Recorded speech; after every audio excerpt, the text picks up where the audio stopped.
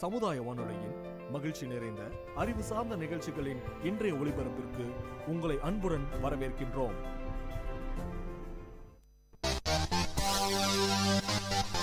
உங்கள் VIT பண்பலை 90.8 அன்று இன்று வரலாற்று பதிவுகளில் இருந்து சில துளிகள்.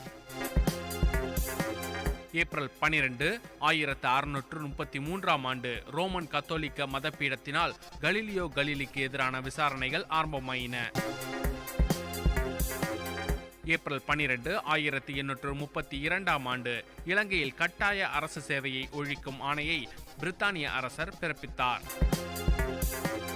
ஏப்ரல் 12, 1955 ஆண்டு ஜோன்ஸ் சால்க் என்பவரால் கண்டுபிடிக்கப்பட்ட போலியோ நோய்க்கான தடுப்பூசி பாதுகாப்பானது என அறிவிக்கப்பட்டது.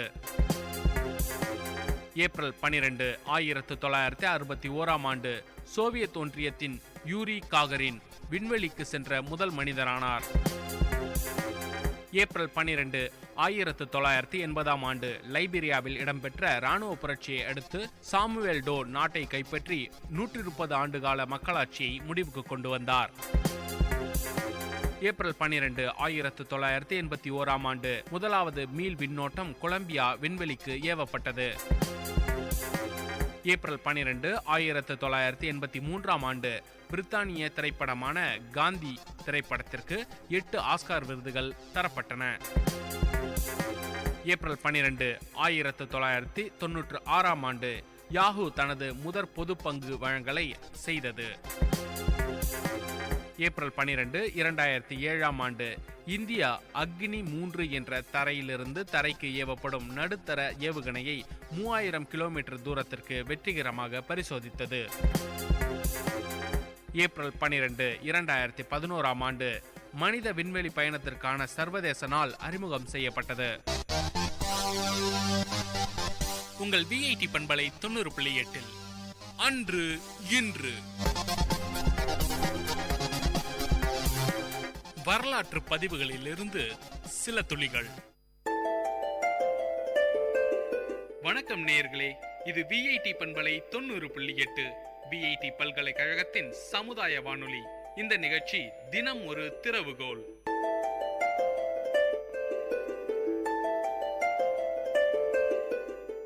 நீண்ட காலத்துக்கு முன்னாடி ஒரு தமிழ் படம் பட்டணத்தில் பூதம்னு பேரு.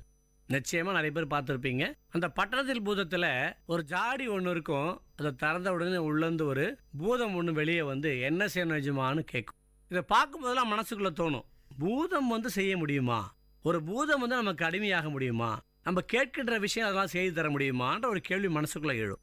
நண்பன் ஒருத்தன் கடைக்கு போனான். அங்கே ஒரு சின்ன விளக்கு, பித்தளை விளக்கு மாதிரி ஒன்று வித்துருந்தாங்க. வாங்கினான். வீட்டுக்கு கொண்டு வந்தான். சுத்தம் பண்ணலான்னு ஒரு தேய்ச்சான். தேய்த்த உடனே அந்த விளக்குலேருந்து வெளியே ஒரு பூதம் நின்னது. பூதத்தை பார்த்து இவன் பயந்து போயிட்டான். பூதம் இவனை பார்த்து ஒரே ஒரு கேள்விதான் கேட்டது, எஜமான் நான் உங்க அடிமை, உங்களுக்கு என்ன வேணும் சொல்லுங்க அப்படின்னா. அந்த பூதம் கேட்டது. வாங்கினவன் பார்த்தான், இவனுக்கு என்ன கேட்கறதுன்னு புரியல. அது காலை வேலை, நல்ல பசியான நேரம். 2 இட்லியும் ஒரு வடையும் கொஞ்சம் கட்டி சட்னியும் கொடுன்னா. பூதம் கொடுத்துடுச்சு. இதே மாதிரி விளக்கு வேற ஒருத்த கையில கிடைச்சது. அவனும் தேய்த்தான். பூதம் வெளியே நின்றது. பூதம் அவனை கேட்டது, என்ன வேணும் எஜமான்? இவன் சொன்னான், ஒரு 300 ரூபாய் கடனா இருந்தா கூட அப்படின்னு கேட்டான். நண்பர்களே, இது நகைச்சுவைக்காக சொல்லப்பட்டதாக இருந்தாலும் கூட வெளியே வந்த பூதத்துக்கிட்ட எதை கேட்டாலும் கொடுக்கும். நீங்க அந்த படத்துல பார்த்திருப்பீங்க, திருப்பதி லட்டு வேணும்னு கேட்ட உடனே அந்த அர்ச்சகரே கொண்டு வந்து கொடுப்பார். அந்த மாதிரி இந்த அலாவுதீன் அற்புத விளக்குல இருந்து வெளியே வரக்கூடிய பூதம் எதை கேட்டாலும் கொடுக்கும். ஆனா இவன் கேட்டது 2 இட்லியும் ஒரு வடையும் ஒரு கட்டி சட்னியும் மட்டும்தான். அவனாவது பரவாயில்ல, சாப்பிட்ற ஐட்டம் கேட்டு. இவன் 300 ரூபாய் கடன் கேட்டான். கடன் கேட்டே விளக்கமாகி போன ஒருத்தன் கேட்ட ஒரு விஷயம் 300 ரூபாய் கடனா கொடுன்னு கேட்டான். அப்ப என்ன முக்கியம்னு கேட்டா, நம்முடைய மனப்பான்மையும் கூட நம்முடைய உயரங்களை தீர்மானிக்கின்றது. நம்ம கையில அலாவுதீன் விளக்கே கிடைச்சாலும் கூட நம்ம எதை கேட்கறத பொறுத்து வாழ்க்கை மாறும். நீங்க வெற்றி பெற்ற எல்லாரும் பார்த்தாலுமே கூட ஒரு அலாவுதீன் விளக்கு கையில கிடைச்சவங்க தான். அந்த கையில கிடைச்ச விளக்கு கல்வியா இருக்கலாம், தொழிலா இருக்கலாம், வியாபாரமா இருக்கலாம். அப்ப கல்வின்ற விளக்க ஒரு தேய்ச்சி நான் ஒரு MBA ஆகணும்னு கேட்டா சயின்டிஸ்ட் ஆக முடியும். நான் ஒரு ராக்கெட் என்ஜினியர் ஆகணும்னு கேட்டா கண்டிப்பா ஒரு ராக்கெட் என்ஜினியரா மாற முடியும். கேட்பது நம்ம கையில தான் இருக்கு. ஆனா நாம என்ன பண்றோம்னு கேட்டா கேட்பதே இல்லை. நம்முடைய மனப்பான்மைக்கு ஏற்ற மாதிரி விஷயங்களை கேட்க ஆரம்பித்தோம் என்றால் நிச்சயமாக நம்மால் மேலே வர முடியாது, உயரங்களை தொட முடியாது, வெற்றி பெற முடியாது. இப்ப நான் உங்ககிட்ட கேட்கிற ஒரே ஒரு கேள்வி, கேட்டுப்பார் நண்பர்களே. உங்களிடம் கிடைத்துள்ள அந்த கல்வியாகட்டும், தொழிலாகட்டும், வியாபாரமாகட்டும், இந்த அலாவுதீன் அற்புத விளக்கிடம் இதுவரை என்ன கேட்டீர்கள், இதற்கு மேல் என்ன கேட்கப் போகின்றீர்கள் என்ற விஷயம் மட்டும் தெளிவாக இருந்துவிட்டால் வாழ்க்கையில் வெற்றி நிச்சயம். வாய்ப்புக்கு நன்றி, வாழ்த்துக்கள், வணக்கம். நேயர்கள் இதுவரை கேட்டது விஐடி பண்பலை 90.8 தினம் ஒரு திறவுகோல். நிகழ்ச்சி தயாரிப்பு விஐடி பண்பலை 90.8 விஐடி பல்கலைக்கழகத்தின் சமுதாய வானொலி.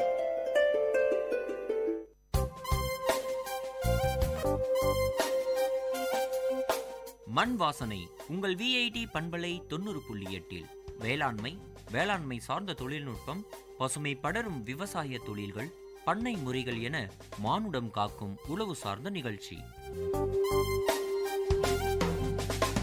வணக்கம் நேயர்களே, இது விஐடி பண்பலை 90.8 விஐடி பல்கலைக்கழகத்தின் சமுதாய வானொலியில் இந்த நிகழ்ச்சி உங்கள் அபிமான மண் வாசனை. நம்ம இந்த மண் வாசனை நிகழ்ச்சியின் மூலமா இயற்கை சார்ந்த விவசாயம், இன்னைக்கு இருக்கிற பருவமழை மாற்றத்திற்கு ஏற்ற மாதிரி நீர் பற்றாக்குறை அதிகமாயிடுச்சு, அதுக்கு ஏற்ற மாதிரியான விவசாய முறைகள் என்னென்ன மாதிரியான பண்ணணும், இன்னைக்கு வெப்பமயமாதல் அதிகமா இருக்கிறதுனால இன்னைக்கு இருக்கிற சூழ்நிலையில எந்த மாதிரியான உணவு முறைகள் நாம எடுத்துக்கணும், இந்த மாதிரியான விஷயங்கள் நிறையவே பார்த்துட்டு வரோம். இன்னைக்கு நிகழ்ச்சியில நம்ம எதை பத்தி பார்க்க போறோம்னா, கம்பு, சோளம், வரகு, பனிவரகு, சாமை, திணை, குதிரவாளி, கேழ்வரகு, இரும்புச்சோளம், நாட்டுச்சோளம் போன்றவை சிறுதானியங்கள். இவை அதிக ஆற்றலை தரக்கூடியது. இது எல்லாருக்கும் நமக்கு தெரிஞ்ச விஷயம் தான். ஆனா இன்னைக்கு இந்த மாதிரியான உணவுப் பொருட்கள் நமக்கு கிடைக்குதா அப்படின்ற விஷயங்கள் பார்த்தா கேள்விக்குறிதான். இத்தகைய தானியங்கள் மழை இல்லாவிட்டாலும் மானாவாரி நிலத்துல கூட சிறப்பா விளையக்கூடியது. இப்பொழுது நிலவும் உணவு பற்றாக்குறை, புவி வெப்பமயமாதல், விளைநிலங்கள் மழை பொய்ததால வறண்டு இருத்தல் போன்றவற்றுக்கெல்லாம் இதுவே மாற்று வழியா இருக்கும். இந்த மாதிரியான பயிரை நம்ம விளைவிக்கிறதுனால பிரபஞ்சம் செழிக்கும் என நம்பிக்கை கொள்ளலாம். இட்லி, தோசை, சாதம், முறுக்கு, பொங்கல் இது எல்லாமே இந்த மாதிரியான பொருட்கள் இருந்துதான் தயாரிக்கிறாங்க அப்படின்றது நமக்கு எல்லாருக்குமே தெரிஞ்ச ஒரு விஷயம். அதுல சில பொருளை மட்டும் இன்னைக்கு நம்ம பார்க்கலாம். முதல்ல நம்ம சோளத்தை பத்தி பார்ப்போம். சோளம் உடலுக்கு அவசியமான இரும்பு, கால்சியம், புரதம், கொழுப்பு, மாவுச்சத்து, தியாமின், நயாசின் சத்து அதிகமா இருக்கு. சோள உணவுகள் உடலுக்கு உறுதியே தரக்கூடியது. உடல் பருமனை குறைக்கும், வயிற்று புண்ணை ஒழிக்கும், வாய் நாற்றத்தை போக்கும், நீரிழிவு நோய், செரிமான குறைகள், இரத்த சோகை, சக்கரை நோய் குணப்படுத்துது. இது போன்ற நோய்களை கட்டுக்குள்ள வைக்குது. சோளத்தை என்னென்ன வகையில நம்ம சாப்பிடலாம்னா, சோள சோறு, சோளக்களி, சோள அடை, சோள வடை, சோள பாயாசம், சோள மால்ட், சோள பிஸ்கெட், ரொட்டி, இந்த மாதிரி நிறைய ஐட்டம் செஞ்சு நம்ம சாப்பாட்டில் சேர்த்துக்கலாம். இந்த மாதிரியான இயற்கை சார்ந்த சாப்பாடை நம்ம சாப்பிட்றதுனால பல நோய்களை நம்ம ஒழித்து கட்ட முடியும் அப்படின்றதுல எந்த விதமான ஐயமும் இல்லை. அடுத்ததா வரகுக்கு வருவோம். வரகுலையும் புரதச்சத்து அதிகமாக இருக்கு, இரும்பு மற்றும் சுண்ணாம்பு சத்து இருக்கு. இது உடல் எடையை குறைக்கக்கூடியது. குறிப்பா பெண்கள் மாதவிடாய் கோளாறு கொண்ட பெண்கள் வரகை சமைச்சு சாப்பிட்றது ரொம்பவும் நல்லது. வரகுக்கு கல்லீரலில் செயல்பாடுகளை தூண்டி கண் நரம்பு நோய்களை தடுக்கும் குணம் இருப்பதோடு நிணநீர் சுரப்பிகளையும் சுரக்கும் குணம் உண்டு. சர்க்கரை அளவை குறைக்குது, மூட்டு வலியை குறைக்குது. இந்த மாதிரியான நோய்களை வரகு வரம்பு மீறி வரக்கூடாது அப்படின்னு ரொம்பவும் தடுத்து வைக்குது. வரகு நம்ம என்னென்னலாம் பண்ணி சாப்பிடலாம்? சீடை செய்யலாம், வரகு சோறு, வரகு மால்ட், இந்த மாதிரியான ஐட்டம் செஞ்சு நம்ம சாப்பாட்டுல சேர்த்துக்கலாம். அடுத்ததான் ரொம்ப முக்கியமான விஷயம், திணைக்கு வருவோம். பழங்காலத்துல முதலாவதா பயிரிடப்பட்ட ஒரு பயிர் எதுன்னு பார்த்தோம்னா அது திணையை தான் சொல்லுவாங்க நம்ம பெரியோர்கள். திணை என்ற உடனே தமிழ் கடவுள் முருகப்பெருமான் தான் நமக்கு ஞாபகத்துக்கு வருவாரு. அவர் வள்ளி கிட்ட சென்று தேனும் திணையும் வாங்கி சாப்பிட்டதாகவும் பின் வள்ளியை திருமணம் செஞ்சு கொண்டதாகவும் புராண கதைகள் சொல்லப்பட்டுள்ளது. இதிலிருந்தே திணை எவ்வளவு பழமை வாய்ந்தது என்பதை நம்ம உணரலாம். திணை மாவு அதிக சத்து கொண்டதா இருக்கு. இதுல புரதச்சத்து அதிகமா இருக்கிறதுனால ஆண் பெண் எல்லாருமே திணையை அதிக அளவு நம்ம எடுத்துக்கொண்டோம்னா இன்னைக்கு இருக்கிற உடல் பருமனை குறைச்சு நம்ம உடலை சீரா வைக்க முடியும். பல்வேறு நோய்களை நம்ம ஒழித்து கட்ட முடியும். திணை பசி உணர்வை அதிகமாக நமக்கு தூண்டுறதால எனக்கு சாப்பாடு விஷயங்கள் எனக்கு பிடிக்கல அப்படின்னு நினைக்கிறவங்க திணையை கொஞ்சம் அதிகமாக சேர்த்துக்கிட்டோம்னா நேரத்துக்கு கொஞ்சம் பசி எடுக்கும், டைஜஷன் ப்ராப்ளம் நமக்கு இருக்காது. இன்றைக்கி இருக்கிற ஃபாஸ்ட் வேர்ல்டில் வந்து நம்ம ஃபாஸ்ட் ஃபுட், அதாவது ஜங்க் ஃபுட்ஸை வந்து அதிகமாக சாப்பிட்டுட்டு இருக்கிறோம். எவ்வளவுக்கு எவ்வளோ இந்த மாதிரியான சாப்பாடுகள் சாப்பிட்றோமோ அவ்வளோக்கு அவ்வளோ நம்ம நோயை வந்து நெருங்கிக்கிட்டு இருக்கோம் அப்படின்னு அர்த்தம். இந்த மாதிரியான உணவு முறைகளை தவிர்த்துட்டு திணை, சோளம், வரகு, சாமை, குதிரைவாளி இந்த மாதிரியான இயற்கை சார்ந்த உணவுப் பொருட்களை எடுத்துக்கிட்டோன்னு வச்சுக்கோங்களேன், நம்முடைய அன்றாட வாழ்க்கையில் வந்து எந்த விதமான நோய்களையும் இல்லாமல் நம்ம நல்லா வாழ முடியும். அடுத்த ஒரு மண் வாசனை நிகழ்ச்சியில் மீண்டும் உங்களை சந்திக்கும் வரை உங்களிடமிருந்து விடைபெறுவது உங்கள் கோவிந்தராஜ். நன்றி, வணக்கம்.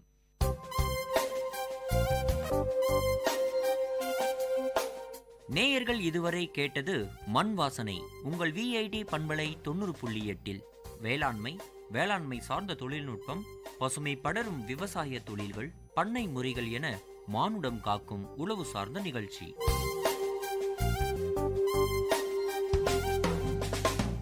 விவசாயி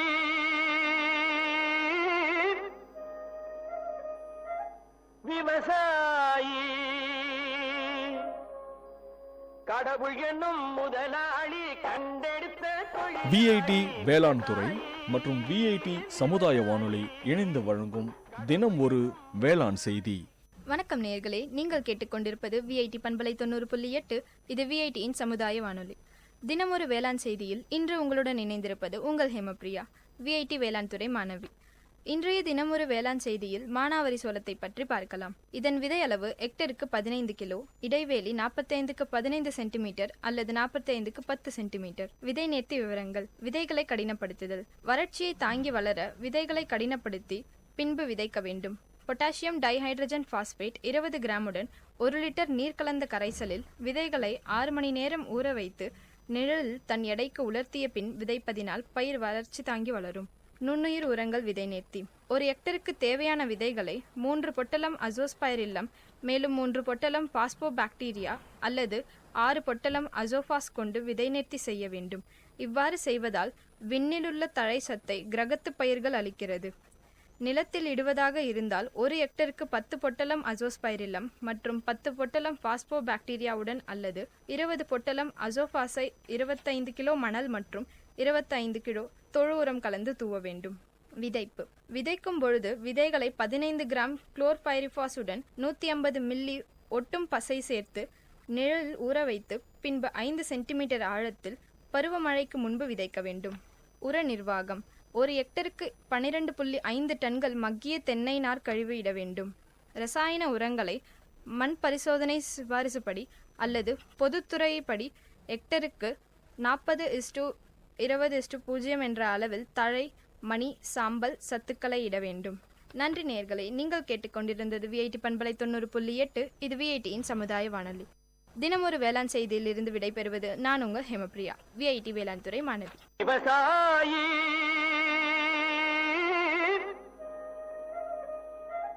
விவசாயி கடவுள் என்னும் முதலாளி கண்டெடுத்த தொழில். VIT வேளாண் துறை மற்றும் VIT சமுதாய வானொலி இணைந்து வழங்கும் தினம் ஒரு வேளாண் செய்தி.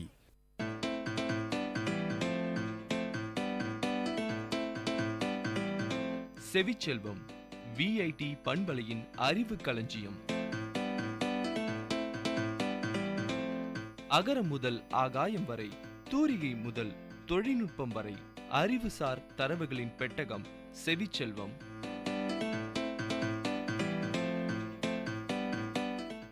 வணக்கம் நேயர்களே, இது VIT பண்பலை 90.8. செவிச்செல்வம் நிகழ்ச்சியில் குத்தூசி மருத்துவம், அதாவது அக்குபஞ்சர் பற்றிய அறிவு சார்ந்த தரவுகளோடு ஜெயலட்சுமி. குத்தூசி மருத்துவம், இதனை ஆங்கிலத்தில் அக்குபஞ்சர் என கூறுவார். குத்தூசி மருத்துவம் என்பது வலியிலிருந்து நிவாரணம் பெறுவதற்காக அல்லது நோய் தீர்க்கும் நோக்கத்திற்காக உடலில் ஊசிகளை சொருகி கையாளுவதற்கான செயல்முறை. இது வலி நிவாரணத்திற்கும் சிகிச்சைசார் உணர்வக ஆற்றலை தூண்டுவதற்கும் மற்றும் நோய் தீர்க்கும் நோக்கத்திற்காக நயமான ஊசிகளை வைத்து உடலில் உள்ள புறத்திய நரம்புகள் நெடுக்கிலும் குறிப்பிட்ட பகுதிகளில் துளையிடும் சீன நடைமுறை.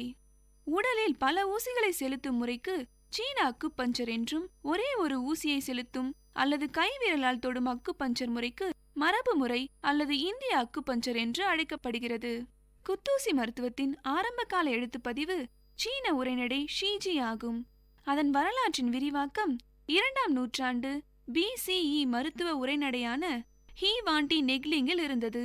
குத்தூசி மருத்துவத்தின் மாறுபட்ட மாற்றங்கள் உலகம் முழுவதும் நடைமுறையில் இருக்கின்றன மற்றும் கற்பிக்கப்படுகின்றன.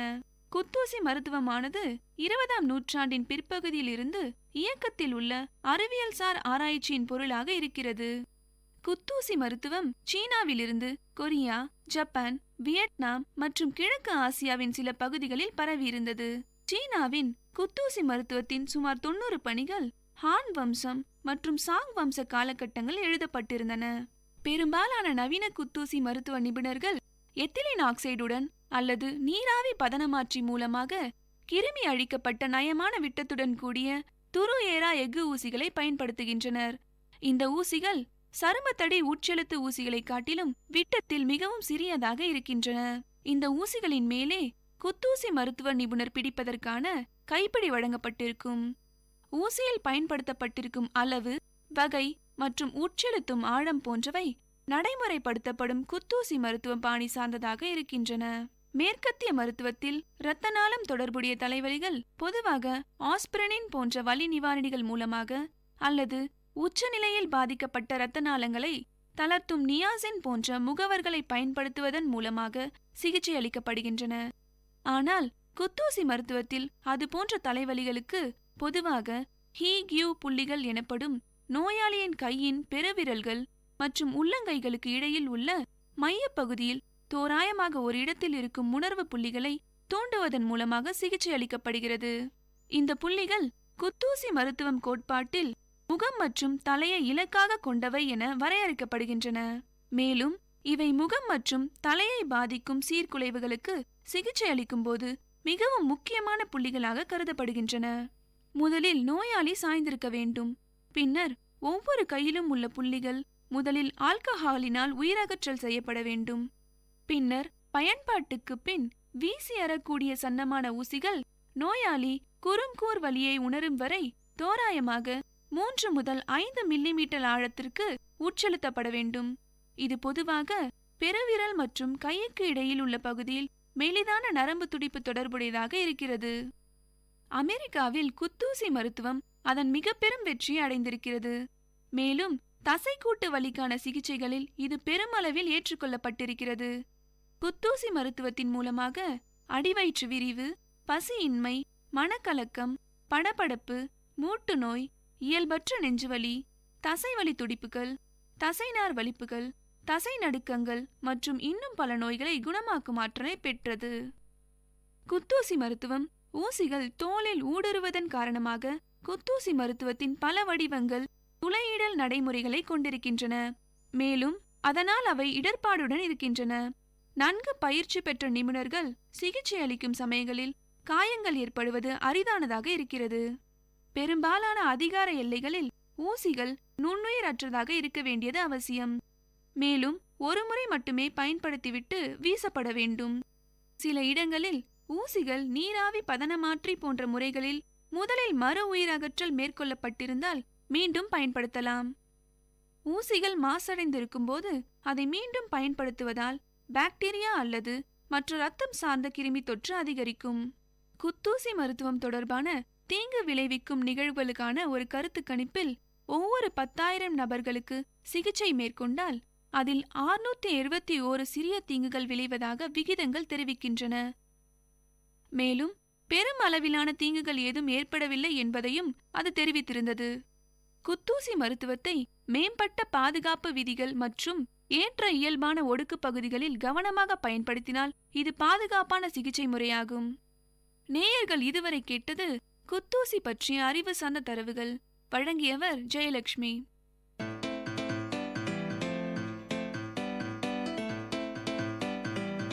செவிச்செல்வம் விஐடி பண்பலையின் அறிவு களஞ்சியம். அகரம் முதல் ஆகாயம் வரை, தூரிகை முதல் தொழில்நுட்பம் வரை, அறிவுசார் தரவுகளின் பெட்டகம் செவிச்செல்வம்.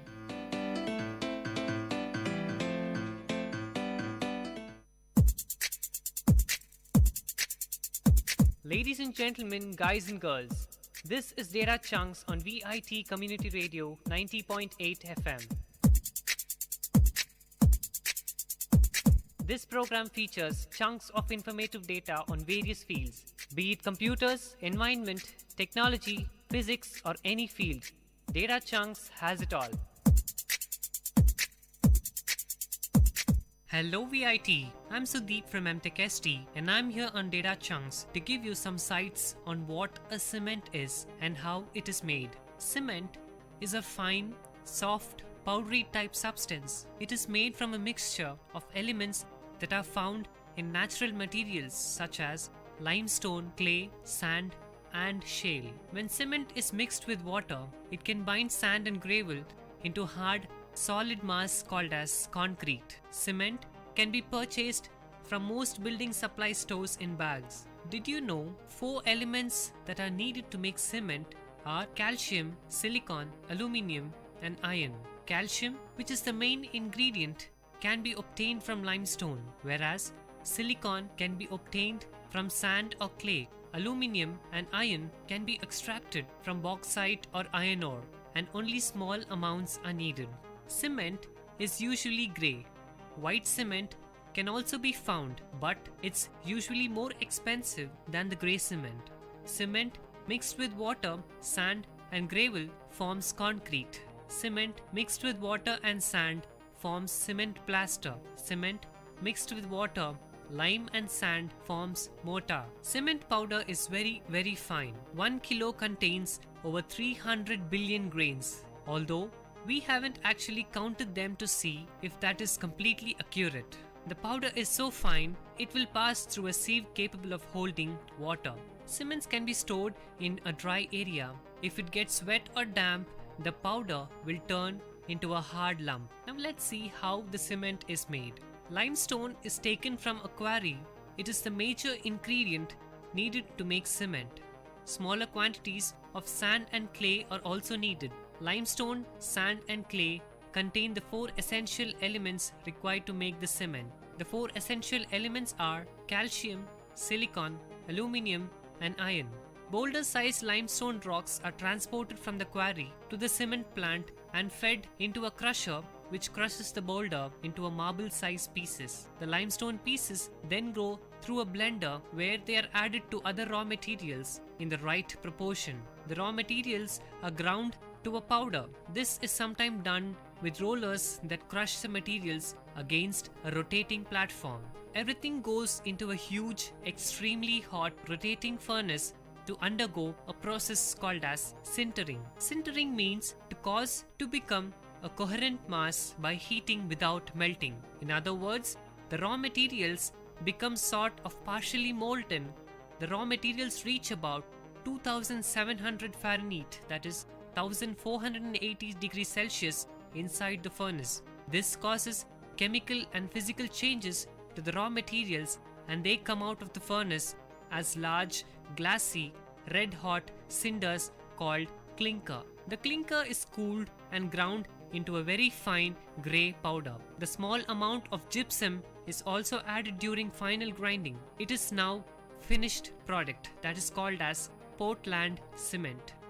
The cement is then stored in silos, that is large holding tanks, where it awaits the distribution. The cement is usually shipped in bulk in purpose-made trucks, by rail, or even by barge or ships. Some are bagged for those who want in small quantities. You have heard about what is cement and how it is made at Data Chunks with me, Sudeep. Ladies and gentlemen, guys and girls, this is Data Chunks on VIT Community Radio 90.8 FM. See you next time with another interesting, informative chunk of data on Data Chunks.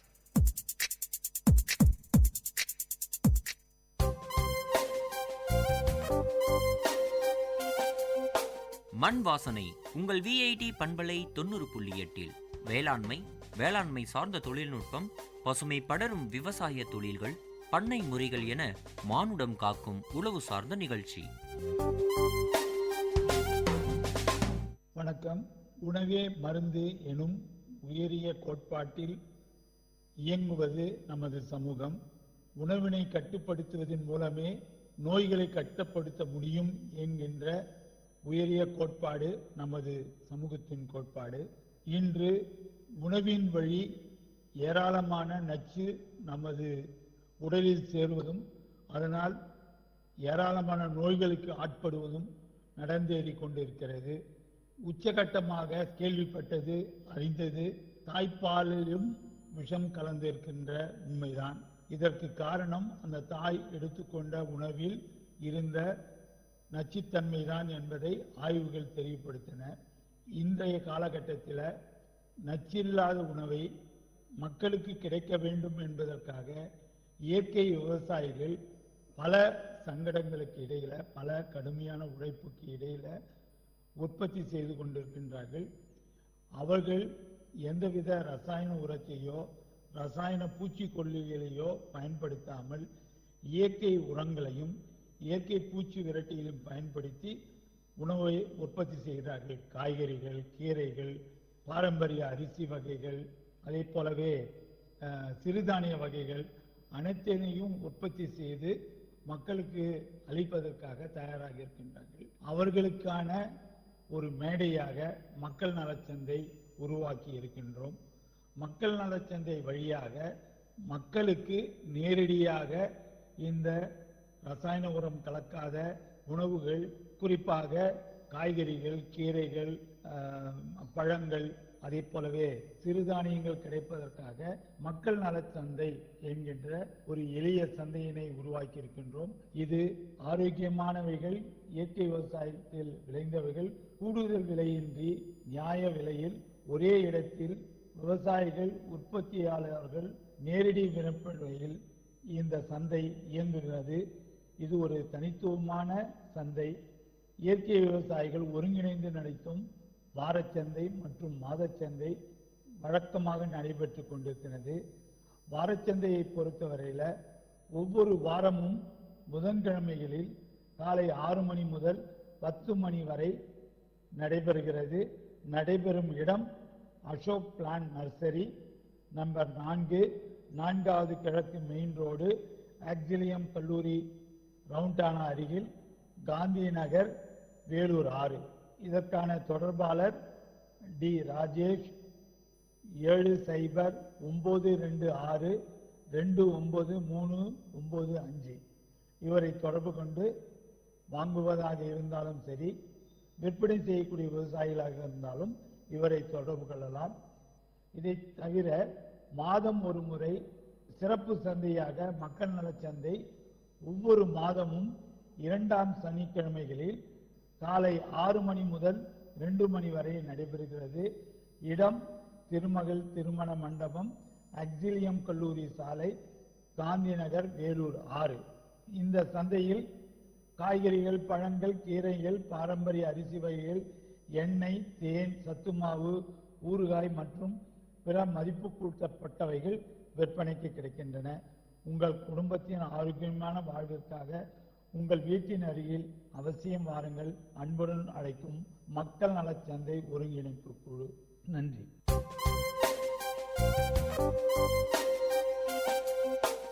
நேயர்கள் இதுவரை கேட்டது மண் வாசனை.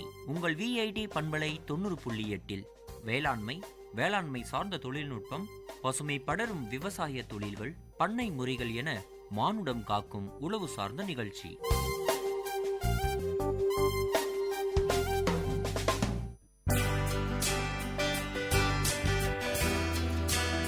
உங்கள் VIT பண்பலை 90.8 அனுபவ மேடை. மக்கள் தங்கள் வாழ்க்கை அனுபவங்களையும் முன்னேற்ற பாதைகளையும் விரிவாக கலந்துரையாடும் நிகழ்ச்சி.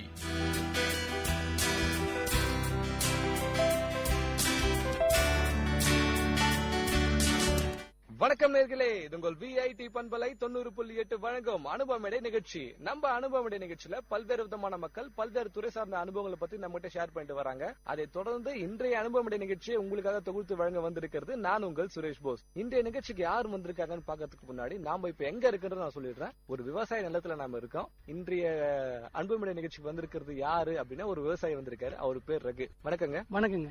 உங்களை இந்த நிகழ்ச்சி வரவேற்கிறதுல விஐடி பண்பலை மிகவும் மகிழ்ச்சி கொள்கிறது. சொல்லுங்க ரகு, விவசாயம் பண்றீங்க, அதை தாண்டி உங்களை பத்தி சுய விவரங்கள் சொல்லுங்க. சுய விவரங்கள்னா, என் பேர் ரகு. விருதம்பட்டு கிராமத்துல தான் இருக்கேன். காமராஜ் நான் இருக்கிற வீதி. நான் படிச்சு முடிச்சுட்டு சும்மா தான் இருக்கேன். இப்போதைக்கு விவசாயம் பண்ணிட்டு இருக்கேன். உங்க ஃபேமிலி பத்தி? என் ஃபேமிலினா நானு, அம்மா, அப்பா சின்ன வயசுல இறந்துட்டாரு. என் தங்கச்சி திருமணம் படிச்சு முடிச்சு திருமணம் செஞ்சு கொடுத்துட்டோம். நான் மட்டும்தான் வீட்டுல. சரி, இப்போ இந்த விவசாயத்துக்கு எப்படி வந்தீங்க? விவசாயத்துக்குன்னா நான் கல்வி பருவத்திலேயே நான் வந்து படிக்கும் போதே எங்க தாத்தா கூட ஏர் ஓட்டும் போதெல்லாம் கூட உட்காந்து போயிட்டு இருப்பேன். மாடு மேய்ச்சிருக்கேன், ஏரி குளங்களை குளிச்சிருக்கேன். எனக்கு நீரோடனா எனக்கு ரொம்ப பிடிக்கும். இந்த பயிர் வைக்கிறது, ஒரு விதையை போட்டு அதை உயிராக்குறதுன்னா அது பாக்குறது எனக்கு ரொம்ப ஆசை. எனக்கு இது மாதிரி செய்யணும் அப்படின்றதுனால படிச்சு முடிச்சோட கையோடவே நான் விவசாயத்துக்கு வந்தேன். சரி, நீங்க படிச்சது வேற, நீங்க விவசாயத்துக்கு வரும்போது அது உங்களுக்கு எப்படி, நீங்க அதுக்குள்ள எப்படி வரீங்க? இல்ல என்னதான் படிச்சாலும் சாப்பாடு சாப்பிட்டு தானே ஆகணும். நிச்சயமா தானே, அதை கண்டிப்பா சாப்பிட்டு தானே ஆகணும். அப்போ உற்பத்தி பண்ணணும்ல. இது என்னன்னா, இப்ப பாத்தீங்கன்னா விவசாயம் பாத்தீங்கன்னா, ஒரு பெண் கருவுற்று அவள் பிள்ளை பெற்கிற வலி, வேதனை எப்படி இருக்குன்னு எல்லாருக்குமே பொதுவாக தெரியும். அது மாதிரிதான் ஒரு தரிசு நிலத்தை உழுது அதுல விதை போட்டு அதை பயிராக்கி அதை அறுவடை செய்யறதுன்றது அதை விட மிகப்பெரிய வலி. ஆனா அது சாப்பிட்றவங்களுக்கு தெரியாது. வீணா எனக்கு இப்ப அந்த சாப்பாடெல்லாம் இறைச்சிட்டாங்க, வீணா உணவெல்லாம் வீணா போகுது. எவ்வளோ உணவு வீணா கெட்டு போகுது. இன்னும் கூட எத்தனையோ அரிசி கூட எல்லாம் வீணா வச்சிட்டு இருக்காங்க. அதெல்லாம் புழுகு எலிக்கு இறையாவது. அது பார்க்கும்போது மன வருத்தத்தை தருது எனக்கு. அது உழைக்கிறவனுக்கு தான் தெரியும் அது எவ்வளவு வேதனைன்னு. அது சொன்னா புரியாது. களத்துல நின்று செய்யறவங்களுக்கு தான் அந்த வேலை தெரியும். இப்போ நீங்க இந்த ப்ரொஃபஷன் வரும்போது உங்களுக்கு ஸ்கூல்ல படிச்ச ஃப்ரெண்ட்ஸோ இல்ல காலேஜ் படிச்ச ஃப்ரெண்ட்ஸோ இருப்பாங்க. அவங்க என்ன நினைச்சாங்க? அவங்க என்ன ஒரு ஒப்பீனியன் என்னவா இருந்தது? இல்ல பொதுவாவே பாதி பேர் வந்து இதுல என்ன கெயின் இருக்கு நீ போறேன்னு கேட்டாங்க. என்ன லாபம் விவசாயத்துல போய் என்ன லாபம் இருக்கு போது யாரு அதுக்கப்புறமா நீங்க ஃபியூச்சர் என்ன நினைச்சு பாரு. உங்க எதிர்காலத்துல விவசாயம் பண்றேன்னா யார் பொண்ணு கொடுப்பாங்க, திருமணம் எல்லாம் எப்படி இருக்கும், அது மாதிரி எல்லாம் நாங்க என்ன லாபம் வரும், நீ எப்படி வருவோன்னு எனக்கு கோட் ஷீட் போட்டுன்னு இங்கிலீஷ் பேசுறதோட ஏற்கால போய் பூச்சின்னு மாட்டை ஓட்டுறது எனக்கு ரொம்ப அதோட மகிழ்ச்சின்னு எனக்கு தோணுச்சு. அதனால வந்தேன். இப்போ நீங்க படிச்சு முடிச்ச உடனே வந்து எல்லாம் வீட்டுல படிக்க வைக்கும் போது வந்து என்ன மாதிரி நீங்க விவசாயம் ஆயிடக்கூடாது, நீங்க படிச்சு நல்லா வேலைக்கு போகலாம்னு சொல்லி உங்க வீட்டுல எல்லாரும் படிக்க வச்சிருப்பாங்க. ஆமா, கண்டிப்பா. என்னன்னா வீட்டுல எல்லாருமே அதான் சொன்னாங்க, நீ படிக்கணும், படிச்சுட்டு நல்லா வெளிநாட்டுக்கு எங்கன்னா போய் சம்பாதிக்கணும், 4 பேர்ல கௌரவமா வாழணும், நல்ல கம்பெனிக்கு போகணும், நல்ல கோட் ஷீட் போட்டு ஃபேன் காத்துல உட்காந்து கழுத்து போடுற வேலையெல்லாம் செய்யணும்னு சொன்னாங்க. அது எல்லாருடைய விருப்பம் அதுதான். ஏன்னா அவங்க கஷ்டப்பட்டாங்க, நம்ம பிள்ளைங்க கஷ்டப்படக்கூடாதுன்னு என்றது அது பெற்றவங்களோட விருப்பம். அது நம்ம எதுவும் சொல்லக்கூடாது. ஆனாலும் எனக்குள்ள என்னென்ன விஷயம் என்னன்னா, எல்லாருமே விவசாயத்தை கை விட்டுட்டா அப்ப யார் தான் விவசாயம் பண்றது? எல்லாருமே படிச்சு இன்ஜினியர் டாக்டர் ஆயிட்டாங்கன்னா அப்ப விவசாயத்தை யார் செய்வா? சாப்பிடுறது அப்ப யார் சாப்பிடுவாங்க? சாப்பிடுறது வந்து எல்லாம் சாப்பிடுவான். விவசாயம் சோறு ஆக்கி போட்டதானே, அவன் விதை எதுக்குனால. அதுக்காக அந்த ஒரு எண்ணம் வந்து எனக்குள்ள அப்பத்திலிருந்தே சொல்லும், தோணிட்டே இருக்கும்.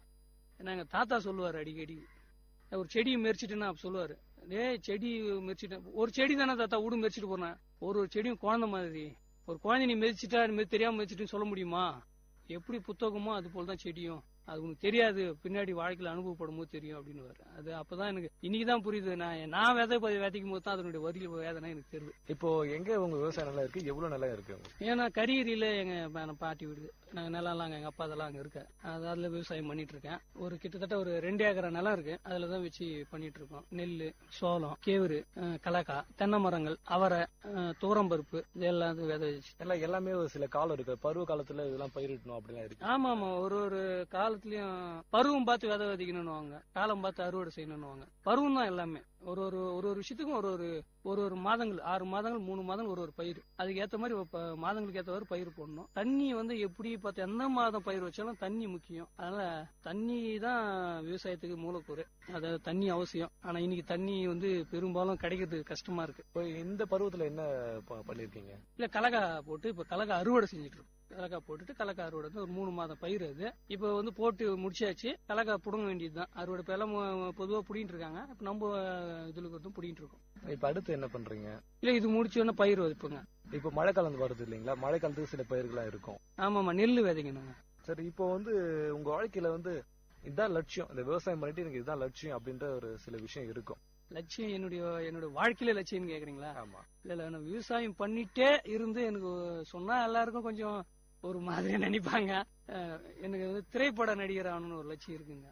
இதுல போய் நாங்க இருக்கேன் விவசாய திரைப்படம் இல்ல எல்லாம் விவசாயம் பண்றதுக்கு ஒரு நடிகர் ஆகணும் ஆசையா அப்படின்னு கேட்பாங்க. ஆனா எனக்கு லட்சியமே ஒரு திரைப்பட நடிகர் ஆகணும் தான். அதுக்கு என்ன முன்னாடி இப்ப குறும்படங்கள் பண்ணிருக்காங்க. குறும்படம் பண்ணிருக்கேன். ஒரு தனியார் தொலைக்காட்சியில விரைவா ஒரு தொடர் கதைக்கு வரப்போறேன்.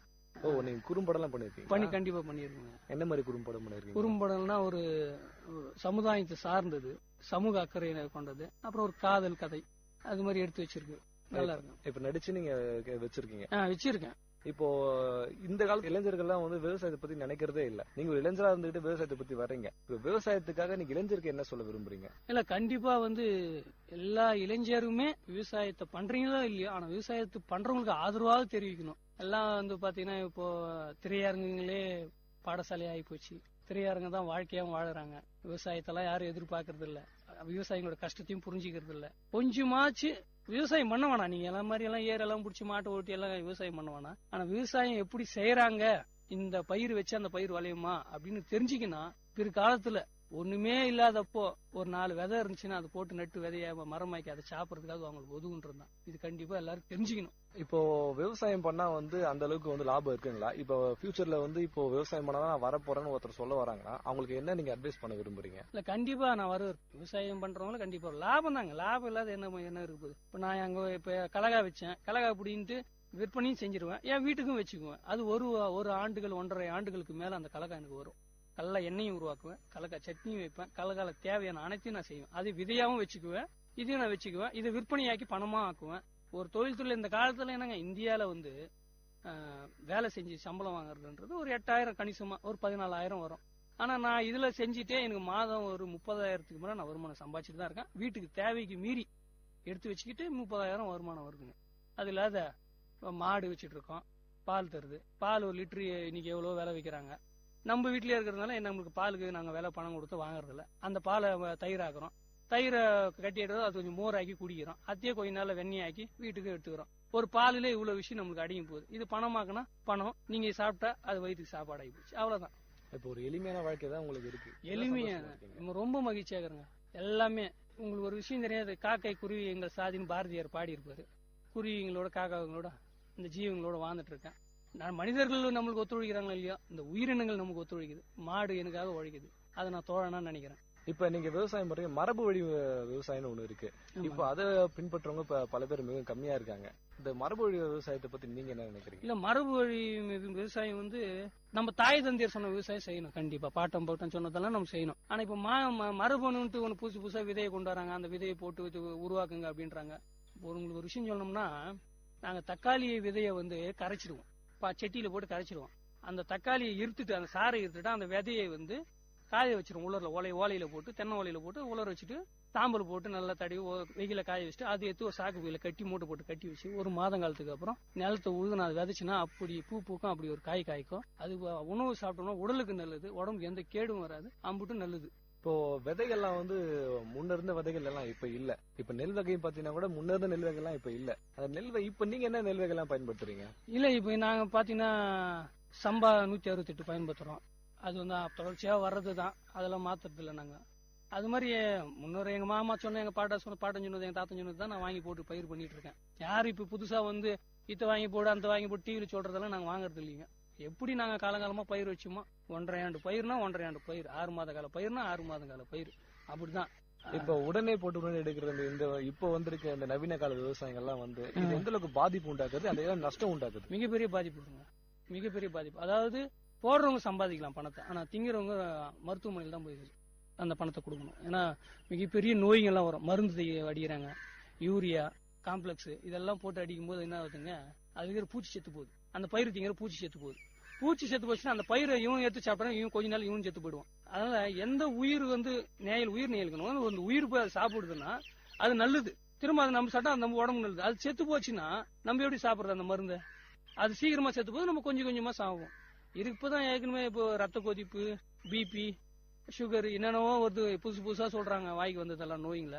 அதெல்லாம் இதனாலதான் வருது. அந்த காலத்துல உணவே மருந்து, ஆனா இனி உணவு உண்ணதுக்கு அப்புறம் மருந்து ஆகி போச்சு. எல்லாம் உணவு சாப்பிட்ட பிறகு இந்த மருந்து சாப்பிடணுன்றாங்க. அப்பெல்லாம் உணவே மருந்து, சாப்பாடு சாப்பிட்டாலே போதும். வாழ்க்கையில 90 ஆண்டு 100 ஆண்டு காலம். எங்க தாத்தா வந்து பாத்தீங்கன்னா கிட்டத்தட்ட 98 வயசு, அவர் இறக்கும் போது 98 வயசு, எனக்கு 25 வயசு.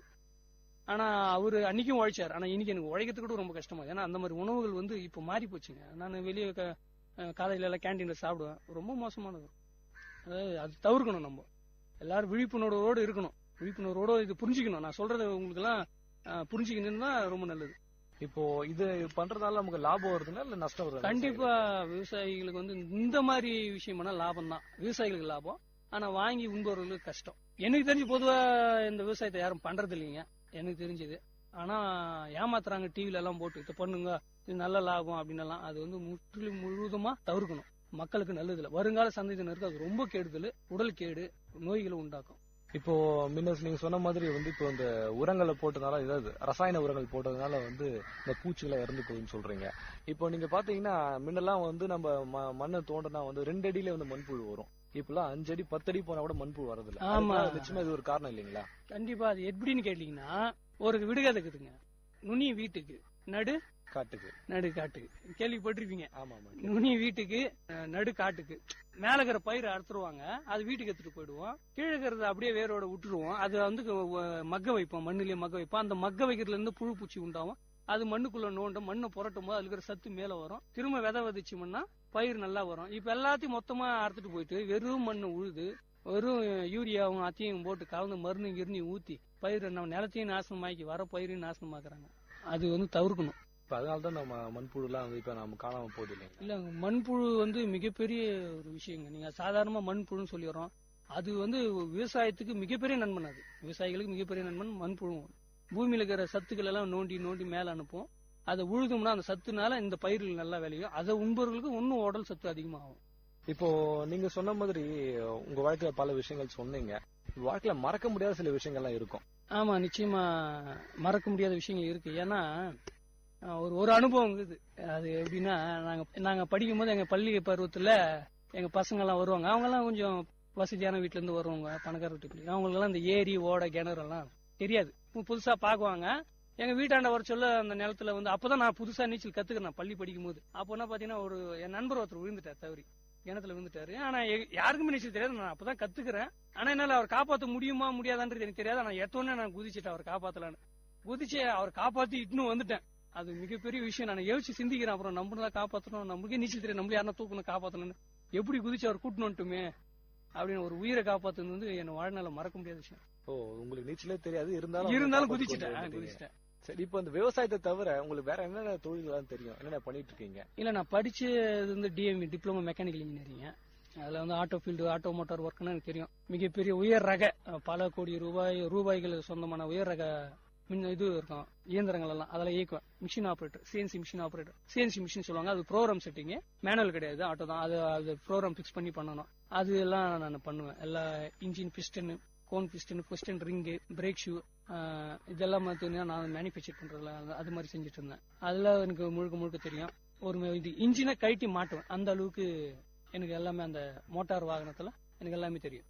நேர்களே, இவ்வளவு நேரமா திரு ரகு அவர்கிட்ட அவரோட வாழ்க்கை அனுபவங்களை பத்தி பேசிட்டு வரோம். தொடர்ந்து பேசலாம். இது உங்கள் விஐடி பண்பலை 90.8 வழங்கும் அனுபவமிடை நிகழ்ச்சியில் ஒரு இடைவேளை.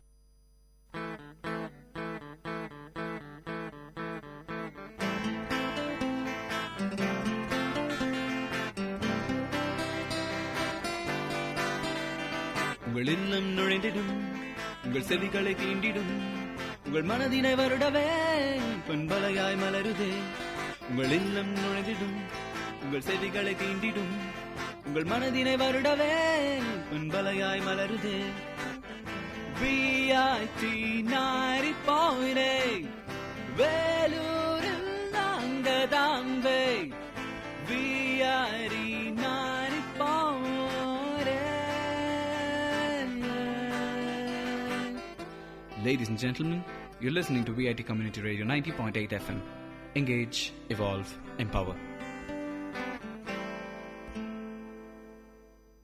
நேர்களே, இது உங்கள் விஐடி பண்பலை 90.8 வழங்கும் அனுபவமிடை நிகழ்ச்சியில் இவ்வளவு நேரமா திரு ரகு அவர்கிட்ட அவர் வாழ்க்கை அனுபவங்களை பத்தி பேசிட்டு வரோம். தொடர்ந்து அவர்கிட்ட பேசலாம். சொல்லுங்க ரகு, இப்போ இயற்கை விவசாயத்தை தாண்டி இப்போ விவசாயத்துல இந்த நவீன இயந்திரங்களை வச்சு நம்ம பண்றோம். அது வந்து நம்ம ரசாயன உரத்துக்கும் அதுக்கு சம்பந்தம் இல்லைனாலும் அதை நீங்க எப்படி பாக்குறீங்க? நிச்சயமா அது வேறங்க. உரம் வேற, மிஷின் வேற. இந்த இப்போ வந்துக்கிற இந்த நவீன இது நியூ ஜெனரேஷன் மிஷின் எல்லாம் இப்போ வந்துக்கிறதெல்லாம் விவசாயத்துக்கு ரொம்ப தேவை. இந்த மிஷின் எல்லாம் பாத்தீங்கன்னா என்னோட உழைப்பை குறைச்சிடுது, மனித உழைப்பை குறைச்சிடுது. வேகமாவும் செயல்படுறதுனால நமக்கு சீக்கிரமா எல்லா வேலையும் ஆயிடுது. இதுக்கெல்லாம் வந்து அப்போ வந்து விவசாயத்துக்கு பாத்தீங்கன்னா மக்கள் தான் வேலை செஞ்சாங்க. மக்கள் ஏன் வேலை செஞ்சாங்கன்னா உணவுக்காக தான். ஒரு வேலை செய்யறாங்க, ஒரு பயிர் அறுத்து அது சம தனியா நெல்லு தனியா பிரிச்சு வைக்கோல் தனியா போட்டு அந்த நெல்லு மூட்டை கட்டி அந்த நிலத்துக்கு சொந்தக்காரர்கிட்ட ஒப்படைச்சா 3 மரக்கா நெல்லு கொடுப்பாங்க. அந்த 3 மரக்கா நெல்லு வாங்கிட்டு போய் அவங்க வீட்டுல இருக்கிற பிள்ளைங்களையும் இவங்களுக்கு ஆக்கி சமைச்சு சாப்பிடுறது வந்து அந்த காலத்துக்கு அதுக்காக வேலை செஞ்சாங்க. இப்போ எல்லாம் பணத்துக்காக தான் வேலை செய்யறாங்க, யாரும் உணவுக்காக வேலை செய்யறது இல்ல. இப்போ வந்து அவங்க அன்றாட 200 ரூபாய் 300 அப்படி கேக்குறாங்க. ஒரு 10 பேர் நாங்க வேலை செய்யறோம்னா நம்ம 300 என்னாச்சு பாத்தீங்கன்னா கடையினும் அது 9000 கிட்ட போடுது. அதனால நாங்க வேணாம், அதெல்லாம் விட்டுட்டு இப்போ மிஷின் வரதுனால 2000 ரூபாய் 1500 ரூபாய் வாடகை கொடுத்துடுறோம். அதை சீக்கிரமா அடிச்சு போட்டு தனித்தனியா அதே பிரிச்சு கொடுத்துடுது, வேலையும் சீக்கிரமா முடிஞ்சு போடுது. அது இதெல்லாம் வரவேற்கலாம், இந்த மாதிரி மிஷின் அதெல்லாம் வந்து வரவேற்கலாம். உரங்கள் தான் இருக்கக்கூடாது. விவசாயத்துல வந்து அறிவியலை வந்து புகுத்தலாம், ஆனா அந்த ரசாயனத்தை தான் புகுத்தக்கூடாது. ஆமா நிச்சயமா, ஆமா அறிவியல் இருக்கணுங்க. அறிவியல் இல்லாத இல்ல, அறிவியல் இருக்கணும். அது நமக்கு நன்மையா இருக்கணும், தீமையா இருக்கும். இப்ப விவசாயத்துக்கு வந்து நீர் வந்து இன்றியமையாதது. நீர் வந்து உங்களுக்கு கரெக்டா கிடைக்குதுங்களா? நிச்சயமா அது வந்து ரொம்ப சிரமம். நீர்ன்றது எல்லாருக்கும் சிரமம் தான். ஆனா எங்களுது வந்து வானம் பார்த்த பூமி இல்லைங்க. நம்ம வந்து கிணறு இருக்குது, கிணறு 80 அடி ஆழம் இருக்கு. அது வந்து தண்ணி எப்பவும் ஊத்து வரும், தண்ணி எப்பவுமே இருக்கும். பக்கத்துல பாலாறு இருக்கிறதுனால அதுல ஊத்து வந்துட்டே இருக்கும். அது இல்லாத எங்க ஊர் ஏரியை பாதுகாத்துட்டு இருக்கோம். ஏரியை பாதுகாக்கிறீங்களா? ஆமா, அதுல ஏரி எப்படி பாதுகாக்கிறோம்னா ஒரு வெரி சிம்பிள்ங்க, எளிமைதான். ஏரி சுத்தி பனை மரத்தை நட்டு விட்டோம், அது தண்ணி இருக்கு, அவ்வளவுதான். எப்படி புரியல? ஏரி சுத்தி பனை மரத்தை நட்டா ஏரியில தண்ணி இருக்கு? ஆமாங்க. எப்படின்னா இது வந்து பல பேருக்கு தெரியாது, ஏதோ பனைமரம்ன்றவாங்க. பனைமரம் அதனுடைய வேர்ல இருந்து நீரை உறிஞ்சும். குழாய் போல இருக்கும் வேருங்க, பாத்தீங்கன்னா பைப் மாதிரி இருக்கும். அந்த வேரெல்லாம் பனைமரத்தோட வேர் பைப் மாதிரி இருக்கும். நீரை உறிஞ்சி தக்க வச்சுக்கும். அந்த ஏரி அந்த வேருக்கு மட்டத்துக்கு கீழே போச்சுன்னா தண்ணி, அந்த மரத்துல இருக்கிற தண்ணி எல்லாம் திரும்ப வந்து ஏரிக்குள்ளே வரும். அப்போ நூற்றுக்கணக்கான பனைமரங்கள் நம்ம வளர்க்கும் போது அந்த நூற்றுக்கணக்கான பனைமரம் தண்ணி இழுத்துச்சுன்னா என்ன ஆகும்?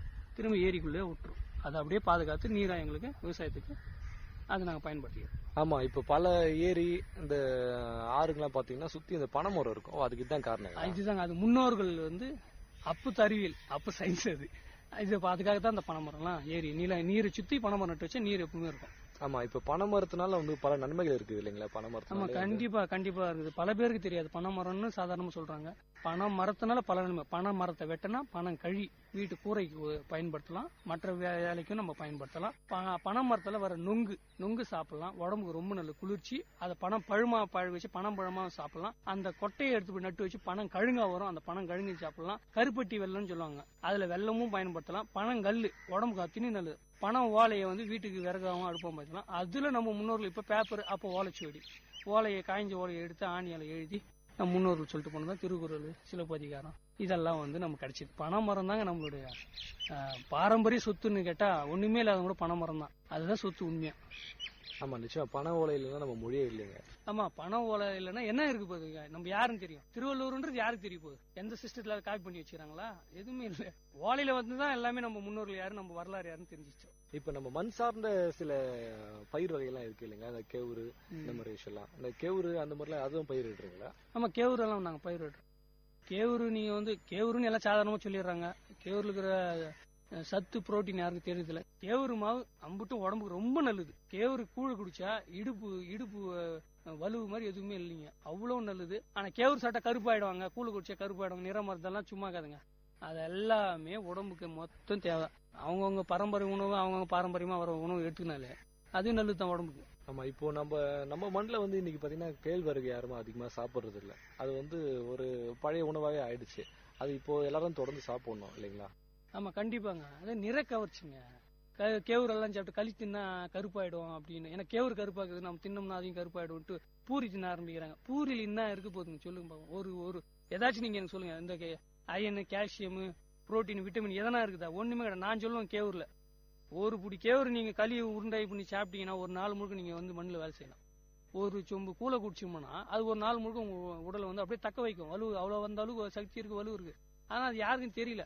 இப்ப விவசாயத்தை தாண்டி உங்களோட ஹாபிஸ், உங்களுக்கு பொழுதுபோக்கு என்ன பண்ணுவீங்க? விவசாயத்தை தாண்டி நீங்க வீட்டுக்கு போயிட்டீங்கன்னா என்ன செய்வீங்க? வேலை முடிச்சுட்டு போனோம்னா கிரிக்கெட் விளையாடுவோம் பசங்க கூட சேர்ந்து. அது கொஞ்சம் ஒரு மகிழ்ச்சியான, பசங்க கூட சேர்ந்தாலே ஒரு மகிழ்ச்சி தானே.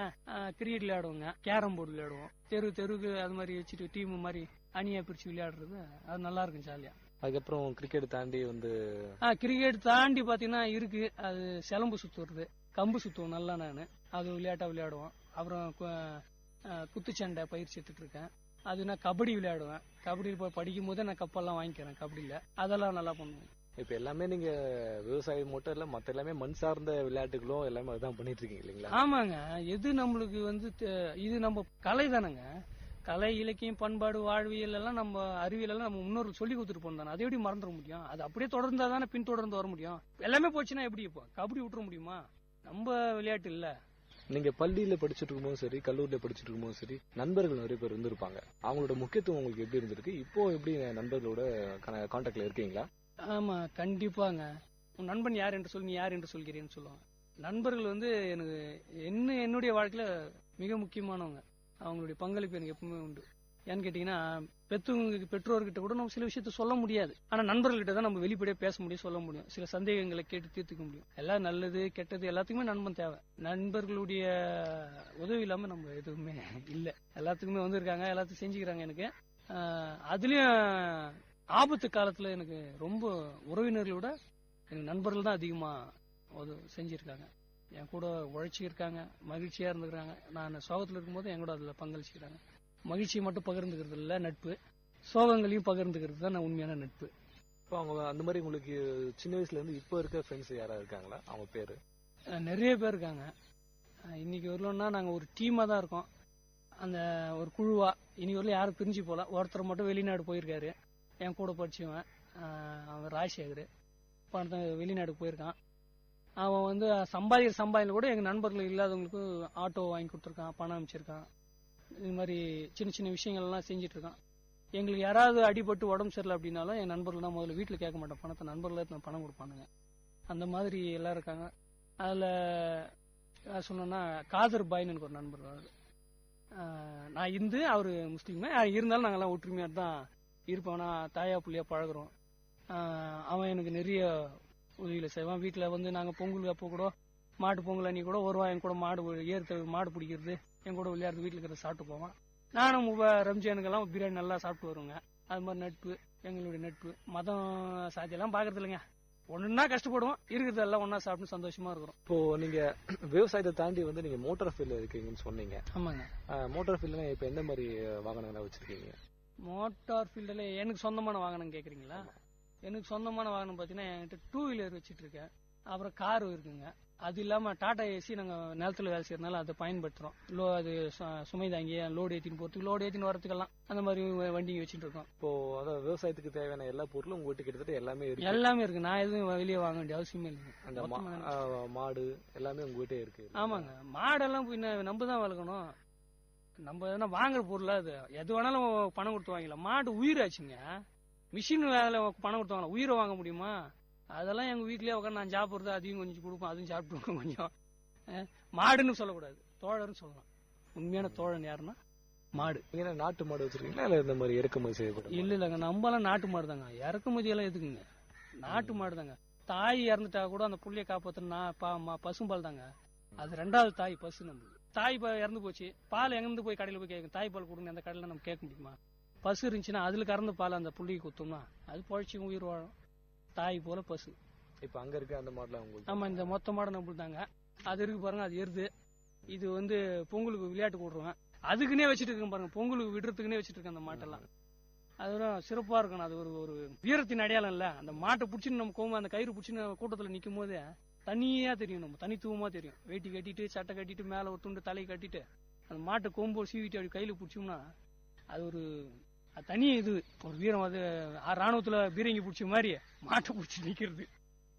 இப்போ இப்போ உங்ககிட்ட இருக்க மாடுகளை வச்சு அது போடுற அந்த கழிவுகளை வச்சே வந்து இப்போ விவசாயத்துக்கு நீங்க? ஆமா, நான் எதையும் துட்டு குத்து வாங்கறதுல வர. என் மாட்டு சாணங்கள என்கிட்ட 12 மாடு இருக்குங்க. 12 மாட்டு சாணத்தையும் எடுத்து நிலத்துக்கு தான் போடுறேன், விவசாயத்துக்கு தான் போடுறேன். இருக்கிற காளை மாடுங்களா ஏர் எருது மாடுங்களா ஏர் ஓட்டுறதுக்கும், பசு மாட்டுங்களா பால் கறக்கிறதுக்கு வச்சுட்டு அதுக்கு பாட்டு போயிட்டு இருக்குங்க. எதுவும் நமக்கு நஷ்டம் இல்லையா? நிலத்துல விளையிற பில்லு அது திண்டு சாணி போடுது, அது எடுத்து நிலத்துக்கே போடுறேன். அது பயிர் கொடுக்குது, அந்த பயிர் எடுத்து தின்றேன். அது பால், அது சாப்பிட்டு அது பால் கொடுக்குது, அந்த பாலையும் குடிக்கிறேன். நல்லா தான் வரும், நல்லா தான் சம்பாதிக்கிறோம், நல்லா தான் சந்தோஷமா வாழறோம். இல்ல நீங்க பேசுறது பாத்தீங்கன்னா வந்து கிட்டத்தட்ட ஒரு 50-60 வயசுல இருக்கவங்க பேசுற மாதிரி பேசுறீங்க. ஆனா 25 வயசுன்னு சொல்றீங்க. இதுல வந்து உங்களுக்கு இந்த வழிகாட்டி யாரு? இந்த இயற்கை விவசாயம் பண்றீங்க, இவ்வளவு விஷயம் பண்றீங்க, இதுல வழிகாட்டி யாராவது இருப்பார்? எனக்கு வழிகாட்டி பாத்தீங்கன்னா எங்க தாத்தா தான் சொல்லணும். அவர் தான் விவசாயம். எங்க அப்பா கூட தொழில் தான் பார்த்தாரு, அவர் சார்ந்த தொழில் பார்த்தாரு. ஆனா எங்க தாத்தா தான் விவசாயம் பார்த்தாரு. நான் எங்க தாத்தாவை பார்த்து தான் விவசாயம் பண்ணணும்னு எனக்கு ஆர்வம் வந்துச்சு. விவசாயம்ன்றது எங்க தாத்தா தாங்க வழிகாட்டி. அவர் தான் சொல்லுவார் எல்லாத்தையும் மொத்தமாவே. அவர் ஒன்னும் எல்லாம் ஒரு பெருசா இல்ல, ஒரு கோமணத்தை கட்டிக்குவாருங்க, மம்டி தோல் மாட்டிக்குவார். அவர் கூடவே நடந்து போவோம், அவர் கூடவே வருவேன். அதை பார்த்தே எனக்கு பழகி போச்சு. ஆமா, இப்ப இயற்கை விவசாயத்துக்குன்னா பல பேர் வந்து இன்னைக்கு வந்து சொல்லிட்டு இருக்காங்க, இயற்கை விவசாயம் பண்ணுங்க பாருங்க. நீங்க வந்து நடைமுறையில படுத்தி காமிச்சிட்டீங்க. ஃபியூச்சர்ல வந்து இப்போ நானும் இயற்கை விவசாயம் பண்ண வரேன்னு சொல்றவனுக்கு என்ன மாதிரி அட்வைஸ் தான் நீங்க பண்ண விரும்புறீங்க? அதை கண்டிப்பா வர இருக்கணும். அதாவது விவசாயம் பண்ண வரேன்னு சொன்னாங்களே அவங்க கை கூப்பி வர வைக்கணும். விவசாயம் பண்றதுல ஒரு பெரிய துணிச்சல் வேணும், பெரிய மனசு வேணும். இதெல்லாம் சுதந்திர போராட்டத்துக்கு வர்ற மாதிரிங்க விவசாயம்ன்றது. அதெல்லாம் அவங்களை வர வைத்து மொத்தத்தையும் நம்ம சொல்லிக் கொடுக்கணும். விவசாயம்னா பாரம்பரிய விவசாயத்தை தான் நம்ம பின்பற்ற வேண்டும். நடுவுல சொல்றது அவன் சொன்னா மேலை நாட்டு விவசாயங்கள் 6 மாதம் பயிர் 2 மாதம் பயிர் இதெல்லாம் நம்ம வந்து எடுத்துக்கூடாது. நடைமுறையில இருக்கிறத நம்ம பாட்டு சொன்னதை அப்படியே செஞ்சுட்டு போயிட்டே வேண்டாம். சரிங்க, இப்ப இங்க இயற்கை விவசாயத்தை பத்தி இவ்வளவு பேசுறீங்க, இவ்வளவு தெரிஞ்சு வச்சிருக்கீங்க. இதெல்லாம் எங்க தெரிஞ்சுக்கிட்டீங்க, எங்க படிச்சீங்க? இது வந்து இங்க போய் தெரிஞ்சுக்கிறது இல்லைங்க. தாத்தா சொன்னதை விட நான் அதிகமா புத்தகங்கள் படிப்பேன். புத்தகங்கள்லயும் வேளாண் விஞ்ஞானி ஐயா நம்மாளுடைய புத்தகம் தான் நான் அதிகமா விரும்பி படிப்பேன். ஏன்னா அவர் தான் வந்து இயற்கை வேளாண் செய்வது முறைப்படியா செய்வது எப்படி அப்படின்னு எளிய மக்களுக்கு புரியுற மாதிரி அதை சொல்லியிருப்பாரு. ஒரு புத்தகம்னா அது காவியம் கட்டுரை மாதிரிலாம் இருக்காது. எளிய முறையில இந்த விதை போட்டா இது முளைக்கும், இப்படி ஏர் விழணும் அப்படின்ற விஷயத்த ஐயா அவருக்கு சொன்ன புத்தகம் நிறைய படிப்பேன். அவருடைய தொலைக்காட்சி பேட்டிகளையும் நான் நிறைய உட்காந்து கண்டிப்பா பார்ப்பேன். யதார்த்தமா ஐயா ஒரு விஷயத்த ஒரு முறை தெளிவா சொன்னார், எல்லாருக்கும் புரியுற மாதிரி. இப்போ நவீன பேஸ்ட் போட்டு சாதாரண பல்லு வளர்க்குறத நம்ம பல்லு வளர்க்குறோம். அந்த பல் துளக்குறத பார்த்தீங்கன்னா இப்போ பேஸ்ட் போட்டு பல்லு வளர்க்குறோம்னு வச்சுங்களேன். அந்த பேஸ்ட் நீங்க வலிக்கிட்டு அந்த பிரஷை வைங்க, அங்க வந்து சில உயிரினங்கள் வரும். அந்த எறும்பு போன்ற சிறு உயிர்கள் வந்து அது சாப்பிட்ற மாதிரி உங்க கண்ணுக்கு தோற்றம் தெரியும், ஆனா அதெல்லாம் இறந்து போயிடும். ஆனா இதே நீங்க வேப்பங்குச்சியிலயோ ஆலங்குச்சியிலயோ பொங்கக்குச்சியிலயோ நீங்க வளர்க்குறீங்கன்னு வச்சுங்களேன், அது போட்டுட்டீங்கன்னா எல்லா உயிரினமும் அந்த வேப்பங்குச்சிட்டு வரும். அந்த இடத்துல எறும்பு இருக்கும், எல்லாமே இருக்கும். அது திரும்பவும்னா உயிரோடு தான் இருக்கும், அது சாகாதுங்க.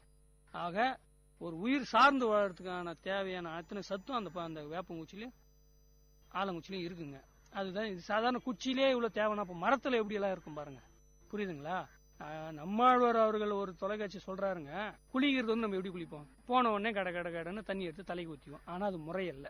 ஒரு குளத்துல அந்த காலத்துல இறங்கும் போது பாத்தீங்கன்னா முழங்கால் முட்டில இறங்குவாங்க, மெதுவா இறங்குவாங்க, தொடையூர்ல இறங்குவாங்க, அப்புறம் மார்பகம் வருவாங்க, அதுக்கப்புறம் தான் தலைக்கே போவாங்க. அது வந்து நீங்க உங்க உடல் வெப்பத்தை நம்ம தாயின் கருவில் இருக்கும் போது இருந்த அந்த வெப்பம் மனித உடல எப்பவுமே அப்படியே இருக்கும். அந்த வெப்பம் என்ன ஆகும்னா மெதுமெதுவா கண் விழிகள் வழியாகவும் உங்க காது விழிகள் வழியாகவும் மூக்கின் வழியாகவும் அது வந்து வெளியேறும், அந்த வெப்பம் வெளியேறும். அப்புறமா நீங்க தலையில உள்ள முழுகணும். அதுக்கு முன்னாடி தண்ணி எடுத்து தலையில தெளிச்சுக்கணும் ஒரு நிமிஷம். ஏன்னா உங்க சிறுசு அந்த தலை இருக்கு பாருங்களா, அதிக வெப்பத்தை தாங்கக்கூடியது இல்லை. அதனால குளிக்கிறது இப்படி குளிச்சுட்டு அது அப்படியே ஏஞ்சி அரச மரத்தை ஒரு 4 சுத்தணும்னு வைங்களேன், அரச மரத்தை தூய ஆக்சிஜனை வெளியிடும். அந்த காலையில அந்த அரச மரத்தோட காத்தை நீங்க சுவாசிங்கன்னா புத்துணர்ச்சியோடு இருப்பீங்க, உடல்ல வந்து ஆரோக்கியமாகவும் இருக்கும். சாதாரண ஒரு குளிக்கிற வழிமுறை தான். ஆனா இது மருத்துவம் இருக்கு, இதுல ஒரு மருத்துவம் இருக்கு, இதுலயும் அறிவியல் இருக்கு. இது வந்து எல்லாம் நம்மாழ்வார்களுடைய அவர் சொன்ன சின்ன சின்ன விஷயம் தான். இது நிறைய விஷயம் இருக்கு, அதுல சின்ன விஷயம் நம்ம தினமும் செய்யற ஒரு வேலை தானே. ஆக இது பின்பற்றினா உடம்புக்கு நல்லதுங்க. வாழ்க்கையில இப்ப உங்களுக்கு வந்து பல கஷ்டமான சூழல் வந்திருக்கும், நீங்க ரொம்ப சோர்ந்து போன காலகட்டத்தை நீங்க தாண்டி வந்திருப்பீங்க. அப்போ வந்து நீங்க இந்த நபரை நீங்க நினைச்சீங்கன்னா உங்களுக்கு வந்து ஒரு இன்ஸ்பிரேஷனா இருக்கும் அப்படின்ற நபர் யாரு? அதுல வந்து முதல்ல பாத்தீங்கன்னா புரட்சியாளர் அம்பேத்கர் தான். அம்பேத்கர் வந்து சகிப்புத்தன்மையின் உச்சகட்டத்தை கடந்தவர். அது நம்ம வாய் வார்த்தையா சொல்றது ரொம்ப கஷ்டம், ஈஸி தான். ஆனா அது அனுபவத்தினால தான் நமக்கு தெரியும். அவர் மிகப்பெரிய போராட்டங்களை சந்திச்சு கஷ்டங்கள் துன்ப துயரங்கள் எல்லாம் தாங்கிதான் மேல வந்தாரு. அப்படிப்பட்ட அந்த மனிதரை வந்து நம்ம மறக்க முடியும். நான் மறக்கிறது கிடையாது. அவர் எந்த நேரத்துல எனக்கு துன்பம் துயரம் வந்தாலும் நான் அவரை யோசிப்பேன். அம்பேத்கர் பட்ட கஷ்டத்தோட நம்ம பெருசா பற்று போறோம், அவர் எவ்வளவு பாவம் எவ்வளவு சகிச்சுட்டு இருந்துக்கிறாருன்ட்டு தான் நான் அவரை நினைச்சுக்குவேன். அம்பேத்கர் தான் முதல்ல நினைச்சுக்குவேன். இவ்வளவு நேரமா வந்து உங்களோட வாழ்க்கை அனுபவங்களை வந்து எங்க கூட ஷேர் பண்ணிட்டீங்க. ஏன்னா இவ்வளவு உங்களோட பொன்னான நேரத்தை எங்களுக்காக ஒதுக்கி உங்களோட வாழ்க்கை அனுபவங்களையும் உங்களோட பல நினைவுகளை பத்தி எங்களோட ஷேர் பண்ணீங்க. அதுக்காக விஐடி பண்பலை 90.8 சார்பாக ரொம்ப நன்றி தெரிவிச்சுக்கிறேங்க. கண்டிப்பா நானும் விஐடி நன்றி சொல்லி ஆகணும். ஏன்னா பொதுவா இந்த மாதிரி விவசாய நிலத்துக்கெல்லாம் தேடி வந்து யாரும் பேட்டியெல்லாம் எடுக்க மாட்டாங்க, எல்லாம் ஸ்டுடியோ கிடியோன்னு போவாங்க. ஆனா விவசாய நிலத்துக்கே தேடி வந்து ஒரு விவசாயி கிட்ட பேசுறது வந்து பெரிய விஷயம். அதுவும் அவ்வளவு பெரிய காலேஜ் வேலூருக்கு அடையாளமா இருக்கிறது விஐடி தான், பெரிய காலேஜ் பல்கலைக்கழகம். அங்கிருந்து வந்து நீங்க பேசுறீங்கன்னா அதுக்கு நான் பேட்டி அளிக்கிறதுன்றது உண்மையில எனக்கு ரொம்ப பெரிய மகிழ்ச்சிங்க. எனக்கு கண்டிப்பா நானும் விஐடிக்கு நன்றி தெரிவிச்சுக்கிறேங்க. நேர்களே, இந்த அனுபவமுடைய நிகழ்ச்சியை இன்னைக்கு ஒரு விவசாய நிலத்துல இருந்து ஒரு விவசாயியான திரு ரகு அவர்கிட்ட பேசிட்டு வந்தோம். அவரு தன்னோட வாழ்க்கை அனுபவங்களை பத்தி நம்மகிட்ட ஷேர் பண்ணிட்டு இருந்தாரு. மீண்டும் ஒரு அனுபவமுடைய நிகழ்ச்சியில் உங்களை சந்திக்கும் முறை உங்களிடமிருந்து விடைபெறுவது உங்கள் சுரேஷ் போஸ். இது உங்கள் விஐடி பண்பலை 90.8 வழங்கும் அனுபவமுடைய நிகழ்ச்சி. நன்றி நேர்களே. நேர்கள் இதுவரை கேட்டது அனுபவ மேடை. மக்கள் தங்கள் வாழ்க்கை அனுபவங்களையும் முன்னேற்ற பாதைகளையும் விரிவாக கலந்துரையாடும் நிகழ்ச்சி. உங்கள் விஐடி பண்பலை 90.8 விஐடி பல்கலைக்கழகத்தின் சமுதாய வானொலி.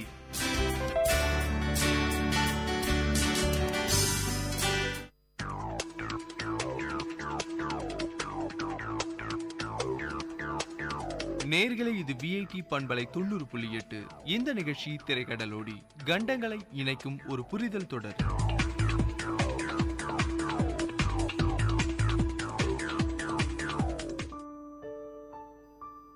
நீ ஹாவ் என்னங்க புரியலையா? பயப்படாதீங்க, சைனீஸ்ல ஹாய் சொன்னேன். இன்னைக்கு நம்ம பார்க்க போற நாடு சைனா.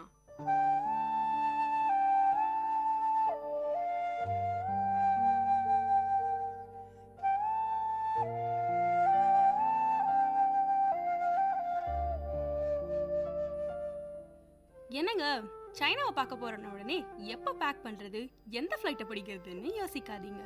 நீங்க இருக்கிற இடத்துல இருந்தே ஹாயா உட்காந்துக்கிட்டே சைனாவை ரசிக்கலாம்.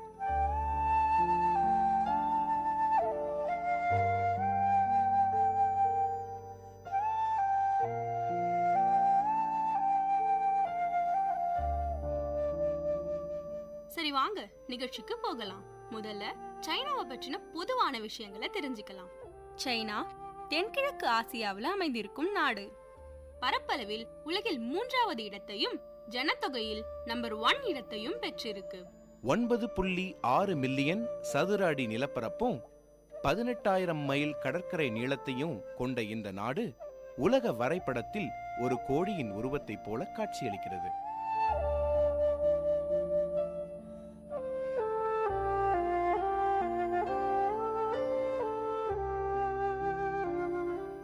Korea, Vietnam, Laos, Burma, India, Bhutan, Nepal, Pakistan, Mongolia, Russia போன்ற நாடுகள் சைனாவை சுற்றியுள்ளன.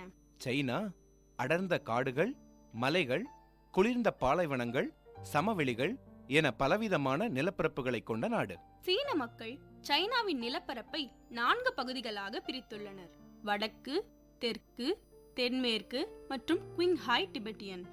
இப்பகுதிகளில் வாழும் மக்கள் அப்பகுதிகளுக்கேற்ப தங்கள் பழக்க வழக்கங்களில் மாறுபடுகிறார்கள்.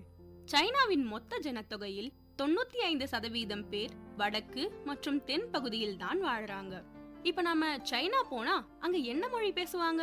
இதுல என்னங்க சந்தேகம், சைனீஸ் தானேன்னு கேப்பீங்க. ஆமாங்க, சைனீஸ் தான். ஆனா சைனீஸ் மொழி என்பது மண்டேரியன், கேண்டானீஸ்னு 2 வகையான வழக்கு மொழிகளா பேசப்படுது. ஆனா ஸ்டாண்டர்ட் சைனீஸ்னு மண்டேரியனையே உபயோகப்படுத்துறாங்க. மேலும் சிறிய அளவுல மாங்டியன், திபெட்டியன், உய்ஹூர், சூவாங் போன்ற பிற மொழிகளும் பேசப்படுது. இங்க வாழற மக்கள்ல 91.5% பேர் ஹான் சைனீஸை சார்ந்தவங்க. மற்றபடி ஜூவாங், மஞ்சு, உய்ஹூர், ஹூய் என பலவிதமான மக்களும் வாழறாங்க. சைனா ஒரு சோசியலிஸ்ட் நாடு.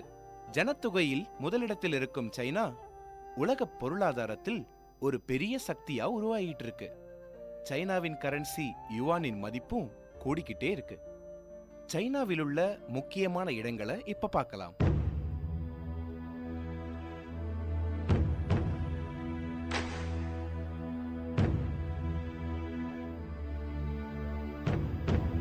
சைனாவின் தலைநகரம் தாங்க பீஜிங்.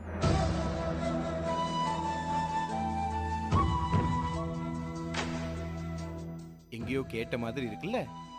2008ஆம் ஆண்டின் ஒலிம்பிக்ஸ் இங்க தாங்க நடந்தது.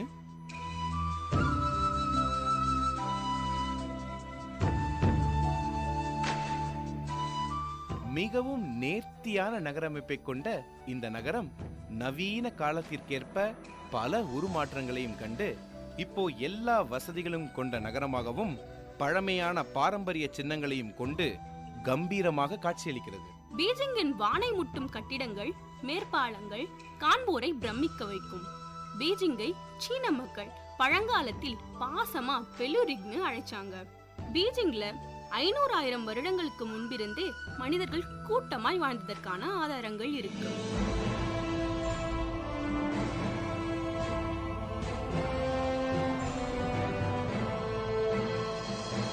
மங்கோலியர்கள் சைனாவை கைப்பற்றிய காலத்தில் தாது, அதாவது சிறந்த தலைநகரம் என்னும் பெயர் பெற்றது. பீஜிங்கில் காணப்படும் மிகவும் புகழ்பெற்ற ஃபர்பிடன் சிட்டி மற்றும் டெம்பிள் ஆஃப் ஹெவன் போன்ற இடங்கள் மிங் வம்சம் சைனாவை ஆண்டபோது கட்டப்பட்டவையாகும். பல ஆட்சியாளர்கள் காலத்தில் பலவிதமாக உருமாற்றம் பெற்ற பீஜிங் தற்போது உலகிலுள்ள பெரிய தலைநகரங்களில் ஒன்றாக சிறந்து விளங்குகிறது. அதே சமயம் வளர்ந்து வரும் நாடுகள் சந்திக்கும் மிக முக்கியமான பிரச்சனையான சுற்றுச்சூழல் மாசுபாடு பிரச்சனை பீஜிங்கையும் விட்டு வைக்கவில்லை. அங்க போனா மிகவும் கவனமா வண்டி ஓட்டுங்க. பெய்ஜிங்ல நீங்க முக்கியமா பார்க்க வேண்டிய இடங்கள் டெம்பிள் ஆஃப் ஹெவன், டியான்மென் சதுக்கம் மற்றும் ஃபார்பிடன் சிட்டி. அடடே, முக்கியமான ஒண்ணை விட்டுட்டோமே, அதாங்க கிரேட் வால் ஆஃப் சைனா. சீன பெருஞ்சுவர் உலக அதிசயங்கள்ல ஒண்ணு. இத பற்றி தெரியாதவங்க யாருமே இருக்க முடியாது. இது யுனெஸ்கோ ஒரு உலக புராதன சின்னமா அறிவிச்சிருக்கு. ஒரு பெரிய பாம்பு மாதிரி பாலைவனம், புல்வெளிகள், மலைகள் என சைனாவின் கிழக்கிலிருந்து மேற்கு வரை வளைஞ்சு போற இந்த சுவர் சுமார் 8851.8 கிலோமீட்டர் நீளம் கொண்டது. 2000 ஆண்டுகளாக நிலைத்து நிற்கும் இச்சுவர் கிமு 416 முதல் கிபி 1644 ஆண்டு வரை சைனாவை ஆண்ட பல மன்னர்களால் பராமரிக்கப்பட்டும் கட்டப்பட்டும் வந்துள்ளது. இப்பொழுது காணக்கூடிய சுவர் பெரும்பாலும் மிங் வம்ச மன்னர்களால் 1368 1644 வரை கட்டப்பட்டது. நம்ம நிலாவுக்கு போனாலும் இந்த சுவரை பார்க்கலாம்னு சொல்றாங்க. முடிஞ்சா ட்ரை பண்ணி பாருங்க. பீஜிங்குக்கு பெயர் சேர்க்கிற இன்னொரு முக்கியமான இடம் ஃபர்பிடன் சிட்டி எனப்படும் அரண்மனை மியூசியம் தாங்க.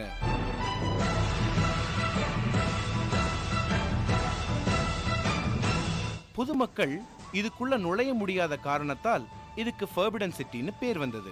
செவ்வக வடிவத்தில் இருக்கும் இந்த பேலஸ் தான் உலகத்திலேயே பெரியது.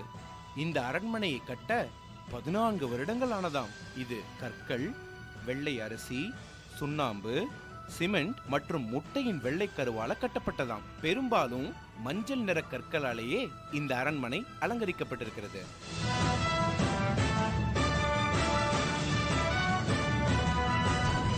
இப்பேற்பட்ட இந்த இடத்தை பொதுமக்கள் பார்க்க முடியலையேன்னு வருத்தப்படுறீங்க தானே?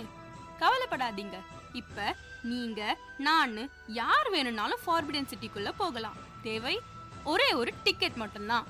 சரிங்க, பீஜிங்க சுத்தி பார்த்தாச்சு. இப்ப ஏதோ லைட்டா பசிக்கிற மாதிரி இருக்குல்ல?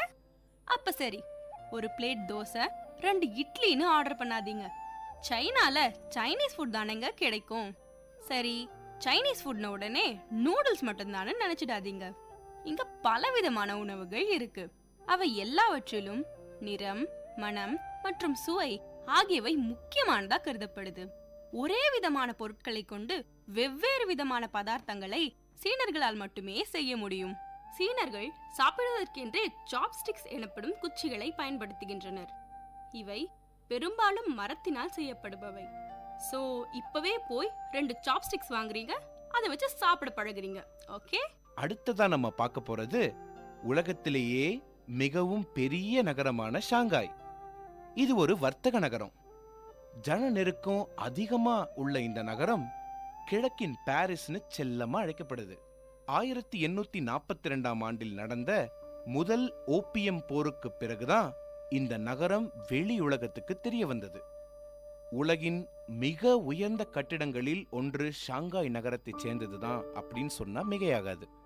சைனா என்கிற நாடு வெளிநாட்டவர்களுக்கு முழுமையா தெரிவதற்கு முன்னாடி பட்டுச்சாலை, அதாவது சில்க் ரோடு என்னும் வழிதான் சைனாவை மேலை நாடுகளோடு இணைத்தது. உலக புகழ் பெற்ற சீனப்பட்டை இந்த வழியாத்தான் வணிகர்கள் ஒட்டகங்கள் மூலம் எடுத்துச் சென்றனர். இந்த சில்க் ரோடின் ஆரம்பமும் முடிவுமாயிருந்தது ஜியான் மாநகரம்தான்.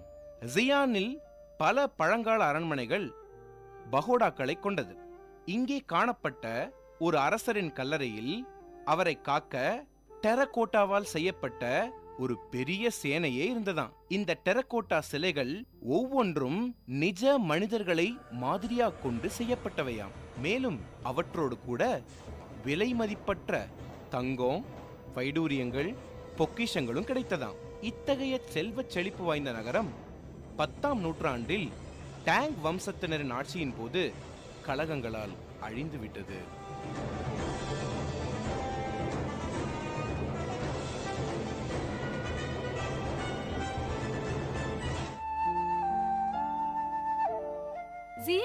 எஞ்சியிருக்கும் அழகை ரசித்துக் கொண்டே வாங்களேன், ஒரு கப் டீ குடிக்கலாம்.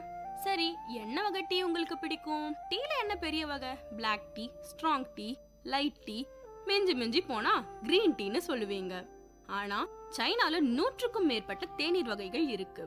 இவற்றை green tea, black tea, oolong, white tea, scented tea என 5 வகைப்படுத்தியுள்ளனர்.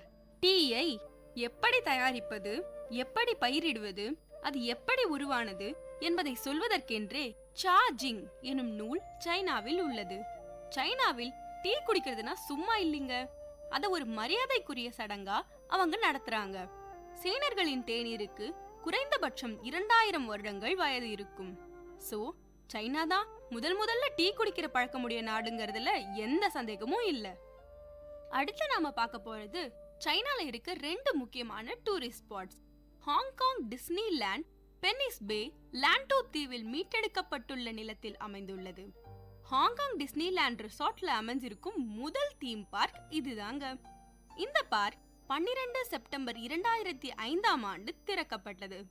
டிஸ்னி ரிசார்ட்டை கட்டும்போது வடிவமைக்கும் போதும் சீன பண்பாடு, பழக்க வழக்கங்கள் மற்றும் மரபுகளுக்கு எந்த விதமான பாதிப்பும் வந்துடக்கூடாதுன்னு மிகவும் கவனமா இருந்தாங்க.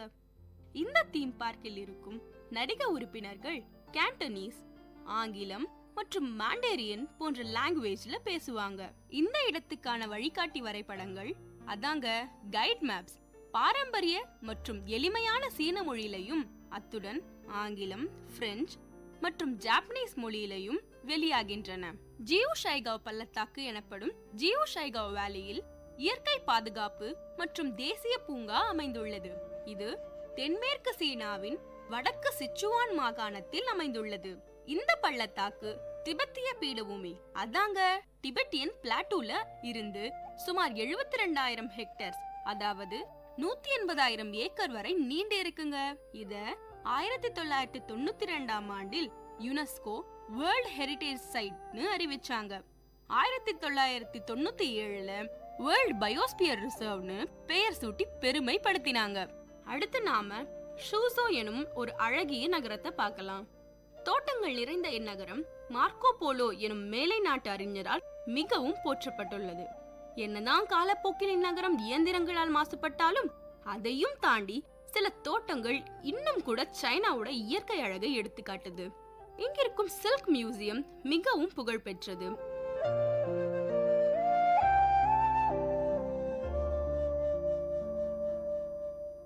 குங்சு எனப்படும் சீனர்களின் ஒரு வகையான இசை வழி நாடகம் இந்த நகரத்தில் தான் உருவானது. இந்த குங்சு தான் மற்ற பல கலைகளுக்கும் தாய் என்கிறார்கள் சீனர்கள்.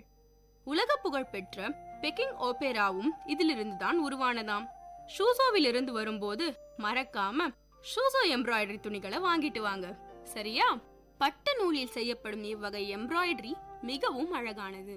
அது மட்டும் இல்லைங்க, இரு பக்கமும் ஒரே மாதிரி தெரியக்கூடிய விசேஷமும் பெற்றது இது. சைனாவில் எம்ப்ராய்டரி மட்டும் இல்லைங்க, பலவிதமான கலைகளும் இருக்கு. இசை வழி நாடகங்கள் சீனர்களுக்கு மிகவும் பிடித்தமான ஒரு பொழுதுபோக்கு. ஓவியம், கேலிகிராஃபி போன்ற கலைகள் சைனாவில் பல வருடங்களா சிறப்புற்று இருக்கு. மேலும் போர்சிலைன் எனப்படும் வெள்ளை களிமண்ணால் செய்யப்பட்ட பாத்திரங்கள் சைனாவின் கலைத்திறமைக்கு சிறந்த எடுத்துக்காட்டுகள். இவை மிகவும் நேர்த்தியான முறையில் சீன குயவர்களால் செய்யப்படுகின்றன. பல்வேறு காலகட்டத்தில் செய்யப்பட்ட பழமை வாய்ந்த போர்சிலைன் பாத்திரங்கள் மிகவும் விலை மதிப்பு பெற்றவையாக கருதப்படுகின்றன. சைனாவின் கும்ஃபு அல்லது ஊஷோவின் மதிப்பு உலகத்துக்கே தெரியும். உங்களுக்கும் தெரியும்ல? சைனாவில் எம்ப்ராய்டரி மட்டும் இல்லைங்க, பலவித கலைகளும் இருக்கு. இசை வழி நாடகங்கள் சீனர்களுக்கு மிகவும் பிடித்த ஒரு பொழுதுபோக்கு. சீனர்கள் கலை மட்டுமல்லாது அறிவியலிலும் முன்னோடிகளாய் இருந்தனர். உலகின் முதல் வழிகாட்டும் காம்பஸ் சீனர்களால் உபயோகிக்கப்பட்டது. காகிதம், கன் பவுடர், பட்டாசு, கடிகாரம், அபாக்கஸ் முதலியவற்றை கண்டுபிடித்தவர்களும் சீனர்கள்தான். முதலில் அச்சிட்டு புத்தகங்களை படித்தவர்களும் சீனர்கள்தான்.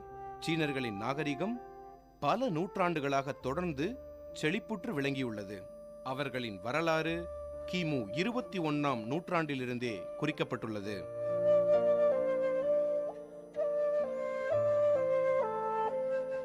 இவை எல்லாவற்றையும் தாண்டி சீனா மிகுந்த இயற்கை வளங்களை கொண்ட நாடு. தங்கம் விளையிற பூமிங்க சைனா. சும்மா ஒரு பேச்சுக்கு சொல்லலைங்க, இப்போதைக்கு உலகத்திலேயே அதிகமா தங்கம் ஏற்றுமதி செய்யும் ஒரே நாடு சைனா தான். மேலும் பல வகையான தாது பொருட்கள், இரும்பு, நிலக்கரி என அனைத்தும் பெற்ற தன்னிகரான நாடா விளங்குது சைனா. சைனாவில் காணப்படும் இயற்கை அழகும் கொஞ்ச நஞ்சம் இல்லைங்க. இதன் மலைப்பகுதிகள் உயர்ந்தும் தாழ்ந்தும் பலவித உயிரினங்களுக்கு உறைவிடமாகவும் இருக்கு. சைனாவில் மட்டுமே காணப்படுற பாண்டா கரடிகள் உலகத்துல அழியும் நிலையில் இருக்கிற விலங்குகளின் சின்னமா இருக்கு. இதே போன்று பலவிதமான விலங்குகள், பறவைகள், மரம், செடி கொடிகள்னு பலவற்றுக்கு சைனா தாய்நாடா விளங்குது. இப்படி பல சிறப்பம்சங்களை கொண்ட சீன நாட்டோட பெருமைகளை சொல்லிக்கிட்டே போகலாம். என்னங்க, வீட்ல இருந்தபடியே சைனாவை சுத்தி பார்த்துட்டீங்களா? நீங்க சைனாவுக்கு போகும்போது மறக்காம பார்த்து ரசிக்க வேண்டிய இடங்கள் என்ன என்னன்னு நல்லாவே தெரிஞ்சிட்டு இருப்பீங்க. நம்ம அடுத்த நிகழ்ச்சியில இன்னொரு நாட்டுக்கு பறக்கிறதுக்கு ரெடியா இருங்க.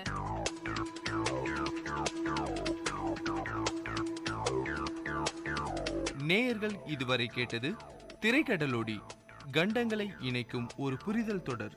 எழுத்தாக்கம் தியோஃபிலா பால். குரல் வண்ணம் காயத்ரி மற்றும் நல்ல Karuppan.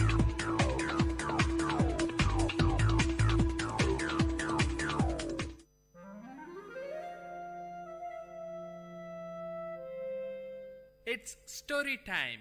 In VIT Community Radio 90.8, you are going to listen to a short story written and narrated by Professor Pranesh Kumar, VIT University.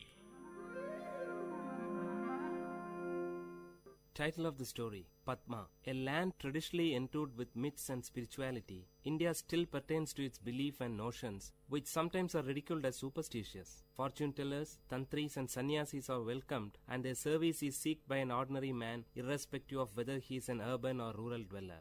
The beginning of 1980s was a period in South India, especially in South Tamil Nadu, when most of the homes in villages were electrified, and God said, "Let there be light," and there was light. While some claim that light enlightened people, there are also notions that it wiped away the innocence of the ordinary.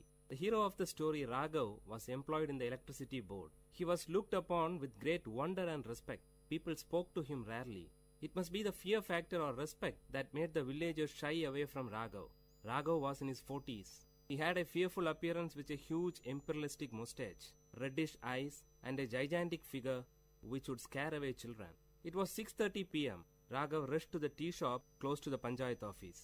Mohan and Aji were waiting there for his arrival. In the dim light, Raghav could rightly locate them from a few meters away with the illuminated cigarettes on their lips. The silence of the eve was beautiful, with a movie song from the Tamil movie 16 Vayadinile that was ascending from the tea shop radio. The atmosphere was disturbed in intervals by a scratch noise. Probably it's the tea shop owner cleaning his vessels. Raghav, Mohan and Aji were friends right from their childhood days. Mohan and Aji were unemployed but survived on the income from their ancestral property. Among them, Mohan was the youngest. He differed from his friends, wearing a bell-bottomed pant and with a peculiar hairstyle that was trendy among youths of the time. Coming close to his friends, Raghav stopped, got on from the cycle and flipped down the stand, leaving it to rest. Aji offered a cigarette to Raghav. Before placing it between his lips, Mohan lighted it for Raghav with his own. The conversation began immediately after Raghav had 2 strong puffs of the dry tobacco roll. Aji, shall we proceed with it? Raghav, with what? Removing the cigarettes from his mouth. Mohan, should we narrate it again? Don't you remember the plan that we told you yesterday? Raghav, but I told you that I have very little knowledge about mantras. Did I not? Aji, so you are the right person. You have the little knowledge that we need. After giving a deep thought, Raghav replied. Raghav, okay then, let's give a try. But only if you support me. Both the friends cheered as they were waiting for this word from Raghav. As it used to be, a wealthy landlord of the nearby village had a beautiful daughter. The fairy girl was possessed by the evil spirit Rektarashas, a bloodthirsty evil spirit. The landlord was much worried since it was the time when he was almost successful in fixing a bridegroom for his daughter Padma. Padma was then alienated. She sat at the corner of a dark room, staring at the window with wet eyes. She expressed a peculiar symptom. No one in the house went close to her. If that happened, she bit her own flesh to suck blood, thus scaring away others. Prayers and special pujas with offerings to the local deities were made. Kalam Puja during midnight and all other means were tried but in vain.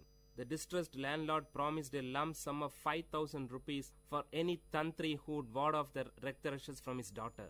5,000 rupees was a lump sum then. The secret news of Padma spread throughout the village. Everyone knew of this, but none dared to discuss about it in public.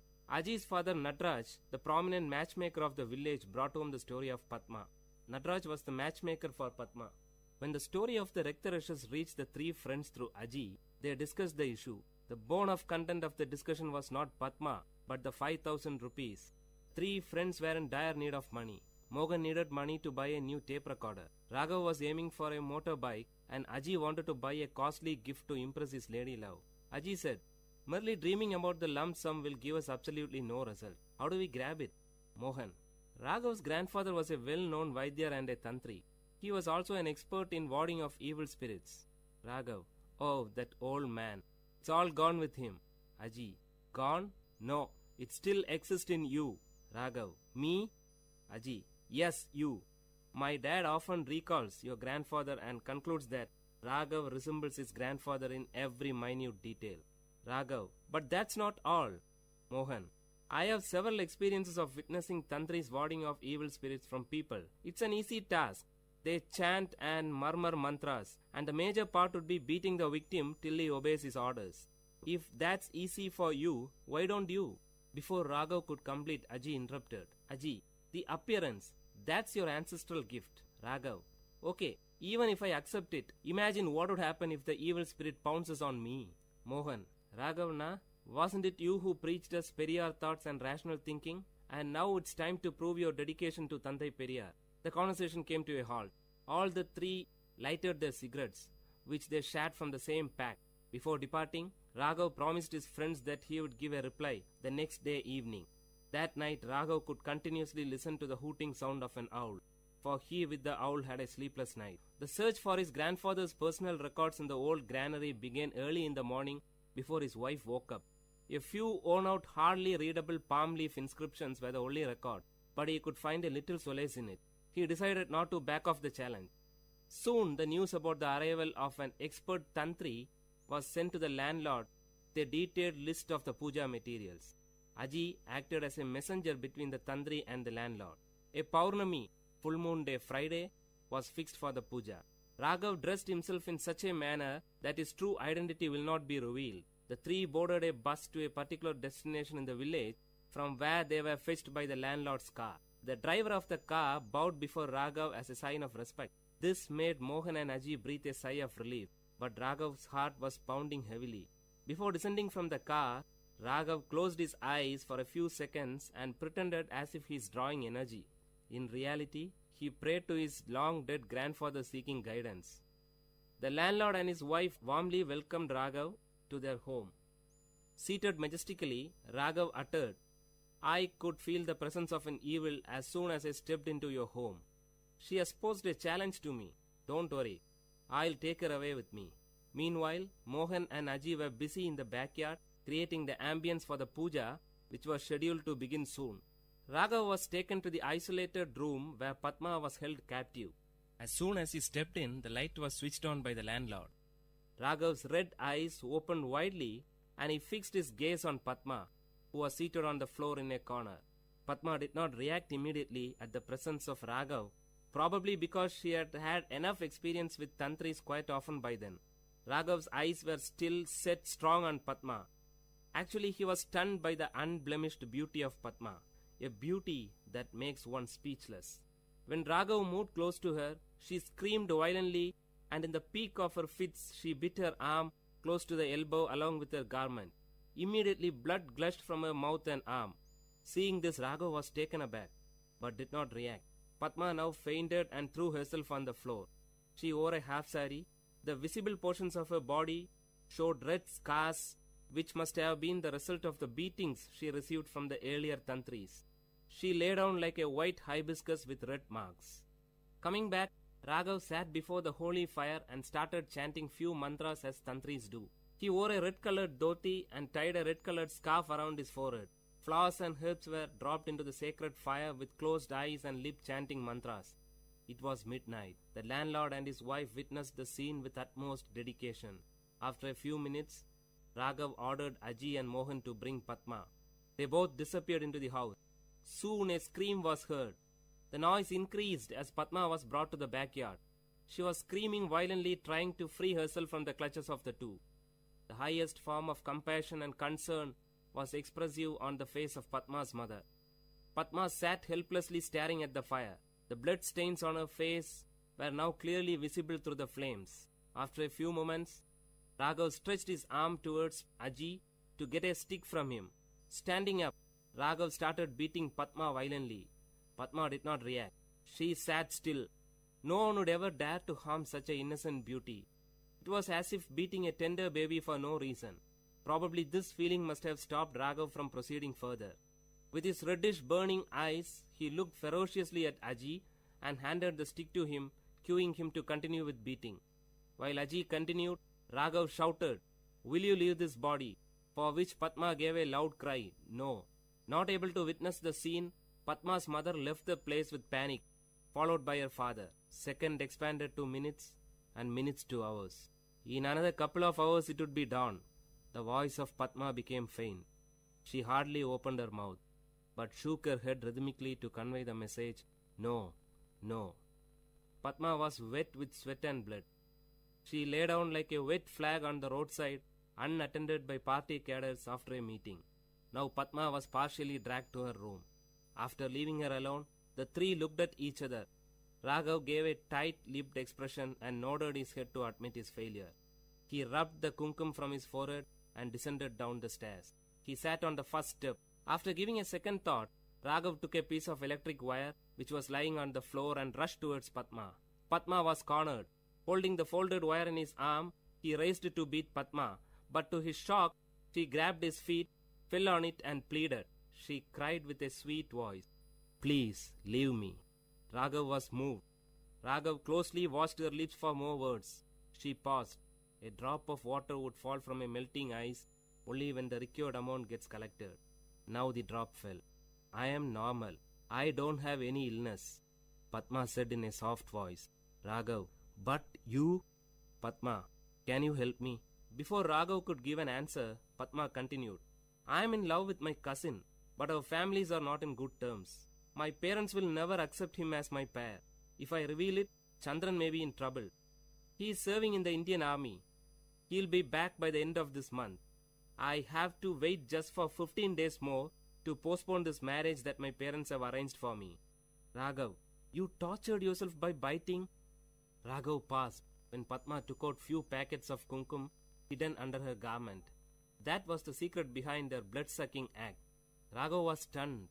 Padma continued, "I know you are not a tantri." Hearing this, Raghav touched his face and dress with his fingers to make sure if his makeup hasn't deceived him. "You never uttered a correct mantra." Raghav expressed a surrendered look of a child in front of his mother. Padma continued, "My parents will not let me out of the house." Those were the days when women were denied freedom to move about, especially after the marriage is being fixed. In most of the communities, women did not have any freedom in choosing their life partners too. It was considered wrong for a woman to express her opinion about the choice of her parents. Some women considered that pretension of being possessed by an evil spirit was the only way by which they could get an outlet to express their views. Whatever she uttered in this form was considered as a word of the spirit which possessed her. Padma was one such victim. Raghav was deeply moved by the depth of love that Padma had for Chandran. She had withstood all the humiliations of the tantri for her love. Padma carefully stood up, stretched her hand towards the picture of goddess Lakshmi, and took a piece of paper which was hidden behind it. She carefully handed the paper to Raghav. "Can you inform Chandran that my parents are busy in getting me married to another man? Please?" Raghav took the paper and looked into the contact details. Nodding his head as a sign of acceptance, he moved out. Just as he stepped out of the room, he could hear the murmuring sound of his friends outside. Then something struck him. He swiftly turned back to Padma. Holding the paper in one arm and the other arm holding the door, Raghav uttered to Padma in a feeble sound, "Can you do us a favor?" Padma looked at Raghav with an expression that signaled proceed. "Raghav, I assure you that we will unite you with Chandran. But till then, can you stop this self-punishing at least for our sake?" Hearing this, Like streams of water in a dry place, Padma's lips started to smile after a long time. Padma, don't worry, you will get your reward. The word was kept. Years passed, and today Padma and Chandran are happy with their children and grandchildren. Today, as the opinion of women is being sought by their parents for all the factors that concern their life, the cases of women possessed by evil spirit in the society has declined.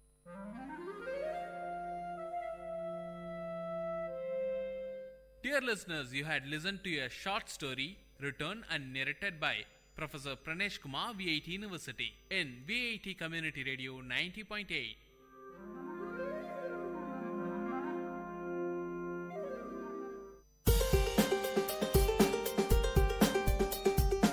வல்லுனர் பார்வை. பல்துறை பகிர்வுகள், வல்லுனர் தரவுகள், மக்களின் சந்தேகங்களுக்கான சான்றுகளோடு VIT பண்பலை 90.8 வல்லுனர் பார்வை. வணக்கம் நேயர்களே, இது VIT பண்பலை மற்றும் VIT CSRDS இணைந்து வழங்கும் இந்த நிகழ்ச்சி உங்கள் அபிமான வல்லுனர் பார்வை. நம்ம இந்த நிகழ்ச்சியின் மூலமா பல்வேறு துறை சார்ந்த வல்லுநர்களை பார்த்துட்டு வரோம். அந்த வகையில இன்னைக்கு நிகழ்ச்சியில நம்ம கூட பேச இருக்கிறவர் விவசாயத்தை போற்றி பாதுகாத்து வரவர்னு கூட சொல்லலாம். கே ராஜா, வேலூர் மாவட்டம் காட்பாடியை சார்ந்த விவசாயி அவர்கள் தான் நம்முடன் பேச இருக்கிறாரு. அவர்கிட்ட தான் பேச இருக்கிறோம். வாங்க நிகழ்ச்சிக்கு போகலாம். வணக்கம் ஐயா. வணக்கம். வணக்கம். அதாவது 2000 ஆண்டுகளுக்கு முன்னவே வள்ளுவர் சொல்லியிருக்காரு, உழுதுண்டு வாழ்வாரே வாழ்வர், மற்றெல்லாம் தொழுதுண்டு பின் செல்பவர் அப்படின்னு சொல்லி. அந்த அளவுக்கு 2000 ஆண்டுகளுக்கு முன்பே வள்ளுவர் அவர்களுக்கு தெரிஞ்சிருக்கு விவசாயம் தான் நாட்டுக்கு வந்து ரொம்ப முக்கியத்துவம் வாய்ந்த ஒண்ணுன்னு சொல்லிட்டு. இன்னைக்கு இருக்கிற சூழ்நிலையில பார்த்தோம்னா விவசாயிகள் ஆகட்டும் விவசாயம் ஆகட்டும் கொஞ்சம் கொஞ்சமா குறைஞ்சிக்கிட்டு வராங்கன்னு தான் சொல்லணும். நீங்க எப்படி சார் இதை பாக்குறீங்க? இல்ல 2000 வருஷத்துக்கு முன்னே விவசாயம் இருந்திருக்குன்றது நமக்கு நிரூபணமாயிருக்கு. அன்னைக்கும் நம்ம இந்த பாரத தேசம் வந்து விவசாயத்தை தான் நம்பி இருக்குது. இன்னைக்கும் வந்து விவசாயம் இருக்குது, விவசாயம் இல்லாம இல்லை.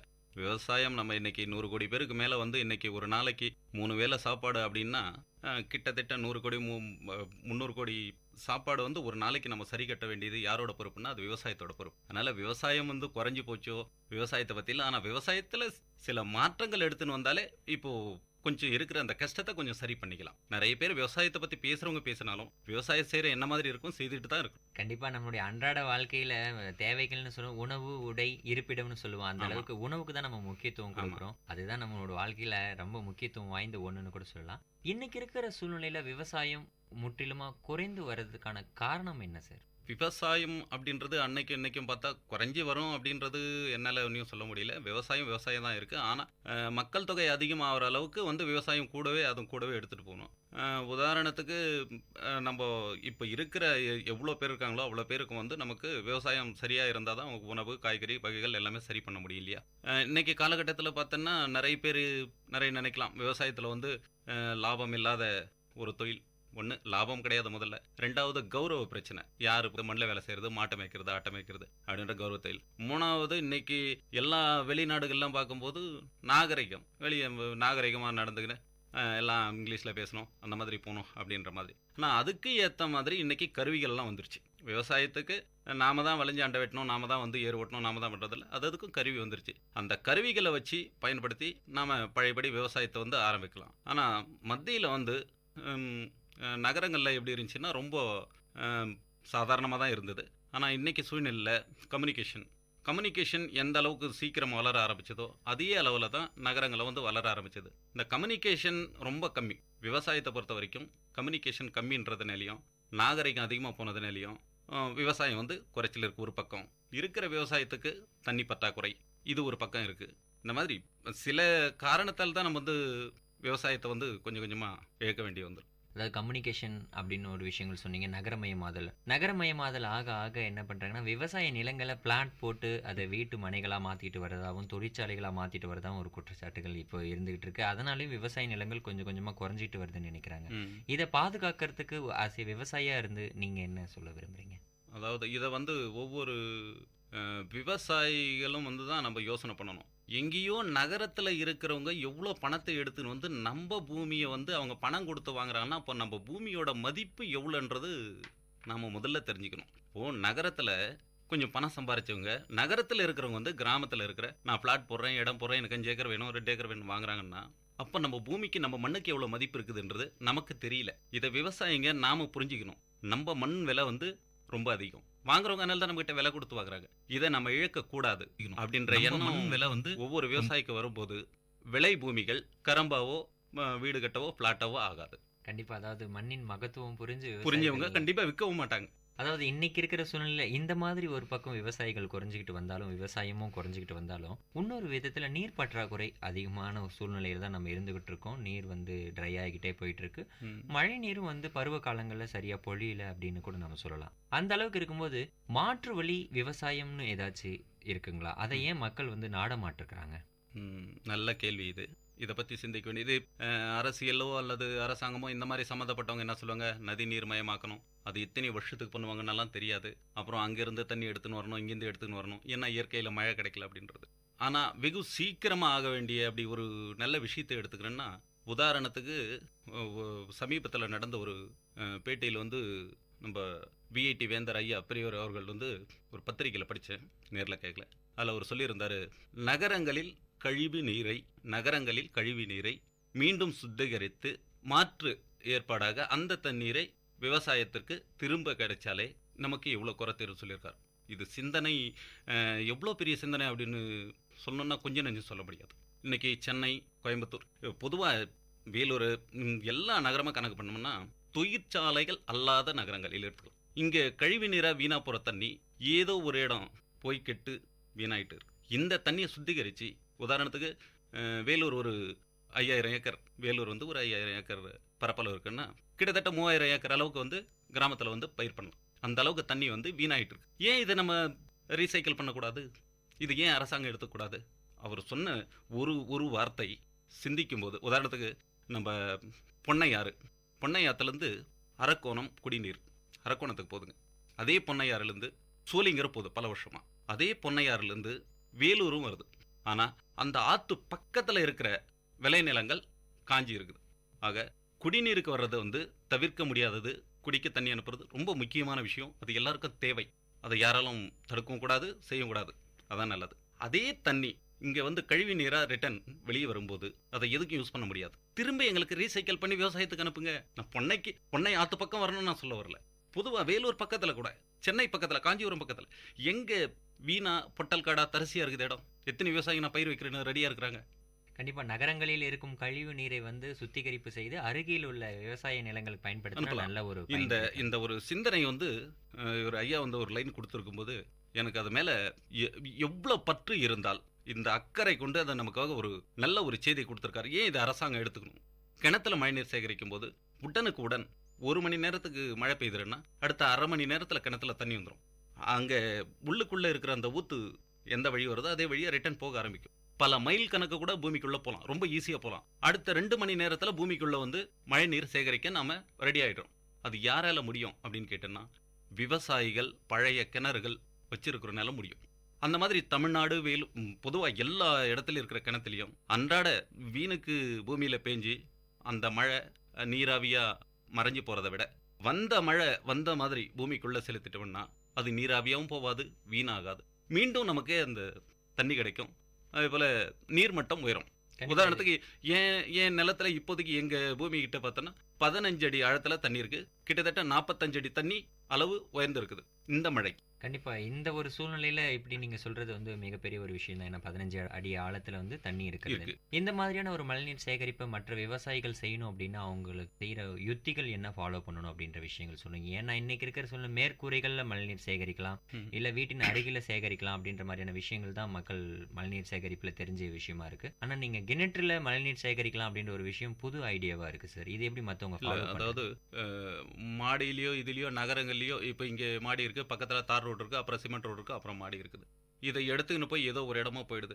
சரி, இவங்க வந்து ஒரு 5 அடியோ 8 அடியோ ஆழம் மட்டும் நோண்டாங்கன்னா அதுக்கு கீழே இருக்கிறத வந்து பாறை படிமானங்கள் இருக்கும். இந்த படிமானத்துக்கும் ஏதேனும் ஒரு சிறிய ஓட்டை வழியாக தான் வந்து பூமிக்கு ஆழ வந்து ஊறத்துக்கு வழி இருக்கும். நிறைய பாறைகள் வந்து அதிகமாக இருக்கும் பூமிக்குள்ள. ஆனால் கிணத்துல வந்து நம்ம பாறையெல்லாம் உடைச்சி கீழே வந்து 50 அடி 40 அடி எடுத்துன்னு போயிருக்கோம். அப்போ அதுக்குள்ள அந்த பாறையோட இந்த வெடிப்புகள் வந்து அதிகமாக காணப்படும். இப்போ இந்த தண்ணி நாம் வந்து நேரடியாக அந்த ஒரு கால்வாய் இல்லை ரோடு ஓரமாக வர்றதோ ஒரு சின்ன ஒரு தொட்டி ஒன்று கட்டி அதை கொஞ்சம் ஃபில்டர் பண்ணிக்கணும், சுத்தமாகறதுக்காக ஃபில்டர் பண்ணணும். ஃபில்டர்னா பெரிய வேலை ஒன்றும் இல்லை, வீணாக தண்ணி ஒரு கால்வாய் வழியாக கிணத்து வெளியே எடுத்துன்னு வரோம். அங்கே வந்து ஒரு சின்ன தொட்டி ஒன்று கட்டி அதில் கல், செங்கல், கரித்தூள் அந்த மாதிரி எல்லாம் போட்டு அதை கொஞ்சம் நிரப்பி விட்டுட்டோம்னா வர்ற தண்ணி தூசி தும்மெல்லாம் வந்து வெளியே நின்றுடும். ஏன்னா உள்ளே போயிட்டு அது வந்து மாசுபடக்கூடாது, பூமிக்குள்ளே மாசுபடப்படக்கூடாது. அதுக்காக ஒரு தொட்டி ஒன்று க்ளீன் பண்ணணும். அதுலேருந்து ஒரு பைப் எடுத்துன்னு போயிட்டு நம்ம கிணத்துல விட்டுலாம், முடிஞ்சது. இந்த தண்ணி நாம் இங்கே விடுறது எப்படி என்னன்னு கேட்டேன்னா, இப்போ ஆற்று தண்ணி எப்படி வருது, ஆற்றுல தண்ணி வந்தால் மட்டும் நம்ம கிணத்துல எப்படி தண்ணி வருது அப்படின்னு கேட்டிங்கன்னா, ஆற்றுக்குள்ளே வண்டல் கிடையாது, மணல் மட்டும் இருக்குது. மணல் ஒன்றும் தண்ணி அப்படியே வச்சுக்கிறது இல்லை. இது ஏகப்பட்ட நீளத்துக்கு பல 1000 கிலோமீட்டர் நீளத்துக்கு வரும்போது, பல 100 கிலோமீட்டர் நீளத்துக்கு வரும்போது ஆறு அந்த மணல் வழியாக ரொம்ப ஈஸியாக பூமிக்குள்ளே வந்து தண்ணி ஊறி போகுது.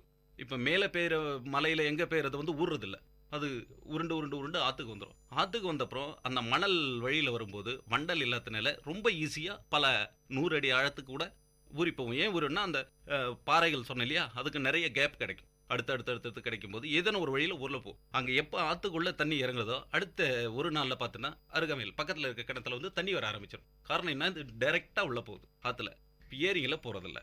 கண்டிப்பாங்க சார். ரொம்ப தெளிவான முறையில் மழைநீர் எப்படி சேகரிக்கணும், எப்படி சேமிச்சா அது வந்து நல்ல முறையில் பயன்படுத்தலான்ற விஷயங்கள் நல்லாவே சொன்னீங்க சார். இன்னைக்கு இருக்கிற சூழ்நிலையில் இந்த பக்கம் நீர் பிரச்சனை, இன்னொரு பக்கம் உரப்பிரச்சனை, அதாவது செயற்கை உரங்கள் பயன்படுத்தினா மண் வந்து மலட்டத்தன்மை ஆயிட்டு இருக்கு அப்படின்ற ஒரு விஷயங்கள் இந்த மாதிரியான சூழ்நிலைகள் விவசாயம் முற்றிலுமா, அதாவது பூச்சி நச்சுத்தன்மை வாய்ந்த ஒரு உணவை தான் நம்ம சாப்பிட்டுட்டு இருக்கோமா அப்படின்ற ஒரு கேள்வி மக்கள் மனதில் இருந்துகிட்டு இருக்கு. இல்லை, சில பேர் இதை பூகம்பமாக கலப்பின்னு இருக்கிறாங்க, தவறான கொள்கைன்னு கூட சொல்லலாம். எப்படின்னா, எந்த ஒரு விவசாயியாக இருந்தாலும் தான் நிலத்தில் மலடித்தனமாக பண்ணணும், தான் நிலத்தில் கெடுத்துக்கணும்னு எந்த விவசாயம் நான் நினைக்க மாட்டாங்க. ஏன்னா இந்த ஒரு போகம் மட்டும் நான் பயிர் வச்சுட்டு நான் வெளியே போயிடுறேன்னா நான் எதை வேணா செய்யலாம். பூமி எங்களோடது, பூமி உங்களுக்கு சொந்தம் இல்லை. எங்கள் பூமி நாங்கள் தான் காப்பாற்றணும். அதுக்காக அவங்க நினைக்கிற மாதிரியெல்லாம் எடுத்துகிட்டு வந்து உரத்தெல்லாம் கொட்டிட்டு ஒரு பயிர் செய்துட்டு அடுத்த பயிர் வருமா, வராது. நட்டுத்தன்மை ஆச்சுறான்னா அடுத்த பயிர் வருமா, நாங்கள் செய்வோமா? அது வந்து தவறு. அதே சமயம் 100க்கு 100% இயற்கையிலேயே பயிர் வைக்கணும் அப்படின்னு சொன்னால் இன்றைக்கி இருக்கிற விலைவாசி, இன்றைக்கி இருக்கிற சூழ்நிலையில் இயற்கை பயிர் வைக்கும்போது அதுக்கான பூச்சி என்னென்ன பிரச்சனை இருக்குது எல்லாத்தையும் எதிர்கொண்டு சந்தைக்கு வரும்போது அதுக்கு தேவைப்பட்ட அளவு விலை வாங்குகிற ஆள், இதையெல்லாம் பார்க்கும்போது விவசாயத்தை நம்மளால் வந்து இயற்கை உரம் செய்து சாதாரண விவசாயி, சாதாரண ஒரு 2 ஏக்கர் 3 ஏக்கர் என்ன மாதிரி இருக்கிற விவசாயி வந்து செய்யலான்னா முடியாத விஷயம். குறிப்பாக எல்லாமே வந்து இயற்கை உரம் தான் போட்டுக்கின்னு வரும். அதுலேயும் எந்த விவசாயம்னா நீ நேரடியாக போய் கேட்டு பாருங்கள், அவங்க சொல்லுவாங்க குறிப்பிட்ட டைமில் என்ன பற்றாக்குறை இருக்குதோ அதுக்காக கொஞ்சம் அந்த ஏற்பாட்டுக்காக கொஞ்சம் மருந்து அடிக்க வேண்டி வரும், கொஞ்சம் ரசாயன உரம் லேசாக போட வேண்டியதாக வரும். யாரோ சொன்ன மாதிரி இது ஒரு புரளிய கலப்பின்றத தவிர இது சரியான தகவல் அப்படின்றது என்னால் ஒத்துக்க முடியும். இப்போ நீங்கள் பேசிட்டு இருந்தபோது சொன்னீங்க சந்தைப்படுத்துதல் அப்படின்னு சொல்லிட்டு, அதனால இந்த கேள்வி சார். இன்னைக்கு இருக்கிற சூழ்நிலையில் விலைவாசி, அதாவது ஒவ்வொரு நாளும் விலைவாசிகள் ஏறிக்கிட்டு இருக்கு, அந்த அளவுக்கு வந்து விளைச்சல் குறைஞ்சிட்டு இருக்கு அப்படின்னு தான் சொல்லணும். அந்த அளவுக்கு விளைச்சல் விளைந்த பொருளை விவசாயி நேரடியாக மக்களிடம் கொண்டு போய் சேர்க்கறதுக்கு ஏதாச்சும் வழிமுறைகள் இருக்குங்களா? முடியாத விஷயம். ஒரு விவசாயி வந்து நேரடியாக எடுத்துன்னு போய் வந்து நகரத்துலேயும் இதுலேயும் எடுத்துன்னு போய் விற்கணும் அப்படின்னும் போது அவர் வந்து விற்பனையும் ஒன்று பார்க்கணும், அதே போல் கிராமத்தில் இருக்கிற வேலையும் பார்க்கணும், அவர் பயிர் தொழிலை பார்க்கணும். ஒரு விவசாயினா விவசாயம் மட்டும் இல்லை, அவர் மாடு இருக்கும், கோழி இருக்கும், ஆடு இருக்கும், பால் கறக்கணும், விவசாய நிலத்தில் வேலை செய்யணும், மழை காற்று எல்லாமே எதிர்கொண்டு அவர் வந்து ஒரு இதில் வந்து வேலை செய்யும்போது இதையெல்லாம் அடுத்து வியாபாரம்னும் போது இப்போ பெரிய அளவில் நெல் அல்லது வெல்லம், கரும்பு அந்த மாதிரி ஓராண்டு பயிரோ இல்லை ஒரு பெரிய தொகையாக இருக்கும்போது அதை நேரடியாக எடுத்துன்னு போய் விற்பனை பண்ணலாம். காய்கறி சம்மந்தப்பட்ட விஷயம் வந்து நேரடியாக விற்பனை பண்ணுறோம் அப்படின்றது கொஞ்சம் பேரால் தான் முடியும், எல்லாராலையும் முடியும். ஆகவே அந்த விஷயத்தை வந்து அந்தந்த காய் சம்மந்தப்பட்ட அதான் சொல்கிற காய்கறி விஷயம் அவங்களால முடியும். நெல் இந்த மாதிரி விஷயம் வந்து நேரடியாகவும் பண்ணலாம். நேரடி விற்பனை பண்ணுறதுக்கு என்ன மாதிரியான வழிமுறைகள் விவசாயிகள் மேற்கொள்ளணும் அப்படின்ற விஷயங்கள் கேட்டோம். அதுக்கு தெளிவான முறையில் நல்ல விளக்கங்கள் கொடுத்தாரு. விவசாயிகள் கிட்ட வந்து நிறைய நிலங்கள் இருந்தாலும் அவங்களுக்கு பணப்பிரச்சனை ஒரு பக்கம் இருக்கு சார். அதாவது கடன் வாங்கி தான் விவசாயம் செஞ்சுட்டு இருக்காங்க, அந்த அறுவடை முடிஞ்சதுக்கு அப்புறம் அந்த கடன் வந்து அடைக்கப்படுது அப்படின்னு சொல்லுவோம். இருந்தாலும் அரசு தரப்புல நிறைய கடன் வந்து விவசாயிகளுக்கு கொடுக்கப்படுறதா நம்ம பல்வேறு தகவல்கள்ல படிக்கிறோம், தெரிய வருது. ஆனா விவசாயிகள் பலருக்கு வந்து இதை பத்தின தகவல்கள் தெரியாமலே இருக்கு. அதை எப்படி அவங்களுக்கு தெரியப்படுத்துறது, என்னென்ன விதமான கடன் வந்து விவசாயிகளுக்கு அரசு தரப்புல கொடுக்கப்படுது சார்? அதாவது விவசாயம் வந்து கூட்டுறவு வங்கி மூலயமா தான் வந்து அவங்க வந்து கடன் கொடுக்குறாங்க. இதில் வந்து ஓராண்டுக்கான கடன் வந்து சில விஷயத்துக்கு வந்து வட்டி இல்லாமலும் கொடுக்குறாங்க. சிலது வந்து 6%, 8% வட்டி அந்த மாதிரி தான் கடன் கொடுக்குறாங்க. இதை விவசாயிங்க சூழ்நிலையில் வந்து நம்ம நேரடியாக போய் பார்க்கும்போது என்ன அங்கே சுச்சுவேஷன் என்ன, அந்த நிலைமை என்ன அப்படின்னு பார்த்தா, கடன் வாங்குறோட நிலைமை என்னன்னு பார்த்தோன்னா, சுமார் ஒரு 10 வருஷத்துக்கு முன்ன ஆரம்ப கட்டத்தில் வந்து ஒரு 5000 வாங்கியிருப்பார். அந்த 5000 ஒரு 11 அல்லது 12 மாதங்களுக்குள்ளே அதை வந்து திரும்ப செலுத்திடணும். அப்படி செலுத்தும் போது என்ன பண்ணுவாருன்னா, அதை வந்து ரீவன் பண்ண மாதிரி அடுத்த இந்த 10,000 ரூபா திரும்பி எடுத்து போய் கொடுத்துட்டு ஒரு 15 நாளில் திரும்ப லோன் போட்டுக்கலாம், ஒரு மாதத்தில் லோன் போட்டுக்கலாம். நான் சொல்கிறத வந்து வேண்டான்னு சொல்ல வரல, இதை தவறாக எடுத்துக்க சொல்ல வரல, நடைமுறையில் இருக்கிற விஷயத்த சொல்ல வரேன். நடைமுறை விவசாயிகளோட நடைமுறையில் என்ன இருக்குது அப்படின்றத நான் சொல்ல வரேன். அதுக்கு அடுத்து அவங்க என்ன பண்ணாங்க, ரெண்டாவது கேட்கும்போது உனக்கு கொஞ்சம் அதிகமாக எனக்கு ஒரு 15,000 ரூபா கொடு அப்படின்னு சொல்கிறாங்க. சரி, இவர் நேர்மையாக கட்டிருக்காரு அப்படின்றதுனால என்ன பண்ணுறாங்க, விவசாயிக்கு திருப்பி ஒரு 15,000 தராங்க. அடுத்த ஆண்டு வரும்போது அதை எடுத்துன்னு போய் அவர் அந்த நேரத்தில் அவர் விவசாயத்தில் தான் வந்ததா பணம், இல்லை நஷ்டமாக இருக்காரா, அவர்கிட்ட பணம் இருந்துச்சா இல்லையான்னு யார்கிட்டயோ வாங்கி கூட எடுத்துன்னு போய் கட்டிடுவார். அடுத்த 15 ஒரு மாதத்துக்குள்ள திரும்ப ஏறத்தாழ நிறைய பேர் வந்து விவசாயிகள் அரசாங்கத்துக்கிட்ட கடனாகவே இருக்கிறாங்க. இது விவசாயத்துக்காக அவங்க கொடுக்குற கடன் வந்து வட்டி இல்லாமல் கொடுத்தாலும், ஆரம்பத்தில் முதல் டைம் வாங்கிட்டு அவங்க வந்து அந்த செலவு பண்ணாங்க இல்லையா பூமிக்கு, அதுதான் உண்மையான செலவுன்னு நினைக்கிறேன். அதுக்கு அடுத்து வர்றதெல்லாம் ஒரு ரொட்டேஷன். கண்டிப்பா அவங்களுக்கு விவசாயத்துல வருமானம் இருந்ததா இல்ல நஷ்டமாச்சா லாபமா, அதுக்கு இன்சூரன்ஸ் இருக்கா, அதனால ஏன் போச்சு, நம்ம கொடுத்துக்கிற பணம் அந்த மாதிரியெல்லாம் இல்லை. நீ இந்த வாட்டி இப்போ 10,000 கரெக்டாக கட்ட, அடுத்த வாட்டி 20,000, அடுத்த வாட்டி 20,000, அடுத்த இப்போ ஒவ்வொரு விவசாயம் 40,000, 50,000, 1 லட்சம் வந்து கடத்தல் தான் நிற்கிறாங்க. சரியா சொன்னா கடத்தல் தான் நிற்கிறாங்க. இப்போ இதை கடன் கொடுக்க வேண்டாம் அப்படின்னு சொல்ல முடியாது, கடன் இல்லாமலும் அவங்க இருக்க முடியாது. அப்படி என்ன சொல்றது, அது சரியான இதுல வந்து எனக்கு பதில் சொல்ல தெரியல. கண்டிப்பா, அதாவது விவசாயி விளைவிச்ச பொருட்களை நம்ம வாங்கி சாப்பிட்டு நம்முடைய பசி ஆற்றிக்கொள்கிறோமே தவிர்த்து அவர் விவசாயத்துக்கு பின்னாடி எவ்வளவு கஷ்டங்கள் அவங்க இப்போ ஆரம்பத்தில் 5000 கடன் ஆரம்பிச்சவர் இன்னைக்கு 50,000 ரூபாய் இல்லை 1 லட்ச ரூபாய் 5 லட்ச ரூபாய் வரையும் கடத்துல தான் இருக்கிறாரு. ஆக விவசாயி ஒரு முறை கடன் வாங்கிட்டாரு, கடன் அடைச்சிட்டாரு, மீதி லாபத்தை வச்சு இவர் தொழிலை செய்தாரு அப்படின்னு சொன்னால் ஓகே. அப்போ அதாவது ஒரு ஸ்டேஜுக்கு வந்துட்டாங்க, நம்ம வந்து விவசாயி வந்து போயிடறாங்க. ஆனால் தொடர்ந்து இவங்க கடத்தில் தானே இருக்கிறாங்க. ஒவ்வொரு விவசாயி வந்து கடத்துக்கு தானே போயிருக்காங்க. இன்னைக்கு 160-170 விவசாயிங்க வந்து கிடைக்காதுன்னு இல்லை, கண்டிப்பாக கடனை அவங்களும் தேடி போகிறாங்க, இவங்களும் தேடி கொடுக்குறாங்க, கிடைக்குது, கண்டிப்பாக கிடைக்குது. இதை கடத்தில் இருக்கிறாங்க, கொஞ்சம் கொஞ்சம் கொஞ்சம் ஏறி அதிகபட்ச கடத்தில் வந்து நிற்கிறாங்க ஒவ்வொரு விவசாயம். இதை எப்படி சரி பண்ணுறது, அந்த விவசாய கடன் இல்லாமல் எப்படி பண்ண முடியும்? ஒரு நாளும் நான் கடன் இல்லை அப்படின்னு சொல்லி ஒரு விவசாயி நேர்மையை நிற்காத அளவுக்கு தானே அது நிற்கிது. அது வட்டியே இல்லைன்னாலும் இதுக்கு என்ன பதில் எனக்கு சொல்ல தெரியல. கண்டிப்பா சிந்திக்கக்கூடிய ஒரு விஷயம் தான் சார் நீங்க சொல்றது.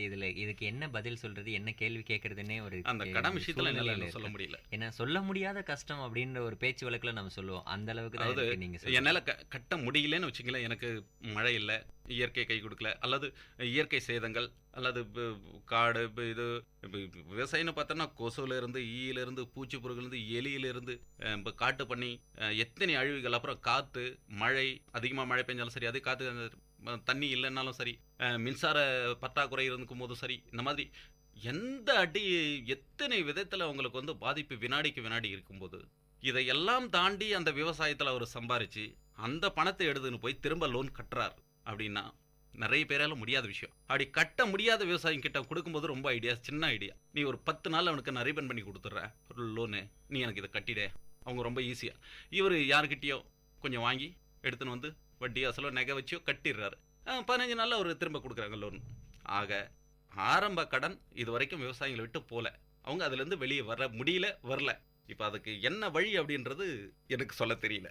கண்டிப்பாக நமக்கெல்லாம் வந்து உணவு அளிக்கிற ஒரு விவசாயி அவங்களுடைய கடன் பிரச்சனையை தீரணும், அரசு இதுக்கு நல்ல முன் வரணும் அப்படின்ற விஷயங்கள் நான் இதில் கேட்டுக்கிறோம் சார் எங்கள் நிகழ்ச்சியின் மூலமாக. சார் இன்னொன்று, இந்த அளவுக்கு விவசாயத்தை பற்றி நல்ல விஷயங்கள் சொல்லிட்டு வரீங்கிறதுனால ஆண்டுக்கு ஆண்டு மக்கள் தொகையும் வந்து பெருகிட்டு வருது, ஆனால் விவசாய நிலங்கள் குறைஞ்சிக்கிட்டு வருது. இது முன்னேற்றத்திற்கு ஏதாச்சும் வழிமுறைகள் இருக்குங்களா? ஆண்டுக்கு ஆண்டு மக்கள் தொகை அதிகமாகிறதும் உண்மை, விவசாய நிலங்கள் குறையிறதும் உண்மை. ஆனால் அதே போல் விவசாய நிலங்களில் வந்து இன்னைக்கு இருக்கிற காலகட்டத்தில் விஞ்ஞான ரீதியாக சில பயிர்கள் வந்து நல்ல ஹைப்ரிட் அந்த மாதிரி பயிர் வகைகள், ஹைப்ரிட்டு அப்படின்றது ஓரளவுக்கு நல்ல விஷயம்தான். அந்த மாதிரி பயிர் வகைகள் இருக்கும்போது அதனோட உற்பத்தி வந்து ஏறத்தாழ வந்து அதுக்கு தகுந்த மாதிரி அதிகரிக்க ஆரம்பிச்சிச்சு. நிலம் குறைஞ்சாலும் ஏற்கனவே வந்து ஒரு ஏக்கருக்கெல்லாம் வந்து ஒரு 15 மூட்டை இருக்கிறாருன்னா இன்றைக்கி 30 மூட்டை நெல் இருக்கிற அளவுக்கு, உதாரணத்துக்கு சொல்கிறேன், ரெட்டிப்பு, அதாவது ஒரு ஒரு ஒரு 20 சென்ட்டில் வந்து ஒரு 100 கிலோ காய் இறக்குறவர் வந்து ஒரு 200 கிலோ காய் இறக்குற அளவுக்கு அதை வந்து பராமரிக்க ஒரு நல்ல விஷயத்தை எடுத்துன்னு வந்துட்டாங்க. ஸோ ஹைபிரிட் வந்ததுனால உற்பத்தி ஹைபிரிட் அதிகமாகுது. மட்டும் இல்லை, அதை கடைபிடிக்கிற சில விஷயம் விஞ்ஞான ரீதியாக இப்போ என்ன பண்ணால் எந்த காலகட்டத்தில் என்ன பயிர் பண்ணணும், எந்த மாதிரி மருந்து கொடுக்கணும், எந்த மாதிரி பயிர் வச்சா நமக்கு சீக்கிரமாக நல்லா நிறைய கிடைக்கும் அப்படின்ற சில விஷயம் வந்து கொஞ்சம் கொஞ்சமாக தெரிய ஆரம்பித்ததுனால விவசாயிகளை வந்து அதை சரி கட்டுறாங்க. இன்னைக்கு சூழ்நிலை அது கண்டி சரியில்லாமல் இருந்தால் இன்னைக்கு 1/3 நிலம் கூட வந்து விவசாயத்தில் இல்லை. அப்படி இருக்கும்போது கண்டிப்பாக நாம் வந்து நிறைய கையேந்தி வேண்டியிருக்கும் வெளிநாட்டில். ஆகையால் ஓரளவுக்கு நமக்கு சரி கட்டுரும். கண்டிப்பாக சார். இன்றைக்கி நம்ம வந்து காலையில் வந்து டிஃபன் சாப்பிட்றோம், மதியம் லஞ்ச் சாப்பிட்றோம், எல்லா விஷயங்களும் அதுக்கான காய்கறிகள் ஆகட்டும், அரிசி, இந்த மாதிரியான பொருட்கள் ஆகட்டும் நம்ம மார்க்கெட்லேருந்து போய் வாங்குறோன்னு வச்சோம். கேரட் வந்து இன்றைக்கி வந்து 20 ரூபா விற்கிது, பீட்ரூட் இவ்வளோ விற்குது, கோஸ் இவ்வளோ விற்குது அப்படின்ற விஷயங்கள் நம்ம வந்து பேப்பரில் பார்க்குறோம், இல்லை வாங்கிட்டு வரோம். இதுக்கான விலை நிர்ணயம் யார் சார் பண்ணுறா? அது யார்கிட்ட இருக்குது அந்த அதிகாரம்? நல்ல கேள்வி. இந்த விலை வந்து இது வரைக்கும் வந்து விவசாய பொறுத்த வரைக்கும் விலைன்றது எந்த ஒரு பொருளுக்குமே வந்து ஒன்று அரசாங்கம் அல்லது சந்தையில் இருக்கிற தரகர்கள் அல்லது சந்தை குழு அப்படின்னு இருப்பாங்க, அவங்க நிர்ணயம் பண்ணுறாங்க. அவங்களோட நிர்ணயம் எப்படி பண்ணுறாங்கன்னா அவங்களோட பர்சன்டேஜ், அவங்களுக்கான கமிஷன் செலவு இது எல்லாம் போக வரத்து வச்சு ஒரு நாளைக்கு வந்து நமக்கு வந்து ஒரு 4000 டன் இந்த மார்க்கெட்டுக்கு வந்து தக்காளி வருது அப்படின்னு சொன்னால் நம்ம மார்க்கெட்டுக்கு வர்ற வாடிக்கையாளர் வந்து ஒரு 3000 பேர் வராங்கன்னா 4000 டன் வரும்போது ஒரு ஆளுக்கு 1 கிலோ அப்படி கணக்கு பண்ணும்போது அவங்க வந்து 2 ரூபா தான் கிலோ தக்காளி பண்ணுவாங்க. அதே 4000 கிலோ வர இடத்த 400 கிலோ மட்டும் வந்திருக்கு. ஆனால் அந்த வர்ற வாடிக்கையாளர் 3000 கேரண்டி கண்டிப்பாக வருவாங்க. அப்போ அந்த 1 கிலோ தக்காளி 80 ரூபா பண்ணுவாங்க. அந்த மார்க்கெட்டில் இருக்கிறவங்க அவங்களோட அந்த நிர்ணயம் தான் இருக்கே தவிர நாம் உற்பத்தி பண்ணாலும் நம்மளால் வந்து அதை நிர்ணயம் பண்ண முடியாது. ஸோ இது விவசாயிகளுடைய யுக்தின்றதை விட வியாபார யுக்தி அப்படின்னு தான் நான் சொல்லணும்னு நினைக்கிறேன் இந்த இடத்துல. ஒரு ஒரு ஒரு ஒரு விதத்தில் நம்ம யோசனை பண்ணி பார்த்தோம்னா நம்ம பொருளை நம்ம நிர்ணயம் பண்ண முடியாது அப்படின்றதுக்கு முடியாத விஷயம். ஏன்னா இயற்கை காலகாலமாக வந்து அது எவ்வளோ முயற்சி பண்ணியிருந்தாலும் முடிஞ்சிருக்காது. இனிமே எவ்வளோ காலமானாலும் விவசாயிகளோட எந்த ஒரு பொருளையும், ஆனால் இன்னைக்கு காலகட்டத்தில் சில விஷயங்கள் மட்டும் விவசாயிகளே நிர்ணயம் பண்ணலாம் முடியும். சில பயிர் தானியங்கள் வந்து சில காய்கறிகள் வந்து பண்ண முடியாது. அதே ரெண்டு விதத்தில் பிரிச்சுக்கணும். அன்றாட பயன்படுத்தக்கூடிய காய்கறி விதத்தை வந்து நம்மளால் வந்து ஃபிக்ஸ் பண்ண முடியாது ரேட்டு. விவசாயிகள் வந்து நான் வேலை செய்த எனக்கு இவ்வளோ செலவாயிருக்கு, என்னோட 1 கிலோ ரேட் இவ்வளோ அப்படின்னு என்னால் ஃபிக்ஸ் பண்ண முடியாது. தேங்காய், எண்ணெய் வித்து, எண்ணெய் பொருட்கள், தேங்காய், பருப்பு வகைகள், பயிர் வகைகள், இந்த மாதிரி வந்து ஓரளவுக்கு வந்து விவசாயம் வந்து ரேட்டை வந்து எங்கள் ரேட்டு இவ்வளோன்னு ஃபிக்ஸ் பண்ணலாம். ஏன்னா அது கெடாத பொருள். அதுலேயும் ஏன் இது வரைக்கும் விவசாயிங்க வந்து அது எங்கள் பொருள் இவ்வளோன்னு ஃபிக்ஸ் பண்ண முடியலன்னா காரணம் அவங்க கடைசி வரைக்கும் வந்து அந்த கடத்தல் இருக்குன்னு சொன்னீங்க பற்றியா, அதான் சேகரித்து ஒரு தானியத்தை பொருளையோ இருப்பு வச்சு விற்கிற மாதிரி அவங்களால முடியறதில்ல. இன்னைக்கு வந்தது இன்னைக்கு கடத்துக்கு நான் கொடுத்துடணும். அன்னைக்கு ரேட்டுக்கு அங்கே போகும்போது மார்க்கெட்டில் இருக்கிறவங்க பார்த்து எப்படியும் எடுத்துன்னு வந்து கொடுத்துட்றாங்க. கொடுத்தது திரும்ப போகிறதில்ல, ஒரு முறை வந்தது திரும்ப போகிறதில்ல. அதனால் அவங்க வைக்கிறதா ரேட்டு. இதை சரி கட்டணும் அப்படின்னா அதுக்கு வேறு வழி, சில வழி இருக்குது. அந்த விதத்தில் போனால் தான் அதை வந்து பண்ண முடியும். ஸோ இது வந்து சந்தர்ப்பம் வந்து விவசாயியை சூழுது அப்படின்னு தான் நான் வந்து சொல்லணும். இந்த இடத்துல கண்டிப்பாக நல்ல விளக்கங்கள் கொடுத்தீங்க சார், எளிய முறையில் எல்லாருக்கும் புரிகிற மாதிரி.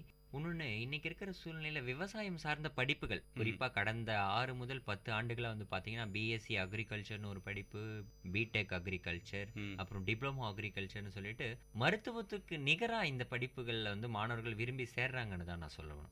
ஏன்னா அந்த அளவுக்கு கட் ஆஃப் மார்க் வந்து பார்த்தீங்கன்னா 195, 198 அப்படின்னு மருத்துவத்துக்கு நிகரான ஒரு கட் ஆஃப் மார்க் இருக்கு. இவ்வளவு வாங்கினா தான் நீ பிஎஸ்சி அக்ரி வாங்க முடியும் அப்படின்ற ஒரு சூழ்நிலைக்கு மாணவர்கள் ஆளாக்கப்படுறாங்க. அப்படி இருந்தும் விவசாயத்தில் ஒரு முன்னேற்றம் அடையாததுக்கான காரணம் என்ன சார், உங்களுடைய பார்வையில் இருந்து சொல்லுங்க. அதாவது இந்த மாணவர்கள் நீ சொன்ன இல்லையா, நல்ல பிடெக் என்ன சொன்னீங்க, இந்த மாணவர்கள் படிப்புக்காக வந்திருக்காங்க, ஆர்வமாக இருக்கிறாங்க. இவங்க இது வரைக்கும் படித்து முழுக்க இன்னும் வெளியே வரல, படிச்சுக்கிட்டு தான் இருக்கிறாங்க. இன்னும் முழுமையாக அவங்க வந்து கிராமத்தை தேடியோ இது தேடியோ இன்னும் வரல. அவங்க என்னைக்கு வந்து கால் வச்சு கிராமத்தில் வந்து ஊனி நின்று இந்த அவங்களோட படிப்பை வெளியே எடுத்துன்னு வராங்க, அவங்க திறமையை என்னைக்கு வெளியே எடுத்துன்னு வராங்களோ அன்னைக்கு எங்கள் விவசாயிகளோட குறை அன்னைக்கு தான் சரியான முறைக்கு வரும், தீரும். அவங்கள தவிர மீதி யாராலையுமே எங்கள் குறையை வந்து தீர்க்கவே முடியாது. எப்படி சொன்னீங்கன்னா, நான் ஆரம்பத்தில் சொல்லுவேன், கம்யூனிகேஷன் கிராமத்துக்கு சுத்தமாக இல்லை. கிராமங்களில் வந்து கம்யூனிகேஷன்ன்றதே இல்லை இது வரைக்கும். ஃபோன் பேசினா மட்டும்தான் கம்யூனிகேஷன் இல்லை, ஃபோன் பேசினா மட்டும் போதாது, ஃபோன் எல்லார் கையிலையும் இருக்குது. சரியான முறைப்படி எங்களுக்கு வந்து இன்டர்நெட் வசதி ஒவ்வொரு கிராமத்திற்கும் ஒவ்வொரு பஞ்சாயத்துக்கும் தேவைப்படுது. அந்த இன்டர்நெட் வசதி இருக்கிற அதை சரியான முறையில் இயக்க ஒரு நல்ல இளைஞன் படித்த பொறியியல் கல்லூரியில் படித்து இல்லை நீங்கள் சொன்ன மாதிரி படித்த இளைஞன் ஒரு ஆள் தேவை. அந்த மாதிரி எங்களுக்கு வந்து ஒரு ஆள் நிர்ணயம் பண்ணி அரசாங்கம் கொடுக்கும்போது முதல்ல நம்ம கிராமத்துலேருந்து வந்து படித்த அனைத்து இளைஞர்களுக்கும் வேலை வாய்ப்பு ஃபஸ்ட்டு வேலை கிடைக்கும். ஏன்னா ஒவ்வொரு பஞ்சாயத்துலேயும் ஒரு 10 கிராமம் அல்லது 5 கிராமம் இருக்குன்னா அதில் ஒரு இளைஞன் வந்தாலே அவருக்கு ஒரு வேலை கிடைக்கும் பொறியியல் படித்தவங்களுக்கு. 2வது தக்காளி இன்னைக்கு ரேட்டு படி 5 ரூபா கிலோ, முருங்கை 7 ரூபா கிலோ. அறுத்து எடுத்துன்னு காய் எடுத்துன்னு வியாபாரம் பண்ணுற கூலி கூட வராது. நட்டது பயிரிட்டது அப்பாற்பட்ட விஷயம். தோட்டத்திலேருந்து எடுத்துன்னு சந்தையில் கொடுக்குற அதுக்கான கூலி கூட கட்டுப்படி ஆகாது. இன்னைக்கு விவசாயி வயிறுறான், நாளைக்கு 80 ரூபா கிலோ தக்காளி, 90 ரூபா கிலோ முருங்கை. வாடிக்கையாளர் வயிறு. 2 பக்கம் தான் பாதிப்பு, ஒரு பக்கம் மட்டும் சொல்ல முடியாது, 2 பக்கம் பாதிப்பு. ஆக காரணம் என்னன்னா, எங்கள் நிலத்தில் நான் இன்னைக்கு 10 ஏக்கர் வெண்டைக்காயோ கத்திரிக்காய் போடுறேன். இது பக்கத்து ஊரில் இருக்கிறவங்களுக்கு தெரிறதில்ல நான் என்ன பயிர் வச்சிருக்கேன், பக்கத்து மாவட்டத்துக்கு தெரிறதில்ல. அந்த மாதிரி இருக்கும்போது இந்த விவசாயிங்க என்ன பண்ணுறாங்க, ஒரே டைம் தக்காளி போட்டுறாங்க. அதிகமான விளைச்சல் 1 ரூபா கிலோ இல்லை, ரோட்டில் எடுத்துன்னு கொட்டுறாங்க. 6 மாதம் அவங்க அதை எதிர்பார்த்து வேலை செய்கிற இந்த பயிர் கடைசியாக என்ன ஆகுதுன்னா ரோட்டில் மானத்தை கஞ்சி கொட்டிட்டு போகிற ஒரு சுச்சுவேஷன். எல்லாமே நஷ்டமாக இருக்குது. தக்காளியை பயிர் வைக்காத, வெண்டைக்காய் பயிர் வைக்காத, எதுவும் வைக்காதுன்னு என்னைக்கு விடுறாங்களா 80 ரூபா கிலோ. ரோட்டில் கொட்டி வச்சுருந்தா கூட பூச்சியாக இருந்தால் கூட ஜனம் பொறுக்கிட்டு போகிறாங்க. 80 ரூபா கிலோ. அப்போ என்ன ஆகுது, பொதுமக்கள் வைத்தறிச்சல். இதை ஏன் சரி கட்ட முடியாதுன்னா சரி கட்ட முடியும். இப்போ நீ சொன்ன இல்லையா, இந்த இளைஞர்கள் இவங்களால முடியும், ரொம்ப ஈஸி. ஒரு பஞ்சாயத்தில் ஒரு ஒரு ஒரு ஒரு படித்த இளைஞனை போடுங்க, அவருக்கு இன்டர்நெட் கனெக்ஷன் கொடுங்க, அவர்கிட்ட பொறுப்பை ஒப்படைங்க. அந்த கிராமத்தை பொறுப்பாக ஒரு ஆள் கிட்ட ஒப்படைங்க போதும், ரொம்ப பேர் கிட்ட வேணாம். ஒன்றும் இல்லை, நான் வரேன், நான் ஏன்பா 5 ஏக்கர் தக்காளி போட போகிறேன், நான் கேட்குறேன். அவர் பார்க்குறாரு, 5 ஏக்கரை பதிவு பண்ணுறாரு, இல்லை நெட்டில் பதிவு பண்ணுறாரு, ஒரு வெப்சைட்டில் பதிவு பண்ணுறாரு. அதே சமயம் தமிழ்நாடு முழுக்க எத்தனை பேர் பதிவு பண்ணி ஒரு செகண்டில் சொல்கிறாரு, இன்னைக்கு 20,000 ஏக்கர் இந்த டேட்டில் பதிவு பண்ணியிருக்காங்க. இது வரைக்கும் 20 25 ரூபா கிலோ போகும் அடுத்த 3 மாதத்தில். புரிஞ்சுதுங்களா? அதுக்கு அடுத்த கட்டம் மேலே இன்னொருத்தர் கேட்குறாரு, வேண்டாம்பா தக்காளி போடாத, வெண்டைக்காய் போடு, கம்மியாக பண்ணியிருக்காங்க, அவரைக்காய் போடு. எது குறிப்பிட்டாலும் நமக்கு தெரியும், இவ்வளோ விளைச்சல் இருந்தால் இவ்வளோ போதுமானது. இதுக்கு 20லேருந்து 30 ரூபாய் நிர்ணயம் பண்ணலாம். கண்டிப்பாக சார், நல்லா சொன்னீங்க. ஏன்னா கிராமங்கள் இடையே தொடர்பு துண்டிக்கப்படுறதுனால தான் பக்கத்தில் இருக்கிற நிலங்களில் என்ன விளைச்சல் இருக்குது அப்படின்றது தெரியாமல் ஒரே டைமில் விளைச்சல் அதிகரிச்சதுனால வீணாக போயிடுது. இனி வரும் காலங்களில் இது போன்ற தொடர்புகள் ஏற்படுத்தி கொடுத்தோம்னா கண்டிப்பாக மற்ற மாவட்டங்கள் மற்ற மாநிலங்கள் என்ன விளைச்சல் போடுறாங்களோ அதை தவிர்த்து நம்ம மற்ற பயிர்கள் விளைச்சோம்னா விலைவாசியும் குறைவாக இருக்கும், விவசாயிகளும் பலன் பெறுவார்கள் அப்படின்ற விஷயங்கள். குறைவாக மட்டும் இல்லை, லாபகரமாகவும் இருக்கும். ஏன்னா நமக்கு அதிகமாக 80 ரூபா கிலோ விற்கணுன்ற அவசியம் இல்லை. 80 ரூபா விற்கும் போது 8 விவசாயி தான், 8 ரூபா விற்கும் போது 800 விவசாயி பயிர் வச்சிருப்பான். சராசரி 400 விவசாயி வச்சுக்க 30 ரூபா கிலோ போனால் போதும். அப்போ எங்களுக்கு வீணான நஷ்டம் வராது, பொதுமக்களுக்கு அதிகமாக காசு கொடுத்து வாங்க வேண்டிய அவசியமும் இருக்காது. கிராமத்தில் இருக்கிற எங்களுக்கு நிறைய விஷயங்கள் இன்னைக்கு தமிழ்நாடு வேளாண்மை பல்கலைக்கழகம் கோயம்புத்தூர்லேருந்து நமக்கு ஒரு வெப்சைட் ஒன்று கொடுத்துருக்காங்க, TNAU தமிழ்நாடு.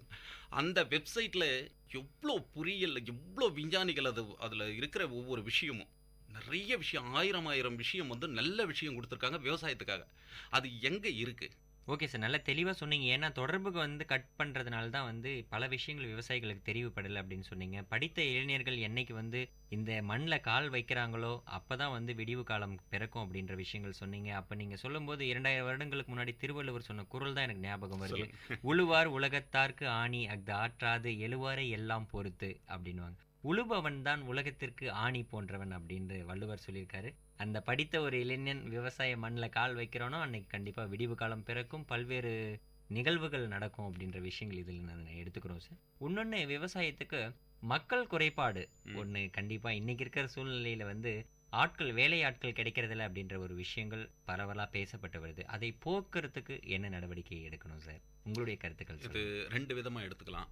ஒன்று, கிராமத்தில் இந்த பழைய முறையை இன்னும் நிறைய பேர் கைப்பிடிக்கிறாங்க. எப்படின்னா, இன்னைக்கு நாற்று நட ஒரு 20 ஆட்கள் கூப்பிட்றோம், நாற்று நடுறாங்க. அவங்க வேலை செஞ்சு முடிச்சதுமே அவங்க என்ன பண்ணுவாங்கன்னா, அந்த பழைய காலத்தில் என்ன பண்ணுவாங்கன்னா, நட்ட நாற்று அறுவடை ஆகும்போது தான் அவங்களுக்கு 8 படி நெல்லுன்னு கொடுப்பாங்க.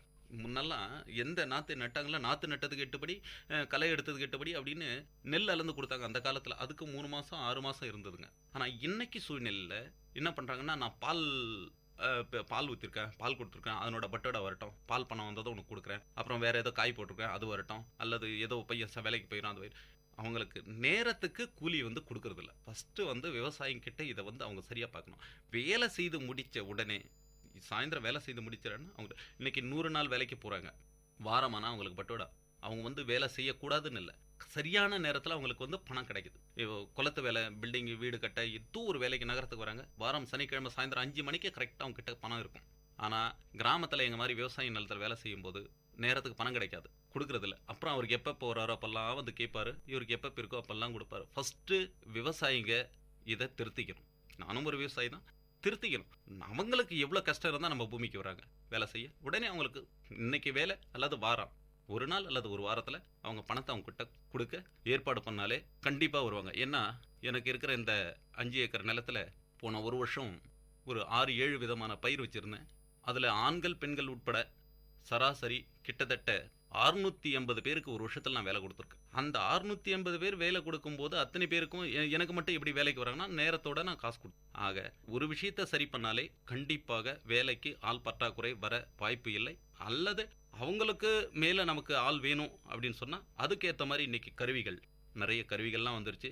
அதை விவசாயிங்க பயன்படுத்திக்கலாம். கண்டிப்பாக சார். இப்போ இருக்கிற சூழ்நிலையில் என்னென்ன மாதிரியான மிஷினரிஸ் வந்து விவசாயிகள் பயன்படுத்திக்கிட்டு இருக்காங்க? ஏன்னா ஒரு மிஷினரி நீங்கள் சர்வீஸ் பண்ணுறதா சொல்லிட்டு இருக்கீங்க. அதனால் உங்ககிட்ட இந்த கேள்வி. நம்ம நிகழ்ச்சியினுடைய முடிவுக்கும் வந்துட்டோம்.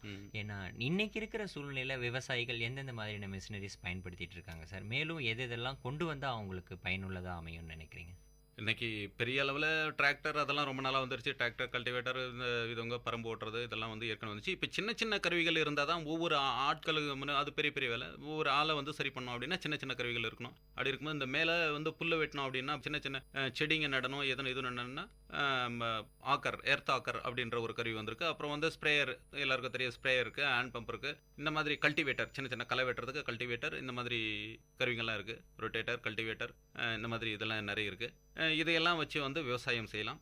இருந்தாலும் இந்த விவசாய கருவிகளும் கொஞ்சம் மாற்றங்கள் எடுத்துன்னு வரணும். இந்திய தயாரிப்பில் எடுத்துன்னு வரணும். இது நிறைய வந்து வெளிநாட்டு தயாரிப்பு, ரொம்ப தரம் ரொம்ப குறைச்சலான தயாரிப்பில் தான் நமக்கு நிறைய கிடைக்குதுன்னு நினைக்கிறேன். அதெல்லாம் வந்து நான் சர்வீஸ் பண்ணுறேன் அப்படின்றதுனால அதை நான் கொஞ்சம் சொல்ல வரேன். அதையெல்லாம் வந்து விவசாயம் கிட்ட கொடுத்து அவங்க வேதனை மேலே இன்னும் கொஞ்சம் வேதனை கொடுக்கறத விட இந்த முழுக்க முழுக்க இந்திய தயாரிப்பில் ஆகப்பட்ட மிஷினரி கருவிகள் இருந்தால் மட்டுமே விவசாயிகளை வந்து காப்பாற்ற முடியும். அவங்களுக்கும் நல்ல திருப்திகரமாக இருக்கும். கண்டிப்பாக இயந்திரங்கள் பயன்படுத்துறதே வந்து இன்னைக்கு நேர குறைவு அப்படின்றதுக்காக தான் பயன்படுத்துகிறோம். அதில் நல்ல இயந்திரங்களை பயன்படுத்தினா கண்டிப்பாக நல்ல ஒரு பயனுள்ள வகையில் அமையும்னு நீங்கள் சொல்கிறீங்க சார். கண்டிப்பாக ராஜா சார், நீங்கள் சொல்கிற மாதிரி விவசாயங்களில் என்னென்ன முறைகள் கடைபிடிக்கணும், எதெல்லாம் பண்ணால் வந்து விவசாயிகளுக்கு பயனுள்ளதாக அமையும், விவசாயிகள் என்னென்ன பண்ணணும் பண்ணக்கூடாதுன்ற விஷயங்கள் எல்லாமே தெளிவாக எளிய மக்களுக்கும் புரிகிற அளவுக்கு நல்லாவே சொன்னீங்க சார். இதுலேருந்தே தெரியுது எந்த அளவுக்கு அனுபவம் வாய்ந்த ஒரு விவசாயியாக நீங்கள் இருக்கீங்க அப்படின்னு சொல்லிட்டு. எங்களுடைய நிலையத்துக்கு வந்து வல்லுநர் பார்வை நிகழ்ச்சியின் மூலமாக விவசாயம் சார்ந்த பல்வேறு தகவல்களுக்கு மக்களுக்கு பதிலளித்தமைக்கு நன்றி சார். இந்த வாய்ப்பளித்த இந்த எஃப்எம்க்கும் இந்த விஐடி பல்கலைக்கழகத்துக்கும் அதுக்கும் எனது நன்றியை தெரிவித்துக் கொள்கிறேன். மீண்டும் விவசாயிகளுக்கும் எனது நன்றியை தெரிவித்துக் கொள்கிறேன். என்ன நேயர்களே, இன்றைய வல்லுநர் பார்வை நிகழ்ச்சியில் கே ராஜா சார் வேலூர் மாவட்டம் காட்பாடியை சேர்ந்த விவசாயி விவசாயம் சார்ந்த பல்வேறு தகவல்களுக்கு நமக்கு பதிலளிச்சாங்க. விஐடி பண்பலையில் அடுத்த ஒரு வல்லுநர் பார்வை நிகழ்ச்சியில் உங்களை சந்திக்கும் வரை உங்களிடமிருந்து விடைபெறுவது உங்கள் கோவிந்தராஜ். இது விஐடி பண்பலை மற்றும் விஐடி CSRDS இணைந்து வழங்கும் வல்லுநர் பார்வை. நன்றி, வணக்கம். நேயர்கள் இதுவரை கேட்டது பல்துறை பகிர்வுகள், வல்லுநர் தரவுகள், மக்களின் சந்தேகங்களுக்கான சான்றுகளோடு விஐடி பண்பலை 90.8 வல்லுநர் பார்வை. நன்றி, வணக்கம்.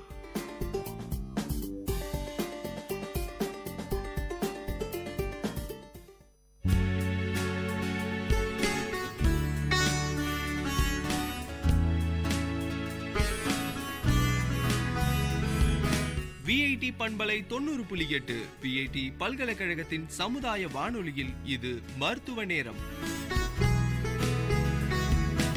பல்வேறு மருத்துவ துறைகளிலிருந்து தேர்ச்சி பெற்ற மருத்துவர்களுடன் கலந்துரையாடும் நேரம் இது.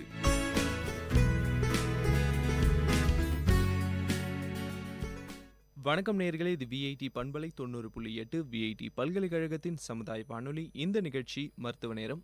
மருத்துவ நேரம் நிகழ்ச்சியில ஒவ்வொரு வாரமும் ஒரு மருத்துவர்கிட்ட நம்ம பேசிக்கிட்டு இருக்கோம். அந்த மருத்துவர் பல நேயர்களுடைய சந்தேகங்களுக்கு பதில் அளித்துட்டு இருக்காங்க. மருத்துவ நேரம் நிகழ்ச்சியில நம்ம கூட பேசுறதுக்கு இருக்கிறது யாருன்னு பார்த்தீங்கன்னா டாக்டர் சதீஷ் நம்ம கூட இருக்காங்க. அவங்க கிட்ட தான் நம்ம இன்னைக்கு பேச போறோம். வணக்கம் சார். வணக்கம். வணக்கம் நேயர்களே, என்னுடைய பேர் டாக்டர் சதீஷ். நான் MD ஜெனரல் மெடிசன், அதாவது பொது மருத்துவம் படித்துட்டு கொசப்பேட்டையில் கீதா நர்சிங் ஹோமில் ப்ராக்டிஸ் பண்ணிட்டு இருக்கேன். சரி சார், இப்போ ஹாஸ்துமா இதை பற்றிய ஒரு ஒரு விரிவாக கொஞ்சம் சொல்லுங்கள் சார். ஆஸ்துமா நோய் எப்படி வரும், அதை பற்றி கொஞ்சம் குறிப்புகள். ஆஸ்மா என்பது ஒரு நுரையீரல் சம்பந்தப்பட்ட நோய். நுரையீரலில் மூச்சு குழாய் தற்காலிகமாக சுருங்கும் போது ஆஸ்மா நோய் வருகிறது. தற்காலிகமாக என்றால் காலையில் நேரத்தில் கொஞ்சம் 50% பிளாக் இருக்கலாம், நைட்டில் 70% பிளாக் இருக்கலாம், ஒரு நாள் இல்லாமல் இருக்கலாம். ஸோ ஒரு நாள் மூச்சு வீசிங், அதாவது ஆஸ்மானுடைய முக்கிய வெளிப்பாடு என்னன்னாக்கா இருமல், வீசிங் என்னும் சத்தம். மூச்சு விடும்போது உள்ள கோயின்ற சத்தம் வருது. சில பேர் பூனை கத்துற மாதிரி சத்தம் வருது, நைட்டில் தூங்கிட்டு இருக்கும்போது பக்கத்தில் இருக்கவங்க பூனை கத்துற மாதிரி சத்தம் இருக்குன்னு சொல்லுவாங்க. இந்த மாதிரி சத்தம், மூச்சு வாங்கல், எங்கன்னா வேலையில் செய்யும்போது இல்லை குழந்தைங்க விளையாடும் போது மூச்சு வாங்கல், இதுதான் இதோடைய மெயின் சிம்டம்ஸ். நைட்டில் சில பேருக்கு காற்று சில்லுன்னு ஆகும்போது, டெம்பரேச்சர் கம்மி ஆகும்போது இருமல், வீசிங் வர்றது தான் இதோடைய வெளிப்பாடு. ஸோ மூச்சு குழாய் தற்காலிகமாக சுருங்குவது தான் ஆஸ்மா. அது நிரந்தரமாக சுருங்கும் போது அது வேற வியாதி, கிரானிக் அப்ஸ்ட்ரக்டிவ் பல்மனரி டிசீஸ்னு சொல்கிறோம். அது முழுவதுமாக வேற வியாதி. இது பார்த்தீங்கன்னாக்கா முக்கால்வாசி பேருக்கு ஆஸ்மா ஆரம்பிப்பது குழந்தைகளில் தான். 15-16 வயசுக்கு முன்னாடியே ரொம்ப பேருக்கு ஆரம்பிச்சிடும். சில பேருக்கு மட்டும்தான் ஆஸ்மா வயதான பிறகு ஆரம்பிக்கிறது. இவங்களுக்கு இந்த மாதிரி வயதான பிறகு ஆரம்பிக்கும் போது வேறு ஏதாவது நோய் இருக்கிறதா என்று சந்தேகப்பட வேண்டும். ஏன்னா ஆஸ்மானா ஆரம்பிக்கணும்னா சின்ன வயசுலேயே ஆரம்பிச்சிடணும். வயதானவங்களுக்கு 40 வயசு 45 வயது இருக்கவர் ஆஸ்மா மாதிரி வீசிங்கோடு மூச்சு வாங்கலோட வருவாருனாக்கா கார்டியாக் ஆஸ்மான்னு ஒன்று இருக்குது, அது இருக்கான்னு சந்தேகப்பட வேண்டியிருக்கும். கார்டியாக் ஆஸ்மான்றது என்னன்னாக்கா இருதய சம்பந்தப்பட்ட நோயால் அதே வீசிங் சிம்டம்ஸு குழந்தைங்களுக்கு வர மாதிரி, இல்லைனா ஆஸ்மா சிம்டம்ஸ் இருக்கிறவங்களுக்கு இருக்கிற மாதிரி மூச்சு, இருமல், மாடி ஏறினா மூச்சு வாங்குறது, இந்த மாதிரி இருந்தால் கார்டியாக் ஆஸ்மான்னு சொல்கிறது. கார்டியாக் ஆஸ்மான்றது முற்றிலும் வேறு விதமான கொடிய நோய். அது உயிருக்கு ஆபத்து கொடுக்கறதுக்கு வாய்ப்பு இருக்கிறது. அந்த ஆஸ்மான்ற குழந்தைங்களுக்கு வர நோய் அதே எக்ஸ்டெண்ட் ஆகும்போது பெரியவங்களுக்கும் வர நோய் குணப்படுத்த முடியாது. ஆனால் முழுதுமாக கட்டுப்படுத்தி சுத்தமாக வராத மாதிரி பண்ணுறதுக்கு ரொம்ப மருந்துங்க இருக்குது. சரி டாக்டர், இப்போ நீங்கள் சொன்னீங்க குழந்தையிலேருந்து பெரியவங்களுக்கு வரும். இந்த பெரியவங்க வர்ற ஆஸ்துமாக்கும் இந்த குழந்தைகளுக்கு வர ஆஸ்துமாக்கும் என்ன வித்தியாசம் இருக்குது? இப்போ குழந்தைங்களுக்கு வர்றது நான் சொன்ன மாதிரி நுரையீரல் ப்ராப்ளத்தினால வரப்போகிறது.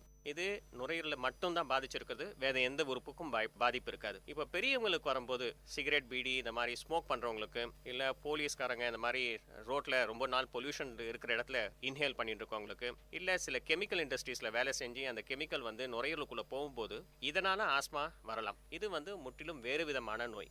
இந்த பொல்யூஷனால் வர்றது ரொம்ப பேருக்கு என்ன ஆகும்னாக்கா நுரையீரல் நிரந்தரமாக அந்த மூச்சு குழாய்கள் சுருங்கத்துக்கு ஆரம்பிச்சிடும். இது ஆஸ்மா மாதிரி ரெஸ்பான்ஸ் ஆகாது.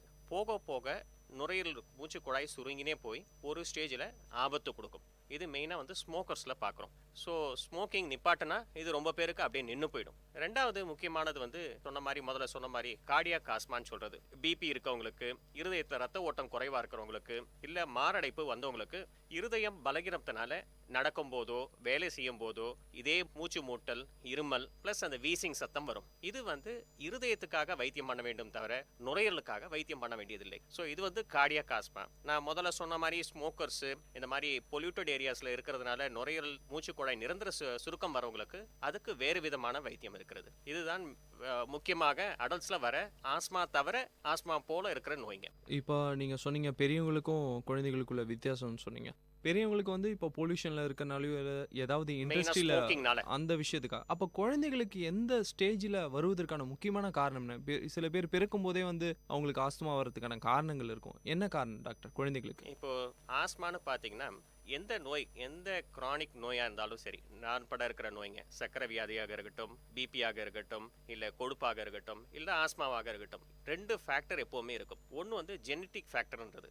ஜெனட்டிக் ஃபேக்டர்ன்ற போது பிறக்கும் போதே உங்களுக்கு அந்த டெண்டன்சி இருக்கிறது. ஸோ இப்போ ஆஸ்மா வர வாய்ப்பு இருக்கிறவங்களுக்கு அந்த டெண்டன்சி உடம்பில் இருக்கிறது. வெளியில் என்விரான்மெண்ட் ஃபேக்டர் அதிகமாக இருக்கும்போது, அதிகமாக நம்மளுக்கு பாதிக்கும் போது அது வெளிப்பாடு வரும். அப்பா அம்மாவுக்கு பிபி இருக்கலாம், அப்பா அம்மாவுக்கு சக்கரை இருக்கலாம். அப்படின்னா 100% பசங்களுக்கு பிபி சக்கரை வரணுமானா கிடையாது. ஸோ அவங்களுக்கு அந்த டெண்டன்சி இருக்குது. என்விரான்மெண்ட், அவங்க நல்ல உடற்பயிற்சி பண்ணி நல்ல சத்தான உணவு சாப்பிட்டுட்டு, நான் வெஜிடேரியன் கம்மியாக சாப்பிட்டுட்டு, காய்கறிங்க ஃப்ரூட்ஸுங்க ஜாஸ்தியாக சாப்பிடும் போது இந்த பிபி சக்கரை வராமல் இருக்கிறதுக்கு ரொம்ப வாய்ப்பு இருக்குது. ஸோ இந்த என்விரான்மெண்ட்டு தான் பொறுத்து தான் ஒருத்தருக்கு நோய் வரப்போகிறது இல்லையா. ஈவன் ஜெனட்டிக்காக ப்ரீடிஸ்போஸ்டாக இருந்தாலும், உங்கள் தலையெழுத்தில் வரணும்னு இருந்திருந்தாலும் அதை வரதை தடுக்கிறது என்விரான்மெண்ட். ஸோ குழந்தைங்களில் சின்ன வயசுலேயே அவங்களுக்கு ஜெனட்டிக் ப்ரீடிஸ்போஷன் இருக்கும்போது இந்த நெடி, அதாவது புகை, இந்த சாம்பிராணி புகை, இல்லைன்னா டஸ்ட்டு, இல்லைனாக்கா தூசி பண்ணும்போது இருக்கிற தூசிங்க, இல்லை மண்ணில் இருக்க டஸ்ட்டு பறக்கும்போது இந்த டெண்டன்சி இருக்கவங்களுக்கு அந்த வீசிங்கை ப்ரிசிப்டேட் பண்ணும், அந்த மூச்சை ப்ரிசிப்டேட் பண்ணும். ஸோ அந்த மாதிரி ப்ரிசிப்டேட் பண்ணும்போது இல்லை இன்ஃபெக்ஷன் ஏதாவது சளி எலி பிடிக்கும் போது அந்த வீசிங் வந்துடும். அப்பொழுது நம்மளிடம் வீசிங்கோடு வந்து பார்ப்பார்கள். சரி டாக்டர், இப்போ வந்து ஒருத்தவருக்கு வந்து ஆஸ்துமா நோய் இருக்குன்னு வச்சுக்கோங்களேன். அந்த நோய் இருக்கிறவர் கூட வந்து நம்ம பழகுனா வருவதற்கான வாய்ப்பு இருக்கு. அது தொற்று நோயே இல்லை வந்து அது ஒரு பரம்பரை வியாதி மாதிரியா? 100% இது தொற்று நோய் கிடையாது. பக்கத்தில் கூட இருக்கிறதுனாலையோ இல்லை ஹஸ்பண்டுக்கு இருக்கிறதுனால ஒய்ஃபுக்கு வரணுமோ 100% ஆஸ்மானால வராது. பட் இப்போ அதே மாதிரி நான் சொன்னேன், பெரியவங்களுக்கு மூச்சு வர்றது, வீசிங் வர்றது ஸ்மோக்கிங்னால வர முடியும். இப்போ இன்டைரக்டா ஒருத்தர் ஹஸ்பண்ட் வந்து வீட்டில் எப்போ பார்த்தாலும் ஸ்மோக் பண்ணியிருந்தாருன்னா அதே நோய் 40 வயசுல வர வேண்டிய நோய் வீட்டில் இருக்க குழந்தைங்களுக்கு கூட வரலாம். இந்த கிரானிக் அப்ஸ்ட்ரக்டிவ் பல்மனரி டிசீஸ்ன்றது குழந்தைக்கு வரலாம், ஒய்ஃபுக்கு வரலாம். அவங்க ஸ்மோக் பண்ணா கட்டி கூட இன்டைரக்டா ஸ்மோக் பண்றதுனால பாசிவ் ஸ்மோக்கிங்னால வரலாம். ஆனா இது ஆஸ்மான்றது 100% தொற்று நோய் அல்ல. ஓகே டாக்டர், இப்போ வந்து நிறைய ஃபுட் ஐட்டம், இப்போ வந்து சுகர் வந்துட்டா சில உணவுகளை நம்ம தவிர்க்க சொல்ற மாதிரி ஆஸ்துமாக்குன்னு ஏதாவது ஸ்பெசிஃபிக்கா நான்வெஜ் சாப்பிடக்கூடாது, சில காய்கறிகள் சாப்பிடக்கூடாது, அந்த மாதிரி ஏதாவது விதிமுறைகள் இருக்கா? ஆஸ்துமா இருக்கிறவங்களுக்கு இந்த பழங்களோ இதெல்லாம் சாப்பிடக்கூடாதுன்னு ஏதாவது கட்டுப்பாடுகள் ஏதாவது இருக்கா?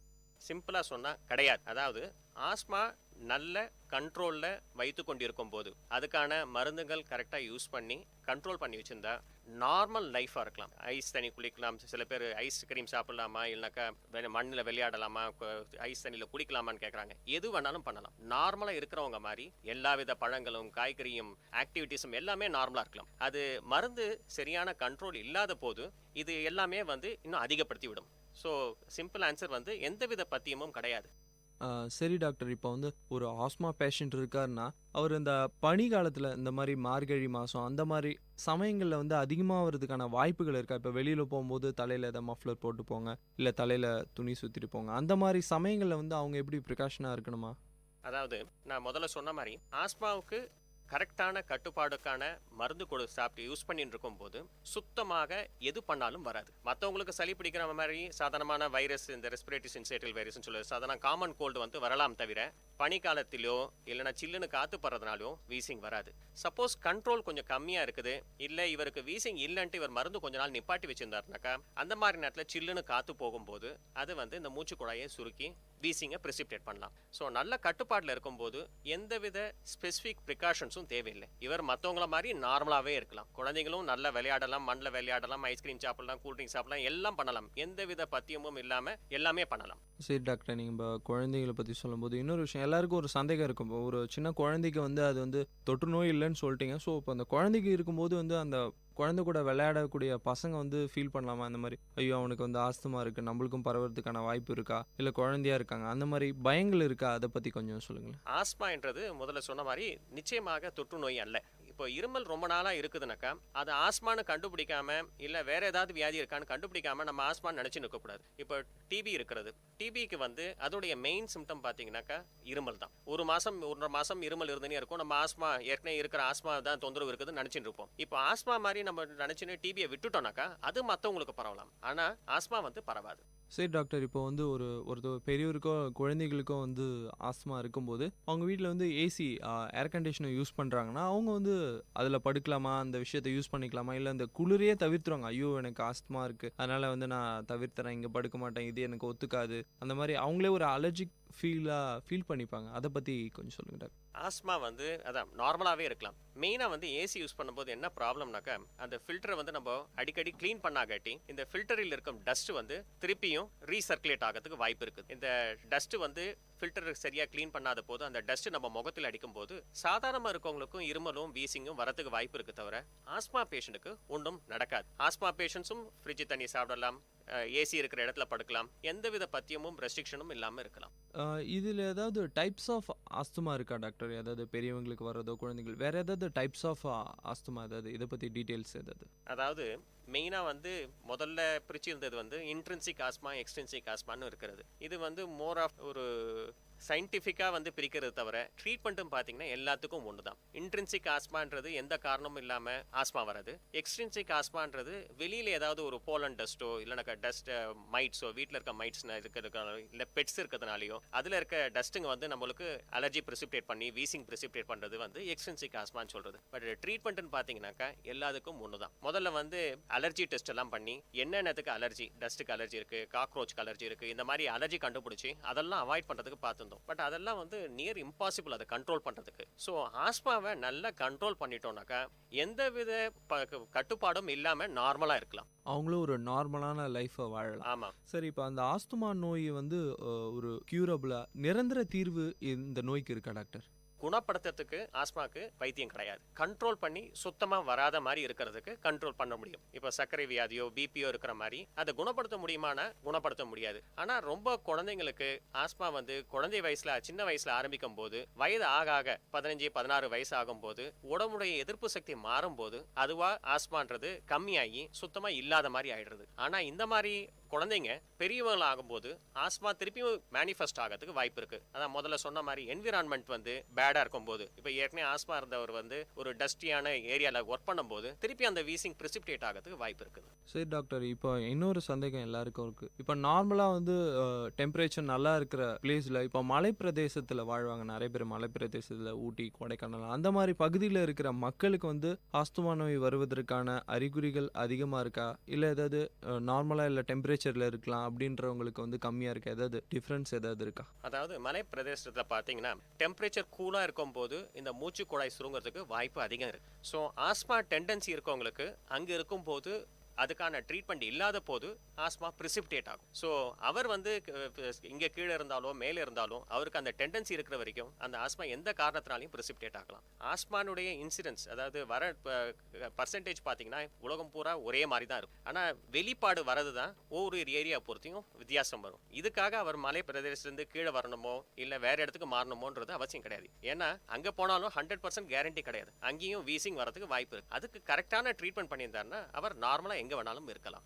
சாதாரணமாக வந்து ஒருத்தவருக்கு சடனாக வந்து ஒரு வீசிங் வந்துருச்சுன்னு வச்சுக்கோங்களேன், ப்ராப்ளம் வரும்போது கூட இருக்கிறவர் எந்த மாதிரியான ஃபர்ஸ்ட் எய்ட் விஷயங்களை வந்து முதல்ல செய்யணும்? அவங்க வந்து இந்த விஷயத்த வந்து கேர்ஃபுல்லாக இருக்கணும், இந்த மாதிரி இடத்துக்கு போகும்போது கொஞ்சம் கேர்ஃபுல்லாக இருந்து, இல்லை பக்கத்தில் இருக்கிறவங்களுக்கு இந்த மாதிரி ஃபர்ஸ்ட் எய்ட் செய்யணும், எந்த மாதிரியான ஃபர்ஸ்ட் எய்ட் அவங்க எடுத்துக்கணும் டாக்டர்? அதாவது ஆஸ்மா பேஷண்ட்ஸுங்களுக்கு திடீரென்றது மூச்சு அதிகமாகிறதுக்கு வாய்ப்பு இருக்கு. இப்போ ஆஸ்மா நல்லா கண்ட்ரோலில் இருக்கவர் திடீர்னு ஒரு சளி பிடிக்குது, ஒரு இன்ஃபெக்ஷன் வருது, இல்லைன்னா ஒரு கல்யாணத்துக்கு போறாரு, அந்த சாம்பிராணி புகை இன்ஹேல் பண்றாரு, திடீர்னு வீசிங் அதிகமாக பிரிசிப்டேட் ஆகிறதுக்கு வாய்ப்பு இருக்கு. இந்த மாதிரி சிச்சுவேஷன்ல இந்த ஆஸ்மா பேஷண்ட்ஸ் கையில வந்து ஒரு இன்ஹேலர் வச்சிருந்தா 100% ரிலீஃபை வந்து 2-3 நிமிஷத்துக்குள்ள எடுத்துட முடியும். இந்த இன்ஹேலர்ஸ் யூஸ் பண்ணும்போது அதோடைய மேக்ஸிமம் ஆக்டிவிட்டி 30லேருந்து 60, 30லேருந்து 60 வினாடிக்குள்ள வந்துடும். ஸோ எங்க இருந்தாலும் கையில ஒரு இன்ஹேலர் வச்சிருந்தானாக்கா உடனடியாக ரிலீஃப் வந்துடும். சப்போஸ் அந்த மாதிரி இன்ஹேலர் இல்லை அப்படின்னா புகை இல்லாத ஒரு ஓப்பன் ஏரியால நல்ல ஒரு வார்மா இருக்கிற இடத்துக்கு வெளியே வேற கூட்டுன்னு போகணும். மூச்சை வந்து மூக்கு வழியா வாய் வழியா விடாம மூச்சு வழியா கண்ட்ரோல் பண்ணி பிரீத் பண்ணாலே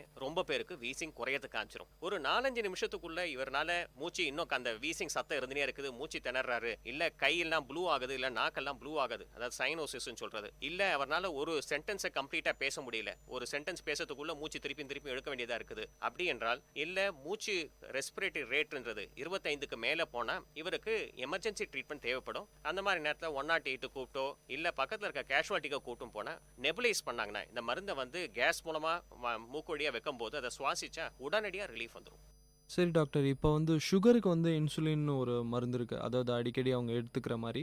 ஆஸ்துமா நோய்க்கு ஏதாவது வந்து தடுப்பூசிகள் இருக்காது, இந்த ஊசி எடுத்துக்கிட்டா கொஞ்ச நாளைக்கு இருக்காது அப்படின்ற மாதிரி ஏதாவது மைண்ட் செட், இந்த மாதிரி தடுப்பூசிகள் ஏதாவது இருக்கா? அதாவது ஆஸ்மாக்கு தடுக்கிறதுக்குன்னு எந்த ஊசியும் கிடையாது. ஆனா ஆஸ்மால பாத்தீங்கன்னா இப்போ 4 பேருக்கு ஆஸ்மா திடீர்னு அதிகமாகுது அப்படின்னு பாத்தீங்கன்னாக்கா 50% ஆஃப் த டைம், அதாவது 2 பேருக்கு வந்து ஒன்று வைரஸ் இன்ஃபெக்ஷன் இல்ல பாக்டீரியா இன்ஃபெக்ஷன்னால தான் இந்த மாதிரி அதிகமாகிறது. நார்மலா ஒரே சரியா இருக்கும்போது திடீர்னு மூச்சு அதிகமாகுது, வீசிங் அதிகமாகுதுன்னா அதுக்கு முக்கிய காரணம் பாக்டீரியானால வர இன்ஃபெக்ஷனும் வைரஸ்னால வர இன்ஃபெக்ஷனும். இந்த 2 இன்ஃபெக்ஷனையும் கட்டுப்படுத்த தடுப்பூசிகள் இருக்குது. நியூமோகாக்கல் வேக்சின் ஒன்று போடுறோம், அது 23 விதமான பாக்டீரியாவங்களை தடுத்துரும். ஸோ இந்த மாதிரி அந்த ஊசி போட்டாலே அது லைஃப்ல ஒன்ஸ் போட்டா போதும். அது போடும்போது அந்த 23 விதமான பாக்டீரியானால வர ஆஸ்மா அதிகமாகிறது தடுத்து விடலாம். அதே மாதிரி வருடத்துக்கு ஒரு வாட்டி ஃப்ளூ வேக்சின்ஸ் எல்லாருக்கும் போட சொல்றோம். இப்போ அந்த பன்றி காய்ச்சல், ஸ்வைன் ஃப்ளூ, இந்த பேர்ட் ஃப்ளூ இதெல்லாம் வரும்போது ஆஸ்மா பேஷண்ட்ஸுக்கு உயிருக்கு ஆபத்தாகிறதுக்கு வாய்ப்பு இருக்குது. ஏன்னா ரொம்ப மூச்சு அதிகமாகி உயிருக்கு ஆபத்து பண்ணுறதுக்கு வாய்ப்பு இருக்குது. ஸோ இந்த ஆஸ்மா பேஷண்ட்ஸ் எல்லாம் இந்த ஃப்ளூ வேக்சின் அது வருஷத்துக்கு ஒரு வாட்டி வருது, அது போட்டு கொண்டிருந்தால் இந்த ஆஸ்மா அதிகமாகிறத தடுக்க முடியும். ஸோ இந்த 2 ஊசியும் அந்த நியூமோகாக்கல் வேக்சின்றத வாழ்நாளில் ஒரு வாட்டியும் ஃப்ளூ வேக்சின் வருடமும் போடும்போது 50% அதிகமாகிறத தடுத்துட முடியும். இப்போ வருஷத்துக்கு 3-4 வாட்டி ஆஸ்மா அதிகமாக இருக்குதுனாக்கா இவங்க இந்த 2 தடுப்பூசியும் போட்டிருந்தாங்கன்னா 2 வாட்டியோட போயிடும். சரி டாக்டர், இன்னொரு சந்தேகம் இருக்குது. அதாவது இந்த பெட்ஸ் அனிமல், நாய் வளர்க்குறது, இல்லை பூனை, வீட்டில் பூனை வச்சுக்கிறது, இல்லை கிளியோ வேறு ஏதாவது பறவைகள் வளர்க்கும் போது அவங்களுக்கு ஆஸ்துமா பிரச்சனைகள் வருவதற்கான அறிகுறிகள் ஏதாவது வாய்ப்புகள் இருக்கா டாக்டர்? வெளிநாட்டில் பார்த்தீங்கன்னாக்கா ரொம்ப ஸ்டெரைல் என்விரான்மெண்ட், தண்ணி சுத்தமாக இருக்கிறது, ஏர் பொல்யூஷன் ரொம்ப கம்மியாக இருக்கிறது, அந்த மாதிரி இடத்துல பார்த்தீங்கன்னாக்கா ஆக்சுவலாக ஆஸ்மா இன்னும் அதிகமாக இருக்குது. இப்போ இந்தியாவிலேயே ரூரல் ஏரியாஸில் பார்த்தீங்கன்னா நீங்கள் அங்கே பார்த்தீங்கன்னாக்கா டஸ்ட்டு ரொம்ப இருக்கும். அதாவது இந்த வைக்கோல், அனிமல்ஸு, மாடு, ஆடு இதெல்லாம் இருக்கும். அங்கெல்லாம் பார்த்தீங்கன்னா ஆஸ்மா வரதே ரொம்ப குறைவாக இருக்குது. ஸோ இதனால் என்ன சொல்லியிருக்காங்கனாக்கா, என்ன கண்டுபிடிச்சிருக்காங்கன்னா, சின்ன வயசில் ரொம்ப ஸ்டெரைல் என்விரான்மெண்ட்டில் வளர்ந்தா ஆஸ்மா அதிகமாக இருக்கிறதுக்கு வாய்ப்பு இருக்குது. ஆஸ்மா ஃபியூச்சரில் வரதுக்கு அதிகமாக வரதுக்கு வாய்ப்பு இருக்குது. அதே நம்ம ஒரு ரூரல் என்விரான்மெண்ட்டில் எல்லா விதமான அலர்ஜன்ஸுக்கும் எக்ஸ்போஸ் ஆகிருந்தா இந்த ஆஸ்மா வரது ஆக்சுவலாக குறைவு. இது ஒரு பக்கம் இருக்கு. இப்போ ஏற்கனவே ஆஸ்மா இருக்கிறவங்களுக்கு வீட்டில் பெட்ஸ் இருக்கும்போது அது சுத்தமாக பராமரிக்காட்டி, இப்போ நாய் நல்ல முடி இருக்கிற நாய், இப்போ பாமிரேனியன் அந்த மாதிரி இருக்கும்போது அதை நல்லா கோம் பண்ணி அதை முடி பறக்க விடாமல் இருக்கணும். இல்லைன்னா இதெல்லாம் பிரிசிப்டேட் பண்ணும், ஆஸ்மாவை அதிகப்படுத்துறதுக்கு வாய்ப்பு இருக்கு. ஆனால் இது இருக்கும்போதும் கண்ட்ரோல் மெடிசன்ஸ், இதை தடுக்கிற மெடிசன்ஸ் நல்லா யூஸ் பண்ணிட்டு இருக்கும்போது இது பெட்ஸ் அனிமல் இருந்தாலும் எதுவும் ஆகாமல் இருக்கிறதுக்கு ரொம்ப வாய்ப்புகள் இருக்குது. சரி டாக்டர், இப்போ எந்த மாதிரியான உணவு வகைகள் எடுத்துக்கணும்? எல்லா விதமான உணவுகளும் எடுத்துக்கலான்னு சொன்னீங்க. ஏதாவது பர்டிகுலர் ஃபுட் எடுத்துக்கிட்டா ரொம்ப நல்லது, பிரச்சனை இல்லை அப்படின்ற ஏதாவது எடுத்துக்க தேவையில்லாத ஃபுட் பற்றி கொஞ்சம் சொல்லுங்கள். அதாவது எடுத்துக்கக்கூடிய ஃபுட்ஸ்னு பார்த்தீங்கன்னாக்கா பழங்கள், காய்கறிகள், எல்லா வித பழங்களும் காய்கறிகளும் சாப்பிடலாம். சில பேர் ஆரஞ்சு பழம் சாப்பிடக்கூடாது, எலுமிச்சம் பழம் சாப்பிடக்கூடாது, பச்சை வாழைப்பழம் சாப்பிடக்கூடாது, அது மாதிரி நினைக்கிறாங்க. அது கிடையாது. எல்லா விதமான பழங்களும் காய்கறிகளும் சாப்பிட்றது ஆஸ்மாவுக்கு நல்லது. இதில் ஆன்டி ஆக்சிடென்ட்ஸ் என்ற பொருள்கள் இருக்குது. இது நம்மளுக்கு நோய் எதிர்ப்பு சக்தி அதிகப்படுத்துறதும் நோயினால வர பாதிப்பையும் கண்ட்ரோல் பண்ணும். ஸோ இந்த மாதிரி ஃபுட்ஸுங்க சாப்பிட்றது நல்லது. நான் வெஜிடேரியன் ஜென்ரலாகவே சாப்பிட்றத கம்மி பண்ணணும். ஏன்னாக்கா நான் வெஜிடேரியன் சாப்பிட்றவங்களுக்கு obesity common. Obesity one of the obesity, அதாவது எடை ரொம்ப அதிகமாக இருக்கிறது ஆஸ்மாக்கு ஒரு முக்கிய காரணம். இப்போ பார்த்தோம்னாக்கா ரொம்ப பேர் குண்டா இருக்கவங்களுக்கெல்லாம் மூச்சு கொஞ்சம் தூரம் நடந்தாலும் வீசிங்கோட ஆஸ்மா வருது. இது ஒபிசிட்டி ஒரு ரிஸ்க் ஃபேக்ட். ஸோ காய்கறிகளும் பழங்களும் ஜாஸ்தியாக சாப்பிட்றதும் நான் வெஜிடேரியனை கம்மி பண்ணி சாப்பிட்றதும் ஆஸ்மாக்கு நல்லது. சரி டாக்டர், நீங்கள் சொன்னீங்க ஆஸ்துமா ஒரு க்யூரபிள் கிடையாது, பட் கண்ட்ரோல்டாக வச்சுக்கலான்னு சொன்னீங்க. ஸோ மருந்துகள் ஓரளவு இருந்தாலும் ஃபிசிக்கல் எக்ஸசைஸ் மூலமாக ஃபிசிக்கலாக ஏதாவது ஒர்க் அவுட் பண்ணும்போது இந்த ஆஸ்துமா குறைவதற்கான வாய்ப்புகளோ கண்ட்ரோல் பண்ணுறதுக்கான வாய்ப்புகள் இருக்கா? கட்டாயமாக இருக்கிறது. இப்போ ஃபிசிக்கல் எக்ஸசைஸ் பண்ணும்போது உடலில் உள்ள எல்லா உறுப்புகளுக்கும் நல்ல பயிற்சி கொடுக்குறோம். பட் லங்ஸுக்காக சில ஸ்பெசிஃபிக் பயிற்சிங்க இருக்குது. இது பண்ணும்போது இப்போ கை வீக்காக இருக்குதுனாக்கா வெயிட்ஸ் தூக்கணும், இல்லை டம்பிள்ஸ் தூக்கணும்னா கை மட்டும் ஸ்பெசிஃபிக்காக நல்லா இம்ப்ரூவ் ஆகுது. கை மசில்ஸ், பைசெப்ஸ், ட்ரைசெப்ஸ் இதெல்லாம் இம்ப்ரூவ் பண்ண முடியும். அந்த மாதிரி நுரையீரலுக்காக ஸ்பெசிஃபிக்காக சில பயிற்சிங்க இருக்குது. இது பண்ணும்போது நுரையீரல் சாதாரணமாக எக்ஸசைஸ் பண்ணுறதோட நுரையீரல் எக்ஸசைஸ் பண்ணும்போது இது இன்னும் பல மடங்கு ஸ்ட்ரெங்தன் ஆகிறதுக்கும் நுரையீரல் சம்மந்தப்பட்ட நோய்ங்க ஃபியூச்சரில் வரதை தடுக்கிறதுக்கும் வாய்ப்பு இருக்குது. இதுக்கு 2 வித எக்ஸசைஸுங்கள் பண்ணலாம். ஒன்று இந்த மூச்சு பயிற்சின்ட்டு யோகாவில் சொல்லி கொடுக்குறாங்க. அது பண்ணுறது ரொம்பவும் நல்லது. அது நுரையீரலை ஃபுல்லாக எக்ஸ்பேண்ட் பண்ணுறதுக்கு உதவும்.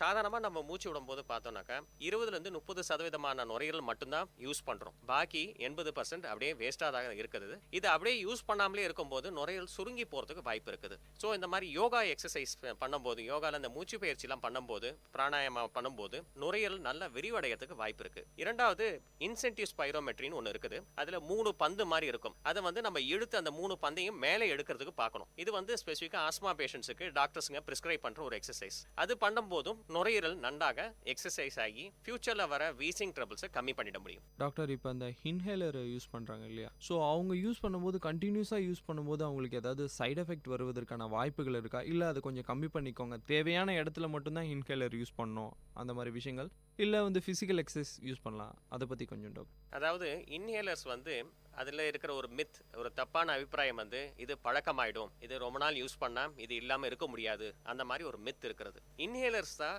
நுரையீரலுக்கு பெஸ்ட் மெடிசன் சொல்ல முடியும். வாய் வழியாக மருந்து கொடுக்குறேன்னாக்கா, ஒரு டாக்டர் வாய் வழியாக மருந்து கொடுக்குறாருனாக்கா இன்ஹேலர்ஸ் யூஸ் பண்ணி குறையாத போது தான் இதுக்கு மெயினாக போகிறது. ஏன்னாக்கா இப்போது ஒரு சால்புட்டமால்ன்ற சாதாரணமாக நம்ம யூஸ் பண்ணுற மெடிசன் பார்த்தீங்கன்னா, ஆஸ்மாவில் யூஸ் பண்ணுற மெடிசன் வந்து டேப்லெட்டாக சாப்பிடும் போது 4 மில்லிகிராம் என்ற டோஸில் ஒரு நாளைக்கு 2 வாட்டி சாப்பிட வேண்டியிருக்கும். ஸோ 8 மில்லிகிராம் யூஸ் பண்ண போகிறோம். இப்போ அதுவே இன்ஹேலராக யூஸ் பண்ணும்போது 100லேருந்து 200 மைக்ரோகிராம், அதாவது ஒரு மைக்ரோகிராம்ன்றது 1000ல் 1 மில்லிகிராம். ஸோ 200 மைக்ரோகிராம் யூஸ் பண்ணும்போது அந்த 8 மில்லிகிராம் 8000 மைக்ரோகிராம் கொடுக்குற எஃபெக்ட் இந்த 200 மைக்ரோகிராமே கொடுத்துவிடும். நம்பர் 1. இரண்டாவது, இந்த டேப்லெட்டாக சாப்பிடும்போது இந்த டேப்லெட் வந்து நுரையீரலுக்கு மட்டும் போகிறதில்ல, உடம்புல இருக்க எல்லா உறுப்புக்கும் போகிறதுனால தேவையில்லாத இடத்துல இந்த மருந்துங்க இருக்கிறதுனால அதோடைய பக்க விளைவு வரதுக்கு வாய்ப்பு இருக்குது. லங்ஸுக்கு நம்ம டைரெக்டாக இன்ஹேலர்ஸாக யூஸ் பண்ணும்போது அந்த மருந்து வந்து காத்தோட நுரையீரலுக்கு மட்டும் போகும், வெளியில் எங்கேயுமே போகாது. அதனால சைடு எஃபெக்ட்ஸ் வரதுக்கு வந்து ரொம்ப ரொம்ப ரொம்ப வாய்ப்பு ரொம்ப கம்மி. ஒன்று.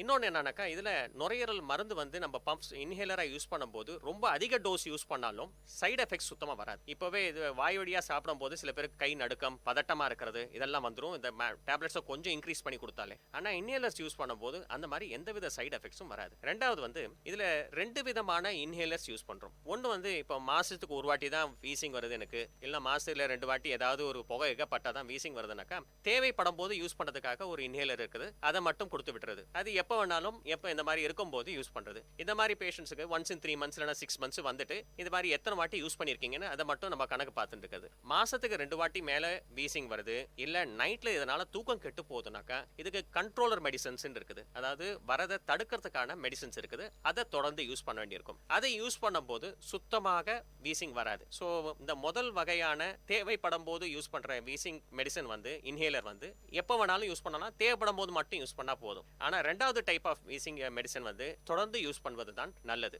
டாக்டர், இந்த ஆஸ்துமா பேஷண்ட்ஸ்க்கு வந்து இந்த மந்த் நீங்கள் கொஞ்சம் கேர்ஃபுல்லாக இருக்கணும், இந்த அதாவது வின்டர் வருது, சம்மர் வருது, சீசன்ஸை பிரிக்கும் போது வந்து இந்த பனிக்காலத்தில் கொஞ்சம் கேர்ஃபுல்லாக இருங்க, அதை பற்றி கொஞ்சம் உங்களுக்கு ப்ரீஃபாக சொல்லுங்கள். அதாவது பனிக்காலத்தில் கிளைமேட் வந்து சில்லுன்னு ஆகிறதுனால வீசிங் இருக்கிற டெண்டன்சி இருக்கவங்களுக்கு வீசிங் அதிகமாகும். ஸோ அந்த நேரத்தில் கண்ட்ரோல் மெடிசன் நன்றாக இருக்க வேண்டும். இல்லை கொஞ்சம் வீசிங் வந்தாலே உடனே டாக்டரை பார்த்து அதிகமாகாத மாதிரி பார்த்துக்கணும். நம்பர் 1. ரெண்டாவது வந்து இந்த பொங்கல், போகி, இந்த மாதிரி புகை இருக்கிற நேரம், தீபாவளி அந்த மாதிரி நேரத்தில் பார்த்தீங்கன்னாக்கா வீசிங் ரொம்ப பேருக்கு அதிகமாகும். ஏன்னா ஏரில் இருக்கிற பொல்யூஷன் வந்து ரொம்ப அதிகமாகிடும், நெடியான காற்று இருக்கும். ஸோ அந்த நேரத்தில் பார்த்தீங்கன்னா வீசிங் இருக்கும். ஸோ யூஸ்வலாக ரெகுலர் பேஷண்ட்ஸுக்கு அந்த மாதிரி நேரத்தில் அந்த தேவைப்படும் போது யூஸ் பண்ணுற இன்ஹேலர்ஸ் வந்து கொடுத்துடுறது.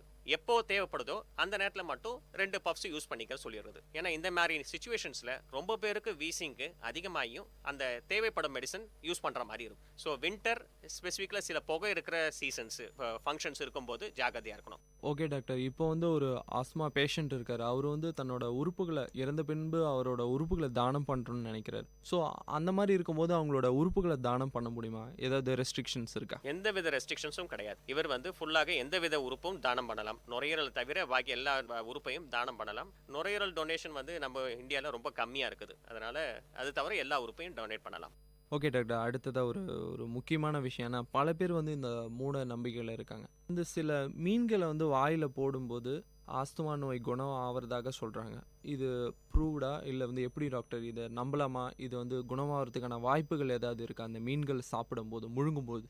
அதாவது ஹைதராபாத் மெடிசன் சொல்லிட்டு ஹைதராபாத்தில் இந்த ஃபிஷ் மெடிசன் பண்ணுறாங்க. அங்கே என்ன பண்ணுறாங்கன்னா, மிரல்ன்ற ஒரு சின்ன ஃபிஷ்ஷில் மேலே ஒரு மருந்தை கோட் பண்ணி அதை வந்து லைவாக அப்படியே முழுங்க சொல்கிறாங்க. இது லட்சக்கணக்கான பேருக்கு வருஷம் ஒரு பர்டிகுலர் டே அந்த 24 ஹவர்ஸில் மருந்து கொடுக்குறாங்க.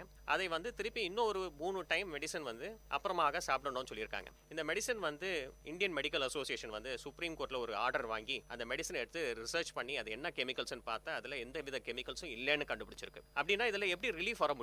மெடிசன் இல்லை, ரிலீஃப் வருது, இத்தனை பேர் போகிறாங்களேன்னு கேட்டிங்கனாக்கா, 100 பேருக்கு ஒரு வியாதி இருக்கும்போது பிளசிபோ எஃபெக்ட்னு ஒன்று இருக்குது. அதாவது எந்தவித மருந்து இல்லாமல் வெறும் தண்ணி மருந்தோ இல்லைனா ஒரு குளுக்கோஸோ கொடுத்துட்டு இதை சாப்பிட்டு கட்டாயமாக நல்லாயிடும் அப்படின்னு சொல்லும்போது நம்பிக்கையோடு அதை எடுத்தால் 30 பேருக்கு வியாதி கட்டாயமாக குணமாகும். ஸோ அதை மட்டும்தான் சொல்லணும் தவிர இதை மீன் சாப்பிட்றதுனால குணமாகுன்றது வாய்ப்பு கம்மி. ரெண்டாவது, இந்த லைவ் மீன் உள்ளே போகும்போது முழுங்கும் போது அது தப்பி தவறி நுரையீரலுக்குள்ளே நுழைஞ்சிச்சுனாக்கா உயிருக்கு ஆபத்தாயிடும். ஏன்னாக்கா முழுங்கும் போது அது நம்ம கண்ட்ரோலில் கிடையாது. அந்த மீன் வந்து எப்படி வேணாலும் போகலாம். மூச்சு குழாய்க்கும் போகலாம், உணவு குழாய்க்கும் போகலாம். உணவு குழாய் போனால் ஒன்றும் பிரச்சனை கிடையாது. மூச்சு குழாயில் போச்சுனாக்கா உயிருக்கு ஆபத்தாகிறதுக்கு வாய்ப்பு இருக்கிறது. ஸோ இதை சாப்பிட்றது நல்லதான்னு கேட்டிங்கனாக்கா எனக்கு தெரிஞ்சு நல்லதில்லை.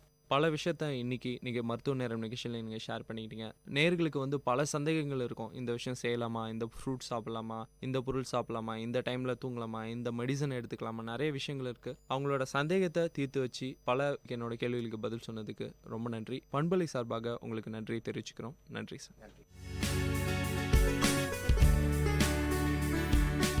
நேயர்கள் இதுவரை கேட்டது பல்வேறு மருத்துவ துறைகளிலிருந்து தேர்ச்சி பெற்ற மருத்துவர்களுடன் கலந்துரையாடல்.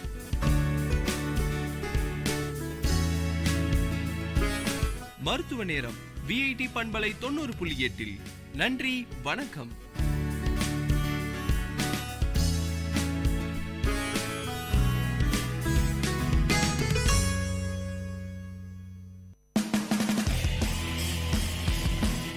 உங்கள் விஐடி பண்பலை 90.8 வழங்கும் கருத்துக்களம்.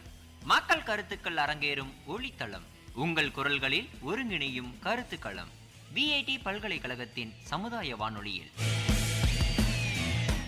வணக்கம் நேயர்களே, இது விஐடி பண்பலை 90.8 விஐடி பல்கலைக்கழகத்தின் சமுதாய வானொலியில இந்த நிகழ்ச்சி உங்கள் அபிமான கருத்துக்களம். நம்ம இந்த கருத்துக்களம் நிகழ்ச்சியின் மூலமா மக்களுடைய கருத்துக்களை வெவ்வேறு தலைப்புகளின் கீழே நம்ம பார்த்துட்டு வரோம். இன்னைக்கு கருத்துக்களம் நிகழ்ச்சியில் நம்ம எதை பத்தி பேச போறோம்னா, வாழ்க்கைக்கு ரொம்பவும் முக்கியத்துவம் வாய்ந்தது உணவு. அந்த உணவு விளைவிக்கிறது எதுலன்னு பார்த்தோம்னா விவசாயம். ஆனா இன்னைக்கு இருக்கிற சூழ்நிலையில விவசாயம் கேள்விக்குறியான ஒரு விஷயமா மாறிக்கிட்டு இருக்கு. விவசாய நிலங்கள் கொஞ்சம் கொஞ்சமா குறைஞ்சிக்கிட்டு இருக்கு. இதை பத்தின பல கருத்துக்களை தான் விவசாயிகளிடமே கேட்க இருக்கு. வாங்க நிகழ்ச்சிக்கு போலாம்.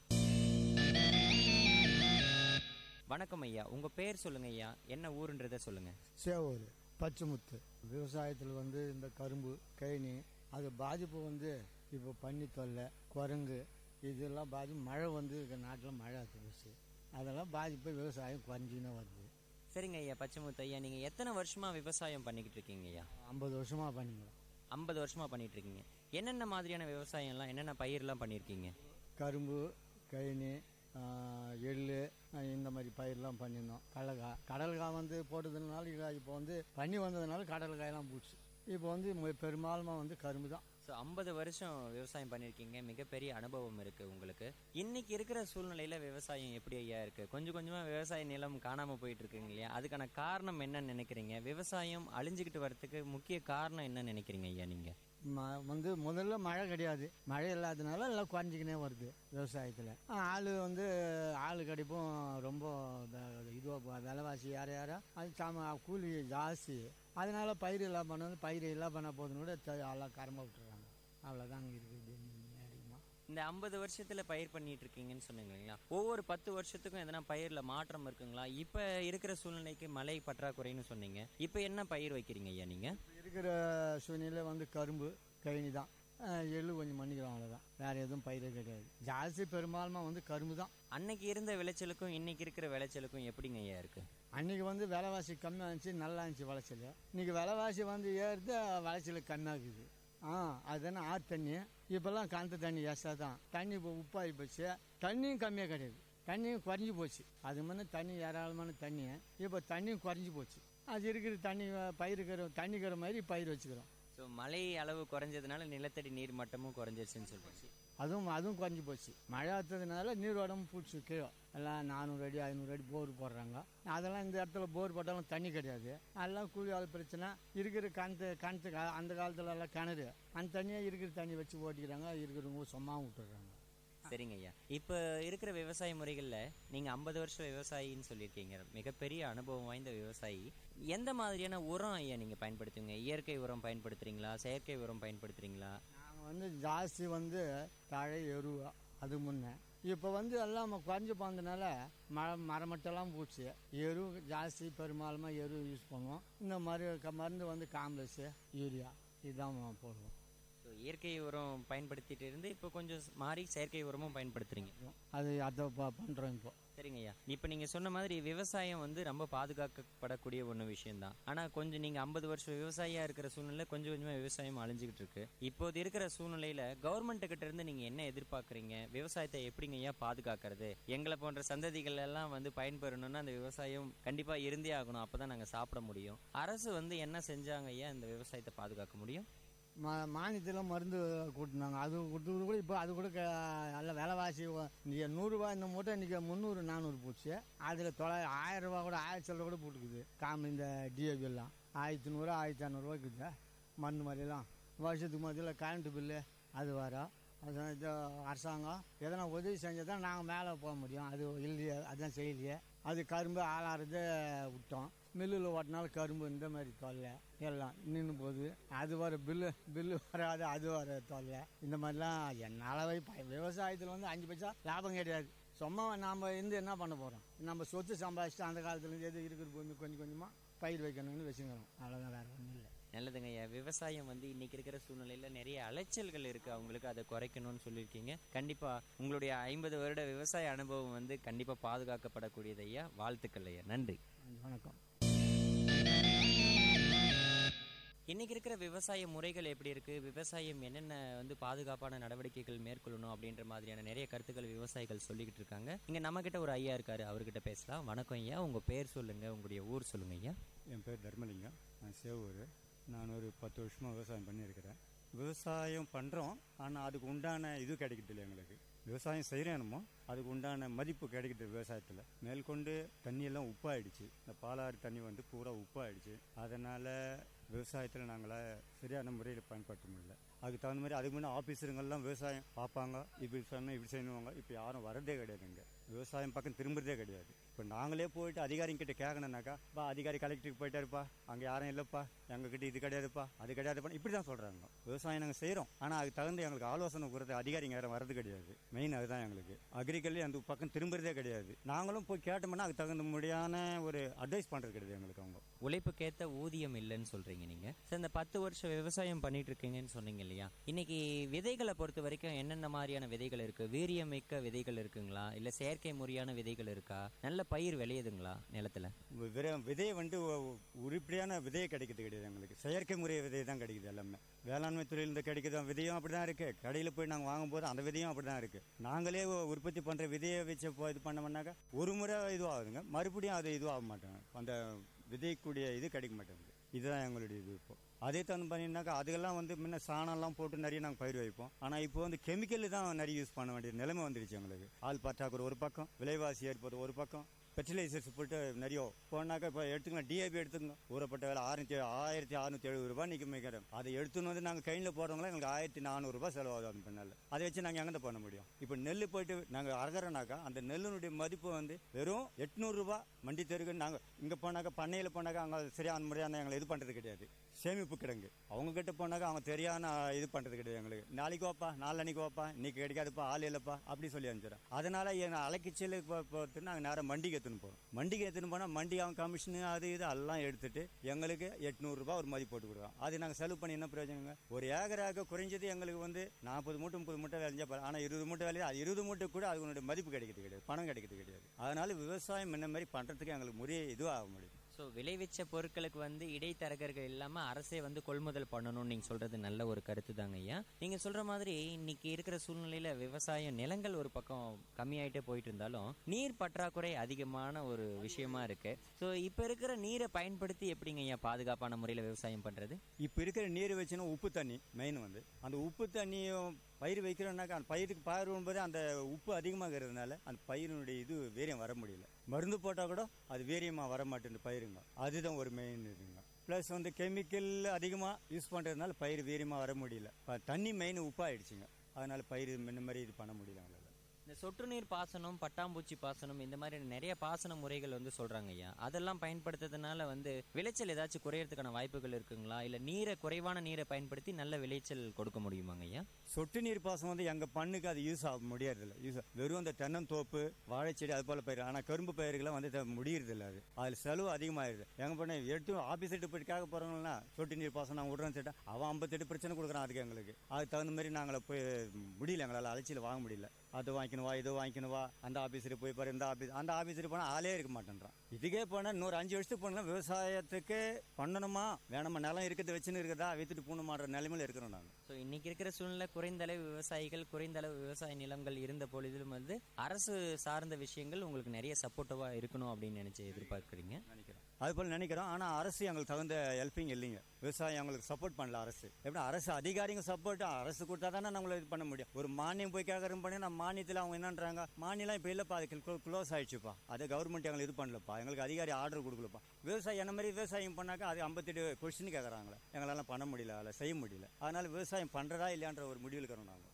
இப்போ இருக்கிற சூழ்நிலையில் நிலத்தடி நீர் ஒரு பக்கம் குறைஞ்சிக்கிட்டு இருக்கு. அது குறைஞ்சிட்டு இருக்க மாதிரி விவசாய நிலங்களும் குறைஞ்சிக்கிட்டு இருந்து வீட்டு மனைகளாகவும் தொழிற்சாலைகளாகவும் மாறிக்கிட்டு இருக்குங்க. இதை தடுக்கிறதுக்கு என்னங்க ஐயா பண்ணணும்? அது தடுக்கிறதுனா விவசாயிக்கு கவர்மெண்ட் அரசாங்கம் உதவி பண்ணணும். இப்போ நீ நிலம் வைக்காத, நான் உங்களுக்கு ஹெல்ப் பண்ணுறோம், நாங்கள் எங்கள் அதிகாரி அனுப்புகிறோம், உங்களுக்கு ஹெல்ப் பண்ணுறோம், நீங்கள் விவசாயம் பண்ணுங்க, அதனுடைய பொருள் நாங்கள் எடுத்துன்னு போயிட்டு செல்லிங் பண்ணி உங்களுக்கு கொடுக்குறோம், அந்த காசு கொடுக்குறோம் அன்ட்டு விவசாயிகிட்ட வந்து ஒவ்வொரு அதிகாரியும் இது பண்ணும். அரசாங்கம் சப்போர்ட் பண்ணாதான் விவசாயம் பண்ண முடியும். அரசாங்கம் சப்போர்ட் பண்ண விவசாயம் பண்ணணும்னு ரொம்ப கஷ்டம். சரிங்க ஐயா, நீங்கள் சொல்கிற மாதிரியான விஷயங்கள்ல வந்து விவசாயம் செய்யறதுக்கு நிறைய கஷ்டங்கள் இருந்தாலும் விளைவிச்ச பொருட்களை வந்து விற்பனை பண்றதுக்கு நம்மளுக்கு போதுமான விலை கிடைக்காதனால நிறைய கஷ்டங்கள் இருக்குன்னு சொல்லிட்டு இருக்கீங்க. ஏன்னா இந்தியா வந்து ஒரு விவசாய நாடுன்னு சொல்லிட்டு இருக்கோம். விவசாயம் இருந்தால் தான் நம்மெல்லாம் வந்து நல்ல முறையில் வாழ முடியும். சரிங்க ஐயா, VIT கம்யூனிட்டி ரேடியோ சார்பாக உங்களுக்கு வாழ்த்துக்கள். வணக்கம் ஐயா, உங்க பேர் சொல்லுங்க, உங்களுடைய ஊர் சொல்லுங்க. சடையான் சேவூர், அப்பா பேர் குப்புசாமி. நான் ஒரு 45 வருஷமாக விவசாயம் பண்ணிடுறேன், டிகிரி வச்சுட்டு. விவசாயத்தில் வந்து இருக்க தொழில்நுட்பம் முன்னேற விவசாயம் நல்ல வருமானம் தான். ஆள் பற்றாக்குறை, அப்புறமா புதிய நவீன முறைகள்லாம் வந்திருக்கு, நல்லா தான் இருக்குது. அதுக்கேற்ற மாதிரி தொழு உரமெல்லாம் இப்போ வந்து மாறிடுச்சு. ஏன்னா காம்ப்ளெக்ஸ் யூரியா போட்டால் பயிர் கொஞ்சம் நல்லா செழிக்குது. அதுக்கு போட்ட மாதிரி இப்போ என்ன தான் அப்புறம் கூலியால் பிரச்சனை மெயின் பண்டிகை ஒரு நிறைய இருக்குது. அது மாதிரி நம்ம இந்த விவசாய விளைபொருளுக்கு வந்து அவங்க கேட்குற மாதிரி நான் கொடுத்துட்டு வரது பாருங்க. அதுக்கு நிரந்தரமான விலை நிர்ணயம் வந்து கிடையாது. அது ஒரு முக்கியமாக கரும்பு எதுவுமே தள்ளிடுறாங்க. அவங்க 3000 தரட்டு 2000 2500 தராங்க. அதில் வேறு பிடிச்சிடுறாங்க. அதனால விவசாயம் என்ன பண்ணுறோம், கரும்பு பண்ணுறேன், அதுலேயும் தண்ணி தருது. அதனால் ஒரு விவசாயம் மில்லு ப்ராப்ளம். ஆள் அண்ணா போய்ட்டு ஈபியில் வந்து பர்மிஷன் வாங்கணும், அது ஒரு மெயின் பிரச்சனை. அதனால் வந்து கரும்பு இது பண்ணுவாங்க. நெல் பண்ணால் வந்து ரொம்ப செலவு அதிகமாகும். செலவு 1 ஏக்கர் 2 ஏக்கர் இருந்தால் மிஷின் வச்சு ஏற்றுறாங்க. அரகாணிக்கெல்லாம் கூலி ஆள் கூட்டு வரோம். அது வந்து கூலி ஆளுக்கு பக்கமாக இருக்குது. நெல் போட்டால் வாழை போட்டால் காற்று வச்சு வச்சுருக்கு. அதுக்கு நஷ்டம் ஈடு கவர்மெண்ட்டில் எதுவும் தரமாட்டோம். தரான்னு சொல்கிறாங்க, போய்ட்டு எல்லா லிஸ்ட்டும் கொடுத்து அதுக்கப்புறம் தரமாட்டாங்க. அது 1 ஏக்கரை பாருங்கள், 1 ஏக்கரை போட்டு 2 ஏக்கரை போட்டு வாழை இல்லை. எள்ளு தாங்க கொஞ்சம் நல்லா பயிர், நல்ல பயிர் போட்டால் ஒரு 6000 7000 போகுது. கடலக்காய் போட்டால் வேர்க்கடலை போட்டால் பண்டிடுவாங்கன்னு அறியுது. கண்டிப்பாங்க. 45 வருஷமா விவசாயம் பண்ணிட்டு இருக்கீங்கன்னு சொன்னீங்க, அதுவும் டிகிரி முடிச்சுட்டு விவசாயம் பண்ணிட்டு இருக்கீங்கன்னு சொன்னீங்க. கண்டிப்பா ரொம்ப பெருமைக்குரிய விஷயமா இருக்கு. இந்த 45 வருஷ விவசாயத்துலங்க ஐயா, முன்னாடி இருந்த காலங்களில் எந்த மாதிரியான விவசாயம் பண்ணீங்க? இன்னைக்கு இருக்கிற இப்போ 21ஆம் நூற்றாண்டுல இருக்கோம் நம்ம, இன்னைக்கு இருக்கிற சூழ்நிலையில என்ன மாதிரியான விவசாய பயிர்கள் எல்லாம் வைக்கிறீங்க ஐயா? இன்றைக்கி இருக்கிற மாதிரி ஏற்ற மாதிரி பண்ணுறேன். கரும்பு பண்ணுறேன், எள்ளு போட்டேன், அப்புறமா உளுந்தும் போட்டேன். உளுந்து போட்ட மாதிரி அக்ரி பண்ணைக்கு நான் விதைக்கும் கொடுத்தேன். அது மாதிரி காலத்து ஏற்ற மாதிரி பயிர் மாற்றி கொண்டு போயிடுவேன். அப்புறம் மாட்டு தீவனம் நடுறேன், சோளம் கால்நடைக்கு தீவனுக்கு சோளம் போடுறது. அது மாதிரி கரும்புல தரிசிலாக இது பயிரிட்டு அதுக்கு ஏற்ற மாதிரி நான் பயிரிட்டுருவேன். விளைச்சலை பொறுத்த வரைக்கும் எப்படி இருக்குதுங்க? குறிப்பாக ஒரு 10 வருஷத்தில் வந்து ஒரு ஏக்கரில் வந்து ஒரு 10 மூட்டை நெல் விளைஞ்சதுன்னா இப்போ வந்து இருக்கிற சூழ்நிலையில் 5 மூட்டை நெல் தான் விளையுது அப்படின்னு சொல்லிட்டு ஒரு தரப்பில் வந்து சொல்லிட்டு இருக்காங்க. பயிர் வந்து வீரியம் இல்லாத ஒரு பயிராக இருந்துகிட்டு இருக்கு, மண்ணினுடைய தரம் குறைஞ்சிட்டு இருக்கு அப்படின்னு மாதிரிலாம் சொல்கிறாங்க. நீங்கள் எப்படிங்க ஐயா, உங்களுடைய கருத்துக்களை சொல்லுங்கள். அந்த காலத்தில் எருவு போட்டாங்க, நுண்ணூட்டு சத்து போட்டாங்க, பஞ்சகவியெல்லாம் தயார் பண்ணாங்க. இப்போ வந்து மருந்து போடுறதுனால என்ன பண்ணுறது, 30 மூட்டை இன்க்ரீஸ் ஆகுது. இன்க்ரீஸ் ஆகாமல் இல்லை, அதுக்கேற்ற மாதிரி செலவு பண்ண முடியல. இப்போ வந்து பண்ண முடியல, விவசாயம் பணம் போட்டாங்க, ஆனால் விவசாயம் பண்ண முடியல. ஆள் பிற இந்த இது வரிசை முறையில் நாற்று நெல் போட்டு 100 ஒரு நெல் ஒரு நாள் நாற்று போட்டால் தான் நல்லா பயிர் வருது. முன்ன மாதிரி நட்டா இப்போ விளைச்சல்லாம் பண்ணல. ஆள் பட்டாங்க, ஆள் வரமாட்டாங்க, கூலி ஆளும் வரமாட்டாங்க, நடுவுக்கு ஆள் வரமாட்டாங்க. மருந்து விலை அதிகமாக. இப்போ வந்து DAP 900 1000 அதிகமாக 300 நான் அனுபவிச்சு. இப்போ 900 1000 மூட்டை DAP. ஒரு மூட்டை DAP எடுக்கணுன்னாக்கா பணம் பட்டாங்க. 4 மூட்டை போட்டால் தான் அந்த பயிர் எடுத்து கொடுங்க. அதில் இருக்கிற நுண்ணூட்ட சத்து மண்ணுடைய விளைச்சல் தன்மை எடுத்து கொடுக்குது, இல்லைனாக்கா பயிர் வரணும். நீங்கள் சொல்கிறத வச்சு பார்க்கும்போது இன்றைக்கி இருக்கிற சூழ்நிலை விவசாயம் பண்ணுறதுக்கான உதிரி பொருட்கள், அதாவது உரம் வாங்குறதெல்லாம் அதனுடைய விளைச்சலுக்கே ஈடுகட்டுறதுக்கு இருக்குன்னு நினைக்கிறீங்க. சரிங்க ஐயா, நீங்கள் சொல்கிற மாதிரி ஆட்பற்றாக்குறை அதிகமாக இருக்குன்னு சொன்னீங்க இல்லையா, அதுக்கான காரணம் என்ன நினைக்கிறீங்க ஐயா நீங்கள்? காரணம் 100 நாள் வேலை வாய்ப்பு கலெக்டர் ஆஃபீஸ் மனு கொடுக்குறோம், பஞ்சாயத்து தலைவர் கொடுக்குறோம். அவங்களே வந்து நிலத்தில் வந்து செய்யறேன்னு சொல்றாங்க, செய்ய மாட்டாங்க. இன்னைக்கு அனுப்பிச்சிடாங்க, நாளைக்கு வர மாட்டாங்க. அதை நீங்கள் எடுத்து என்ன செய்யணும் நடக்குது. கலெக்டர் ஆஃபீஸ் மனு எல்லாம் கூட நிறுத்த முடியுங்க. கால்நடைகளை பொறுத்த வரைக்கும் அப்போ இருந்த கால்நடைகளுக்கும் இப்போ இருக்கிற கால்நடைகளுக்கும் ஏதாச்சும் மாற்றங்கள் இருக்குங்களா? கால்நடைக்கு மாற்றம் இருக்குங்க. இங்கே வந்து மெயினாக ஹாஸ்பிட்டல் இல்லை. ஒரு நோய் வாய்ப்பட்டாக்கா இங்கேருந்து ஹாஸ்பிட்டல் ரங்காபுரம் ஓடி போகிறதுக்கு, இங்கேருந்து போகிறங்காட்டி சனை நீக்கும் தருணத்தில் சனையை போட முடியல. அதே மாதிரி கால்நடைக்கு ஏற்ற தீவனங்கள் கொடுக்க முடியல. இந்த மாட்டு தீவனம் இதாக மாதிரி கொடுக்குது. கால்நடை பொருள் இப்போ 25 ரூபா லிட்டர் இருந்து இப்போ 23 ரூபா ஆகிட்டாங்க. அது பால்காரெல்லாம் சேர்ந்து கம்மி பண்ணாங்க, அதையும் ஒன்றும் பண்ண முடியல. 25 ரூபா 23 ரூபா இன்றைக்கி குறைச்சிட்டாங்க. பால் வந்து நல்லா இன்க்ரீஸ் ஆகுது. இதாங்க கால்நடைக்கு வியாதிகள் சீக்கிரம் உடனே பார்க்க முடியும். இன்னைக்கு இருக்கிற சூழ்நிலையில் விவசாயம் ஒரு பக்கம் குறைஞ்சிக்கிட்டு இருந்தாலும் விவசாய நிலங்கள் வந்து குறைஞ்சிக்கிட்டு இருக்குங்க இல்லையா? அங்கங்கே வந்து பிளாட் போட்டு விற்றுக்கிட்டு இருக்காங்க. இதெல்லாம் தடுக்கிறதுக்கு நம்ம என்ன பண்ணணும்? விவசாயத்தை பாதுகாத்து நம்முடைய சந்ததிகளை வந்து வழி நடத்துறதுக்கு ஏதாச்சும் பண்ணணும்னா நீங்கள் என்ன நினைப்பீங்க? மூதாதை சொத்தெல்லாம் அப்படியே தான் வச்சிருக்காங்க. இந்த வேளாண்மை அக்ரி டிபார்ட்மெண்ட்டில் சொத்து வாங்க விட்டாத ஸ்டே போடணும். ஸ்டே போட்டால் ரியல் எஸ்டேட் பண்ணுறவங்க வாங்கி போட்டு நிறுத்திட்டு ஒரு 5 வருஷமும் திருப்பி வந்து கல் நட்டுறாங்க. அது விவசாயம் கொடுக்காம நம்ம சொத்தை கட்டி ஆகணும். நீங்கள் சொன்ன சந்ததி அதுக்கான அரசாங்கம் முயற்சி எடுக்கணும். ஒவ்வொரு நிலமும் இந்த சொத்து வாங்கக்கூடாதுன்ட்டு அவங்க வந்து வேளாண்மை அக்ரி டிபார்ட்மெண்ட் இந்த சொத்து வாங்கக்கூடாதுன்னு ஒரு கண்டிஷன் போடணும். அதை மீறியும் வந்து கட்ட பஞ்சாயத்து ஏதாவது பண்ணி ஊரில் இந்த சொத்து வாங்கக்கூடாதுன்னு ஒரு நேம் போர்டு பிளாட் போர்டு போட்டு போடணும். அதே மீறி வாங்கிடுறாங்க. வாங்கிட்டு பைசாக்கு ஆசைப்பட்டு வாங்கிடுறாங்க. அது சொத்து நிறைய சீக்கிரம் அந்த பணம் வாங்கி போட்டு சொத்தாக இருந்தால் இன்றைக்கி கட்டியாது. சொத்து இருந்தால் விவசாயம் முன்னேறும். நம்ம சந்ததிங்க நல்லாயிருக்கும். நம்ம எனக்கு அடுத்து என் பையன் வைப்பான். அதாவது நீங்கள் சொல்கிற மாதிரி கண்டிப்பாக மக்கள் தொகை பெருக்கத்தின் காரணமாக வீடு கட்டுறதுக்கு வந்து நிலம் தேவைதான். ஆனால் விவசாய நிலத்தில் கட்ட வேணாம், வீணாக இருக்கிற நிலத்தில் கட்டணும் அப்படின்னு சொல்கிறது நல்ல கருத்துங்க ஐயா. கண்டிப்பாக நீங்கள் 45 வருஷம் விவசாயன்றது நீங்கள் பேசும்போதே உங்களுடைய அனுபவங்கள் எல்லாம் நல்ல முறையில் தெரியுது. மேலும் உங்களுடைய விவசாய முறைகள் வந்து போற்றி பாதுகாக்கணுங்க ஐயா. வாழ்த்துக்கள். நன்றி. நேர்களே, இன்றைய கருத்துக்களம் நிகழ்ச்சியில் வந்து நம்ம விவசாயத்தை பற்றி தான் பார்த்துக்கிட்டு இருக்கோம். விவசாயம் இல்லைன்னா நம்மெல்லாம் இல்லை. ஏன்னா 3 வேளை நம்ம உணவு சாப்பிட்றதுக்கு வந்து விவசாயம் தான் மூல காரணமாக இருக்குது. அந்த வகையில் விவசாயிகளை சந்திச்சுட்டு அவங்களுக்கு இருக்கிற சூழ்நிலைகளில் இன்னைக்கு விவசாயம் எப்படி இருக்குது, விவசாய பயிர்கள் எப்படி இருக்குது அப்படின்றத பற்றி தான் பேசிக்கிட்டு இருக்கோம். இங்கே நம்மக்கிட்ட ஒரு விவசாயி இருக்கார், அவர்கிட்ட பேசலாம். வணக்கம் ஐயா, உங்கள் பேர் சொல்லுங்க ஐயா. என் பேர் ரவி, சேவூர் மேடுத்தருவு. நமக்கு ஒரு 4 ஏக்கரை பூமி இருக்குது. செலவு பண்ணுறது வரல. ஏதோ கௌரவத்துக்கு வந்து நிலம் சம்பாதிச்சுட்டு வந்து ஏதோ ஒன்று பயிர் வச்சுருக்கேன். இந்த வருஷம் கூட கரும்பு ஓட்டணும். எந்த கவர்மெண்ட் வந்தாலும் சரி அந்த நிலு காசு வந்து கொடுக்க மாட்டுறாங்க. இப்போ 2650 ரூபா டன்னுன்னு சொன்னாங்க. 2200 தான் கொடுத்துக்கிறாங்க. இன்னும் பேலன்ஸு கொடுக்கல. அவங்க அரசாங்கம் நம்ம ஒத்து வயசாக தான் நம்ம பயிர் வைக்க முடியும். அரசாங்கம் ஒத்து வைக்கல நம்ம பயிர் வைக்க முடியும். கண்டிப்பாக இன்றைக்கி இருக்கிற சூழ்நிலையில் நிலத்தட்டுப்பாடு ஒரு பக்கம், நீர் தட்டுப்பாடு ஒரு பக்கம் இருந்தாலும் அரசு சார்பில் எதிர்பார்க்குறீங்கன்னு சொல்கிறீங்க. இன்றைக்கி இருக்கிற காலகட்டத்தில் நீர் பற்றாக்குறை இருக்குங்க இல்லையா? அதுக்கு தகுந்த மாதிரி என்னென்ன விதமான பயிர்கள் ஐயா பண்ணுறீங்க நீங்கள்? வந்து 2 வருஷம் கரும்பு, ஒரு வருஷம் எள்ளு பயிர் வைக்கிறோம். இந்த 3 மாதம் பயிர். அது என்ன வச்சா இப்போ வந்து எள்ளு இருக்குது, எதுவுமே போடலான்னா போட முடியல. 95 ரூபா ஒரு கிலோன்றான். அப்படின்னா என்ன 80 கிலோ என்ன ஆகுது? நீங்களே கணக்கு போடுங்க. இப்போ என்னன்றான் 50 ரூபா கிலோ கேட்குறேன். அதனால் போட முடியாது, எதுவுமே வீட்டில் வச்சுட்டு இருக்கேன். ஸோ அதாவது விளைவிச்சாலும் அந்த விளைவிச்ச பொருட்களுக்கு வந்து நியாயமான விலை கிடைக்கல அப்படின்னு சொல்லிட்டு சொல்கிறீங்க ஐயா. செலவு பண்ணுற துட்டு எங்களுக்கு கிடைக்க மாட்டேங்குது. ஒரு பக்கம் வந்து விவசாய பயிர்கள் வந்து இருக்கிற கொஞ்சம் நஞ்ச தண்ணியை வச்சு விவசாயம் பண்ணிட்டு இருக்காங்க. இன்னொரு பக்கம் விவசாய நிலத்தை வித்துக்கிட்டு இருக்காங்க இல்லையா? அதை தடுக்கிறதுக்கு என்னங்க ஐயா பண்ணுறது? என்னக்கா இப்போ வந்து பயிர் வச்சு வழியில் இப்போ வந்து ஒரு ஏக்கரை ஒரு 50,000 ரூபாய்னா ஒரு ஏக்கரை 50 லட்ச ரூபா வருது. அந்த 50 லட்ச ரூபா எதுவுமே பேங்க்கில் போடணும். ஒரு வட்டினா கூட மாதம் 50,000 ரூபா வருது. அது மாதம் வெட்டி வாங்கி சாப்பிட்டு போகலான்ட்டு அந்த கணக்கு ஜனம் வந்து தெளிவாயிடுச்சு. இதே சூழ்நிலை நீடிச்சாங்கன்னா நம்மளுடைய சந்ததிகள், அதாவது நம்மளுடைய பிள்ளைங்க வரும்போது அவங்களுக்கு என்னென்ன மாதிரியான கஷ்டங்கள் இருக்குங்க ஐயா? அப்படியே தான் அந்த மாதிரி தான் வேற பயிர் வைக்க முடியாதுங்க. இனிமேல் வந்து ரொம்ப விவசாயம் கெட்டு போச்சுங்க. தண்ணி சவலாயிடுச்சுங்க. உப்பு ஆயிடுச்சு. அந்த தோல் சாப்பு தண்ணியை தான் ஆற்றுல விட்டுட்டு மொத்தமே குடிக்கிறதுக்கே தண்ணியை வந்து உப்பாக தான் ஆயிடுச்சு. இங்கேருந்து வடகுமோட்டிலேருந்து நம்ம ஊருக்கு தண்ணி குடிக்க தண்ணி வருது. அது வரலனாக்கா அது கூட கிடையாது. நெல் வந்து விளைச்சோம்னா அதில் சத்துக்கள் குறைவான ஒரு சத்துக்காக இருக்குது அப்படின்னு சொல்லிட்டு மக்கள் வந்து போதுமான அளவு சத்துக்கள் கிடைக்கிறதில்ல அப்படின்னு சொல்லிட்டு ஒரு தரப்பு சொல்லுது. நீங்கள் வந்து இயற்கை முறையில் விவசாயம் பண்ணுறீங்களா? அதுக்கு என்னென்ன இயற்கை முறை சத்துக்கள் வந்து உபயோகப்படுத்துறீங்க ஐயா? நெல் பயிருக்கு வந்து தான் ஏறு ஓட்டி மருந்து தான் டிஏபி காம்ப்ளெக்ஸு அடி உரம் போடுறோம். அடி உரம் போட்டு நட்டுட்டு அதுக்கு மேலே உரம் வந்து யூரியா போடுறோம். வருது வந்து அந்த நெல்லுக்கு உண்டான ரேட்டு கிடைக்கலீங்களே. 1000 ரூபா 1200 ரூபா விற்று அந்த நெல் இப்போ 900 ரூபா 800 ரூபான்றான். அப்போ எப்படி விவசாயி பயிர் வைக்கும்? சரிங்க ஐயா, இன்றைக்கி இருக்கிற சூழ்நிலையில் கஷ்டமான விஷயங்களை தான் வந்து விவசாய பயிர்கள் வச்சுட்ருக்காங்க. அவங்களுக்கு அரசு சார்பில் என்னென்ன சப்போர்ட் வந்து எதிர்பார்க்குறீங்க நீங்கள்? என்ன அது சப்போர்ட் பண்ணுறது? இப்போ வந்து லோன் போட்டு காசு வாங்கி பயிர் வைக்கிறோம். இப்போ அந்த வட்டியை கட்ட முடியல. எப்படி பயிர் வைக்க முடியும் சொல்லுங்கள்? விவசாயிகளுடைய நிலைமை வந்து ரொம்ப கேள்விக்குறியான ஒரு சூழ்நிலையில் தான் போய்கிட்டு இருக்கு. விவசாயத்தை போற்றி பாதுகாக்கணும்னா அது அரசாலையும் மக்களாலையும் மட்டும்தான் முடியும்னு சொல்கிறீங்க. கண்டிப்பாங்க ஐயா, உங்களுடைய முயற்சிகள் அனைத்தும் வெற்றி பெறட்டும். வாழ்த்துக்கள். நன்றி. இப்போ நம்மக்கிட்ட ஒரு விவசாயி இருக்காரு, அவர்கிட்ட பேசலாம். வணக்கம் ஐயா, உங்கள் பேர் சொல்லுங்க ஐயா. பேர் சிவாங்க. நான் இங்கே சேவூர் இந்த கிராமத்தில் நான் இருக்கேன். எனக்கு தெரிஞ்சு நான் ஒரு 30 வருஷமாக இருக்கேன். எனக்கு வந்து இப்போ 45 நடக்கிறது. 35 வருஷமாக நான் வந்து விவசாயம், அப்பா தாத்தா அவங்க கூடலாம் நான் விவசாயம் பண்ணின்னு இருக்கேன். முன்னத்துக்கு இப்போவும் பார்த்தீங்கன்னா, முன்னெல்லாம் நல்லா கரும்பு நல்லா விளையும். தண்ணி பார்த்தீங்கன்னா கிணத்துல இப்போது எனக்கு வந்து 3 பம்ப் செட் இருக்குது. மெயின் ரோட்லேயே ஒரு பம்ப் செட் இருக்குது. அங்கே பார்த்தீங்கன்னா அந்த தண்ணி பம்ப் செட் விட்டோம்னாவே அந்த காலத்தில் தண்ணி கம்மி தான் இருந்தாலும் ஊரில் இருக்கிறவங்க எல்லாம் அந்த தண்ணி கொண்டு போகிறது குடிக்கிறதுக்கு கொண்டு போவாங்க. இப்போ நம்மளே வாயில் வைக்க முடியல, அந்த அளவுக்கு தண்ணி மாறி போச்சு, ரொம்ப சவுலாயிடுச்சு. நெல்லே பார்த்தீங்கன்னா அப்போல்லாம் வந்து பார்த்தீங்கன்னா ஒரு 20 சென்ட்டுக்கு பார்த்தீங்கன்னா ஒரு 15 மூட்டையிலேருந்து 30 மூட்டை அப்படி விளையும். இப்போ பார்த்தீங்கன்னா 10 மூட்டை விளையிறதே கஷ்டமாக இருக்குது. அதே மாதிரி மருந்து விலை எல்லாம் பார்த்தீங்கன்னா எக்கச்சக்கமாக ஏறின்னு போச்சு. அதை யூஸ் பண்ணி நம்ம இப்போ பண்ணோம்னா வரத்துக்கும் அதுக்குமே சரியாக இருக்குது. பார்த்தீங்கன்னா ஆளுக்கு பற்றாக்குறை ரொம்ப அதிகமாக இருக்குது. இந்த 100 நாள் வேலையெல்லாம் விட்டுட்டாங்க.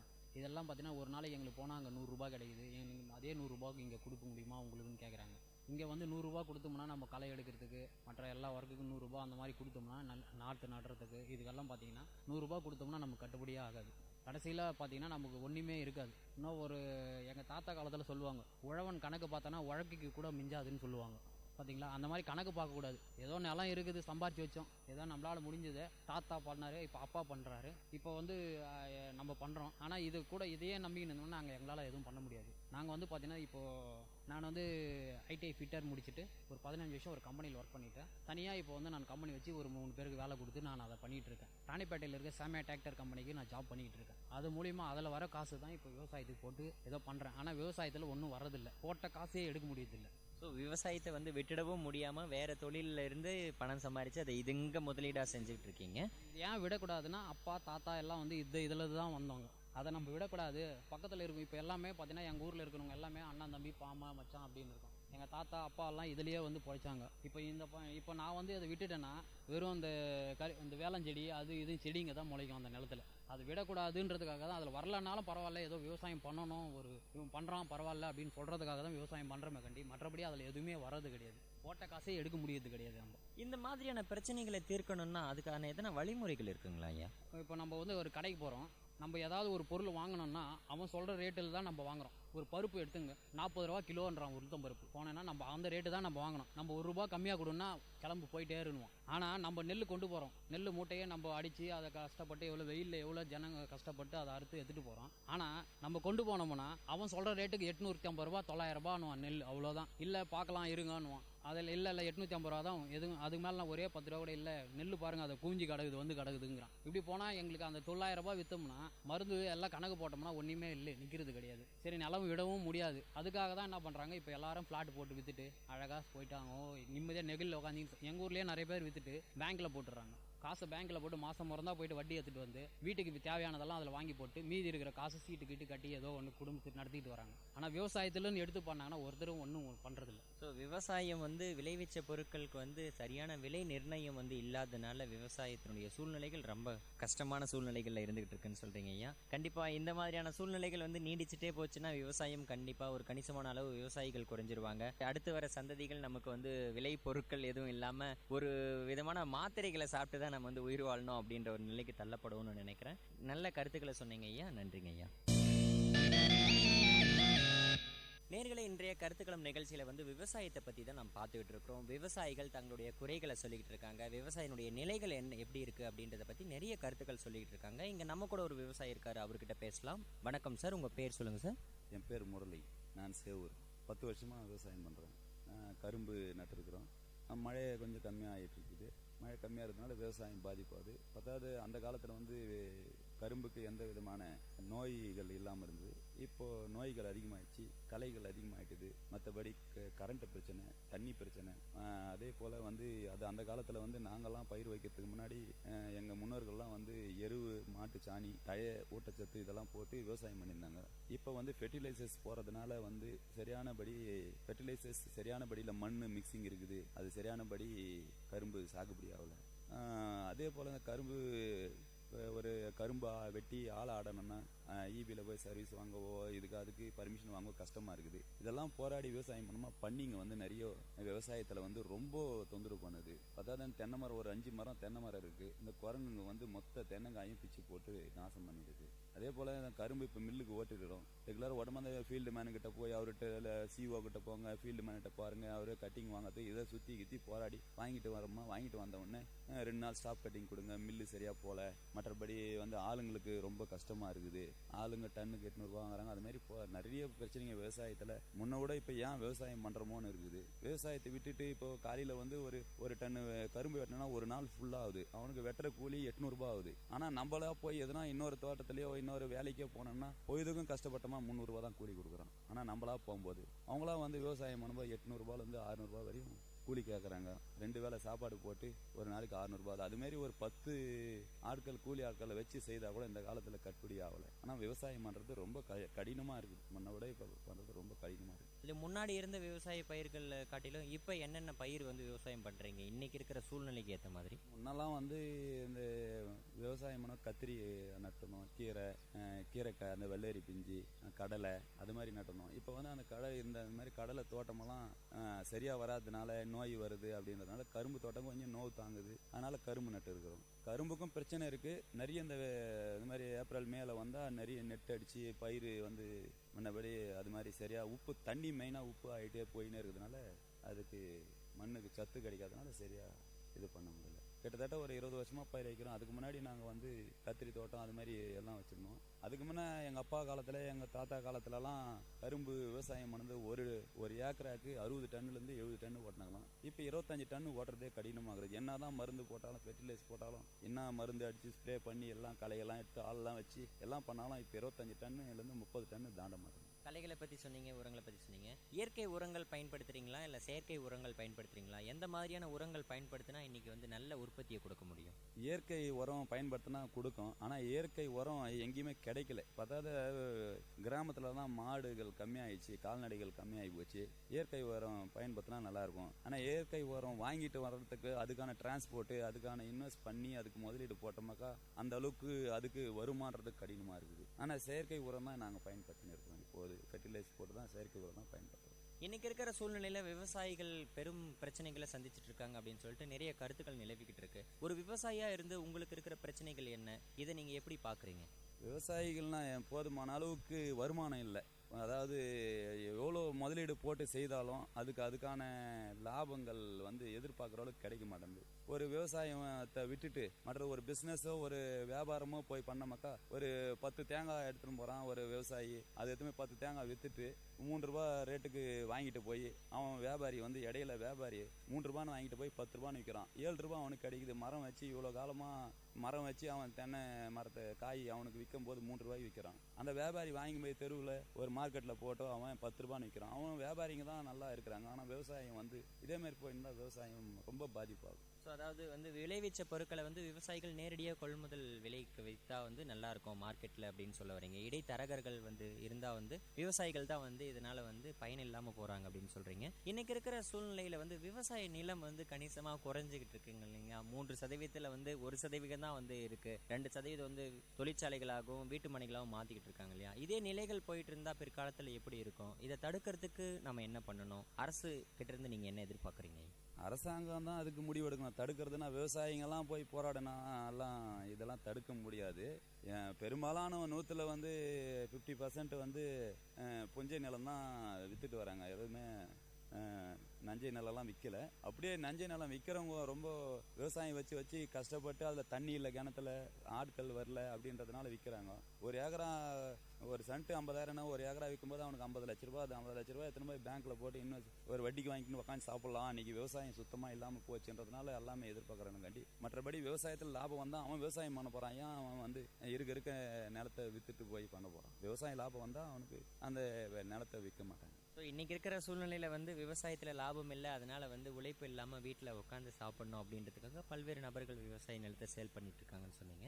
சார், ஒரு விவசாயியாக இருந்து அரசு சார்பில், ஏன்னா இந்தியாவினுடைய முதுகெலும்பு விவசாய நாடு அப்படின்னு சொல்லிட்டு நம்ம இந்தியாவை பெருமையாக சொல்லிக்கிட்டு இருக்கோம். இன்றைக்கி இருக்கிற சூழ்நிலையில் விவசாயிகளுக்கு அரசு சார்பில் என்னென்ன உதவிகள் செய்யணும்னு நீங்கள் எதிர்பார்க்குறீங்க? அரசு அங்கே நிறைய ரைட்டாக ஒரு சின்ன ஒரு வியாபாரமோ ஒரு சின்ன வியாபாரத்தெல்லாம் டைரெக்டாக பண்ணுறாங்க. அதுமாரி விவசாயிகிட்ட வாங்கி அரசாங்கமே வியாபாரம் பண்ணால் அது விவசாயி அந்த இடையில இருக்கிற தரகர்கள் மிஸ்டேக் ஆகாமல் இருக்கும். அரசாங்கமே நேரடியாக கொள்முதல் பண்ணாங்கன்னா விவசாயம் கொஞ்சம் இன்க்ரீஸ் ஆகும். விவசாயிங்க நல்லபடியாக இன்னும் கொஞ்சம் இது பண்ணாங்க. அரசாங்கம் வந்து அவங்களே வந்து அக்ரிகல்ச்சரை போட்டு அவங்கள நல்லபடியாக அதுக்கான டைமுக்கு உரம் கொடுக்கணும், டைமுக்கு நுண்ணூட்டு சத்து கொடுக்கணும். அது மாதிரி விவசாயி வந்து ஒரு இடத்துலையும் ஒரு ஃபீல்டு வந்து நேரடியாக பார்த்தாங்கன்னா அந்த விவசாயம் இன்னும் கொஞ்சம் இன்க்ரீஸ் ஆகும். அதுக்கான தேவையான நேரத்துக்கு மின்சாரம் இல்லை, தேவையான நேரத்தில் வந்து ஏதோ ஒரு லைன் மேன்கிட்ட போனோம், இல்லை ஈபியில் வந்து ஒரு பீஸ் போயிட்டு போனோன்னா கூட அவங்க கேட்டால் ஈபியில் ஆள் கிடையாது, ஆட்கள் கம்மி, வரம் போன்றாங்க. அந்த நேரத்தில் ஒரு விதை வைக்கும் போது அவன் தண்ணி விட்டு ஆகணும். அந்த நேரத்தில் போகும்போது அதுமாரி பல்வேறு பிரச்சனைகள்லாம் இருக்கிறதுனால அரசாங்கம் இது வந்து எல்லாத்துக்கும் முன்னே வந்து செய்யணும்னா இந்த காலத்தில் கஷ்டம். எந்த அரசாங்கமும் அது செய்யாது. விவசாயத்துக்கு இன்னும் முன்னே வர்றது கடினம். விவசாயம் நாள் குறைஞ்சிட்டு தான் போகாம கண்டி இன்க்ரீஸ் ஆகிறதுக்கு வாய்ப்பு இல்லை.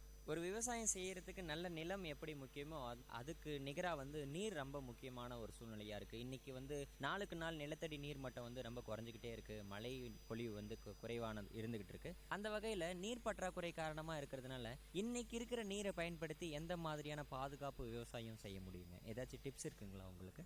அது மாதிரி எதுவும் நமக்கு தெரிஞ்ச மாதிரி அந்த அளவுக்கு படிக்கல. நான் இவ்வளோ எனக்கு மழை பெஞ்சா எதனால எப்படி என்ன வரும் எனக்கு அவ்வளோ. சரிங்க, இன்னைக்கு இருக்கிற விவசாயம் குறைவு வந்து இப்படியே தொடர்ந்துகிட்டே இருந்ததுன்னா வருங்கால சந்ததிகள் இன்னும் ஒரு 10 வருஷம் கழிச்சு இல்லை 20 வருஷம் கழிச்சு அவங்களுடைய நிலைமை எப்படி இருக்கும்? உங்களுடைய யோசனைகள் ஏதாச்சும் சொல்றீங்க?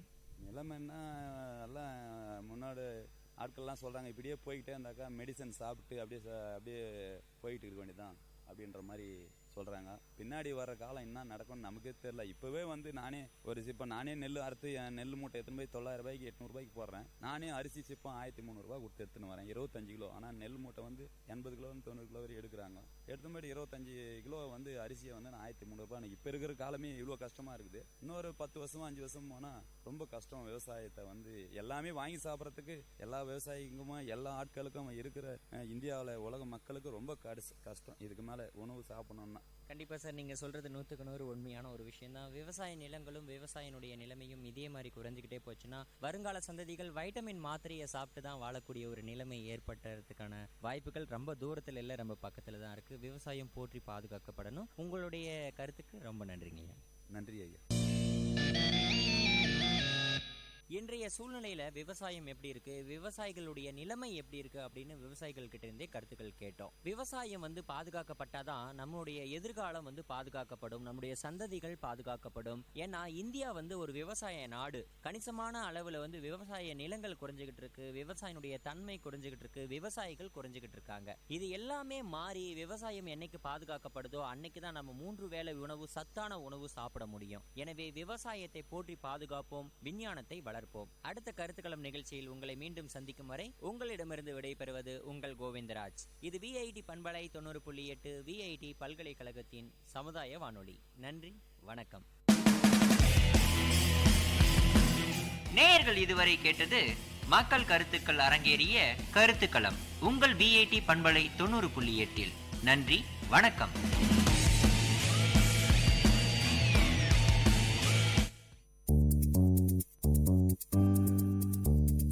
மாணவர்களின் மொழிகளோடும் மாணவர்களின் திறன்களோடும் வாராவாரம் ஆர்ப்பாட்டம், பள்ளி பிள்ளைகளின் கொண்டாட்டம். உங்கள் VIT பண்பலை 90.8 பள்ளிக்கூடம் வேலூர் நகரின் பள்ளிகளில் இருந்து மாணவர்களின் பல்சுவை நிகழ்ச்சி. இன்றைய பள்ளிக்கூடம் நிகழ்ச்சியில் ஸ்ரீ சாரதா வித்யாலயா மழலையர் மற்றும் துவக்கப்பள்ளி மாணவர்கள் வழங்கும் பல்சுவை நிகழ்ச்சிகளை கேட்கலாம்.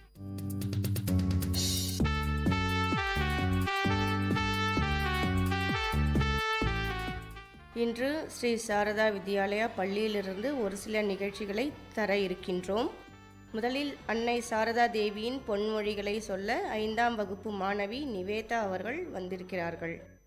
சாரதா தேவியின் பொன்மொழிகள். நேரம் கிடைக்கும் போதெல்லாம் தூயவர்களின் துணையை நாடு, அது இல்லை என்றால் நல்ல நூல்களை படி.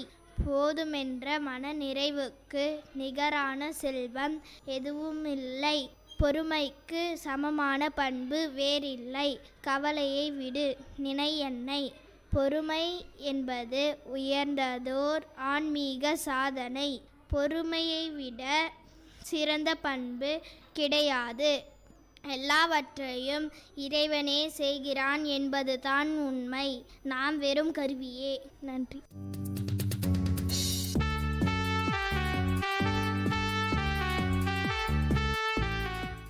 சம்பந்தர் தேவாரம் பாட 3ஆம் வகுப்பு மாணவன் விக்னேஸ்வரன்.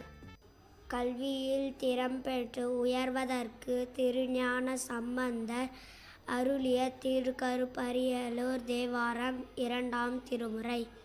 சுற்றமுடு பற்றவை துயக்கர அறுத்து குற்றமில் குணங்களோடு கூடுமடியார்கள் மற்றவரை வானவதம் வானுலகம் ஏற்ற கற்றவன் இருப்பது கருப்பரியலூரே.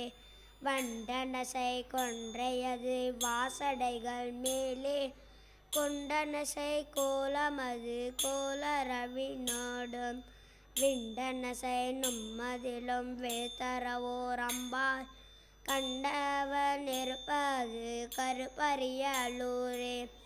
வேதமொடு வேதியர்கள் வேள்வி முதலாக போதினொடு போது மலர் கொண்டு குணைகின்ற நாதனென நல்லெறன்மோல் நாடு துறைகாலும் காதவன் இருப்பது கருப்பரியலூரே. மடபாடு மலைக்கிறைவன் மங்கையொரு பங்கன் உடம்பினை விட கருதி நின்ற மறையோனை தொடர்ந்தனவு காலன் உயிர் கால ஒரு காலான் கடந்தவன் இருப்பது கருப்பரியலூரே. ஒரு தேயுமையோடும் ஒரு பாகம் அது வாய நிறுத்தன் அவன் நீதி அவன் நிறுத்த நெறியாய விருத்தவன் வேதம் என அங்கம் அவையோதும் கருத்தவன் இருப்பது கருப்பரியலூரே. மின்னவர்கள் வெப்பரசு பெற்ற மகள் மெய்த்தே பண்ணவரும் மென்முடியின் நாணயனை விற்பான் எண்ணி வரும் காமன் வேவ எரிகாலும் கண்ணவன் இருப்பது கருப்பரியலூரே. ஆதியடியை பண்ணிய அப்போது மலசேர் சோதி ஒளி நல்புகை வழக்குவது புக்கு தீது செய்ய வம்மனையும் மந்தகன் அரங்க காதீனன் இருப்பது கருப்பரியலூரே.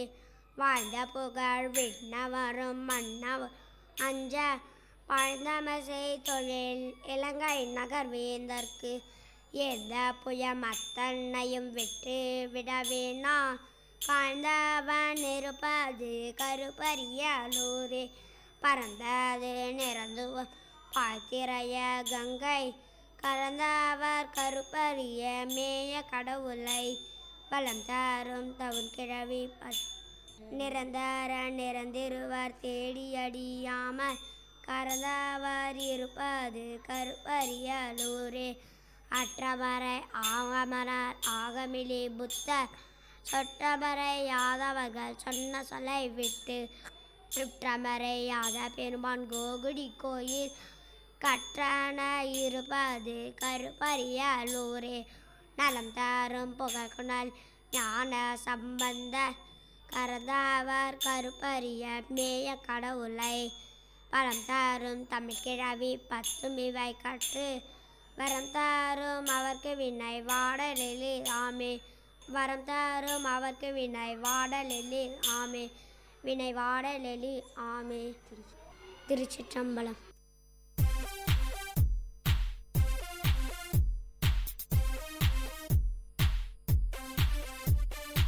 Macha Mintu, you're going on cycle to college? Hey, girls will laugh at you, dude.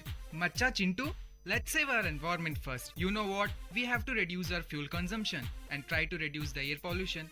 So let's save our planet. You wanna join me? Believe me, girls will love it. Hey, wait. Let me bring my cycle. Go green.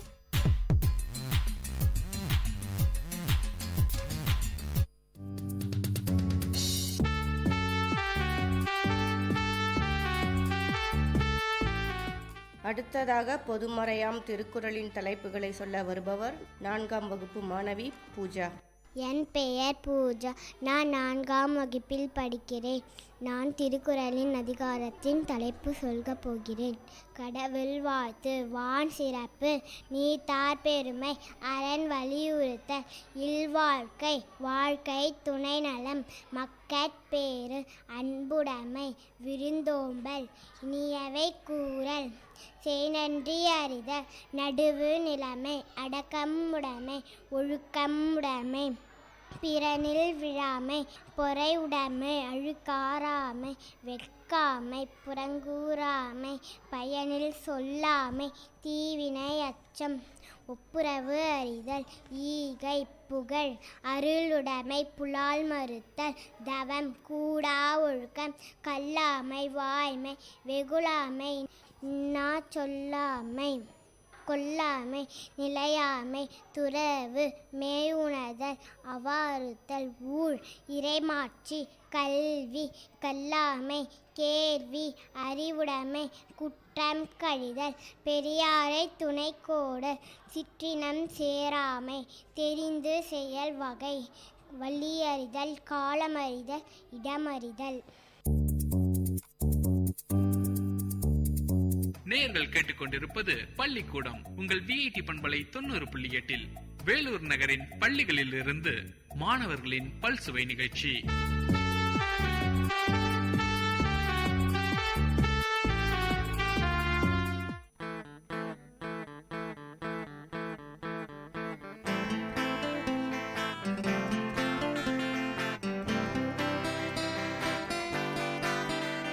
உங்கள் இல்லம் நுழைந்திடும், உங்கள் செவிகளை தீண்டிடும், உங்கள் மனதினை வருடவே பண்பலையாய் மலருதே. உங்கள் இல்லம் நுழைந்திடும், உங்கள் செவிகளை தீண்டிடும், உங்கள் மனதினை வருடவே பண்பலையாய் மலருதே. விஐடி 90.8 வேலூரில் நாங்கதாம்பே. விஐடி 90.8.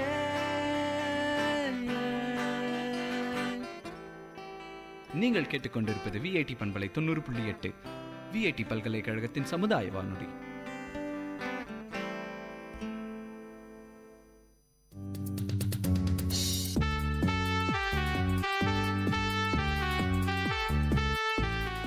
அறுபத்தி நாயன்மார்களில் மெய்ப்பொருள் நாயனாரின் கதையை சொல்ல வருபவர் 4ஆம் வகுப்பு மாணவன் சரத்.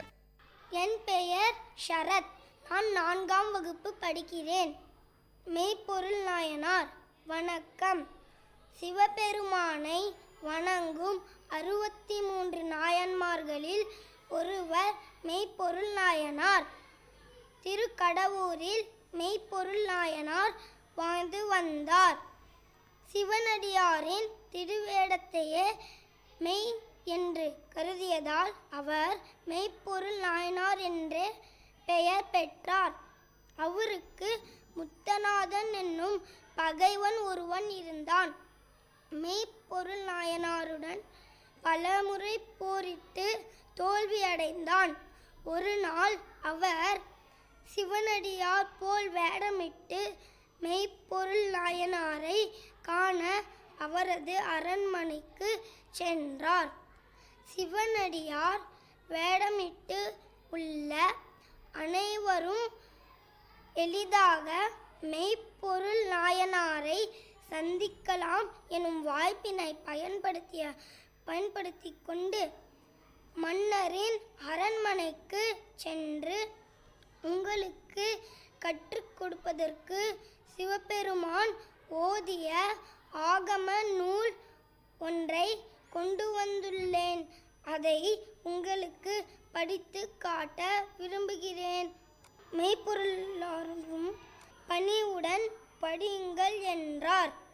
அச்சமயத்தை பயன்படுத்தி கொண்டு தன் புத்தகப் பையில் மறைத்து வைத்திருந்த உடைவாளை எடுத்து மெய்ப்பொருள் நாயனார் முதுகில் குத்தினான். அங்கிருந்த காவலாளி தத்தன் முத்தநாதனை குத்த வாளை ஓங்கினான். அப்போது நில் தத்தா, அவரை ஒன்றும் செய்யாதே, அவர் சிவனடியார் வேடத்தில் இருக்கிறான். அவரை பத்திரமாக நம் நாட்டின் எல்லை வரை சென்று விட்டு வா என்று கூறினான். அதுவரை தங்கியிருந்த மெய்ப்பொருள் நாயனாரின் உயிர் சிவபெருமான் திருவடியை அடைந்தது. அதனால் நாமும் சிவவேடத்தையே மெய்ப்பொருள் என நினைத்து இனிமே வாழ்வோமாக. திருச்சிற்றம்பலம், சிவசிற்றம்பலம். தென்னாடுடைய சிவனே போற்றி, என்னார்க்கும் இறைவா போற்றி.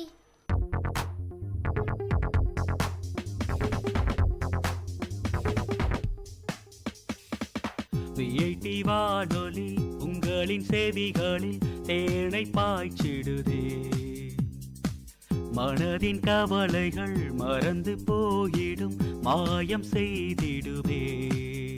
இது காட்சி நலை பொங்கும் பாட்டி நலை, நம் வீட்டோடும் நாட்டோடும் நடமாடி சுவை சேர்க்கும். விஐடி வானொலி உங்களின் செவிகளில் தேனை பாய்ச்சிடுதே.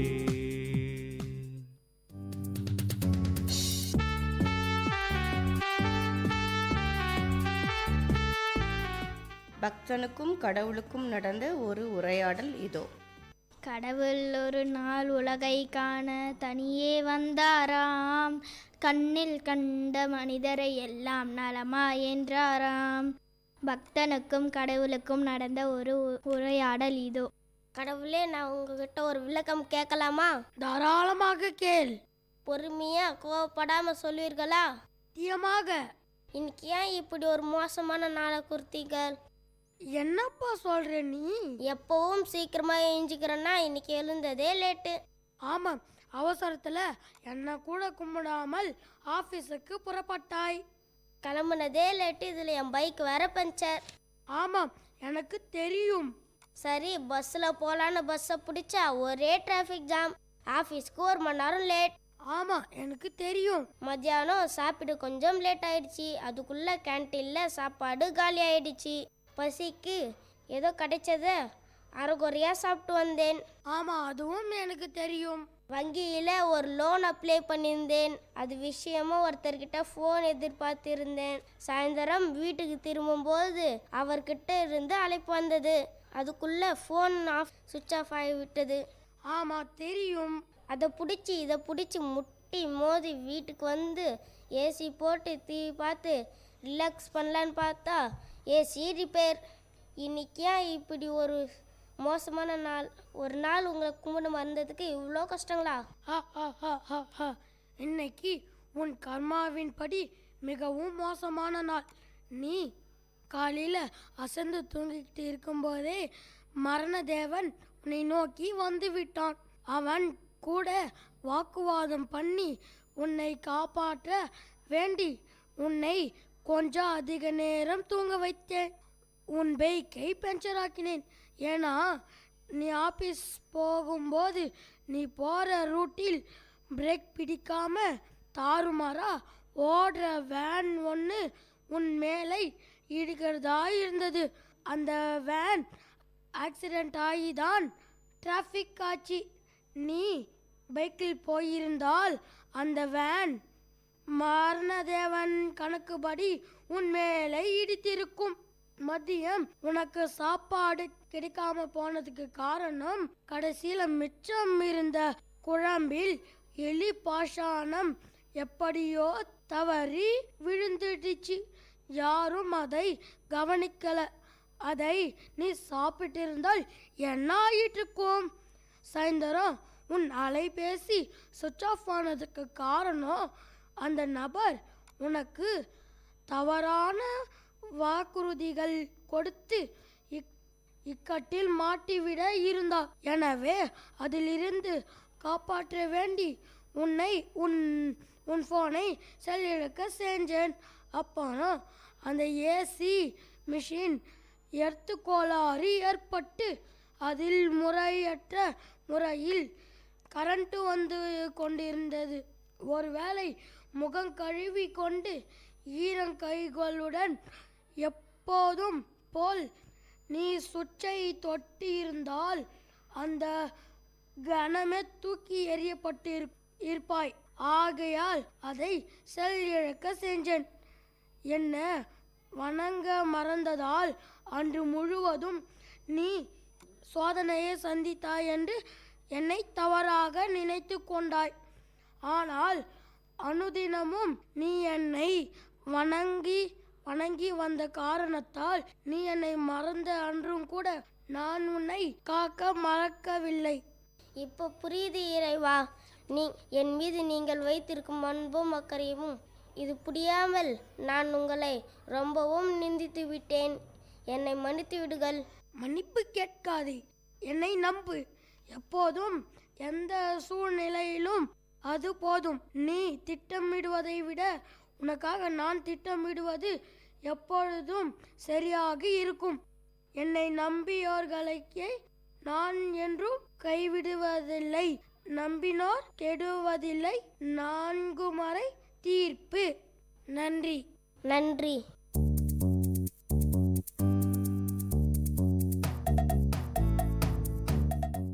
பள்ளிக்கூடம் நிகழ்ச்சியில் நேயர்கள் இதுவரை கேட்டது ஸ்ரீ சாரதா வித்யாலயா மழலையர் மற்றும் துவக்கப்பள்ளி மாணவர்கள் வழங்கிய பல்சுவை நிகழ்ச்சி. இது உங்கள் VIT பண்பலை 90.8.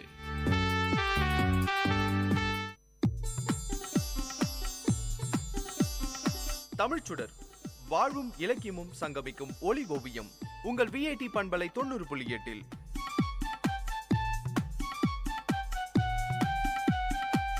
இன்றைய தமிழ் ஓவியம் தீட்டுபவர் ஜெயஸ்ருதி. வணக்கம். நிறையுடைமை நீங்காமை வேண்டின் பொறையுடைமை போற்றி ஒழுகப்படும். இன்று அரிதாகி வரும் நட்பண்புகள்ல யாரும் எளிதில் பெற முடியாத நட்பண்பு ஒன்று இருக்குன்னா அது பொறுமை என்கிற நட்பண்பு தான். ஒருவர் தனது அனுபவ அறிவினால பல நட்பண்புகளை பெறுகிறார். அந்த நட்பண்புகளை திரட்டி பார்த்தா அவை அனைத்துமே பொறுமை என்கிற ஒரு சொல்லில அடங்கும். வாழ்க்கையில வெற்றி பெற தேவையான பண்பு தான் பொறுமை. பொறுமையுடையவன் எதை சாதிக்க வேண்டுமென நினைக்கிறானோ அதை சாதிக்க முடியும். ஒரு விதையை விதைக்கிறோம், அது மண்ணுக்குள்ள தன்னை மறைத்துக் கொள்ளுது. அதற்கு நீர் ஊற்றுகிறோம், காத்திருக்கிறோம். அது மெல்ல முளைக்கும், இலைகளை விடும், தண்டுகள் பெரிதாகும், கிளைகள் உருவாகும், பூக்கள் உருவாகும், கடைசியில கனியை தருது. இந்த பயணம் மிகவும் நீளமானது. ஒரு விதை விதைக்கப்படுவதற்கும் அது மறுபடியும் கண்ணிக்குள்ள விதையாய் நம் கையில வருவதற்கும் இடைப்பட்ட காலம் பெரிது. பொறுமையுடன் காத்திருக்க வேண்டியது ரொம்பவே அவசியம். பொறுமை கசப்பானதுதான், ஆனா அது தர கனியோ ரொம்ப இனிப்பானது. ஒரு இலக்கை நோக்கி பயணிக்கும் போது வெற்றி உடனடியா சாத்தியமாவதில்லை. நதிகளை எடுத்துக்கோங்க, அதனுடைய பாதையில வசந்தங்களையும் துயரங்களையும் சந்திக்கும். அருவிகள்ல விழும், தடைகள்ல எழும், மௌனமாய் அழும். ஆனாலும் அதன் லட்சியத்தை கடைசியில நிறைவேற்றிக் கொள்ளும். அதுவரை அதன் பயணம் பொறுமையாய் நடந்து கொண்டே இருக்கும். பொறுமை தனது பயணத்தை நிறுத்தும் போது தோல்வி நம்மை நோக்கி நடை போட துவங்கும். அதற்கு உதாரணமாக சீனாவில் மூங்கில் மரத்தை சொல்லுவாங்க. சீனர்கள் மூங்கிலை பயிரிட்டு தண்ணீர் ஊத்துவாங்க. பருவங்கள் போகும், ஆனா மரக்கன்று வளரவே வளராது. 1 இன்ச் அளவு கூட வளர மாட்டேன்னு அடம் பிடித்து அப்படியே நிற்கும். முழுசாய் 4 வருடங்கள் அம்மரக்கன்று அப்படியே இருக்கும். மரத்துக்கு தண்ணீர் ஊற்றுபவரும் பொறுமையுடன் அதை பராமரிக்கணும். ஆனா அடுத்த பருவத்துல எல்லோரும் வியக்கும் வண்ணம் அந்த மூங்கில் வளர துவங்கும். அதுவும் எப்படி? சடசடன்னு வளர்ந்துரும். ஒரே ஆண்டுல அது எட்டி பிடிக்கும் உயரம் எவ்வளவு தெரியுமா? 80 அடிகள். 4 ஆண்டு காலமாக அமைதியா இருந்த செடி எப்படி 5வது ஆண்டுல மட்டும் விஸ்வரூப வளர்ச்சி எட்டுது? ஆராய்ந்து பார்த்த ஆச்சரியம் தரும் ஒரு ரகசியம் இதுல இருப்பதை புரிந்து கொள்ளலாம். இயற்கையின் அற்புதம் என்றோ கடவுளின் படைப்பு என்றோ நீங்க பெயரிட்டுக் கொள்ளுங்க. முதல் 4 ஆண்டுகள் அந்த மூங்கில் வேர்கள் பூமியில் நன்றாக இறங்கி மிக சிறந்த பிடிமானத்தை உருவாக்கி கொள்ளுது. 5வது ஆண்டுல நான் 80 அடி உயரமா வளரப் போகிறேன், என்னை தாங்கி பிடிக்கும் வல்லமை என் வேர்களுக்கு தேவை, முழு மூச்சாய் நான் என்னை தயார்படுத்திக் கொள்றேன்னு 5வது ஆண்டுல அது நல்ல வளர்ச்சியை அடையும். அப்போது அது தடுமாறுவதும் இல்லை, தடம் புரள்வதும் இல்லை. பொறுமை உயரமான வெற்றிகளை உருவாக்குகிறது. அவசரப்பட்டு முளைத்து சடசடன்னு வளர்ந்து விழுந்திராம அடித்தளத்தை வலுவாக்கிக் கொள்ள பொறுமை நம்மை தூண்டுகிறது. தண்ணீரின் ஆழம் தெரியாம குதிப்பதோ மலையின் ஆழம் தெரியாமல் ஏறுறது எல்லாமே ஆபத்துல தான் முடியும். பொறுமைங்கிறது அனுபவத்தின் வெளிப்பாடுதான். அதுவே வாழ்வோட அலைகளை எதிர்கொள்ளும் துடுப்பாய் பயன் தரும். ஒரு செயலை எடுத்து பாதியிலே பொறுமையை கழற்றி விட்டு விடுபவர்கள் வெற்றியோட பதக்கங்களை அணிவதற்கு வாய்ப்பே இல்லை. அவசரம் நமக்கு சிப்பிகளை தரும், ஆனா பொறுமையை முத்துகளை தர முடியும். அப்படிதாங்க, பொறுமை இழந்த ஒரு இளைஞர் வாழ்க்கையில நல்லா சம்பாதிக்கணும்னு ஆசைப்பட்டாரு. சிறிதளவில் ஒரு துணி கடை ஆரம்பிச்சாரு. நல்லா தான் போயிட்டு இருந்தது. லாபமும் ஒரு அளவுக்கு கிடைச்சது. அவர் என்ன பண்ணியிருக்கணும்? அந்த தொழில வளர்ந்து ஒரு நிலையான இடத்தை பிடிக்க முயற்சி செய்திருக்கணும். அதை விட்டுட்டு பொறுமையை இழந்து ஆத்திரப்பட்டு இன்னும் லாபம் வேணும்னு வேற ஒரு தொழிலை ஆரம்பிச்சாரு. ஆனா அவர் நினைச்ச மாதிரி நடக்கல. நிறைய லாபத்துக்கு ஆசைப்பட்டு பொறுமை இழந்து இருந்ததையும் இழந்தாரு. ஆனா பொறுமையா இருந்திருந்தா, கடின உழைப்போடும் பொறுமையோடும் முதலில் ஈடுபட்ட தொழிலையே இருந்திருந்தா வாழ்க்கையில முன்னேறி இருக்கலாம். அதனால நேரமும் பொறுமையும் போராளிகளின் பலம். ஒருவனுடைய திறமைகளை, வெற்றிகளை உருமாற்றி தருவது பொறுமையே. பொறுமையே அனுபவத்தின் வெளிப்பாடு. அதே வள்ளுவர், நிறையுடைமை நீங்காமை வேண்டின் பொறையுடைமை போற்றி ஒழுகப்படும் என்று கூறுகிறார். நிறையுடைமை, அதாவது வாழ்க்கையில் மன நிறைவுடன் சான்றாண்மையுடன் வாழ வேண்டுமென்றால் பொறுமையோடு இருக்க வேண்டும். அதுவே பிறரால் போற்றி ஒழுகப்படும். சிந்தியுங்கள், செயல்படுங்கள். நன்றி.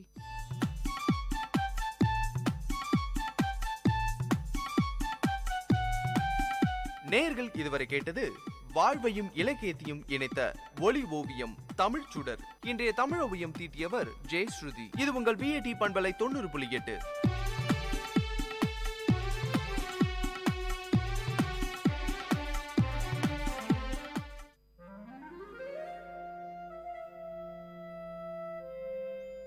It's story time. In Vit Community Radio 90.8, you are going to listen to a short story written and narrated by Professor Pranesh Kumar, Vit University. Title of the story: The Changes of Time. Time, the fastest and cruelest magician, did not spare her. I gazed at her for a long time. Mashing beetle leaf, preparing pan, she did not notice me. With great seriousness and much care, she opened a small box lying beside her. From it, she took a polythene bag and carefully unwinded it, took out a pinch of tobacco, and crushed it along with other ingredients.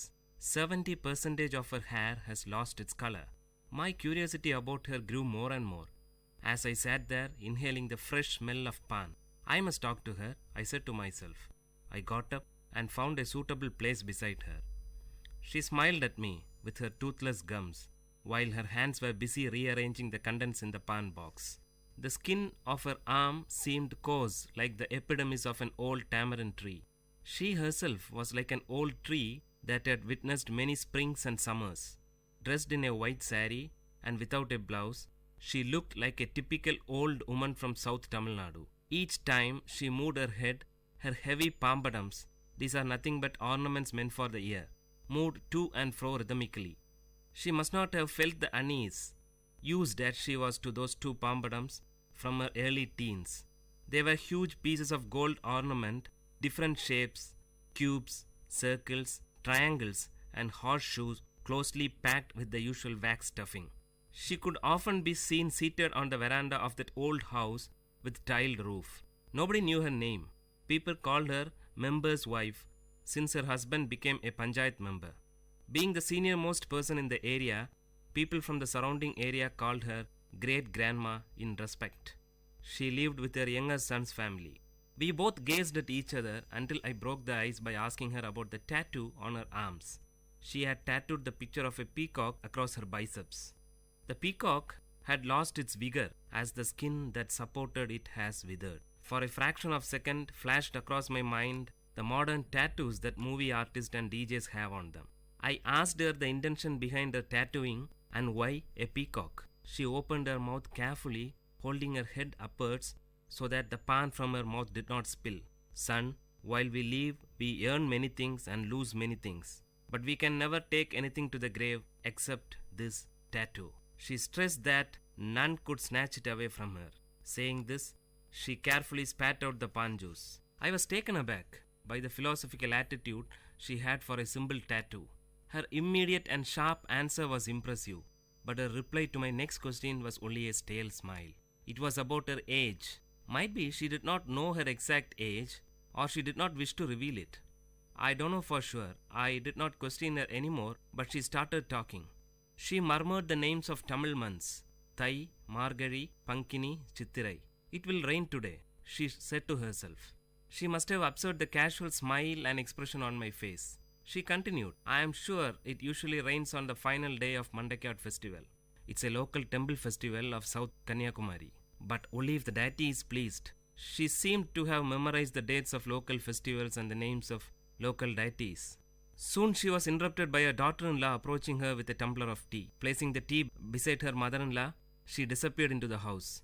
Spitting out the remaining pan from her mouth, the great-grandma stared into the tea for a while. With a deep sigh, she lowered her voice to speak again.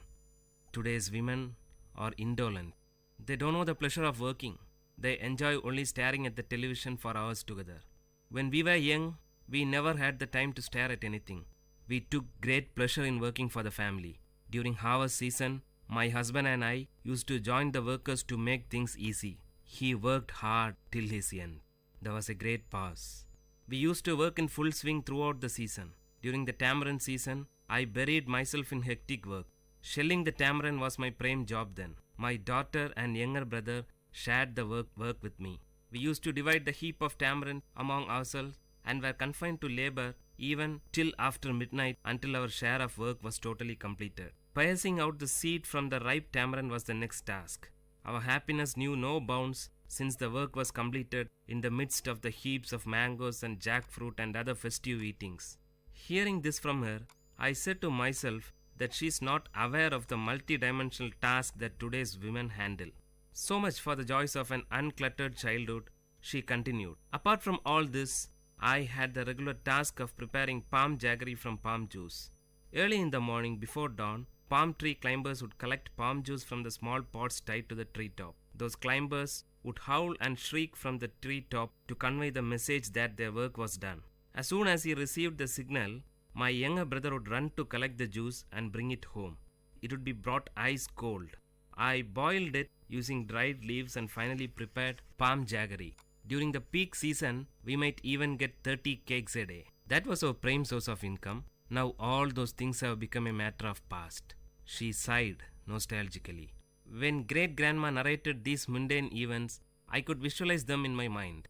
I said to myself, she is grieving over a lost culture. This culture must have been prevailed some 75 to 80 years back, roughly in the 1930s. Today, her granddaughter is working for a leading multinational IT company in Chennai. The sharp contrast from palm jaggery to an IT company shouts out loud that change is inevitable. Before she could continue, someone called out to me from behind. It was my friend for whom I had been waiting. We usually played cricket with a few others in a large ground behind the great-grandma's house. The match must have begun and I had to join them. I shook my head to her, telling that I had to leave.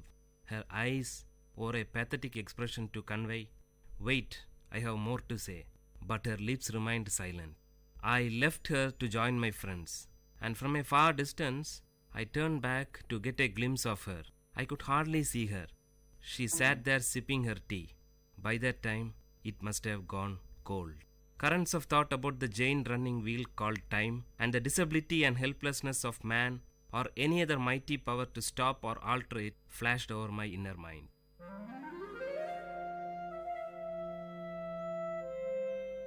Dear listeners, you had listened to a short story written and narrated by Professor Pranesh Kumar, VIT University, in VIT Community Radio 90.8.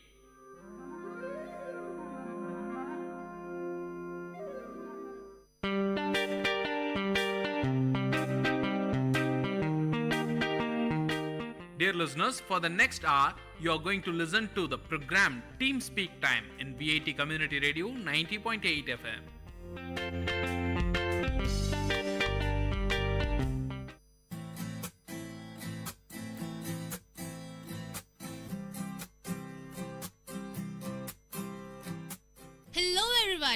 Hello everybody, आप सुन रहे हैं VIT community radio 90.8 FM और ये है आपका brand new show learning German. मैं हूँ आपकी होस्ट श्राव्या और मैं हूँ आपका होस्ट एंड दोस्त हिमांशु मंघानी।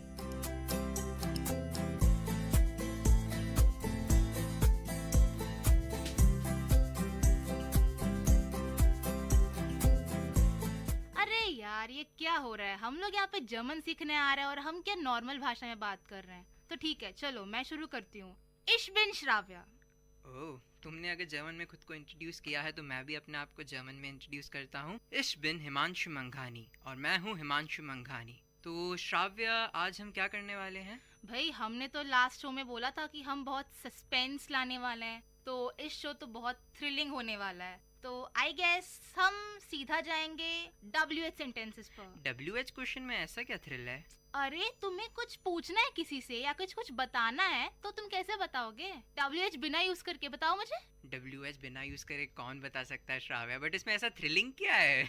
अरे कुछ नया सीखने को मिलेगा, वही थ्रिल है। ओके, हम अप्रिशिएट करते हैं श्राव्या की पॉजिटिविटी को। लगता है लिसनर्स भी अच्छी तरह से इसको सुनेंगे, समझेंगे। और हमारा ये एपिसोड 4 जो कि क्वेश्चन टैग के ऊपर है, तो शुरू करते हैं। सबसे पहले हम छोटे छोटे शब्द, छोटे छोटे वर्ड्स आपको जर्मन में बोलना सिखाएंगे, जैसे कि where, from where, to where, why और ऑल, ये सारी चीजें। तो सबसे पहले वेयर को क्या बोलते हैं श्राव्या? वेयर को बोलते हैं वो, WO, वो राइट। सो वेयर को बोलते हैं वो, और फ्रॉम वेयर को? Where you're coming from, मतलब उसको हम बोलते हैं वोहर, WOHRE, वोहर।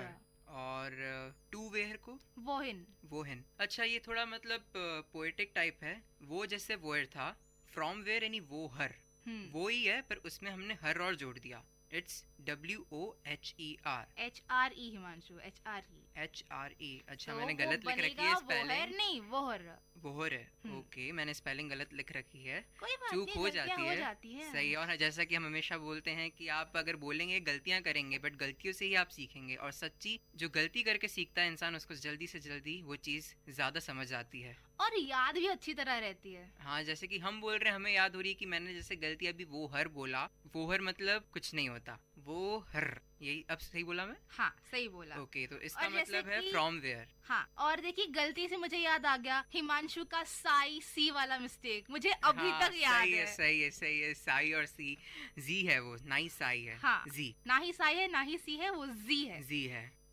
बढ़िया, काफी अच्छा चल रहा है। गुड। तो चलिए अभी वेयर टू को हम वोहिन बोलते। वेयर टू को वोहिन, जैसे कि ये पूरा पीरियोडिक है। वेयर यानी वो, फ्रॉम वेयर वोहर, और वोयर इन to where. Right. Okay, cool. 3 शब्द सीख गए, बढ़िया। अरे यार 3 से क्या, हम काफी नहीं है, और बहुत कुछ सीखना है हमें। हाँ, जरूर। चलो, अब वॉट को क्या बोलते हैं श्राव्या?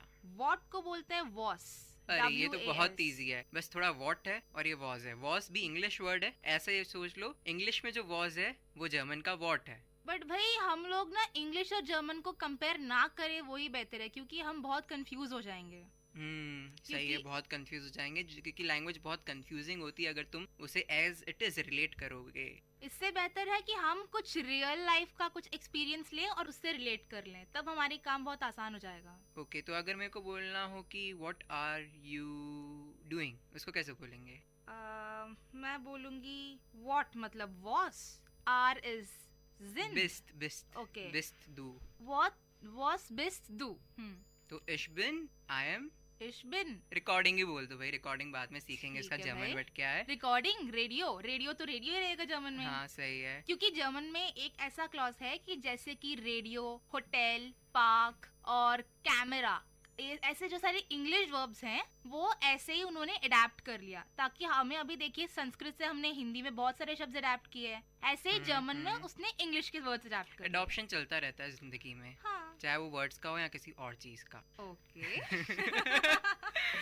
ओके, तो फिर एक चलो रेडियो बताया, तो रेडियो एक न्यूट्रल वर्ड है, जैसे कि हमने हमारे पहले एपिसोड में भी बताया था कि न्यूट्रल वर्ड्स के लिए हम देर दी दास में से क्या यूज करेंगे? दास यूज करेंगे। दास। तो हमारा सबसे मेन चीज क्या है? रेडियो। तो हम इसको क्या बोलेंगे? दास radio, the radio, the VIT community radio 90.8 FM। तो इसको बोलेंगे दास VIT कम्युनिटी रेडियो 90.8 FM, जो कि आपका चहीता रेडियो स्टेशन है। ठीक है, तो चलो अभी मैं तुम्हें पूछूं कि हिमांशु वेयर आर यू, तो तुम क्या बोलोगे? Where are you. Okay, where मतलब वो, और वो बेस्ट दू। राइट। अभी जो तुमने मुझे सिखाया तुमने भी सीख लिया, अच्छा है। हाँ, सही है। एक दूसरे को ही सिखाएंगे तभी सीखेंगे, और तभी समझ पाएंगे, और तभी इम्प्लीमेंट कर पाएंगे। एग्जैक्टली। और अभी मैं तुम्हें पूछूं कि what are you doing?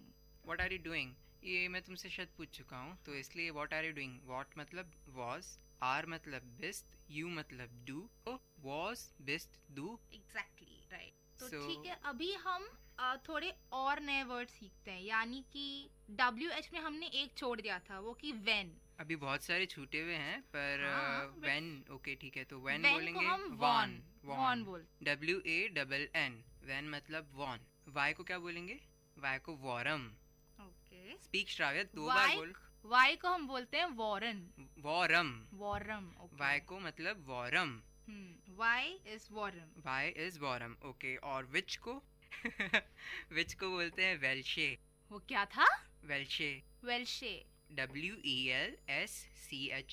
Okay, तो विच बन गया वेल्शे। या विच वेल्शे, थोड़ा सा उससे मिलता जुलता है, जैसे विच का वेल्शे। हालांकि बहुत इमेजिनेशन करना मुश्किल है, अगर मैं बोलूँ बिल्कुल इंग्लिश से सेम है, पर थोड़ा कुछ आप प्रेडिक्ट कर सकते हो कि विच मतलब वेल्शे। यार इस सबसे बढ़िया तकनीक है इसको याद करने का, दोस्तों के साथ सीखो। हाँ, जैसा कि मैं और श्राव्य इस समय कर रहे हैं, हम आपस में बोल रहे हैं, बातचीत कर रहे हैं, और जितना हो सके हम इन वर्ड्स को यूज कर रहे हैं। तो आशा जब आप सुन रहे होंगे तो आप भी अपने दोस्तों के साथ थोड़ा फन लीजिए, थोड़ा मजा कीजिए, क्योंकि लैंग्वेज एक मजा करने का भी जरिया बन सकता है अगर उसको सीखे सही तरीके से, क्योंकि कुछ कुछ ऐसी गलतियां हो जाती है। हम तो पहले दिन से बोल रहे हैं कि भाई मजे करो, दोस्तों के साथ सीखो। हाँ, क्योंकि क्लास में तो समझ आने वाला है नहीं, वही बोरिंग लेक्चर्स होंगे, तो क्यों ना साथ में सीख लो।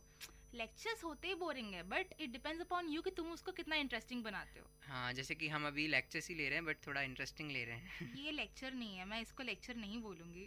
ओके, चलो तुम्हारी जो डेफिनेशन श्राव्या, चलो वापस से मैं तुम्हारा रिवीजन कराता हूँ, और हो सकता है शायद लिसनर्स जो सुन रहे हो वो भी रिवीजन करें। तो वॉरम मतलब क्या था?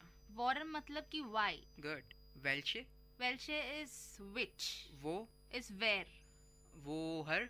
Vohra, Vohra is where from. Wohin? Wohin. It's not Wohin, it's Wohin. Okay, Wohin. Wohin is where to. Was? Was मतलब what. और ये मैंने अभी शब्द नहीं बताया है, वी को क्या बोलेंगे? WIE। WI को हाउ बोलेंगे। मतलब हाउ का मतलब हो गया वी, WIE वी।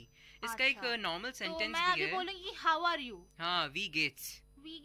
ये एक मतलब टैगलाइन समझ लीजिए। अब मैं अगर अपने रिस्पेक्टफुल पर्सन से बात करूंगा जो मुझसे बड़ा है, तो आई विल नॉट यूज वी गेट्स, मैं नॉर्मली यूज करूंगा कुछ दूसरा शब्द। उसके लिए हम नेक्स्ट एपिसोड में देखेंगे, बट आज के लिए अगर आपको अपने दोस्तों से या आपके जो नॉर्मल एज वाले, आपके जो एज वाले ग्रुप हैं उनसे बात करोगे तो आप क्या बोलोगे हाउ आर यू को श्राव्या? We gets. तो अभी we gets.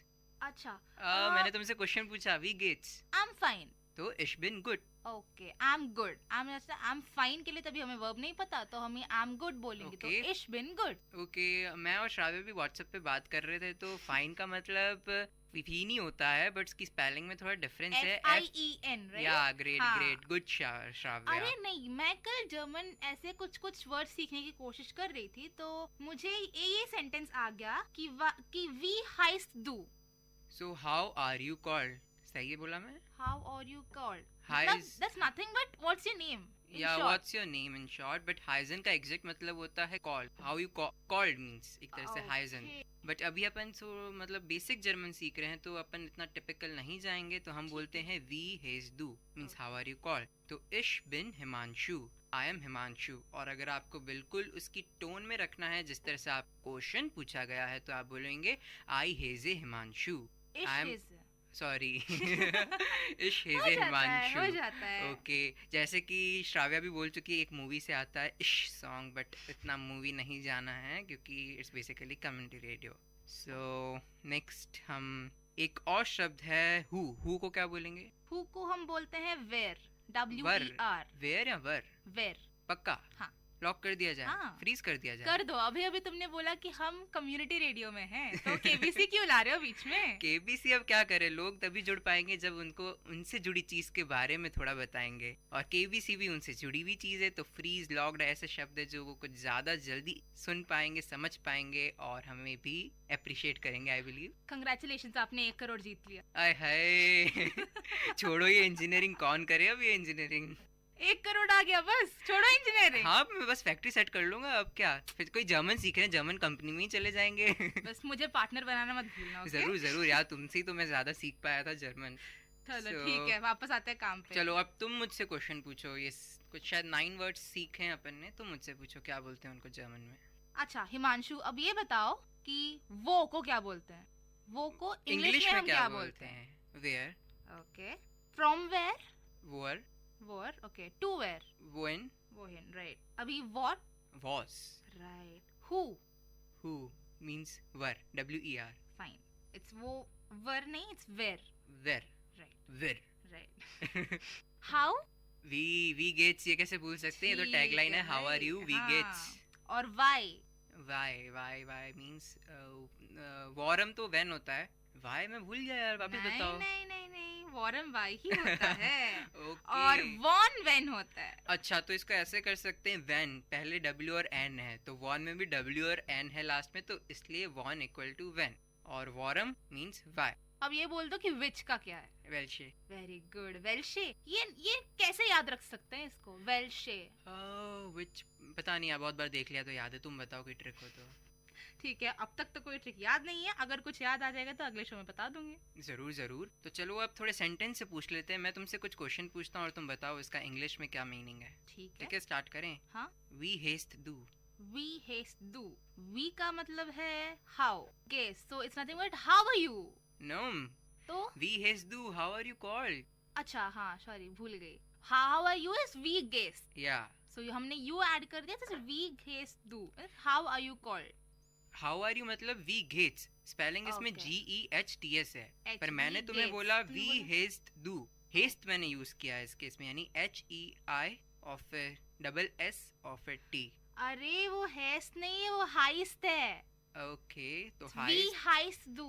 Okay, so it's वी हाइस्ट डू. My bad. Your bad. और तुम मुझे अभी डांट रहे थे. मैं डांट नहीं रहा था यार, मैं तुम्हें समझा रहा था यार. डांटना अलग होता है. मुझे बहुत सुबह डांट पिटी थी. वो क्यों? पता नहीं, लेट हो गया था, टीचर ने बाहर निकाल दिया और फिर बाद में मेरे को बस हर रोज की कहानी है भाई, हर रोज की कहानी हो तो वी हेज डू, इसको मैं चाहूंगा तुम जर्मन में बोलो. ओके. मतलब इसका आंसर जर्मन में बोलो. वी हाइज डू मतलब हाउ आर यू कॉल्ड. तो I am called Shravya. So my name is Shravya. तो इश बिन श्राव्या या फिर इश हाइजे श्राव्या. इश हाइजे श्राव्या. वो वुंस डू. वो वुंस डू इज वो मतलब where. So where are you working. क्योंकि वोन का मतलब है काम करना. नो, अर्बाइटे इज वर्क करना. हाँ, वोन्स तो मतलब स्टे, वेयर यू स्टे. हाँ, भूल गई. जल्दी बताओ श्राव्या, तुम रहती कहाँ? लिसनर्स जानना चाहते हैं. इश वोना इन हैदराबाद. इश वोना इन हैदराबाद. हाँ. अभी तो तुम वेलोर में हो तो ठीक है भाई, मुझे घर जाने का मन कर रहा था, हैदराबाद बोल दिया. ओके, तो इश वोना इन हैदराबाद. हाँ. अभी मैं पूछती हूँ, रुको. चलो पूछ लो यार, तुम भी क्या याद रखोगी. वॉन कॉम्स डू. वॉन कॉम्स डू. व्हेन यू केम या when you are coming. Okay. ठीक है. तो इश कॉमे बाल्ड. बाल्ड मीन्स सून. तो I will come soon. Okay. आई कम सून, क्योंकि अभी हम प्रेजेंट टेंस ही बात कर रहे हैं. यहाँ पे लिसनर्स को मैं 2 शब्द और बता दूं. बाल्ड का मतलब है सून, नॉट टकला. सून जल्दी आना. और स्पार्ट का मतलब है लेट. स्पार्ट का मतलब है लेट. स्पेलिंग बोलो. SPA उमलाउट T. उमलाउट क्या होता है? उमलाउट ऐसे होता है कि हम अगर जर्मन में किसी लेटर पे स्ट्रेस करना चाहते हैं तो हम उमलाउट यूज करते हैं. तो वो अभी हम आपको सुनाई में तो एक्सप्लेन नहीं कर सकते. तो आप इसको ऑनलाइन में देख सकते हैं, शायद आपकी कुछ मदद मिल जाए उमलाउट के बारे में. और जैसे कि अगर हेस्ट जो हमने बोला था उसमें डबल S को अपन उमलाउट से रिप्लेस करेंगे तो एक बीटा साइन होता है और उसके ऊपर 2 डॉट्स होते हैं. तो डबल S को रिप्लेस कर लेते हैं बीटा और डबल डॉट से जर्मन में. तो तुम चाहो तो HEI बोलो या HEI बीटा T बोलो. It's the same thing. हाँ, एग्जैक्टली. तो अभी चलो हम काम पे आते हैं. अब मैं पूछता हूँ अर्बाइटिस डू. अर्बाइटिस डू. अर्बाइट का मतलब है काम करना. So do you work. तो अभी मैं बोलूंगी इश अर्बाइटर radio jockey. Okay, I work radio jockey. हालांकि थोड़ा टूटा फूटा है, हमें बोलना चाहिए कि I work as radio jockey. अभी एज को जर्मन में क्या बोलोगे? अब इतना रहने दो टाइम के हिसाब से. बस तुम, क्योंकि हम पहले स्टार्टिंग से शो में बोलते हैं कि हम आपको पूरा तो नहीं सिखा पाएंगे, पर इतना सिखा पाएंगे कि अगर आपको कोई जर्मन बंदा आपसे कुछ आगे चल के बात करना चाहता है तो आप फिगर आउट कर लोगे कि वो क्या बोलना चाहता है, या वो फिगर आउट कर लेगा कि आप क्या बताना चाहते हो. अगर आपसे बोलें कि इश अर्बाइते रेडियो जॉकी, तो वो सामने वाला समझ जाएगा, ठीक है, मतलब आप रेडियो जॉकी की जैसे काम करते हैं. तो अभी मैं पूछूं कि वास मार्क्स डू. तो मतलब व्हाट यू डू. अब इसका मतलब हुआ व्हाट डू यू डू. क्योंकि मार्क्स तो माखन अपने देखा है कि वो बटर वाला माखन नहीं, माखन जो एग्जैक्ट है, मतलब कि मेक, आप क्या बना रहे हैं या क्या काम कर रहे हैं, मेक या फिर डू, मार्क्स का मतलब होता है। So what do you make और what do you do? Okay, तो मैं बोलूँगा इश हो रे music, so I am making music. हो रे नहीं, तुमने मेरे को गलत को सही कैसे बोल दिया श्राव्या तुमने? हो रे का मतलब ये नहीं होता। हो रे का मतलब है to listen। या गुड, I am listening to music, इश हो रे म्यूजिक। तो आगे बढ़ते हैं। तो अच्छा चलो, इतने क्वेश्चन पूछ लिए तो मैं तुम श्राव्या एक पर्सनल क्वेश्चन पूछूंगा। बिस्त दू ग्लूकिश। यस, उसका मतलब तो ये है कि आर यू हैप्पी। सोचा है कि हमारे लिसनर्स भी ग्लूकिश होंगे, यानी कि हैप्पी फील कर रहे होंगे, तो अपन लिसनर से बहुत फोर्सफुली पूछते हैं, ठीक है ना, अच्छी तरह से पूछते हैं। दोनों साथ में बोलेंगे 1 2 3 गो। बिस्त दू ग्लूकिश। तो मैं तो यही जवाब सुना चाहती हूँ कि या इश बिन ग्लूकले। ओके, तो आई am good means yes I am good. हमने यस और नो अगर आपको आंसर बोलना हो तो यस के लिए बोलते हैं जा। जा नहीं, जा मतलब तो इसकी स्पेलिंग होती है जे ए, बट हम बोलते हैं या मीन्स यहाँ से गले से निकलना चाहिए, एपिग्लॉटिस या। और तो या इश बिन ग्लूकलिश मीन्स आई एम हैप्पी। और नो को हम बोलते हैं 9। थोड़ा ध्यान रखिए, 9 इंग्लिश में है नंबर 9 हिंदी का, नंबर 9 को बोलेंगे जर्मन में 9, पर वही अगर आपको नहीं बोलना है तो जर्मन में 9, इंग्लिश वाला 9। चलो वापस से रिवीजन करवाते हैं। वी हिस दू, इसको पहले इंग्लिश में बताओ क्या है इसका मतलब। वी हिस दू, इट्स नॉट हिस हिमांशु, तो वापस बोल रही हूँ हाइस दू। Okay, so what are you called? So इश how are you called, sorry how are you called और व्हाट आर यू कॉल्ड, तुम्हारा जवाब तो एक ही होगा कि तुम्हारा नाम क्या है। पर हम जर्मन स्पीकिंग सीख रहे हैं, यहाँ पे ट्रांसलेशन बहुत मायने रखता है। अगर तुमने बोला है वी हिस दू तो वी का मतलब यहाँ हाउ होगा। अगर तुम बोलना चाहती हो कि व्हाट आर यू कॉल्ड, तो इसके लिए व्हाट के लिए यूज करेंगे वॉज, तो वॉज हिस दू, पर हम बोलेंगे वी हिस दू। मान ली हार, मैंने मान ली। इश बिन ग्लूकलिश, आई एम हैप्पी। तो ठीक है, तुम्हारा जवाब मैं दे देती हूँ, इश हाइसर श्राव्या। इश हाइसर श्राव्या, डांके श्राव्या। बाइटर हिमांशु। ओके, सो वो वोंट्स डू, वो वोंट्स डू, where do you live, where do you stay और वेयर डू यू लिव। तो इश वोनर इन हैदराबाद। ओके, वन कोम्स डू, when are you coming, right. और व्हेन यू कम, और व्हेन डू यू। हमने आपको पहले ही बोल दिया हम प्रेजेंट टेंस पे रह रहे हैं, तो हम प्रेजेंट या प्रेजेंट कंटिन्यू सिंपल प्रेजेंट में हम कंसीडर करेंगे एज ऑफ नाउ। तो अभी मेरा जवाब होना चाहिए इश कॉमा स्पार्ट, स्पार्ट इज लेट, या इश कॉमा बाल, बाल मतलब सून। ऐसे सुनाई देता है कि इश्क में बाल मतलब मैं कुछ बाल दूं मैं। ओ नहीं नहीं नहीं, अपनी सोच अपने पास रखो। ओके, इश्क में बाल। एक और मैं बात बताना चाहूँगा लिसनर्स को कि मैं और श्राव्या कल डिस्कस कर रहे थे, जैसे कि व्हाट्सएप जो कि बहुत चीप तरीका है, मतलब अफोर्डेबल तरीका है, तो इसलिए उसने मेरे को बोला, मैंने इसको बोला कि तुम्हें कल आना है रिकॉर्डिंग पे लिए, जो भी रिकॉर्डिंग का टाइम था हमारा, तो श्राव्या मैडम हमको बोली बिस बाल मतलब सी you soon, C you soon. तो क्यों ना हम अपनी कभी भी अगर बंद करेंगे शो तो ऐसे बोलते हैं, ऐसे बोलेंगे बिस बाल लिसनर्स। हालांकि जर्मन वर्ड नहीं रहेगा, पर तो भी हम बोलेंगे ताकि आपको मेन वो 2 शब्द याद रखें जो हम आपको याद करवाना चाहते हैं। और वो कौन से शब्द हैं? बिस बाल, बिस बाल। ये भी पोएटिक है थोड़ा। सी यू सून, जर्मन ही पूरा पोएटिक है। Every language is poetic. Ragini में घुल जाओ यार। नहीं, ऐसे भी तो सोच सकते हो, या फिर ऐसे भी सोच सकते हो, जो तुम्हें समझ में नहीं आती वो भी पोएट्री है। हाँ।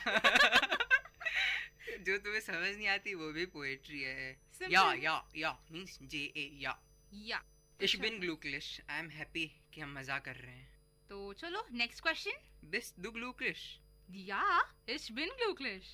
वॉस मार्क्स डू, इश होरा म्यूजिक मतलब व्हाट्स मार्क डू, तुम अभी क्या कर रही हो, तो इश होरा म्यूजिक, मैं एम लिसनिंग टू म्यूजिक। अरबाइतिस डू, अरबाइतिस डू you work, you work. Okay, you work. So 9 इश arbeite nicht means no I don't work. Okay, तो अब अगर आप सिर्फ नो बोलते हैं तो आप बोलेंगे 9, पर अगर आप डोंट बोलते हैं तो निश्ट। हाँ, निश्ट का मतलब है no, it is a form of, अभी हम जैसे बोलेंगे कि मैंने अभी एक यहीं पे एग्जांपल लिया कि डू यू वर्क, तो नो आई डोंट वर्क, तो हम डोंट के बजाय हम डोंट के प्लेस में निश्ट यूज करते हैं। ठीक है, तो बहुत अच्छी बात है। ये नॉर्मली लोग आपसे पूछेंगे arbeites du means you work question mark, तो बोलेंगे आप इस तरह से बोलेंगे nein ich arbeite nicht means I don't work. तो बेसिकली अब ये सेंटेंस हमने बोल दिए हैं। अगर आपको कुछ समझ नहीं आता तो लिसनर से कुछ आप और जानना चाहते हैं तो आप ऑनलाइन देख सकते हैं ये सारी चीज़ें। पर आशा करते हैं कि आपने जो अभी सीखा होगा, जो सुना होगा, उससे कुछ ना कुछ तो इतना सीखा होगा कि अगर आप ऑनलाइन जाना चाहें तो आप फिगर आउट कर सकेंगे कि हमने क्या सीखा आज। या फिर आप हमारा रिपीट टेलीकास्ट भी सुन सकते हैं। हाँ, रिपीट टेलीकास्ट भी होता है। तो पर सबसे पहले क्विक रिविजन, 9 शब्द हमने सीखे आज। कौन से WH वाले और एक हाउ वाला, तो उसको क्या जर्मन में बोलते हैं, तो उसको 2 तरीके से हम अभी रिवीजन कराएंगे। श्राव्य पहले ऐसे करेंगे कि तुम मुझसे क्वेश्चन पूछो, मैं 2 बार उस जर्मन में बोलूंगा और फिर मैं आपको वही शब्द जर्मन में बोलूंगा और आपको उसका हिंदी मतलब बताना है 2 बार। ठीक है, या फिर इंग्लिश में स्टार्ट करो। तो वेयर को क्या बोलते हैं? वेयर, वो। वेयर फ्रॉम, वोवर। वेयर टू, वोरन। ओके, और हु? वर। इट्स नॉट वर, इट्स वेयर। वेयर। और व्हाट? was। ठीक है, व्हेन? won। won।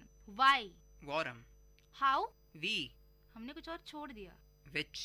हाँ, which is welche। welche। तो अब मैं तुमसे पूछता हूँ, where। वो। where। where from। when। where to। was। what यानी क्या। won। won यानी कि when कब। we। we यानी कि how कैसे। where यानी कि who कौन। warm। warm यानी कि why क्यों। welche यानी कि which कौन सा। ठीक है भाई, Ich bin glücklich, I am good कि तुम्हें कुछ तो समझ आया श्राव्या। कुछ तो नहीं, बहुत कुछ समझ आया। हाँ, ये तो पक्का हो गया क्योंकि मैं इतने आंसर्स नहीं दे पाया जितने तुम आंट वॉटन कर सकी। आंट वॉटन मतलब आंसर दे सकी। Ich bin glücklich। गुड। तो चलिए एक बार वापस से हो जाए, अब तो मैं सही तरह से बोल के बताऊंगा। ठीक है, तो शुरू। तुम मुझे ऐसे बोलो, तुम मुझे जर्मन में बोलो, मैं उसका इंग्लिश बोलूंगा क्योंकि जर्मन से English is very easy. Okay, तो इस बात का बताओ, वेल्शे। Which। warm। when। no, why। वापस से दोहराती हूँ, warm। why। warm why। why are you forgetting, Himanshu? I am sad। sad का वो हम नेक्स्ट क्लास में बताएंगे। तो अभी वो। where। woher। from where। wohin। to where। won। when। where। who। was। what। और क्या बच गया we। how we get। how are you। ठीक है, आशा करते हैं कि आप सबने भी WH क्वेश्चन सीख लिए हैं। और ठीक है, this ich bin Shravya and ich bin Himanshu मंघानी और मैं हूँ आपका होस्ट एंड दोस्त हिमांशु मंघानी और आप सुन रहे थे हमारा brand new show learning German. और प्लीज प्लीज प्लीज सुनते रहिए VIT community radio 90.8 FM।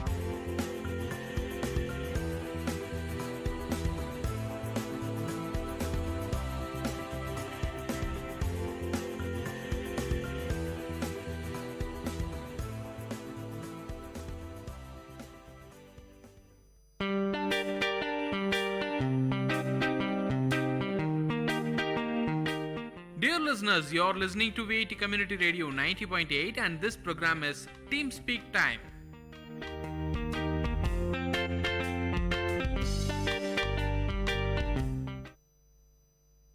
Hello, hi, Namaste VIT. You're listening to VIT Community Radio 90.8. This is Rujana. Welcome to the show Vijaya Bata. ప్రతి ఒక్కరి జీవితంలో విజయం చాలా ముఖ్యమైనది. మనం దేని కోసం ప్రయత్నించినా అది విజయం కోసమే కదండి. ఇలాంటి విజయం ఒక రోజులో వస్తుందా? రాదు. ఎంతో కృషి చేయాలి, మళ్ళీ కృషి చేయాలి. ఎన్నో అవరోధాలు వస్తాయి, వాటిని ఎదుర్కొనాలి. అప్పుడే విజయం మన సొంతం అవుతుంది. అప్పుడే ఆ విజయానికి మనం నిజమైన వ్యక్తులుగా మారుతాం. Innovation distinguishes between a leader and follower అన్నారు ఒక వ్యక్తి. ఈ వాక్యం వినగానే మీకెవరు గుర్తొచ్చారండి? అవును, స్టీవ్ జాబ్స్ గారే. ఈ రోజు మనం మాట్లాడబోయే వ్యక్తి స్టీవ్ జాబ్స్ గారి గురించే. ఒకానొక సమయంలో కంప్యూటర్ వెలుగులోకి వచ్చినప్పుడు ఆ కంప్యూటర్ ఒక రూమ్నే ఆక్రమించిందండి. కానీ ఇప్పుడు అదే కంప్యూటర్ ఇంకా బెస్ట్ ఫీచర్స్తో మన జోబులో పెట్టుకునేంత చిన్నదిగా మార్చేశారు. ఇదంతా ఒక్క రోజులో వచ్చిన విజయం కాదు. ఎంతో మంది చాలా కృషి చేశారు. అటువంటి వ్యక్తుల్లో స్టీవ్ జాబ్స్ గారు ఒకరు. స్టీవ్ జాబ్స్ గారు ఒక మంచి మనిషే కాదండి, వ్యాపారవేత్త, యాపిల్ వ్యవస్థాపకుడు, పర్సనల్ కంప్యూటర్ విభాగంలోనే విప్లవం తెచ్చిన మహామేధావి. యాపిల్ సృష్టించిన ప్రభంజనం యావత్ ప్రపంచానికే పాకేసింది. స్టీవ్ జాబ్స్ కృషి ఎంతో ఉందని ప్రపంచం కొనియాడుతుంది. ఇదంతా ఒక్క రోజులో వచ్చిన విజయం కాదండి, మళ్ళీ చెప్తున్నా. ఆత్మస్థైర్యం, దీక్ష, పట్టుదల, శ్రామికత ఇవన్నీ కలగొలిపితేనే వచ్చింది ఆ విజయం. మానవాళికి అద్భుత బహుమానం స్టీవ్ జాబ్స్ గారు. ఫిబ్రవరి 24, 1955లో శాన్ ఫ్రాన్సిస్కోలో జిందలీ అండ్ శబ్దలీలకు జన్మించారు స్టీవ్ జాబ్స్. ప్రతి ఒక్కరి కుటుంబంలో గొడవలు సహజం. ఇలానే ప్రేమించి పెళ్లాడిన జిందలీ అండ్ శబ్దలీ గారులకు కూడా గొడవలొచ్చాయి. కానీ ఆ గొడవలు ఎంత దారుణానికి ఒడిగట్టాయంటే వాళ్ళు స్టీవ్ జాబ్స్ గారిని అడాప్షన్కి ఇవ్వడానికి కూడా వెనుకాడలేదు. కానీ శబ్దలీ గారు చదువు అంటే మక్కువ కాబట్టి బాగా చదువుకున్న ఒక కపుల్ కి అడాప్షన్కి ఇవ్వాలని నిర్ణయించుకున్నారు. ఈ రోజు మనం చూస్తున్నాం, ఎవరైనా పేరెంట్స్ పిల్లలు వద్దు అంటే డస్ట్బిన్స్ దగ్గర, ప్లాట్ఫామ్స్ దగ్గర వదిలేస్తున్నారు. కానీ ఈ కపుల్ చాలా దూరదృష్టి కలవారు. అందుకే స్టీవ్ జాబ్స్ ని పాల్ అండ్ క్లారా అని బాగా చదువుకున్న వ్యక్తులకు దత్తక్కిచ్చారు. పాల్ అండ్ క్లారా శబ్దలీ గారికి మాట ఇచ్చిన విధంగానే స్టీవ్ జాబ్స్ ని చాలా చాలా బాగా చదివించారండి. ఇప్పుడు మనం చూస్తున్నాం, ఎంతో మంది చదువు లేక తిండి లేక బతుకుతున్నారు. అడాప్షన్ తీసుకున్న వాళ్లకు మళ్ళీ పిల్లలుంటే వీళ్ళని సరిగ్గా చూసుకోరు. కానీ పాల్ అండ్ క్లారా వీళ్లకు భిన్నం. ఎంతో బాగా చూసుకున్నారు స్టీవ్ జాబ్స్ గారిని. నచ్చిన వస్తువులు కొనించి మంచి మంచి చదువులు చదివించడానికి ప్రయత్నించారు. చిన్నప్పటి నుంచి ప్రతిభావంతుడైన స్టీవ్ జాబ్స్ గారు ఇప్పుడు మనం చూస్తున్నాం, ఎవరైనా బాగా ఇంటెలిజెంట్ గా ఉంటే కొంతమంది ఉంటారు, మార్కులు వస్తే చాలు, డిగ్రీ వస్తే చాలు, ఇంకేమీ అవసరం లేదని. కానీ స్టీవ్ జాబ్స్ గారు వీళ్ళకంతా వ్యతిరేకమండి. తను ప్రతిభను గుర్తించుకున్నాడు. ఆయన మనసులో ఎన్నో సంఘర్షణలు, ఏదో చెయ్యాలి, ఇంకా సాధించాలి, ప్రపంచం కోసం ఏదైనా చెయ్యాలి అని తన మనసులో ఎప్పుడూ ఒకటి ఉండేది. అలానే చదివేవాడు. తన క్లాసులో ఉండేటప్పుడు ఆయన చదువు మీద కంటే ఏదో ఒకటి చెయ్యాలి అనే తపనే ఎక్కువగా ఉండేది. కాబట్టి ఆ చదువు అతని ప్రతిభకు సరిపోలేదని ఆయన భావించాడు. కాబట్టి 1972లో రీడ్ కాలేజ్ నుంచి డ్రాప్ అవుట్ అయ్యాడు స్టీవ్ జాబ్స్ గారు. ఈ రోజు మనం అంటుంటాం, స్టీవ్ జాబ్స్, బిల్ గేట్స్ వీళ్ళంతా డ్రాప్ అవుట్స్, కాబట్టి మేము కూడా కాలేజీకి వెళ్ళకపోతే ఇలాంటి యాపిల్, మైక్రోసాఫ్ట్ కనుక్కుంటామని. కాదండి, అలా అనుకునే వాళ్ళు ఇది వినండి. డ్రాప్ అవుట్ అయిన స్టీవ్ జాబ్స్ గారు ఇంటికి వెళ్ళలేదు. ఏదో ఒకటి సాధించాలి అనే తపన ఆయనను వెంటాడింది కదా. నవ్య భావాలకు నిలయమైనది ఆయన బ్రెయిన్. అక్కడ ఫీజు ఎక్కువైంది కాబట్టి వాళ్ళ పేరెంట్స్ కట్టలేకపోయాడు. ప్లస్ ఆయనకు అక్కడ చదువు నచ్చలేదు. ఆయన ప్రతిభకు సరిపోదని భావించాడు. కాబట్టి తన ప్రతిభకు తగినది ఏదో ఒకటి చేయాలనుకున్నారు కదా స్టీవ్ జాబ్స్ గారు. కాబట్టి తనలాగే తన ఫ్రెండ్స్ కొందరు ఉండేవాళ్ళండి. కాబట్టి ఆ ఫ్రెండ్స్ని దగ్గర తీసుకున్నాడు. వాళ్ళతో కలిసి ఏదో ఒకటి చేయాలని భావించేవాడు. స్టీవ్ జాబ్స్ గారిలాగే సేమ్ ఆలోచనలు కలిగిన వాళ్ళు వాళ్ళ ఫ్రెండ్స్ కూడా ఉన్నారు. మనం అంటుంటాం కదా, the birds of same feather flock together అని. అలాగే స్టీవ్ జాబ్స్ గారి ఫ్రెండ్స్ కూడా ఇటువంటి ప్రతిభ కలిగిన వాళ్ళు, ఏదో చెయ్యాలనే తపన కలిగిన వాళ్ళు ఇంకా ఇద్దరున్నారండి. కాబట్టి వీళ్ళ ముగ్గురు కలిసి కార్ గ్యారేజ్ లో ఒక ల్యాబొరేటరీని ఏర్పరచుకున్నారు. నేల మీద పడుకునే వాళ్ళు, చెప్పాను కదా, కోక్ బాటిల్స్ అమ్మినప్పుడు వచ్చిన డబ్బులు చూసి ఆనందపడేవాళ్ళు. ఇటువంటి ఈ కష్టం చూసినప్పుడు ఒక వ్యక్తి అనుకున్నారు, ఇంత యూత్కి, ఇంత ప్రతిభ కలిగిన వాళ్ళకి మనం ఏదో చేయాలి అని వాళ్ళ కోసం ఇన్వెస్ట్ చేశారు. రెట్టించిన ఇంట్రెస్ట్ తో ఇంకా ఎక్కువ కృషి చేశారు. స్టీవ్ జాబ్స్ గారు ఇంతే కాదండి, ఖాళీ సమయంలో ఇష్టమైన క్లాసులకు వెళ్ళేవాడు. అదే కాలిగ్రఫీ ఏంటా అనుకుంటున్నారా? అదేనండి, అందంగా అక్షరాలను రాయడం. సాఫ్ట్వేర్ ఇంజనీర్ అండ్ ఇంజనీర్ అయిన స్టీవ్ జాబ్స్ గారు అందమైన అక్షరాలు నేర్చుకుని ఏం చేస్తారు అనుకుంటున్నారా? కానీ కాలిగ్రఫీ నేర్చుకున్న తర్వాత స్టీవ్ జాబ్స్ గారు ఎప్పుడూ అనుకోలేదు, ఎందుకు ఆ క్లాస్కి వెళ్ళాను, అనవసరంగా డబ్బులు వేస్ట్ చేశా, అనవసరంగా టైం వేస్ట్ చేసుకున్నా అనుకోలేదండి. కాలిగ్రఫీ అంటే అందమైన అక్షరాలు రాయడం. లేటర్ ఆన్ స్టీవ్ జాబ్స్ గారు కొన్ని పరికరాలను కనుక్కున్నారు కదా. ఆ పరికరాల్లో ఫాంట్ ఫేసెస్ అని ఉన్నాయి. అంటే డిఫరెంట్ టైప్స్ ఆఫ్ లెటర్స్ ఉంటాయి. ఆయన చెప్తుంటారు, ఆ రోజు నేను కాలిగ్రఫీ క్లాసులకు వెళ్ళకపోయింటే ఈ రోజు అందమైన అక్షరాలు ఈ పరికరాల్లో ఉండేవి కాదు అని. దీన్ని బట్టి ఏం అర్థమవుతుందండి, జీవితంలో మనం ఏం చేసినా అది ఒక మంచి రీజన్ కోసమే. దేనికి ఎప్పుడు రిగ్రెట్స్ ఉండవు. మీరు తెలివిని సంపాదించుకున్నా, ఏమైనా విజ్డమ్ని సంపాదించుకున్నా అవి మనకు ఫ్యూచర్లో ఎప్పుడో ఒకప్పుడు యూజ్ అవుతాయి. కాబట్టి అందుకని మీరేమి టైం వేస్ట్ చేయడం, తాగడం, తిరగడం ఇలాంటివి కాదు. ఇలాంటి మంచి విషయాలను నేర్చుకోండి. ఇవి ఏదో ఒక పాయింట్ ఆఫ్ టైంలో మీ జీవితంలో యూజ్ అవుతాయి. ఇటువంటి చిన్న కార్ గ్యారేజ్ నుంచి బయటకు వచ్చిందే యాపిల్ కంప్యూటర్. మొదట్లో ఎప్పుడైనా తప్పులు సహజమే కదండి. ఈ యాపిల్ కంప్యూటర్లో కూడా కొన్ని తప్పులుండేవి. హరే రామ్ హరే కృష్ణ అని హిప్పీ కల్చర్ ఉర్రూతలూగిపోతుందండి. అలాంటి సమయంలో స్టీవ్ జాబ్స్ గారు అనుకున్నారు మనం కూడా ఏదో ఒకటి చేయాలి అని. కానీ ఆయన వెళ్ళి అలా చేయలేదు. మంచి ఆహారం దొరుకుతుందని వారానికి ఒక్కసారి కిలోమీటర్లు మేర నడిచి లార్డ్ కృష్ణ టెంపుల్కి వెళ్ళి తినేవాళ్ళు. దీన్ని బట్టి అర్థమవుతుంది ఆయన రిలీజియస్గా కూడా ఒకచోటే డివియేట్ అవ్వలేదు. ప్రతి ఒక్కరిని గౌరవించడం స్టీవ్ జాబ్స్ గారి అద్భుత లక్షణం. అదే అంటారు కదండి, simplicity is the nature of great souls అని. ఇది నేను మొన్న ఎక్కడో ఎవరో స్టేటస్ అప్డేట్ చేస్తే అనుకున్నాను. అప్పుడు నాకు మొట్టమొదటిగా గుర్తొచ్చింది స్టీవ్ జాబ్స్ గారే. సైన్స్ పట్ల ఆసక్తి, అభిమానం, ఏదో చెయ్యాలని తపన, ఇవన్నీ ఒక్క రోజులో రాలేదండి. ప్రతి ఒక్కరి జీవితంలో ప్రతి ఒక్కరూ విజయం సాధించాలనుకునే వాళ్ళలో ఒక ఇన్స్పిరేషన్ అంటూ ఎక్కడి నుంచో వస్తుంది. అలాగే స్టీవ్ జాబ్స్ గారికి కూడా ఒక ఇన్స్పిరేషన్, ఒకటి చూసి ప్రభావితుడయ్యాడు. ఏంటా అని ఆలోచిస్తున్నారా? అదేనండి, స్టీవ్ జాబ్స్ గారు చదువుకునేటప్పుడు ఒక శీర్షిక ఉండేది, the last whole earth catalogue అని. ఆ శీర్షికను ఎప్పుడూ చదివేవాళ్ళు స్టీవ్ జాబ్స్. మనలాగా ఆ బుక్ ఈ బుక్ అనవసరమైనవి కాకుండా చాలా సెలెక్టెడ్ గా మంచి పుస్తకాలు చదివేవాడు. అదే అంటారు కదా, books are are best friends అని. అలాగే స్టీవ్ జాబ్స్ గారు కూడా దీన్ని మంచి స్నేహితుడిగా చేసుకున్నాడు. దాంట్లో ఉన్న విషయాలను తనలోకి తీసుకున్నాడు.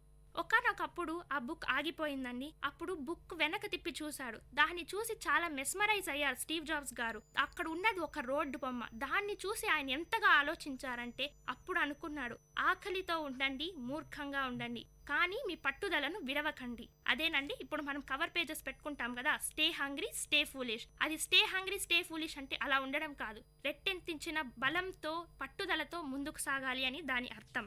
స్టీవ్ జాబ్స్ గారు ఒకసారి ఇండియాకు వచ్చారు. ఇండియా అంటే ఎంత కల్చరల్ గా, ఎంత సైంటిఫిక్ గా ఎంతో ముందుకు ఉంటుందని స్టీవ్ జాబ్స్ గారు భావించారు. ఇక్కడికి వచ్చిన తర్వాత పువర్ పీపుల్ ని చూశాడు. పావర్టీని చూసి చలించిపోయారు స్టీవ్ జాబ్స్. ఇంత హై ఎక్స్పెక్టేషన్స్ ఉన్న ఇండియాలో ఇలా ఉండడం ఏంటి అని చాలా బాధపడ్డాడు. మనసులో ఏదో తపన, సాంకేతిక విజ్ఞానంతో ఇండియాని ఇంకొంచెం పెద్దగా చేయాలి అని అనుకున్నాడు. Every drop of ocean starts with a single drop అన్నారు మదర్ తెరెసా గారు. ఇదే ఈయన జీవితంలో కూడా ఉంది. ప్రపంచాన్ని మొత్తం మార్చలేనేమో, కానీ నా అంత కృషి నేను చేయాలి అనుకున్నారు. ఇలా మనలో ఎంతమంది అనుకుంటున్నామండి? కానీ స్టీవ్ జాబ్స్ గారు అలా అనుకున్నారు. అతనిలో అద్భుత శక్తి జ్వలించింది.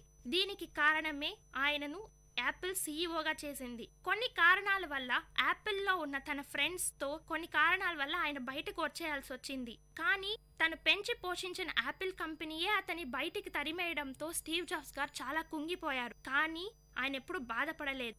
ఆయనను మాత్రమే తొలగించింది యాపిల్, ఆయన తెలివిని, పట్టుదలను కాదు. అవే ఆయన బలం, అవే ఆయన సంపద.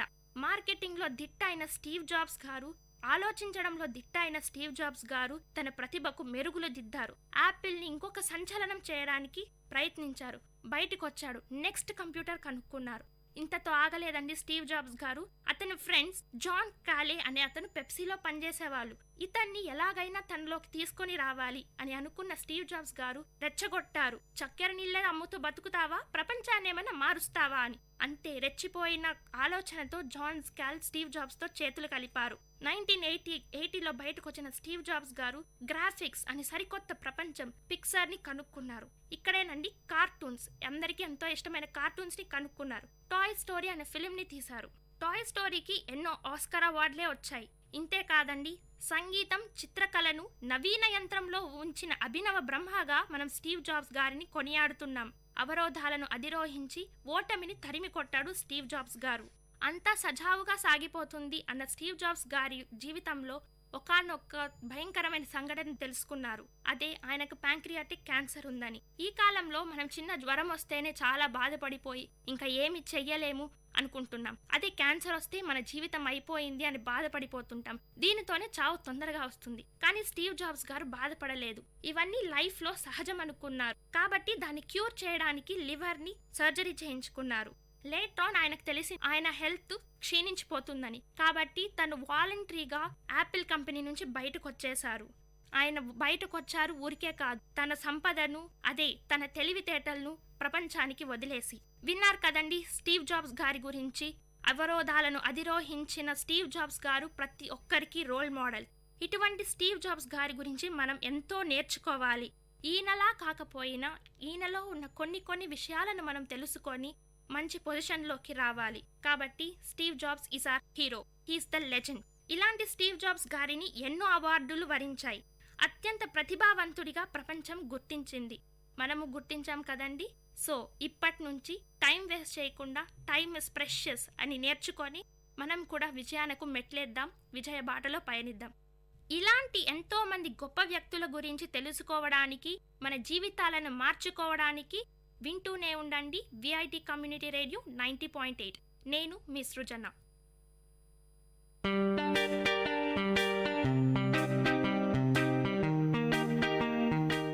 Dear listeners, you're listening to VIT Community Radio 90.8 and this program is Team Speak Time.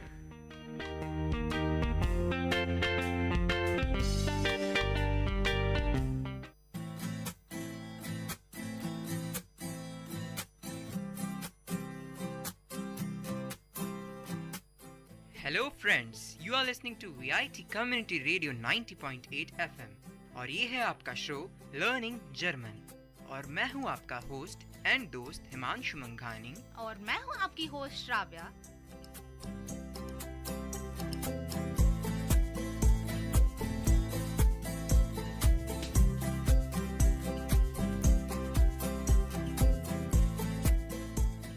अच्छा ठीक है यार, बहुत हो गया इंग्लिश इंग्लिश और हिंदी हिंदी. चलो I start in German. Hello फ्रेंडे. Dies ist VIT Community Radio 90.8 FM Und ihre Zohyorte Learning German. Ich bin Himanshu मंघानी Und ich bin Shravya. Okay, तो हमने जो पहले हिंदी और इंग्लिश का मिक्सचर बोला था तो हमने उसको जर्मन में बोला. हमने बोला कि Dies ist VIT Community Radio 90.8 FM मतलब That means this is VIT Community Radio 90.8 FM. और फिर बाद में हमने बोला Here is Zohyor Learning German. So Zohyoren मतलब to learn, to listen. So, You are listening to VIT Learning German German show. और Ich bin Himanshu मंघानी मतलब मैं हूँ हिमांशु मंघानी. Und ich bin Shravya मतलब and this is Shravya. Okay, तो देखिए अब धीरे धीरे हमने इंट्रोडक्शन तो तुम्हें बता ही दिया है. तो आज सबसे पहले हम क्या पढ़ने वाले हैं? सबसे पहले मुझे तो सुबह सुबह ये याद आ गया कि हम होंगे कामयाब. क्यों, ऐसा क्यों? ऐसे ही मतलब विल पावर बढ़ गया बहुत. तो तब मुझे याद आया कि भाई हमने तो अपने लिसनर्स को विल, शैल और ऐसे मॉडल वर्ब्स के बारे में तो बताया ही नहीं. तो ठीक है, आज सोचा हम आज मॉडल वर्ब्स कवर अप कर लेते हैं, यानी कि will, shall, like, would, might, may and all. Okay, तो इसको बोलते हैं मॉडल वर्ब्स. चलो ठीक है, अब धीरे धीरे हम इतना आगे बढ़ चुके हैं तो अब ये इस मॉड पे आ गए हैं कि हम आज ये पढ़ेंगे. तो सबसे पहले रिवीजन करा देते हैं कि लास्ट 2 क्लासेस में हमने क्या किया. हाँ. हमने कुछ 10 रूट वर्ड्स पढ़े थे. तो वो कौन से थे Shravya? 10 root words. Root words जैसे कि मतलब पॉजिटिव प्रोनाउन. अरे हाँ, मेरा का, हाँ, माइन. भूल गई. तो फॉर हम मेरा का बोलेंगे माइन, तुम्हारा, यानी कि जब हम एक बंदे को स्पेसिफाई कर रहे हैं तब हम बोलेंगे दाइन, पर जब हम बहुत सारे लोगों को स्पेसिफाई कर रहे हैं हम यूज करेंगे यूर. Oh cool. तो इसको ऐसे बोल सकते हैं, आई के लिए बोलेंगे माइन और आर के लिए बोलेंगे उनसेर और यू के बोलेंगे, हाँ, यू के लिए बोलेंगे दाइन और यू ऑल के लिए बोलेंगे यूर. हाँ, और फिर बाद में ही और इट के लिए सीन, साइन, और फिर जी के लिए बोलेंगे ईयर. ठीक सारे है? जी के लिए मतलब हाँ. फॉर्मल, इनफॉर्मल, जो कुछ भी हो हम ईयर ही यूज हाँ, करेंगे. क्योंकि जी लड़कियों के लिए भी बोलते हैं, रिस्पेक्ट के लिए भी बोलते हैं और दे ऑल के लिए भी बोलते हैं, यानी थर्ड पर्सन प्लूरल के लिए भी बोलते जी हैं. हाँ. और फिर- कल हमने आर्टिकल्स भी किए थे, डेफिनेट और इनडेफिनेट आर्टिकल्स के लिए हम कौन सा प्रोनाउन यूज करते हैं. तो द के लिए देर दी दास, मस्कुलिन, फेमिनिन और न्यूट्रल के ऑर्डर था. और फिर ए और एन को बोलेंगे आइन. आइन में ही हम मास्कुलिन और न्यूट्रल के लिए यूज करेंगे आइन, और फेमिनिन और प्लूरल के लिए यूज करेंगे आइना. ठीक है, तो बेसिकली 10 वर्ड्स हो गए. आई के साथ माइन, यू ऑल के साथ यूर, और यू सिर्फ सिंगुलर है उसके लिए डाइन, आर के लिए उनसेर, ही और इट के लिए सीन, और जाय के लिए नहीं साइन. Himanshu, okay, sign. तुम्हारा ये आई और ई का चक्कर कब चलेगा मुझे नहीं पता. अब पता नहीं, कभी तो सही होगा ही होगा. देखते सही करा देती हूँ, मैं ही सही कराऊंगी तुम्हें. जरूर. और जी के लिए बोलेंगे आयर. हाँ, ठीक है, चलो बहुत बढ़िया. तो अब मॉडल वर्ब्स के बोलते, सबसे पहले बताओ कि वोलन का मतलब क्या होगा. वोलन मतलब विल. तो अच्छा ठीक है, मैं अभी आपको याद होगा कि हमने पिछले थोड़े बहुत क्लासेस के पहले हमने आपको ये बताया कि हम different kinds of verbs use करते हैं और उसमें डिफरेंट केसेस होते हैं, यानी first person singular, first person plural, ऐसे ऐसे। तो वापस से हम विल यानी कि वोलन एज इन जर्मन हम ऐसे ही करेंगे। तो अभी मैं इश के लिए बोलूंगी विल, डू के लिए बोलूंगी विल्स्ट, यानी कि विल में एस टी डालो, एर जी और एस उसमें भी बोलूंगी विल। वियर के लिए बोलूंगी वॉलन, यू रूट वर्ड को कोई छेड़खानी नहीं करेंगे, याद रख लेना भाइयों। और ईयर के लिए बोलेंगे वॉल्ट, और फिर जी के लिए बोलेंगे विल। ओके तो मतलब कुछ इसको ऐसे ही याद करें ना, क्योंकि ये ऑर्डर तो हमेशा सेम ही रहने वाला है। हाँ। क्यों ना इनको याद ही कर लें, क्योंकि इसमें थोड़ा सा चेंज है, क्योंकि हमने बोला था कि जो थर्ड पर्सन सिंगुलर है ही, शी और इट, उसमें टी लगता है ये हटा के, बट इस केस में नहीं है। तो ये वोलन वाला जो वर्ड है, ये मॉडल वर्ब्स को हम आपको एक पैरोडी की तरह याद करा देंगे, क्योंकि आपको ऐसे सोचना नहीं होगा कि फर्स्ट पर्सन सिंगुलर है या सेकंड पर्सन सिंगुलर।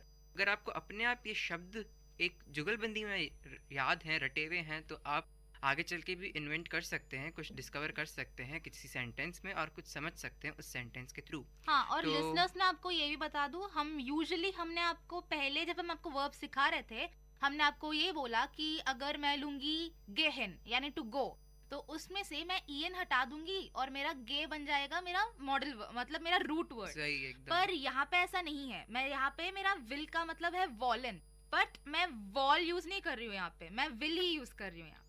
तो इसलिए इसका मतलब ये हुआ, इन शब्दों को याद ही कर लीजिए, क्योंकि ये बहुत ज्यादा यूज होते हैं, और इसलिए आप यार हमें कामयाब होना है तो हाँ, हमें ये शब्द सीखने पड़ेंगे। हाँ जरूर जरूर, क्यों नहीं सीखेंगे। तो लो चलिए, आज हम विल को भी सबसे पहले स्टार्ट करते हैं। विल को वांट विल या वांट, इन दोनों के लिए आप बोल सकते हैं वोलन रूट वर्ड, इश के साथ लगेगा विल, डू के साथ लगेगा विल्स्ट, ईयर एस जी के साथ लगेगा विल, और वेयर जी जाय के साथ लगेगा वोलन, और आयर के साथ लगेगा वोल्ट। तो उस केस में आप आयर के साथ लगेगा यहाँ पे, चलिए ठीक है, वोल्ट। और तो इस केस में यूँ भी देख सकते हैं कि दो चीज़ें अलग है, बाकी वही रूल फॉलो कर रहा है। डू के लिए हम एस टी लगाते हैं तो वो विल्स्ट है ही, और थर्ड पर्सन प्लूरल के लिए जाय होता है, तो इस केस में भी कोई छेड़खानी नहीं है, और ना ही फर्स्ट पर्सन प्लूरल के लिए। और रही बात आयर यू ऑल के लिए, तो टी लगता है, तो इसमें भी टी लगा है। तो दो केस बिल्कुल अलग हैं जो रूल को फॉलो नहीं कर रहे, जैसे कि इश का वोल नहीं है, इश का विल ही है, और एयर एस जी का भी विल ही है। हाँ, यहाँ पे बस चेंज हुआ है इश में और एर जी एस में, बाकी सब में जो हम नॉर्मल कंडीशंस लेते हैं वही है। तो देखिए, एक ये चीज भी ऑब्जर्व करी है कि अगर आप इश, एयर, एस और जी के लिए बोलेंगे, तो ये जो 6 मॉडल वर्ब्स हम पढ़ने वाले हैं, उन सब में कोई चेंज नहीं होता, चारों के लिए एक ही है। जैसे कि वोलन के लिए विल है, तो इश विल, एर विल, एस विल, जी विल। और यही अगर आप कोनन बोलेंगे तो उसका कान है, तो इश कान, एर कान, जी कान, एस कान। ठीक है, कॉनन को तो बगल में रखो, अभी पहले विल का तो क्लैरिफाई कर दो। बट ये प्रिंसिपल अच्छा है काफी, कि मतलब आप उसी ऑर्डर में तो याद कर सकते हैं जो आपके रूल है, पर मेन बेसिकली याद ये रखिए कि आई यानी कि जो फर्स्ट पर्सन सिंगुलर है और जो थर्ड पर्सन सिंगुलर है, उनके लिए एक ही यूज होगा। कहने का मतलब, एक बात बोलूं, तुम इतना ग्रामर ना, तुम जितना रटोगे उतना ही मुश्किल हो जाएगा, तुम जितना प्रैक्टिस करोगे एग्जाम्पल्स लेके, उतना ही तुम्हारे लिए आसान हो जाएगा। हाँ, बट ये एक बचपन में तुमने तो याद नहीं किया कि हम ए एप्पल बोलेंगे या एन एप्पल बोलेंगे, वो बस तुम सीखते रहे, मतलब हर रोज तुम दोस्तों से बात करते रहे, तो तुम्हें आया। तो वापस हम अपने जीपी, वो क्या था, तुमने क्या बोला था लास्ट क्लास में, हमारा सिग्नेचर, अच्छा हमारे शो का signature, GVP, grammar, vocabulary and practice. तो जीवीपी फॉलो करते रहिए और सीखते रहिए। हाँ, बट जिससे जो पर अपन ने वॉवल्स जो पढ़े रहे थे, क्योंकि हमको पता था ए ई आई ओ यू, तो उस बेस पे अपन सब लगा देते थे। हाँ, तो अब इस केस में मालूम है। हाँ, तो इस केस में भी ये बेसिक हो सकता है कि जो इश और एर जी एस है, तो उसके लिए कोई चेंजेस, मतलब चारों के लिए एक ही वर्ड है, कोई मतलब चेंज नहीं है। तो इसलिए आपका थोड़ा मतलब याद करने का लोड कम हो जाएगा। आप मतलब देख सकते हैं कि अगर आपको इश पता है विल, तो इसका मतलब आपको एयर जी और एस का भी मतलब पता ही है कि उसके लिए क्या यूज करेंगे, विल ही यूज करेंगे। तो सबसे पहले चलिए इन दोनों केसेस को ही हम कवर करते हैं। अब सबसे पहले 6 वर्ब्स पढ़ा देते हैं, और उसके बाद इश, एर, जी के लिए क्या बोलेंगे वो बता देंगे, फिर उसके बाद हम दूसरे केसेस पे आएंगे। ठीक है? तो हमने वोलन का बता दिया कि इश, एर, एस और जी, यानी कि फर्स्ट पर्सन सिंगुलर और थर्ड पर्सन सिंगुलर के लिए विल लगेगा। तो अब सेकंड वर्ड करते हैं कोनन। कोनन का मतलब बताओ।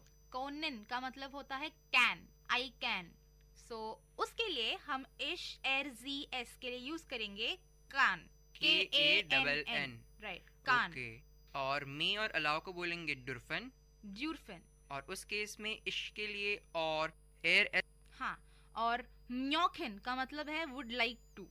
सो उसके लिए हम इश और एरजी एस के लिए यूज करेंगे म्योखे, मॉकटे, मॉकटे, मॉकटे, मॉकटे, मॉकटे, मॉकटे यूज करेंगे। और एक और है कौन सा है जिसको हम बोलते हैं लाइक टू? लाइक टू, हाँ, मॉगन। नहीं, यहाँ पे सब यूजली कंफ्यूज हो जाते हैं।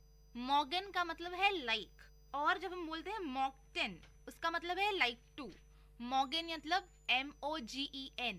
सो उसके लिए हम यूज करेंगे लाइक। अगर मैं बोलूंगी आई लाइक द बुक, सो मैं बोलूंगी इश माग दास बुक।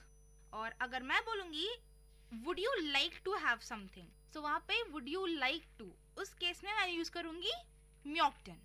हाँ, तो अब वापस से मैं आपको एक और बार मॉडल वर्ब्स रिवाइज करा देती हूँ। तो ठीक है, हमने अब तक क्या सीखा था? मैं आपको ये बोलूंगी कि इश एर जी एस के लिए हम कौन से वर्ब्स यूज करेंगे।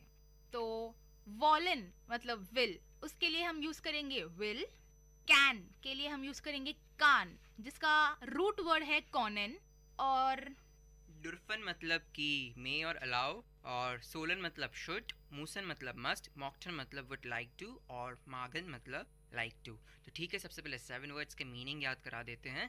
तो मैं तुमसे बोलूंगा, तुम उसका इंग्लिश बताना कि क्या बोलते हैं। ठीक है श्राव्या, तैयार हो? ठीक है 3 भाई, 2 1 बोलते हैं। 0। वूलन, वॉलन, वॉलन मतलब विल। और कॉनन, कॉनन मतलब कैन, सोलन मतलब शुड, मॉकटन मतलब वुड लाइक टू, मूसन, मतलब मस्ट, और डुरफन मतलब मे, मागन like, like to. Okay, cool. It's not मागन, इट्स मॉगन। ओके, तो अब ऐसे कर सकते हैं। वोलन के लिए क्या है जो हमने केसेस पढ़े हैं? विल। सोलन के लिए सोल, मूसन के लिए मूस, मॉकटन के लिए मॉकटे, हाँ, और डॉर्फन के लिए डार्फ, और कोनन के लिए कान, कान।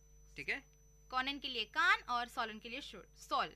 और रही बात अब इस केस में डू पे आ जाते हैं, जो कि सेकंड पर्सन सिंगुलर है। तो उस केस में रूल वही लगेगा, en हटा के st लगाना है। बट एक जगह डिफरेंट है, जो कि है मोसन वाला केस, उसमें मुस्ट लग बोलेंगे, मूसन नहीं बोलेंगे। मुस्ट। तो एक ही इसका एक्सेप्शन है, बाकी वही रूल है जो हमने आपको पहले बता चुके हैं कि en हटाकर st लगाना है।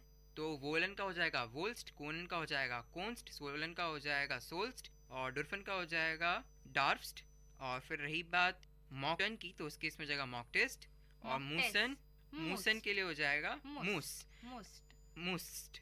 ओके, कोई इसमें एक्सेप्शन नहीं है, मैं शायद गलत बोल गया। नहीं है, क्योंकि यहाँ पे तुम st लगाओ, मूस में ऑलरेडी डबल s है, तो तुम तीसरा s तो लगाओगे नहीं, तो इसलिए वो बनेगा मूस्ट। ओके, तो काम अपना आसान हो गया। आपने 3 केसेस पकड़ लिए सिंगुलर वाले, जिसमें फर्स्ट पर्सन सिंगुलर और थर्ड पर्सन सिंगुलर के लिए एक ही शब्द यूज करना है, जो कि रूल से थोड़ा सा अलग है। और रही बात सेकंड पर्सन सिंगुलर की, मतलब डू की, तो उस केस में हमें st ऐड कर दो। वही हमारा पुराना रूल। फर्स्ट पर्सन के लिए जो हमने वर्ड यूज किया, उसके लिए st ऐड कर दो, सिंपल। ठीक है, और अब थर्ड केस आ जाते हैं, जो कि है हमारा थर्ड पर्सन प्लूरल और फर्स्ट पर्सन प्लूरल। जिस केस में हमने बोला था रिस्पेक्ट करते हैं, तो इसके लिए कैपिटल S लगा देंगे जी में। और अगर थर्ड पर्सन प्लूरल की बात करें तो जी है नॉर्मल, मतलब दे ऑल, और यूं बोलेंगे वेर मतलब आर, फर्स्ट पर्सन प्लूरल के लिए। तो इस केस में भी कोई टेंशन नहीं, कोई भी दिक्कत नहीं होगी। तुमने जो पहले के रूल्स पढ़ रखे हैं वही पता होने चाहिए, तो इसमें भी कोई चेंज नहीं है। और बस तुम्हें रूट वर्ड पता होना चाहिए क्या है। तो ठीक है, तो सबसे पहले रूट वर्ड भी बताओ श्राव्या, और उसको क्या बोलेंगे वो भी बताओ श्राव्या। ठीक है, हाँ। याद रखिए दोस्तों, अभी हम विर और जी को पकड़े बैठे हैं, और उसके लिए कोई भी रूट वर्ड में चेंज नहीं है। तो आपके पास एक अच्छा मौका है कि आप रूट वर्ड के मीनिंग्स भी जान सकें, क्योंकि अब जो यूज कर रहे हैं हम रूट वर्ड्स, वो एज इट इज वाले रूट वर्ड्स हैं, कोई चेंज नहीं है। क्योंकि ग्रामर कहती है जब एकता है तो कोई चेंज नहीं है, कोई भी तुम्हें बदल नहीं सकता। एकता एंड ऑल, ओके फाइन। तो ठीक है, चलो शुरू करते हैं। अभी मैं शुरू से करती हूँ। वॉलन, वॉलन मतलब विल या वांट। सो मैं इश और एस के लिए यूज करूंगी विल, डू के लिए यूज करूंगी विल्स, विर जी दैट यानी कि सारे प्लूरल्स, आर एंड दे ऑल, उनके लिए यूज कर ईयर यानी कि यू ऑल, उसके लिए मैं यूज करूंगी वॉल। श्राव्या ये बाद में करेंगे, अभी सिर्फ उस वाले केस को पकड़ो, विर जी और जाय वाले केस को, क्योंकि तुम्हें सिर्फ रूट वर्ड बताना और उसके मीनिंग बताना है। चलो ठीक है श्राव्या, तुम रहने दो, मैं ही स्टार्ट कर लेता हूँ, ठीक है। तो विर जी जी, विर मतलब वी, जी मतलब दे, और जी यानी कि एस जिसमें छोटा है मतलब यू विथ रिस्पेक्ट। अगर मुझे बोलना हो वी विल, यू विल और दे विल, तो मैं बोलूँगा विर वोलन, जी वोलन, जी वोलन। कॉनन के लिए बोलूँगा विर जी जी कोनन। और डुरफन के लिए बोलूँगा जिसका मतलब है मी और अलाउ। कहने का मतलब अगर मैं बोलना चाहूँ वी मे अलाउ तो विर डुरफन। अगर मैं बोलूँ शी मे अलाउ तो मैं बोलूँगा जी डुरफन, मतलब स्मॉल एस आई और ई, जी डुरफन। अगर मैं बोलना चाहूँ दे मे अलाउ तो उसके लिए बोलूँगा जी डुरफन। फ़र्क सिर्फ इतना सा है कि जो छोटा जी था, कहने का मतलब जिसमें छोटा एस था, जिसके लिए हमने बोला था शी, अगर उस छोटे एस में बड़ा एस कर दो यानी कि जी, तो वो हो जाएगा यू विथ रिस्पेक्ट, यानी अगर रिस्पेक्ट देना हो। Very simple. चौथा वर्ड सोलन। जोलन मतलब शुड। अगर मुझे बोलना हो वी शुड तो मैं बोलूँगा विर जोलन। अगर मुझे बोलना हो शी शुड तो मैं बोलूँगा जी जोलन। ठीक है, बहुत इजी है। जो वर्ड था वो रूट वर्ड बिल्कुल चेंज नहीं हुआ, जैसा कि मैं हमेशा बोलता आया हूँ कि एकता में रहो, तो इसलिए कोई चेंज नहीं है। अब आगे बढ़ते हैं। मूसन। श्राव्य तुमने बताया था कि म्यूजन का मतलब होता है मस्ट, तो उस केस में अगर अपन बोलना चाहें वी मस्ट तो अपन बोलेंगे विर मूजन। अगर बोलना चाहें शी मस्ट तो क्या बोलेंगे? अरे भाई बहुत सिंपल है, मतलब जी मूजन। अब आगे बढ़ते हैं। मॉकटन मतलब वुड लाइक टू।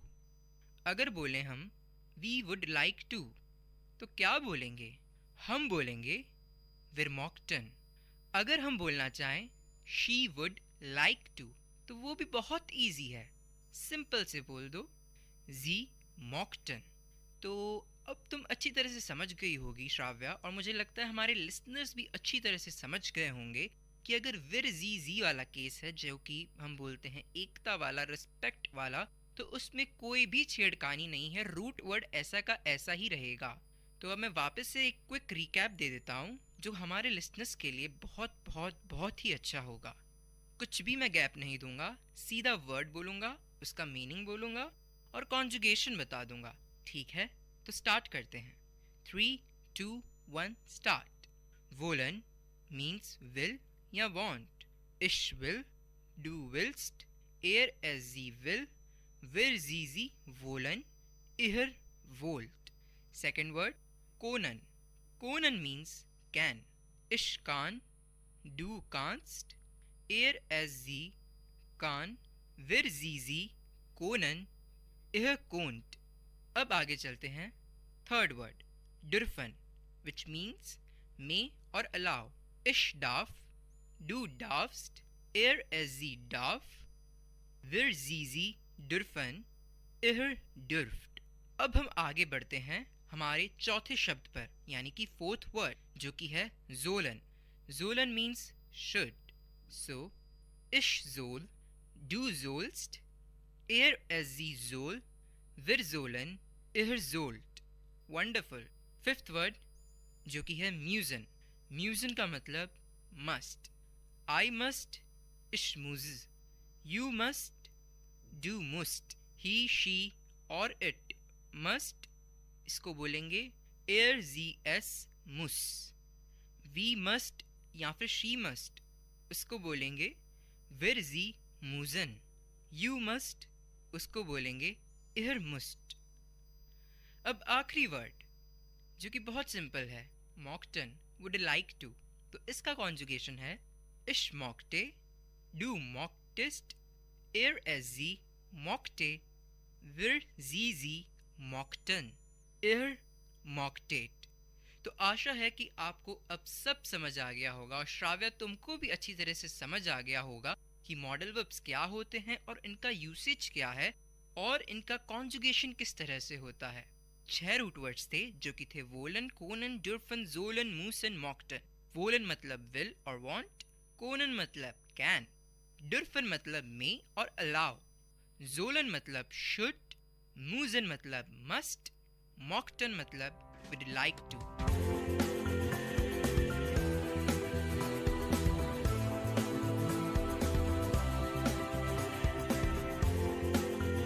आशा करती हूँ कि हमने आज आप लोगों को बहुत कुछ सिखाया है। तो यहाँ पे हम साइन ऑफ करते हैं। मैं हूँ श्राव्या कर्रा और मैं हूँ हिमांशु मंघानी और आप सुन रहे हैं अपना फेवरेट शो लर्निंग जर्मन और ये है VIT community radio 90.8 FM।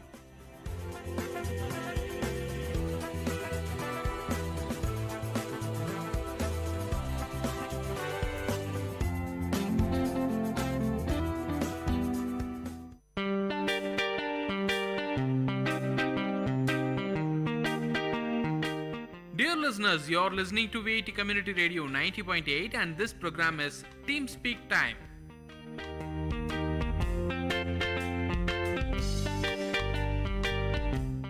Hi hello VIT, మీరు వింటున్నారు VIT కమ్యూనిటీ రేడియో 90.8 FM. నేను మీ వైషు. ఈ చందమామ కథల ద్వారా మంచి మంచి కథలు చెప్పడానికి వచ్చేసానండి. ఈ ఆలస్యం చేయకుండా స్టార్ట్ చేసేద్దాం. కథ నిజాయితీ. సీతాపురం అనే ఊరిలో రామయ్య కట్టెలు కొట్టుకుంటూ జీవనం సాగించేవాడు. రోజులాగానే అడవికి వెళ్ళాడు. చెరువు గట్టు మీద ఉన్న చెట్టు ఎక్కి కట్టెలు కొడుతుండగా తన చేయి జారి గొడ్డలి చెరువులో పడిపోయింది. తన జీవన ఆధారమైన గొడ్డలి నీటిలో పడిపోవడంతో రామయ్య చాలా బాధపడ్డాడు. విచారంతో ఇంటికి వెళ్లకుండా చెరువు గట్టు మీద కూర్చొని ఏం చేయాలో తెలియక ఆలోచనలో పడ్డాడు. అతని బాధ చూసిన జలదేవత నీటిలో ఎంచి బయటకు వచ్చి రామయ్యకు దర్శనమిచ్చింది. జలదేవత రామయ్య విచారానికి గల కారణం తెలుసుకొని నీటిలోకి వెళ్లి వెండి గొడ్డలి తెచ్చి రామయ్యకు ఇచ్చింది. రామయ్య ఆ వెండి గొడ్డలి తనది కాదన్నాడు. దీంతో జలదేవత మళ్లీ నీటిలోనికి వెళ్లి బంగారు గొడ్డలితో బయటికి వచ్చింది. దానిని రామయ్యకు ఇచ్చింది. కాని రామయ్య ఆ గొడ్డలి తనది కాదు అన్నాడు. జలదేవత మళ్లీ నీటిలోకి వెళ్లి మామూలు ఇనుప గొడ్డలితో బయటకు వచ్చింది. తన ఇనుప గొడ్డలిని చూసిన రామయ్య సంతోషంతో ఆ గొడ్డలి తనదే అంటూ రుణపడి ఉంటానంటూ చెప్పాడు. తన నిజాయితీని మెచ్చిన జలదేవత రామయ్యకు వెండి, బంగారం మరియు ఇనుప గొడ్డలి 3 ప్రసాదించింది. రామయ్య సంతోషంగా ఇంటికి వెళ్ళాడు.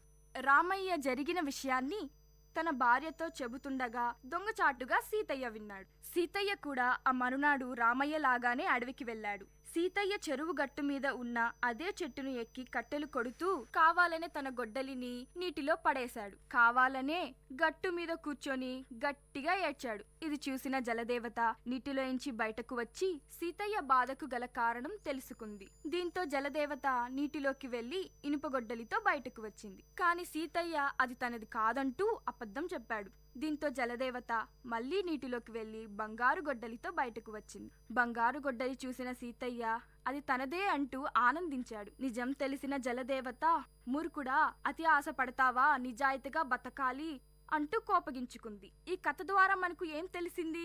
అతి ఆశ పడకూడదు, ఇతరుల వస్తువులకు ఆశపడకూడదు, నిజాయితీగా ఉండాలి. అప్పుడు రామయ్యలా మనకు మంచే జరుగుతుంది. ఇంకా మంచి కథలు వినాలనుకుంటే వింటూనే ఉండండి VIT కమ్యూనిటీ రేడియో 90.8 FM. మీ వైషు.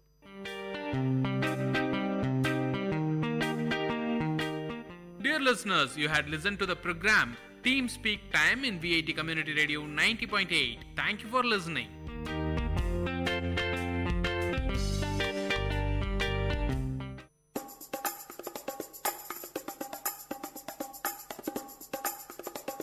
காரசாரம் VIT பண்பலையின் விவாத மேடை. ஆரோக்கியமான வாதங்களுடன், அன்றாட நிகழ்வுகளின் தரவுகளுடன், மக்களின் குரல்கள் ஒன்றிணையும் கருத்துக்களம்.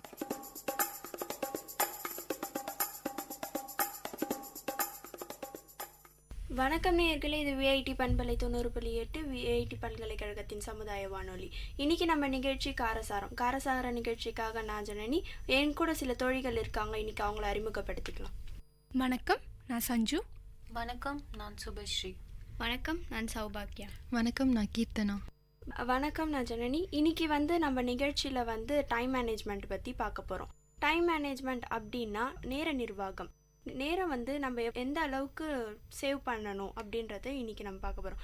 டைம் மேனேஜ்மெண்ட் அப்படின்னாலே இன்றைக்கி காலத்தில் வந்து கொஞ்சம் கம்மி தான், குறைஞ்சிட்டே வருதுன்ட்டு சொல்லலாம்.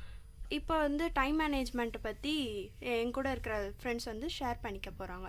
டைம் மேனேஜ்மெண்ட் பற்றி நீங்கள் என்ன நினைக்கிறீங்க சுபஸ்ரீ? டைம் மேனேஜ்மெண்ட் அப்படின்னு எடுத்துக்கிட்டாலே டைம் வந்து ரொம்ப முக்கியமான ஒரு விஷயம். நம்ம வேஸ்ட் பண்ணிட்டா நமக்கு திருப்பி கிடைக்காத ஒரே ஒரு விஷயம் வந்து டைம் அப்படின்னு தான் சொல்லணும். அதனால நம்ம வந்து டைம் வேஸ்ட் அப்படின்னு சொல்றதை விட ஒரு வேலை பண்றதுக்கு டைமை வந்து கரெக்டாக யூஸ் பண்ணிக்கணும் அப்படின்னு தான் நான் சொல்வேன். டைமை வேஸ்டே பண்ணக்கூடாது அப்படின்னு பார்த்தோம்னா நம்மளால ஒண்ணுமே பண்ண முடியாது. இப்போ இருக்க காலத்துல வந்து நிறைய வேஸ்ட் பண்றோம் அப்படின்னு தான் நான் சொல்ல முடியும். ஏன்னா நம்ம பண்ற எல்லா விஷயமும் வந்து நம்மளுக்கு பயனுள்ளதா இருக்கிறதே கிடையாது. அதனால டைம் வந்து பார்த்து அந்த வேலைக்கு ஏற்ற மாதிரி நம்ம பயன்படுத்திக்கணும். இப்போ அவங்க சொன்னது கரெக்டு தான். வந்து இப்போ வந்து டைம் அப்படின்றது வந்து யாருமே வந்து சேவ் பண்ணுறது கிடையாது. இப்போ வந்து முன்னாடி வந்து பழமொழியே சொல்லியிருப்பாங்க, காலம் பொன் போன்றது அப்படின்னு. இப்போ வந்து ஒரு செகண்டை நம்ம வேஸ்ட் பண்ணால் கூட வந்து அது வந்து அந்த ஒரு செகண்டில் வந்து நம்ம திருப்பி அதை வந்து இது இப்போ ரிவைன் பண்ணி எடுக்கவே முடியாது. ஒரே ஒரு விஷயம் வந்து டைம் மட்டும்தான். அது எப்படியெல்லாம் நம்ம யூஸ் பண்ணலாம் அப்படின்றது வந்து முன்னாடியே வந்து ஒரு ஷெடியூல் போட்டு வச்சுக்கலாம். இப்போ பார்த்தீங்கன்னா ஆஃபீஸ் போகிறவங்க அந்த டைமில் தான் வந்து எல்லாத்தையும் வந்து தேடிட்டு இருப்பாங்க. காலையில் எந்திரிச்சு தான் வந்து எல்லாத்தையும் தேடிட்டு, இதில் வந்து முன்னாடி நாள் நைட்டே வந்து நம்ம எல்லாத்தையும் எடுத்து வச்சுக்கிட்டோம்னா அது வந்து மார்னிங் போகும்போது அது யூஸாக இருக்கும் நம்மளுக்கு. இப்போ பார்த்தீங்கன்னா காலையில் வந்து சில பேர்லாம் பார்த்தீங்கன்னா குளிக்கிறதுக்கே பார்த்தீங்கன்னா ஒரு 1 hour 1/2 hours கிட்ட எடுத்துப்பாங்க. சாப்பிட்றதுக்கு பார்த்தீங்கன்னா அப்போ ஒரு சில பேர்ல 2 மணி நேரம் கூட சாப்பிடுவாங்க. அதை டிவி பார்த்துக்கிட்டே சாப்பிட்ற மாதிரிலாம் அந்த மாதிரிலாம் இந்த மாதிரிலாம் இல்லாமல் அந்த வேலையெல்லாம் வந்து நம்ம ஒரு 10 நிமிஷம் பண்ணுற வேலையை வந்து ஒரு 1/2 hour 1 hour ஆக்கணும்னா வந்து அதில் டைம் ரொம்ப வேஸ்ட் ஆகும். இந்த மாதிரி இதெல்லாம் வந்து நம்ம குறைச்சிக்கலாம். இப்போ கீர்த்தனா சொன்னதை கேட்டிங்களே சஞ்சு, உங்களுடைய கருத்துக்களை சொல்லுங்கள் டைம் மேனேஜ்மெண்ட் பற்றி. டைம் மேனேஜ்மெண்ட் வந்து ஒரு மனுஷனோட வாழ்க்கையில் ரொம்ப முக்கியமான விஷயம். சின்ன வயசுலேருந்து ஆரம்பித்து காலேஜ் வேலை அந்த மாதிரி போகிற வரைக்கும் எப்போவுமே டைம்ன்றது கூடயே இருக்கும். பங்க்சுவாலிட்டின்றது ரொம்ப இம்பார்ட்டண்ட். அதுக்கு டைம் மேனேஜ்மெண்ட் தான் முக்கியமான விஷயம்னு நான் நினைக்கிறேன். கண்டிப்பாக எல்லாரும் சொன்ன மாதிரி டைம் மேனேஜ்மெண்ட் வந்து சின்ன சின்ன விஷயத்துலேருந்து பெரிய விஷயங்கள் வரைக்கும் கண்டிப்பாக டைம்ன்றதை நம்ம லைஃப்பில் மேனேஜ் பண்ணி ஆகும் அப்படின்னு நான் நினைக்கிறேன். இன்னைக்கு காலத்தில் வந்து இந்த ப்ராவர்பை யாருமே பயன்படுத்தலன்னு தான் சொல்ல முடியும். அந்த காலம் பொன் போன்றது, கடமை கண் போன்றது, இந்த ப்ராவர்பை யாரும் இன்னைக்கு காலத்தில் வந்து ஒழுங்காக ஃபாலோ பண்ணுறதுல தான் சொல்லணும். அவங்களுக்கு கடமையே எவ்வளோ தான் பெருசாக இருந்தாலும் அந்த டைமை வந்து கரெக்டாக இது பண்ணிக்கிறதுல. இப்போ மார்னிங் ஸ்கூல் போகிற பசங்களே பார்த்தீங்கன்னா டெய்லி லேட் கம்மர்ஸ்ன்ட்டு பாதி பேர் வருவாங்க. இப்படி இருக்கும்போது அவங்க பஸ் மிஸ் பண்ணுவாங்க. அந்த மாதிரி கிளம்பும்போது பஸ் மிஸ் பண்ணுறது, ஆட்டோ மிஸ் பண்ணுறது, டைம் தான் வந்து எல்லாத்துக்குமே முக்கியம். பிஃபோராக கிளம்பிட்டோனாலே நம்மளுக்கு வந்து அந்த டைம் வந்து கரெக்டாக மேனேஜ் பண்ணிக்கலாம். இப்போ ஸ்கூலுக்கு கரெக்டாக 9 o'clock போகலாம். இப்போ வந்து சுபஸ்ரீ நீங்கள் சொல்லுங்கள், டைம் மேனேஜ்மெண்ட் ஸ்கூல் ஸ்டூடெண்ட்ஸ் எப்படி ஃபாலோ பண்ணணும்? என்ன கேட்டிங்கன்னா ஸ்கூல் ஸ்டூடெண்ட்ஸ் வந்து இப்போ வந்து நீங்கள் சொன்ன மாதிரி ஏன் லேட்டாக போகிறாங்கன்னு நான் நினைக்கிறேன்னா, அவங்க வந்து நைட்டே வந்து எதுவுமே எடுத்துக்கிறது இல்லை. ஏன்னா எனக்கும் என் வீட்டில் சில விஷயங்கள்லாம் நடக்கும். காலையில தான் வந்து ஐடி கார்டு தேடுறது, ஷூ தேடுறது, சாக்ஸ் தேடுறது, இது மாதிரி சின்ன சின்ன விஷயத்துல வந்து ஒவ்வொரு 5 minutes நம்ம வேஸ்ட் பண்ணுவோம். கீர்த்தனா சொன்ன மாதிரி அதெல்லாம் நம்ம முன்னாடியே எடுத்து வச்சுக்கிட்டு, முன்னாடி நாள் நைட்டே ப்ரிப்பேரா எடுத்து வச்சுக்கிட்டு அந்த மாதிரி இருந்தோம்னா காலையில பஞ்சுவலா இருக்கலாம் அப்படின்னு நான் நினைக்கிறேன். அதுக்கப்புறம் இன்னொரு விஷயம்னு பார்த்தீங்கன்னா, இவங்க வந்து எதுலலாம் டைம் வேஸ்ட் பண்றாங்கன்னா, ஒண்ணுமே இல்லாத விஷயத்துல டைம் செலவு பண்ணிட்டு காலைல கிளம்பும் போது பிரேக்ஃபாஸ்ட் கூட அவாய்ட் பண்ணிட்டு வர பசங்க நிறைய பேர் இருக்காங்க. அவங்க எதுலலாம் டைம் வேஸ்ட் பண்றாங்கன்னு நான் நினைக்கிறேன்னா, இப்ப காலகட்டத்துல இருக்க பசங்க வந்து காலையில எழுந்த உடனே அந்த மொபைல் போன்ஸ்ல தாங்க கண்ணே திறக்கிறாங்க. அதுலயே எனக்கு கேட்டா ஒரு 1/2 hour வேஸ்ட் ஆயிடுது. காலையில எழுந்த உடனே அந்த 1/2 hour வந்து அந்த மொபைல்லாம் பார்க்காம எழுந்து ரெடி ஆனாங்கன்னா அவங்க உடலுக்கும் டிஃபன் அதெல்லாம் சாப்பிட்டுட்டு பஞ்சுவலா ஸ்கூலுக்கு வரலாம் நான் நினைக்கிறேன். அவங்க சொன்னது கரெக்ட் தான். இருந்தாலும் இப்போ இருக்கிற காலகட்டத்தில் பசங்க வந்து ரொம்பவே டைவர்ட் ஆயிருக்காங்க. ஸோ அதனாலேயே என்ன ஆகுதுன்னா, அந்த காலத்தை கம்பேர் பண்ணி பார்க்கும்போது இப்போ இருக்கிற பசங்கக்கிட்ட டைம் மேனேஜ்மெண்ட்ன்றது சுத்தமாக இல்லை. ஸ்கூல் பசங்களுக்கு வந்து ஃபர்ஸ்ட் எதால வந்து அவங்க இது பண்ணுவாங்கன்னா, காலையில் லேட்டாக எந்திரிக்குது. 8 மணி ஸ்கூல்னா 7:30 மணிக்கு தான் எந்திரிப்பாங்க. இந்த 7:30 மணிக்கு இருந்துச்சு அந்த 1/2 hour வந்து கண்டிப்பாக அவங்களால ரெடி ஆக முடியாது. அப்போ பார்த்தீங்கன்னா 8 o'clock கிளாஸ்க்கு 8:10 தான் போவாங்க. என்னடா இது 8 மணி கிளாஸ்க்கு 8:10 வந்தீங்கன்னா நான் எப்படி உன்னை உள்ளே சேர்ப்பேன்? அவங்களுக்கு பேரே வந்து தனியாக ஒன்று வச்சுருப்பாங்க, லேட் கம்மர்ஸ் அப்படின்ட்டு. ஒரு நாள் லேட்டாக வந்தாலும் சரி, ஒரு நாள் லேட்டாக வந்துட்டு அவங்க ஒரு 10 நாள் கழிச்சு வந்து லேட்டாக வந்தால் கூட, நீ டெய்லியுமே லேட்டாக தானே வர, உன்னை எதுக்கு நான் உள்ளே சேர்க்கணும், அந்த மாதிரிலாம் கேள்வி கேட்பான். இதுக்கு வந்து அவங்க காலையிலே அலாரம் வச்சுட்டு ஒரு 6:30 அப்படி எழுமுனா வந்து அவங்க கொஞ்சம் சீக்கிரமாக வரலாம் ஸ்கூலுக்கு. அப்போ ஆனால் வந்து அலாரம் மேட்டரே வந்து பார்த்தீங்கன்னா நம்ம வைக்கிறதே வந்து அப்படின்னா 7 மணி 8 மணிக்கு தானே கிளாஸு, நம்ம ஒரு 7:30 மணிக்கு எந்திரிச்சா போகுது. சில பேர்லாம் வந்து 7:30 மணிக்கு அலாரம் வச்சா கூட அதை கட் பண்ணிட்டு இன்னும் ஒரு 10 நிமிஷம் தூங்கலாமே அந்த மாதிரிலாம் சொல்லுவாங்க, நினைப்பாங்க. அந்த மாதிரிலாம் இல்லாமல் கொஞ்சம் டைம் வந்து கரெக்டாக 7 மணி நேரம் வந்து மார்னிங் சீக்கிரமாக போகலாம். கண்டிப்பாக ஸ்கூல் பசங்கன்னு வரும்போது அவங்க வந்து லேட் பண்ணுவாங்க தான். கண்டிப்பாக எல்லா வேலையும் அவங்க அம்மாவே பண்ணோன்னு எதிர்பார்க்கறது ரொம்ப தப்பு. பசங்களும் கொஞ்சம் செய்யணும். இந்த ஐடி கார்டு, லஞ்ச் பாக்ஸு இதெல்லாம் அவங்களே கொஞ்சம் பண்ணிக்கலாம்.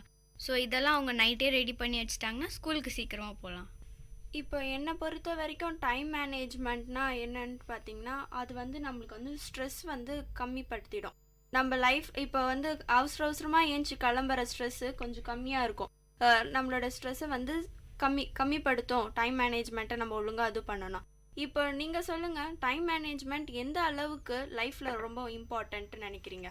டைம் மேனேஜ்மெண்ட்ன்றது ரொம்ப முக்கியம். ஏன்னா வந்து வாழ்க்கையில் நம்ம தினமும் செய்கிற வேலைகளில் வந்து டைம் மேனேஜ்மெண்ட் ரொம்ப முக்கியம். எல்லா வேலையிலுமே டைம் மிச்சத்தை படுத்தணுன்னா நம்மளால் வந்து நிறைய விஷயங்களை செய்ய முடியும். அவசரமாக சில வேலைகளை செய்யும் போது சில பேர் எதையாவது மிஸ் பண்ணிடுவாங்க, லேட்டாக போகிறது ஆஃபீஸில், அந்த மாதிரி நிறைய பிரச்சனைகள் டைம் மேனேஜ்மெண்ட் ஃபாலோ பண்ணாததுனால இருக்குது. வாழ்க்கையில் எப்போவுமே அந்த ஒரு விஷயம் வந்து ரொம்ப முக்கியம். ஆனால் இதை நிறைய பேர் ஃபாலோ பண்ணுறதே கிடையாது. இப்போ அவங்க சொன்ன மாதிரி டைம் மேனேஜ்மெண்ட் அப்படின்றனால நம்மளுக்கு வந்து நிறைய விஷயங்கள் தடங்களா போகுதுன்னு தான் நான் சொல்வேன். ஏன்னா ஒழுங்கா ப்ராப்பரா பார்த்துட்டு இப்போ 10 மணிக்கு பண்ண வேண்டிய வேலையை நம்ம வந்து 9:50க்கே ஆரம்பிச்சிட்டோம்னா அந்த வேலை வந்து இன்னும் சக்சஸ்ஃபுல்லாவே போகும். இதுவே நம்ம ஒரு 10:10க்கு வந்துட்டோம்னா அந்த டென்ஷன்லயே வந்து பாதி விஷயம் மறந்துடும். உதாரணத்துக்கு இப்போ வந்து எக்ஸாம் ஹால்குள்ள போற பசங்க 10 மணி எக்ஸாம் போனோம், அந்த எக்ஸாம் ஹால்க்கே அவங்க 10:10க்கு தான் போனா அந்த டென்ஷன்லயே அவங்க மார்க்ஸ் கம்மியா எடுக்கிறதுக்கு நிறைய வாய்ப்புகள் இருக்கு. இது மாதிரி நிறைய இடங்கள்ல வந்து நிறைய விஷயங்கள் நடந்துட்டு இருக்குன்னு நான் நினைக்கிறேன். டைம் அப்படின்ற ஒன்றத்தை வந்து நம்ம ரொம்ப சேவ் பண்ணணும்னு நான் நினைக்கிறேன். இப்போ வந்து டைம் மேனேஜ்மெண்ட்னால நம்ம என்னென்னலாம் இழக்கிறோம்னு நினைக்கிறீங்க? இப்போ கரெக்டாக டைம் ஃபாலோ பண்ணாததுனால நம்ம லைஃப்பில் என்னென்னலாம் மிஸ் பண்ணுறோம் அப்படின்னு நினைக்கிறீங்க? இப்போ பார்த்தீங்கன்னா வந்து ஒரு நிமிஷம் நம்ம லேட்டாக போகிறோம்னு வச்சுக்கோ. இப்போ வந்து ஒரு 8 மணிக்கு வந்து கிளாஸ் அப்படின்னா நம்ம அது 8:10க்கு போகும்போது நீ வந்து கிளாஸில் நான் வந்து அட்டெண்டன்ஸ் தர மாட்டேன் அப்படின்னு சொல்லுவாங்க. நம்ம வந்து அந்த கிளாஸ் அட்டன் பண்ணிட்டும் நம்மளுக்கு வந்து உட்காந்ததுக்காக ஒரு அப்போ நம்மளுக்கு அந்த வேஸ்ட்டு தானே. சில பேர் வந்து பார்த்தீங்கன்னா சீக்கிரமாக செய்கிறேன் அப்படின்றப்ப நம்ம வந்து டைம் மேனேஜ் பண்ணணும்னு நினச்சிட்டு சில பேர் செய்வாங்க. அந்த டைம் மேனேஜ் பண்ணணும்னு செய்கிற வேலையை கூட வந்து கடகடன்னு செஞ்சுட்டு அது ஒரு யூஸ்லெஸ்ஸாக போயிடும், செஞ்சும் அது யூஸ்லெஸ்ஸாக போகும். இந்த மாதிரி விஷயத்துக்குலாம் நம்ம தவிர்த்துக்கலாம். கண்டிப்பாக டைம் வேஸ்ட் ஆகும் அப்படின்னு சொல்ல வந்தால் பஸ்ஸு, ட்ரெயின், நிறைய விஷயத்தில் இப்போ சிட்டிஸ்லலாம் பார்த்தீங்கன்னா ட்ரெயின் ஃபாஸ்ட்டாக போகும், பஸ் வந்து டிராஃபிக்கில் மாட்டிக்கும். ஸோ இந்த டிராஃபிக்கெல்லாம் கன்சிடர் பண்ணி நம்ம முன்கூட்டியே கிளம்பணும். ஸோ ஜாப் போகிறவங்க, ஸ்கூலுக்கு எல்லாருக்குமே இது யூஸ்ஃபுல்லாக இருக்கும். டைம் மேனேஜ்மெண்ட்டுன்றது வந்து சின்ன வயசுலேருந்தே ஃபாலோ பண்ண வேண்டிய விஷயம். திடீர்னுட்டுலாம் யாராலையும் அப்படியே அந்த நடைமுறையில் அப்படி வாழ முடியாது.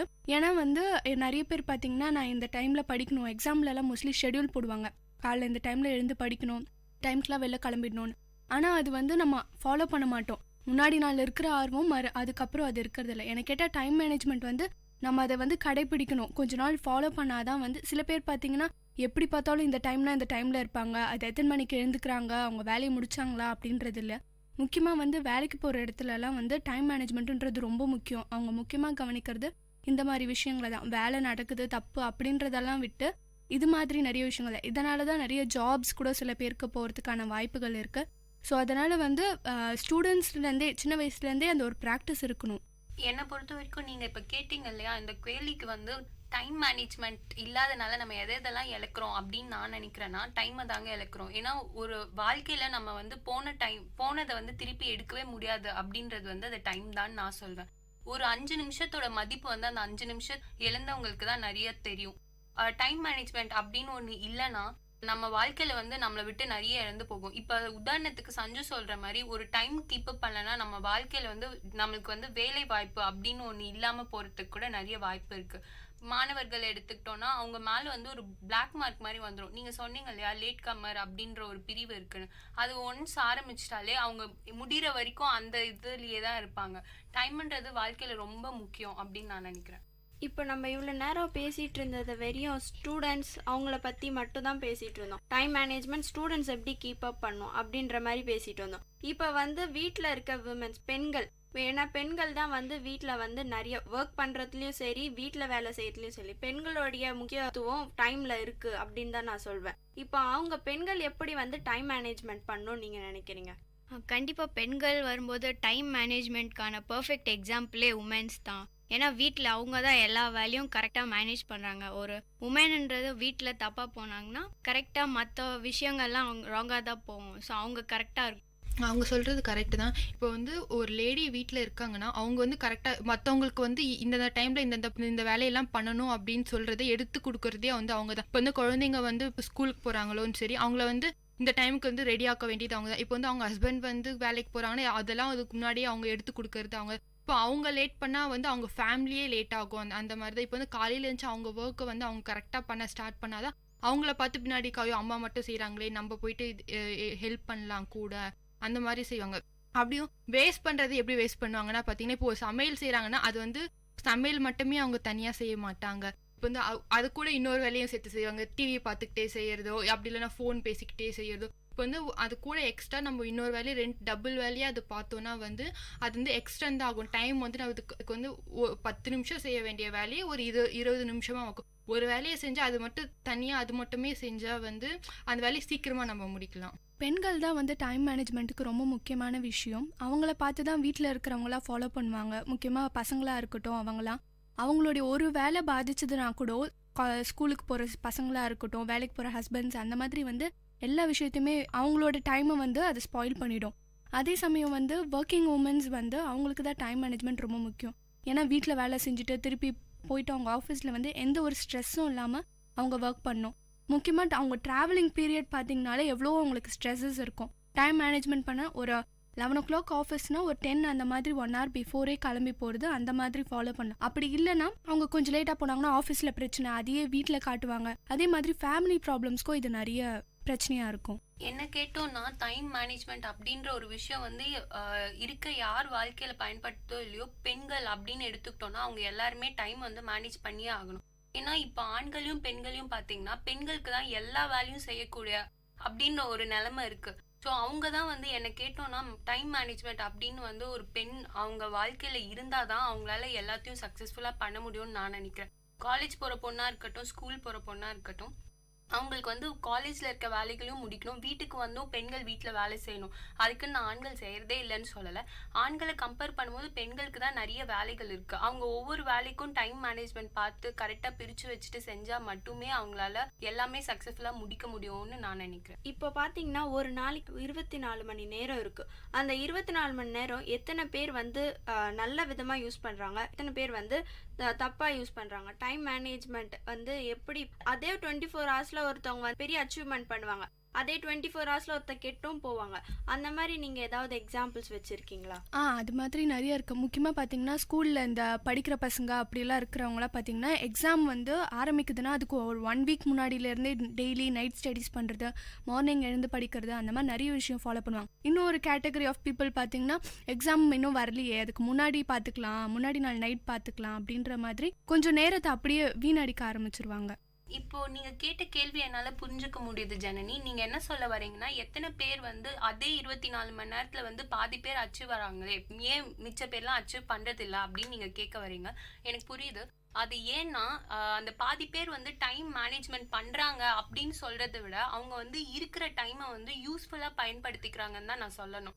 ஏன்னா அச்சீவ் பண்ணாதவங்க இருக்காங்க இல்லையா, அவங்க பண்ணக்கூடிய விஷயத்துலயும் நிறைய நல்லதுகள்லாம் இருக்கு. ஆனா அவங்க வந்து அவங்களோட வாழ்க்கைக்கு அது பயனுள்ளதா இல்லாத விஷயங்கள்ல டைம் வேஸ்ட் பண்றாங்கன்னு நான் நினைக்கிறேன். இது வரைக்கும் நம்ம காரசாரம் நிகழ்ச்சியில் டைம் மேனேஜ்மெண்ட் பற்றி நிறைய விஷயங்களை பேசிட்டு இருந்தோம். இது ஒரு சிறிய இடைவெளிக்கு பின் தொடரும்.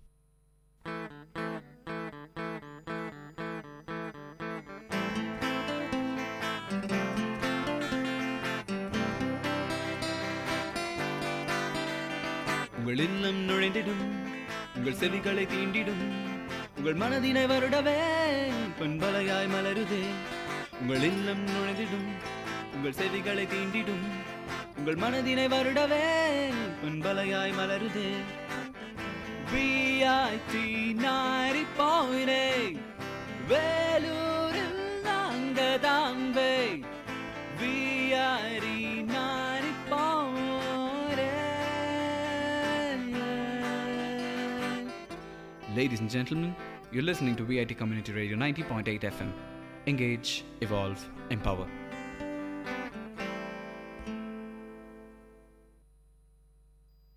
வணக்கம், இது விஐடி பண்பலை 90.8. இது வரைக்கும் நம்ம காரசார நிகழ்ச்சியில் ஸ்டூடெண்ட்ஸ் எப்படி டைம் மேனேஜ்மெண்ட் பண்ணணும், பெண்கள் எப்படி டைம் மேனேஜ்மெண்ட் பண்ணணும் அப்படின்றத பார்த்துட்டு வந்தோம்.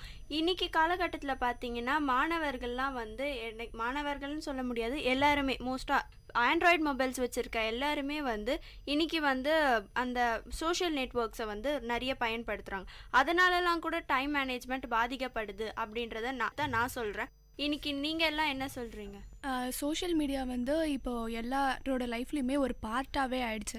எல்லா வேலைகளையும் மிச்சம் பண்ணுன்றதுக்காக தான் வந்து இந்த மாதிரி எப்படி சொல்கிறது, மொபைல் ஃபோன்ஸ் அந்த மாதிரி நிறைய இன்வென்ட் பண்ணாங்க.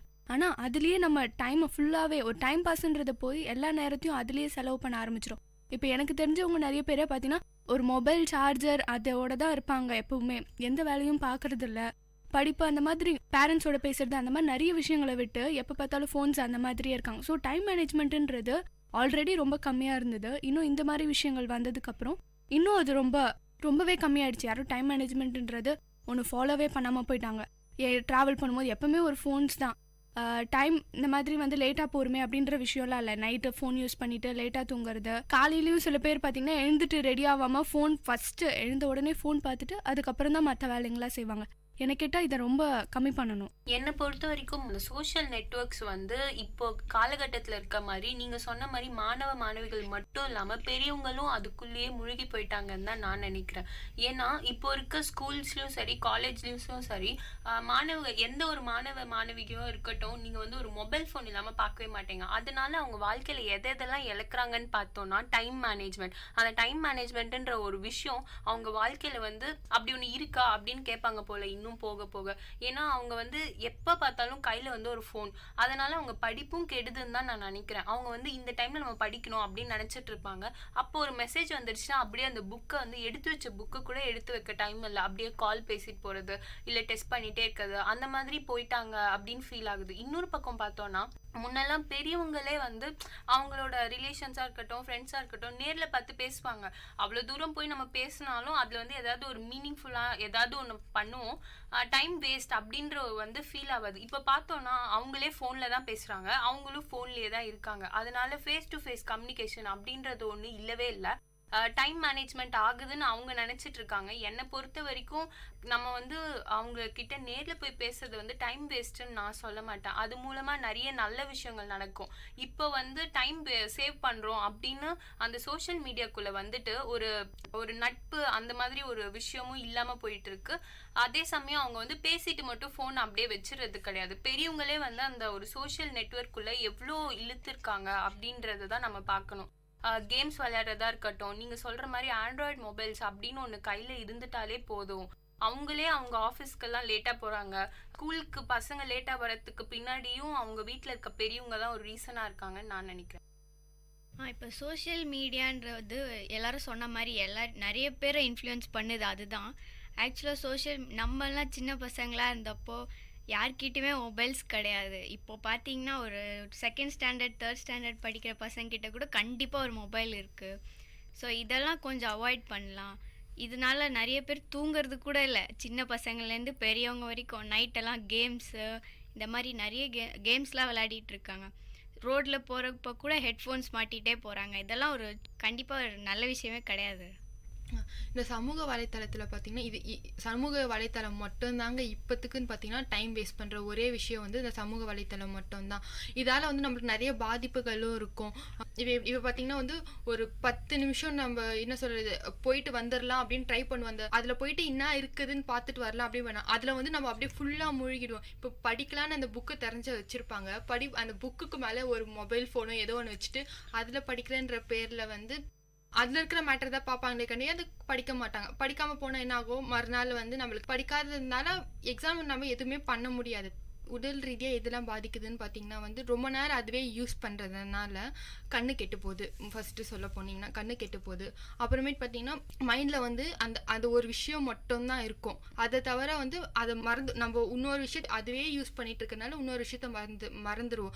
மறக்கிறதுனால என்ன மறப்போம், நம்ம இம்பார்ட்டன்ஸ் ஒர்க்ஸ் தான் மறப்போம். இம்பார்ட்டன்ட் ஒர்க்ஸ் மறக்கிறதுனால கடைசி நிமிஷத்தில் நமக்கு அது ஞாபகம் வர்றதுனால அந்த நம்ம இம்பார்ட்டன்ட் ஒர்க் சின்ன காலகட்டத்தில் நம்ம பண்ணி முடிக்க வேண்டியதாக இருக்கும். அந்த சின்ன டைம் வந்து அந்த டைமில் நம்மளால் அது பண்ண முடியாது. அதுக்கு வந்து டைம் வந்து ஜாஸ்தியாகும்.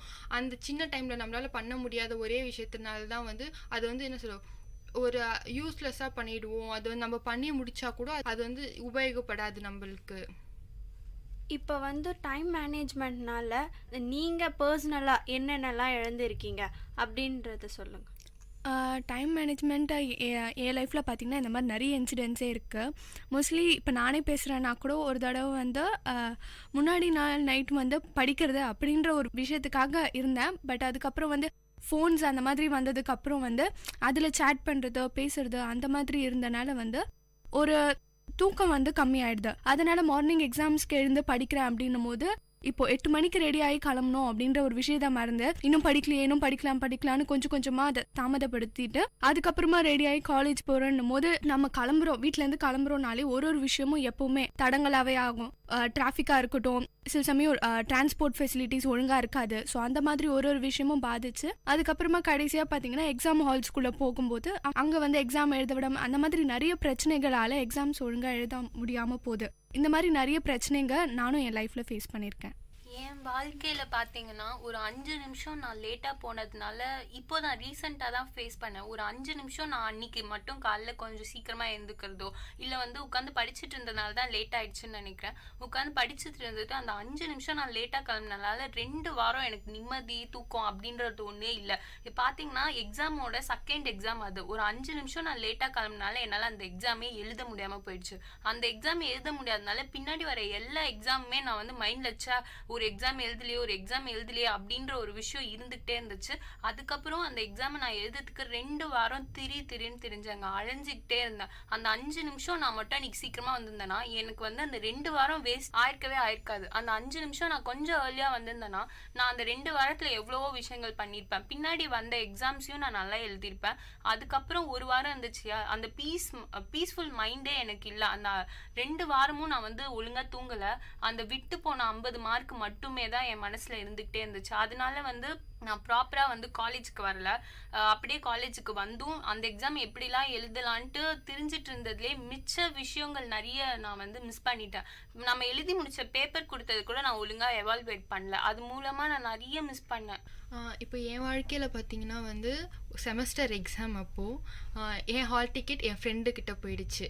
ஓகேவா, மறுநாள் நீ எடுத்துகிட்டு வந்துடு, நான் வீட்டில் மறந்துடுவேன் அப்படின்னு சொல்லிட்டு நான் அவகிட்ட கொடுத்து அனுப்பிச்சிருந்தேன். அவள் மறுநாள் என்ன பண்ணா, வீட்டில் இருந்து ஒரு 10 நிமிஷம் லேட்டாக கிளம்பி அவள் பஸ்ஸை விட்டு காலேஜ் வரத்துக்கு லேட் ஆகிடுச்சு. இந்த லேட்டான டைமில் என்ன ஆச்சு, அவளும் எக்ஸாம் எழுத முடியல, நானும் எக்ஸாம் எழுத முடியல. அதுக்காக நாங்கள் போயிட்டு அலைஞ்சு போயிட்டு ப்ரோக்ராம் சார்கிட்ட போயிட்டு சைன் வாங்கிட்டு வந்து இது பண்ணி நாங்கள் லேட்டாக வந்துட்டோம் அப்படின்னு சொல்லி இது பண்ணதுனால கிட்டத்தட்ட 2.5 மணி நேரம் 3 மணி நேரம் எக்ஸாமு 1 hour கழிச்சு நாங்கள் போய் எழுதியிருக்கோம். அப்போ 1 hourல வந்து எல்லாரும் பார்த்தீங்கன்னா அந்த ஃபர்ஸ்ட் அந்த இதெல்லாம் எழுதி முடிச்சுட்டு இருப்பாங்க. எங்களுக்கு வந்து டைம் பத்தல எழுத முடியல. நாங்கள் ப்ரிப்பேர் பண்ணிட்டு வந்தது எதுவுமே வந்து எக்ஸாம் ஷீட்ஸில் வந்து எழுத முடியலை எங்களால். இப்போ வந்து ஒரு 10 நிமிஷம் வந்தால் இப்போ இதில் வந்து இன்னும் நல்லா தெரிஞ்சுக்கோங்க, நம்ம மட்டும் கிடையாது, நம்ம கூட இருக்கிறவங்களும் வந்து டைம் மேனேஜ்மெண்ட் கரெக்டாக இருக்கணும் அப்படின்னு சொல்றது தான் நான் சொல்கிறேன். இப்போ அவள் லேட்டாக வந்ததுனால எனக்கும் பிரச்சனை. இது வந்து என்னுடைய இதுவும் ஒன்று இருக்குது. நான் வந்து ஃபஸ்ட்டு அவகிட்ட கொடுத்து அனுப்பிச்சிருக்க கூடாது, என் தப்பும் இருக்குது. ஆனால் வந்து யாருன்னா ஒருத்தர் மிஸ்டேக் பண்ணால் கூட அந்த டைம்ன்றது எல்லாருக்கும் பாதிக்கப்படுது. இப்போ என் வாழ்க்கையிலன்னு பார்த்தீங்கன்னா நான் வந்து எப்பயுமே டைம் கீப்பப் பண்ணி வந்துடுவேன், பங்க்சுவலாக தான் இருப்பேன், என்றைக்குமே லேட்டாக வந்தது கிடையாது. ஸோ ஒரு நாள் என்னாச்சுன்னா நான் கரெக்டாக வந்துட்டேன், என் ஃப்ரெண்ட்ஸ் வந்து லேட்டாக வந்துட்டாங்க. ஸோ இதனால ஹோல் கிளாஸே வந்து நாங்கள் போய் பிரின்சிபல் ரூமில் நின்னோம், அதாவது எங்கள் ஸ்கூல் டேஸில். ஸோ இதுதான் நான் ஃபேஸ் பண்ண ப்ராப்ளம். இப்போ பார்த்தீங்கன்னா டைம் மேனேஜ்மெண்ட் எவ்வளோ முக்கியம் அப்படின்றத நம்ம பார்த்துட்டு வந்தோம். நீங்கள் உங்களோட பர்சனல் ஒப்பீனியன்னு சொன்னீங்க. இதில் வந்து நான் ஒரு சின்ன ஒரு கதை மாதிரி சொல்கிறேன். காலேஜில் ஒரு டீச்சர் வந்து டைம் மேனேஜ்மெண்ட் பற்றி லெசன் எடுக்கிறாரு. அப்போ வந்து அவர் வந்து ஒரு ப்ராக்டிக்கலாக எக்ஸ்பெரிமெண்ட் பண்ணி ஸ்டூடெண்ட்க்கு காமிக்கணும் அப்படின்றதுனால அவர் என்ன பண்ணுறாரு, ஒரு பேக் ஆஃப் சாண்டு, அதாவது மண், கூழாங்கல், அப்புறம் கொஞ்சம் பெரிய கல், ஒரு பக்கெட் அதை எடுத்துன்னு வந்து வைக்கிறார். அப்போ வந்து அவர் அந்த டீச்சர் சொல்கிறாரு ஸ்டூடெண்ட் கிட்ட வந்து யாருன்னா வந்து இதை எல்லாத்தையும் வந்து இந்த பக்கெட் ஃபுல்லாக ஃபில் பண்ணணும், பாதி பாதி ஃபில்லாக இருக்கக்கூடாது, கேப்பே இல்லாமல் ஃபுல்லாக ஃபில் பண்ணுங்க அப்படின்னு சொல்கிறார். ஒரு ஸ்டூடெண்ட் ஏஞ்சி வரான், வந்துட்டு அவன் வந்து என்ன பண்ணுறான்னா ஃபர்ஸ்ட் வந்து சின்ன கல்லெல்லாம் வந்து போட்டுடுறான், சின்ன கல், அதுக்கப்புறம் மண் கொட்டிடுறான், அதுக்கப்புறம் பெரிய கல் எடுத்து வைக்கிறான் அந்த பக்கெட்டில் வந்து. அப்போ நீங்களே யோசிச்சு பாருங்க, அந்த பக்கெட்டில் எந்த அளவுக்கு வந்து ஃபில் ஆயிருக்கும், பாதி கூட இருக்காது. இப்போ வந்து மண் அவன் செகண்டே போட்டுறதுனால மேலே வந்து அந்த மண் இருக்காது. அவர் என்ன சொன்னார், ஃபுல்லாக வந்து அந்த பக்கெட் ஃபுல்லாக வந்து அவருங்க போடுற கண்டென்ட் வந்து ரொம்ப இருக்கணும் அப்படி சொல்கிறார். ஆனால் வந்து அது ஆகவே இல்லை. அப்புறம் அந்த டீச்சர் சொல்கிறாரு, உன்னுடைய டைம் மேனேஜ்மெண்ட் இதுலேயே நல்லா தெரியுது, உன்கிட்ட டைம் மேனேஜ்மெண்ட் ரொம்ப கம்மியாக இருக்குது, அண்ட் உனக்கு வந்து டைம் மேனேஜ்மெண்ட் எப்படி பண்ணணும் அப்படி தெரியல அப்படின்னு சொல்கிறார். அதுக்கு அந்த ஸ்டூடெண்ட் சொல்கிறான், நீங்கள் எப்படி சார் அப்படி சொல்கிறீங்க அப்படின்னு கேட்டதும், ஃபஸ்ட்டு வந்து உன்னுடைய பெரிய வேலைங்களை நீ முதல் முடிக்கணும் அப்படின்னு சொல்கிறார். அப்போ தான் உன்னுடைய சின்ன வேலைங்களுக்கு டைம் கரெக்டாக இருக்கும். எப்படி சார் அப்படின்னதும் ஃபர்ஸ்ட் வந்து அவர் என்ன பண்ணுறாரு, அந்த பக்கெட்டில் பெரிய கல் எடுத்து போட்டுடுறாரு. அதுக்கப்புறம் என்ன பண்ணுறாரு, சின்ன கல்லெல்லாம் வந்து எடுத்து போட்டுடுறாரு.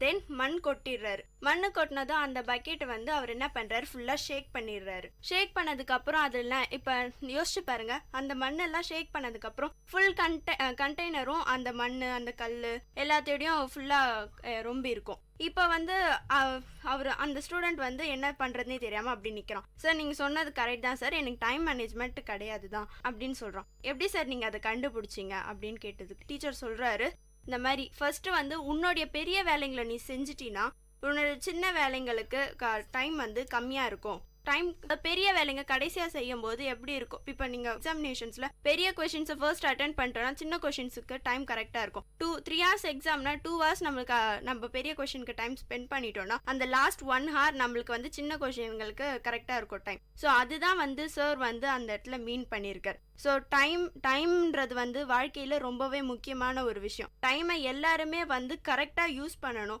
சோஷியல் மீடியா, அதுக்கப்புறம் வேற உங்களுடைய சோம்பேறித்தனத்தினால இல்லை அலட்சியத்தினாலேயோ உங்கள் டைமை வந்து நீங்கள் மிஸ் பண்ணிடக்கூடாது. லைஃப்பில் திரும்பவே கிடைக்காத ஒரு விஷயம் என்னன்னு கேட்டிங்கன்னா டைம் ஒன்று தான். அது எல்லாமே நீங்கள் கோல்டு ரீப்ளேஸ் பண்ணலாம், லேண்டை ரீப்ளேஸ் பண்ணலாம், உங்கள் மணி கூட நீங்கள் ரீப்ளேஸ் பண்ணலாம். பட் டைமை வந்து கன்ஃபார்மாக வந்து உங்களால் ரீப்ளேஸ் பண்ணவே முடியாது. இப்போ டைம் மேனேஜ்மெண்ட் அப்படின்னு நம்ம தலைப்புல பேசிட்டு இருந்தோம் இல்லையா, டைம் மேனேஜ்மெண்ட் அப்படின்னு வந்து எப்படிலாம் நம்ம வந்து டைமை சேவ் பண்ணலாம் அப்படின்னு நீங்க நினைக்கிறீங்க?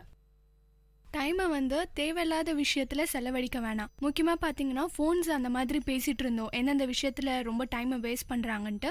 அந்த மாதிரி விஷயத்தில் வந்து கொஞ்சம் நம்ம டைமை கம்மி பண்ணிக்கலாம். ஏதாவது முக்கியமான விஷயமா இருந்தால் அந்த மாதிரி விஷயங்களில் வந்து நம்ம டைமை கொஞ்சம் குறைச்சி அதில் செலவு பண்ணலாம். முக்கியமான விஷயங்கள்னு பார்த்தீங்கன்னா படிக்கிறது, அப்புறம் நமக்கு ஏதாவது வேலை இருந்தால் அந்த மாதிரி வேலைகளில் நமக்கு வாழ்க்கையோட உதவுற வேலைகளில் நம்ம கொஞ்சம் நேரத்தை கொஞ்சம் அதிகமாக செலவு பண்ணோன்னாவே டைமை ஓரளவுக்கு மேனேஜ்மெண்ட் பண்ணலாம். முக்கியமாக வந்து காலையில் எழுந்து கிளம்புறோன்னா 9 மணிக்கு ஸ்கூலுன்னு வச்சுக்கோங்க, இல்லை 10 மணிக்கு ஒர்க்கிங் பீப்புள்ஸாக இருக்கட்டும், அந்த மாதிரி இருக்கோன்னா ஒரு 2 hours பிஃபோரே வந்து எழுந்து ரெடி ஆகி டிராவலுக்கு கொஞ்சம் நேரம் நம்மளே டைம் மேனேஜ்மெண்ட் பண்ணோம். ஒரு நாளைக்கு நமக்கு இவ்வளோ நேரம் தேவைப்படுதா, அந்த தேவைக்கு ஒரு 10 நிமிஷத்துக்கு முன்னாடி, ஏன்னா ஏதாவது ஒரு தடங்கள் அந்த மாதிரி வரும். ஸோ நம்ம கரெக்டாக போகணும்னா இந்த மாதிரி விஷயங்களை மெயின்டைன் பண்ணணும். முக்கியமாக வந்து இப்போ இருக்கிற பீப்புள்ஸ்லாம் பார்த்தீங்கன்னா ஃபங்க்ஷன்ஸ்க்கு கூட அந்த மாதிரி லேட்டாக போவாங்க, கல்யாணம் முடிஞ்சதுக்கு அப்புறம். அந்த மாதிரி நிறைய விஷயங்கள் இந்த மாதிரி இருக்கு. ஸோ இந்த மாதிரி விஷயங்கள் எல்லா விஷயங்கள்லையும், ஏன்னா ஏதாவது ஒரு விஷயத்தில் நம்ம டைமை வேஸ்ட் பண்ணோம்னாவே அது லைஃப்பில் ஏதாவது ஒரு இடத்துல நம்மளை கண்டிப்பாக பாதிக்கும். ஸோ வந்து அதை நம்ம டைமை கொஞ்சம் ஃபாலோ பண்ணலாம். அது ஃபாலோ பண்ணனாவே போதும், வாழ்க்கையில் எந்த ஒரு பிரச்சனையும் வராதுன்னு நினைக்கிறேன். இது வரைக்கும் நம்ம காரசாரம் நிகழ்ச்சியில் டைமை எந்த அளவுக்கு மெயின்டைன் பண்ணலாம், டைம் எந்த அளவுக்கு நம்ம சேவ் பண்ணால் நம்ம வாழ்க்கையில் நல்ல விஷயங்கள் நடக்கும் அப்படின்றத பற்றி பல விஷயங்களை நம்ம பார்த்துட்டு வந்தோம். இத்துடன் நீங்கள் கேட்டுக்கொண்டு இருந்த காரசாரம் நிகழ்ச்சி நிறைவடைகிறது. இது VIT பண்பலை 90.8. இது உங்கள் நிகழ்ச்சி காரசாரம். நேர்கள் இதுவரை கேட்டது VIT பண்பலை 90.8 காரசாரம், மக்களின் குரல்கள் ஒன்றிணைந்த கருத்துக்களம்.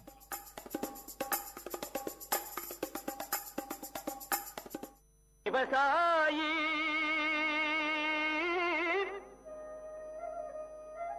விவசாயி கடவுள் என்னும் முதலாளி கண்டெடுத்த VIT வேளாண் துறை மற்றும் VIT சமுதாய வானொலி இணைந்து வழங்கும் தினம் ஒரு வேளாண் செய்தி.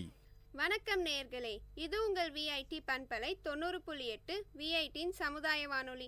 தினம் ஒரு வேளாண் செய்தியில நான் உங்கள் திவ்யநேகா, மதுமித்ரா, காயத்ரி, மாலினி, ஷஷாந்த். விஐடி வேளாண் துறை மாணவர்கள். இன்னைக்கு நாம விஐடி வேளாண் துறையில இருக்கும் புதிய திட்டத்தை பற்றிய சுவாரஸ்யமான கலந்துரையாடலை கேட்போம்.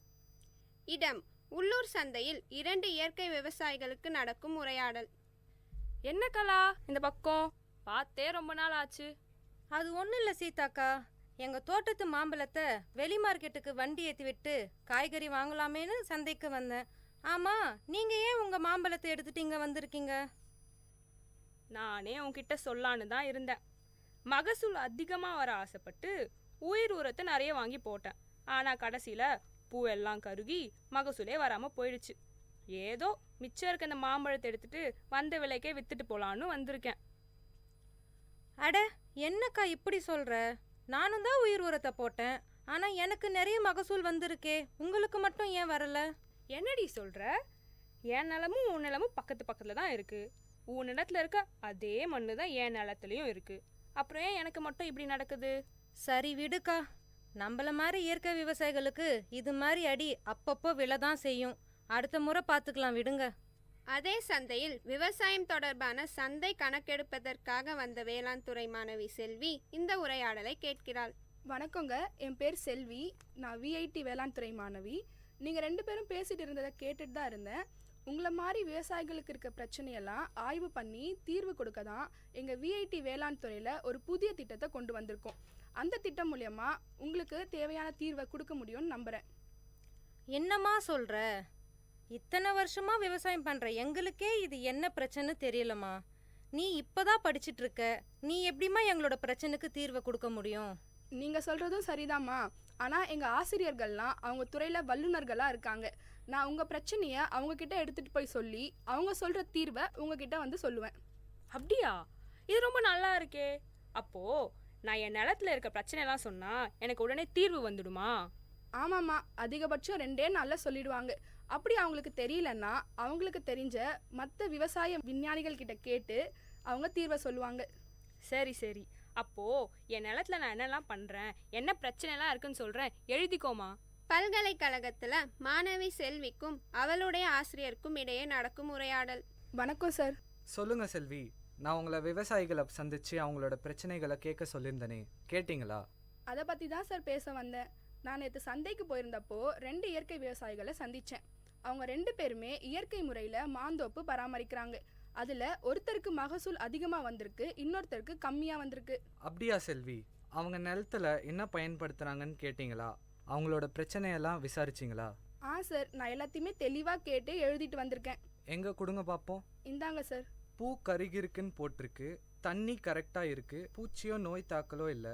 அப்படி பார்த்தா இது அநேகமாக பொட்டாசியம் அப்படி இல்லைன்னா நைட்ரஜன் அளவு அதிகமானதுனால வந்திருக்கலாம். எனக்கு கொஞ்சம் டைம் கொடுமா, நான் என்னன்னு பார்த்துட்டு நாளைக்கு உனக்கு தீர்வை சொல்கிறேன்.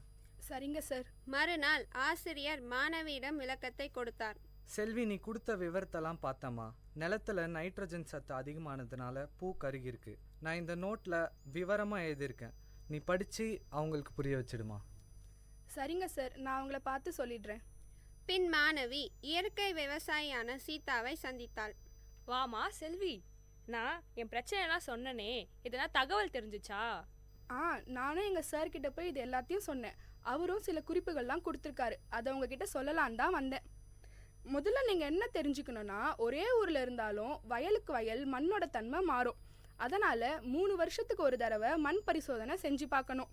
நீங்கள் உயிர் உரம் போடும்போது அது கூட ஜீவாமிர்தத்தையும் சேர்த்து போட்டிருக்கீங்க. அதனால தான் நைட்ரஜனோட அளவு அதிகமாகி பூவெல்லாம் கருகிருக்கு. ஓ, இதில் இவ்வளோ விஷயம் இருக்கா? இதுக்கப்புறம் நான் கவனமாக இருக்கேம்மா. அப்படியே இந்த விஷயத்த அந்த கலாக்கிட்டையும் சொல்லி வைக்கிறேன். அப்போ தான் அவளும் முன்னெச்சரிக்கையாக இருப்பாள். இந்தாங்க என் நம்பர். வருங்காலத்தில் உங்களுக்கு எதனா பிரச்சனை இருந்துச்சுன்னா என்கிட்ட சொல்லுங்கள், நான் இதே மாதிரி உங்களுக்கு உதவுறேன். நம்ம விஐடி வேளாண் துறையில் விவசாயிகள் இணைப்பு திட்டம், அதாவது ஃபார்மர்ஸ் அட்டாச்மெண்ட் ப்ரோக்ராம் மூலமாக ஒவ்வொரு வேளாண் மாணவர்களையும் சீதா மாதிரி இருக்கிற விவசாயிகள் கூட இணைக்கும் போது கள பிரச்சனைகளை பற்றி மாணவர்களுக்கு விழிப்புணர்வு ஏற்படுது மற்றும் விவசாயிகளுக்கும் பயனுள்ளதாக இருக்குது. இந்த இருவழி கற்றல் திட்டத்தில் விவசாயிகளை ஆசிரியர்களாகவும் விஐடி வேளாண் துறை அங்கீகரிக்குது. மீண்டும் தினம் ஒரு வேளாண் செய்தியில் நாளை சந்திப்போம். நான் உங்கள் திவ்யநேகா, மதுமித்ரா, காயத்ரி, மாலினி, சஷாந்த். விஐடி வேளாண் துறை மாணவர்கள். இது உங்கள் விஐடி பண்பலை 90.8 விஐடியின் சமுதாய வானொலி. விவசாயி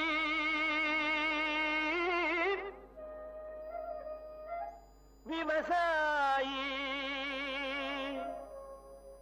கடவுள் என்னும் முதலாளி கண்டெடுத்த விஐடி வேளாண் துறை மற்றும் விஐடி சமுதாய வானொலி இணைந்து வழங்கும் தினம் ஒரு வேளாண் செய்தி.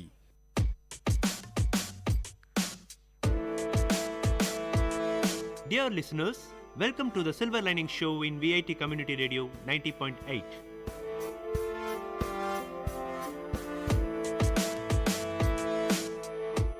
The program to reach heights, a motivation to enhance the positivity in you.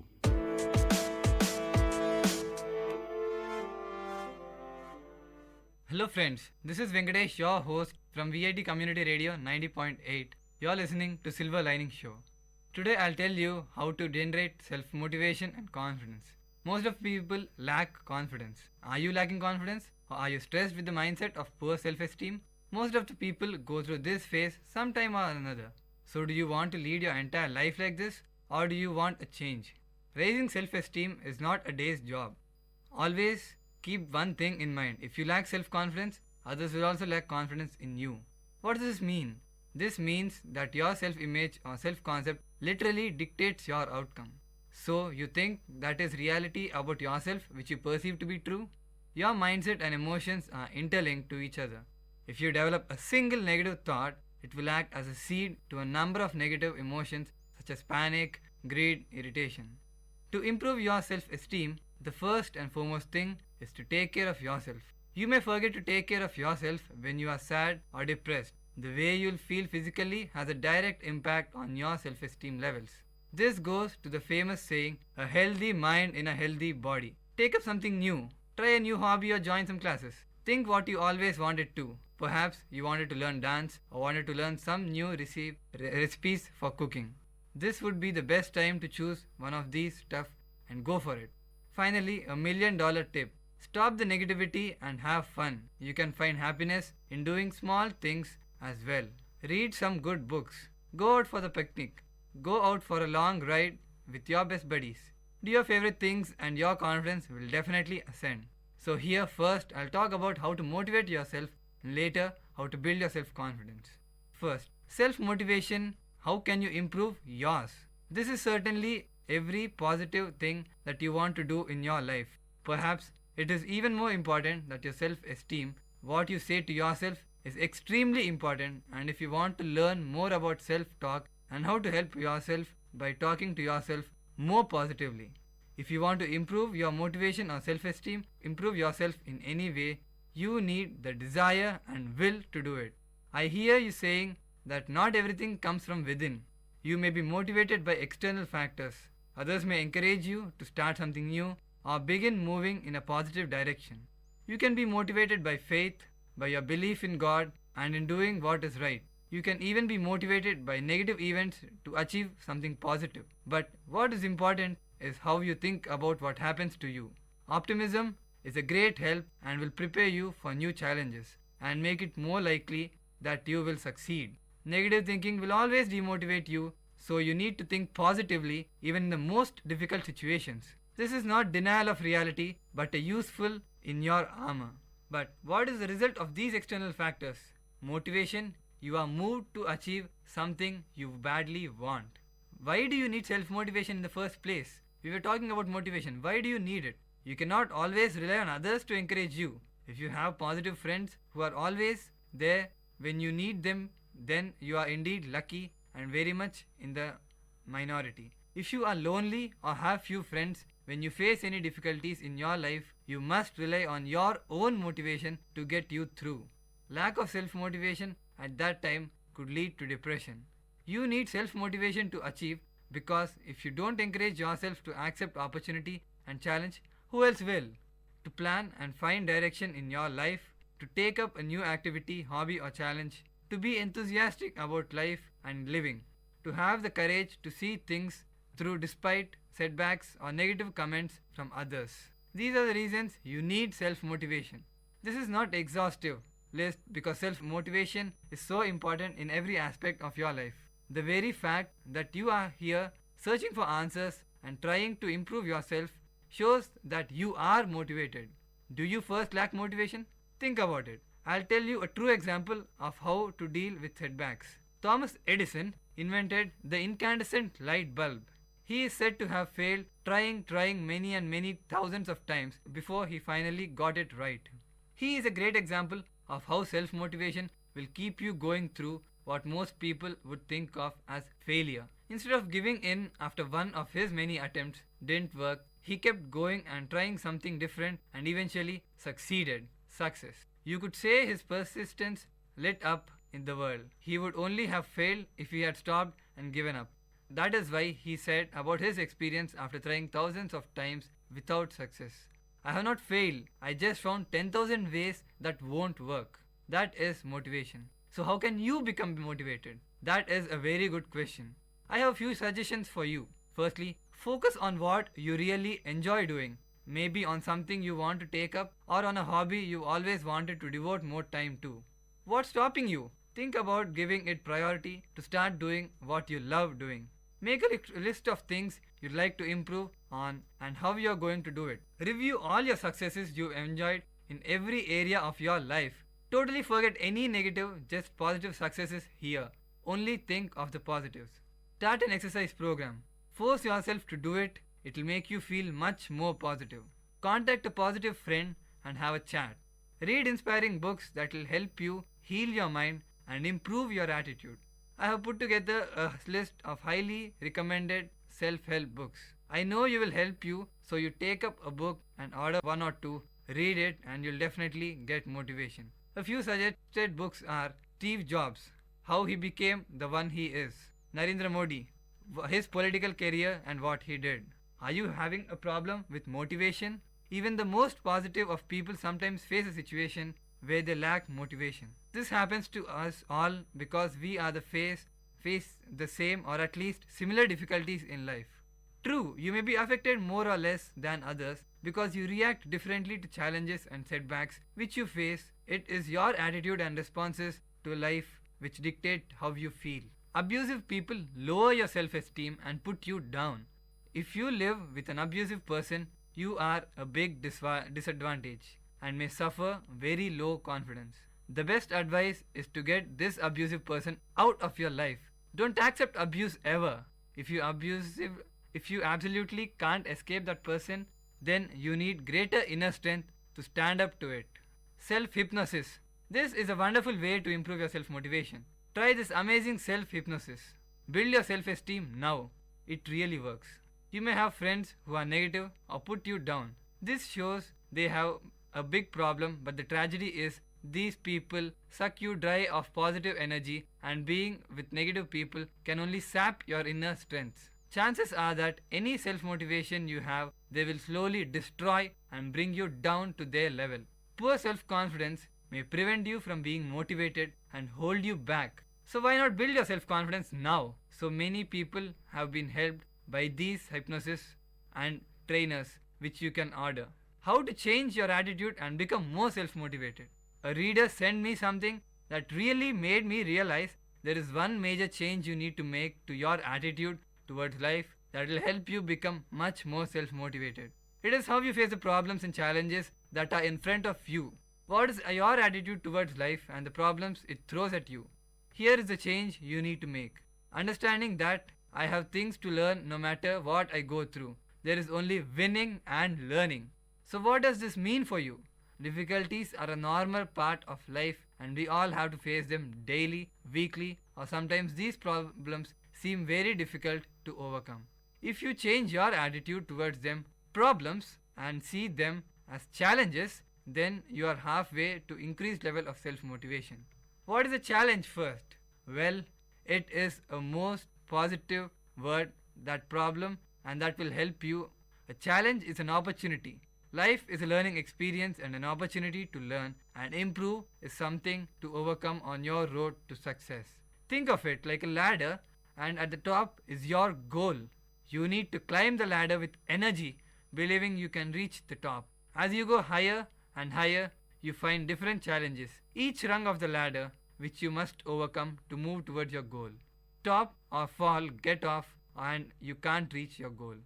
Your self-motivation helps you keep hold and keep going, focusing on your goal rather than the obstacles ahead, and the difficulty of your climb keeps you motivated. Just imagine what you will have learned when you reach the top, how your life will be better, how you will feel when you succeed. Think of it, just keep climbing that ladder in front of you. The next step is to understand that you win by overcoming your challenges. They are not there to defeat you, but to help you learn and become stronger and stronger. Motivation increases as you move closer to your goal, and motivation falls as you move away or believe you cannot succeed. Stay focused on the goal and only go for that which you really want. Remind yourself what it would be like when you get there. Another very important shift in your thinking happens when you enjoy the challenges or the journey to your goal. Steps along the way can be small and pleasant if you make them so. Your self-motivation will also increase if you reward yourself when you succeed, even with a small step. You cannot lose if you keep trying your best. It is only a matter of time until you succeed. At any time, you may change your goal or the steps you need to follow. This is not giving up, but maybe you decide at some point there is something else you want to do, or your goal no matter applies. You decide what you aim for, and you decide when you are a success. Failure only means you haven't succeeded yet. This is a motivational speech. Now let us talk about self-confidence, which is very much important to get motivated.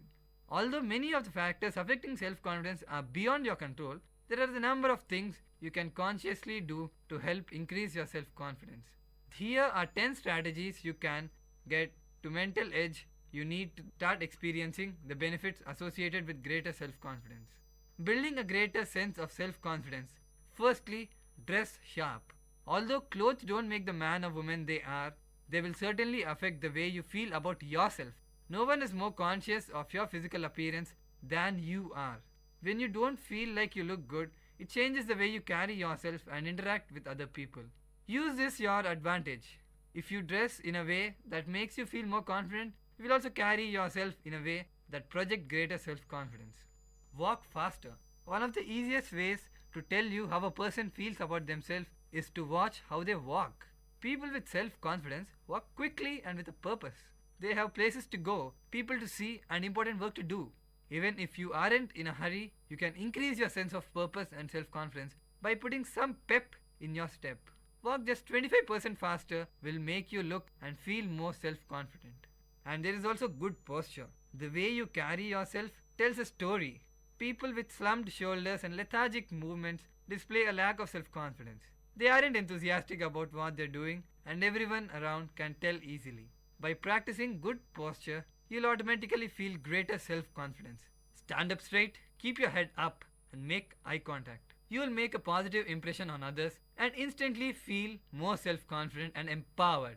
Personal commercial. One of the best ways to build self-confidence is listening to a motivational speech, say Steve Jobs. You can fill this need yourself by creating your very own personal commercial. Write a very short pep talk that highlights your strengths and goals. Then practice it in front of a mirror aloud. When you need a boost in self-confidence, recite your personal commercial to yourself in your head. Gratitude is very important. When you focus too much on what you want, the mind creates reasons why you can't have it. This can lead you to dwell on unproductive negative thoughts. The best way to avoid is consciously focusing on gratitude. Set aside time each day to do a gratitude review. Recall your past successes, unique skills, loving relationships, and positive experiences. You'll be amazed how much you actually have going for you. And being grateful for these things will increase your sense of confidence. And then compliment other people. When you think negatively about ourselves, we often project that feeling onto others in the form of insults and gossip, backbiting. To break this cycle of negativity, get in the habit of complimenting others for the qualities and skills. Refuse to engage in backstabbing gossip and make an effort to build up and encourage those around you. In the process, you'll become well liked and your self confidence will grow. By looking for the best in others, you indirectly bring the best in yourself. Sit in the front row. Do not be a backbencher. In schools, offices, and public assemblies around the world, people constantly strive to sit at the back of the room. Most people prefer the back because they're afraid of being noticed. This reflects a lack of self-confidence. By choosing to sit in front, you can get over the irrational feeling and build your self-confidence. You'll also be more visible to the important people talking from the front of the room, and you won't be easily distracted by things going on around you. And also, don't forget to speak up. During group discussions, many people never speak because they are afraid that people will judge them for saying something stupid. This fear isn't really justified. Generally, people are much more accepting than we imagine. In fact, most people are dealing with the exact same fears. By making an effort to speak up at least once in every group discussion, you'll develop your courage and you'll display more and more self-confidence when expressing yourself in front of others. Stay in shape every time. Physical fitness has a huge effect in self-confidence. If you're out of shape, you'll feel insecure, unattractive, and less energetic. By exercising regularly and staying fit, you will radiate self-confidence. Having the discipline to work out not only makes you feel better, it creates positive momentum that will carry over in everything else in your life. There is a direct link between your fitness level and your sense of self-confidence. Finally, focus on contribution. Too often we get caught up in our own goals and desires. We focus too much on ourselves and not enough on other people. If you stop thinking about yourself and concentrate on the contribution you are making to the rest of the world, you won't worry as much about your own flaws. This increases your self-confidence and allows you to make a valuable contribution to the world around you. The more you focus on contribution, the more recognition you will receive and the more self-confidence you will feel. So friends, this is how to generate self-confidence. Go through a few videos of Steve Jobs, as I personally recommend him as the most motivational speaker. And you also have Barack Obama, the President of the United States of America, who is a very motivational speaker. Just see how they walk, their body language, their fitness, and their confidence. How they exactly come out in front of everyone. How they motivate people. How exactly did people get impressed by them? How did they become the president? How did he become the CEO of a company? How did Mahatma Gandhi lead so many people?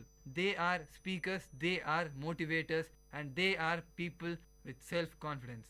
So friends, always be motivated and have that confidence in you. So, this is Venkatesh signing off from Silver Lining Show.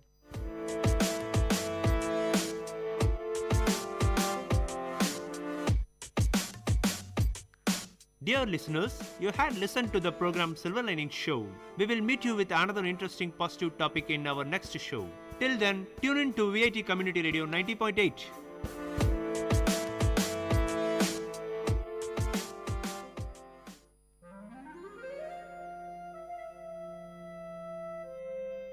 It's story time. In VIT Community Radio 90.8, you're going to listen to a short story written and narrated by Professor Pranesh Kumar, VIT University.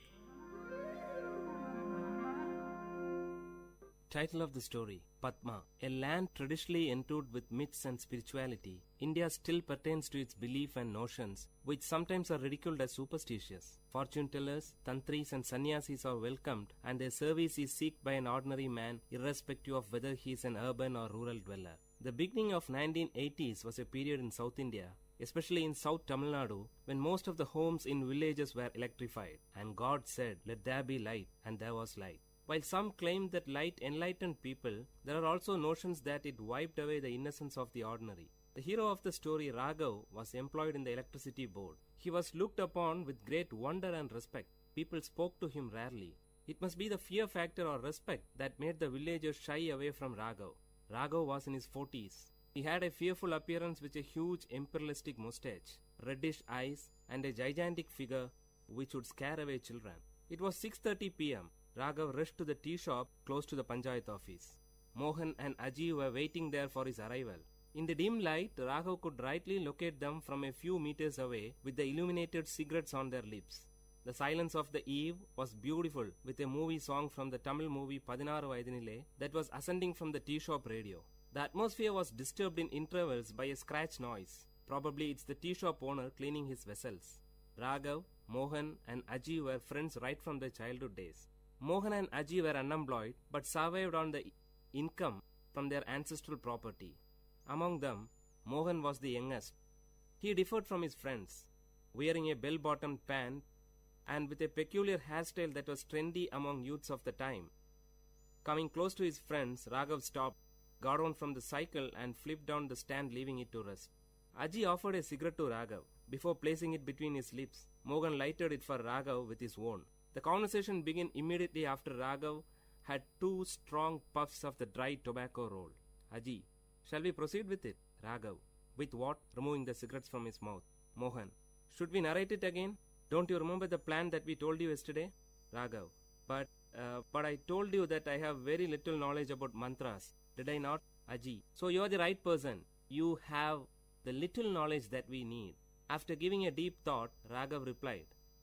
Raghav, okay then, let's give a try. But only if you support me. Both the friends cheered as they were waiting for this word from Raghav. As it used to be, a wealthy landlord of the nearby village had a beautiful daughter. The fairy girl was possessed by the evil spirit Rektarashas, a bloodthirsty evil spirit. The landlord was much worried since it was the time when he was almost successful in fixing a bridegroom for his daughter Padma. Padma was then alienated. She sat at the corner of a dark room, staring at the window with wet eyes. She expressed a peculiar symptom. No one in the house went close to her. If that happened, she bit her own flesh to suck blood, thus scaring away others. Prayers and special pujas with offerings to the local deities were made. Kalam puja during midnight and all other means were tried but in vain. The distressed landlord promised a lump sum of 5,000 rupees for any tantri who would ward off the Rektarashas from his daughter. 5,000 rupees was a lump sum then. The secret news of Padma spread throughout the village. Everyone knew of this, but none dared to discuss about it in public. Aji's father Natraj, the prominent matchmaker of the village, brought home the story of Padma. Natraj was the matchmaker for Padma. When the story of the Rektarashas reached the 3 friends through Aji, they discussed the issue. The bone of content of the discussion was not Padma, but the 5,000 rupees.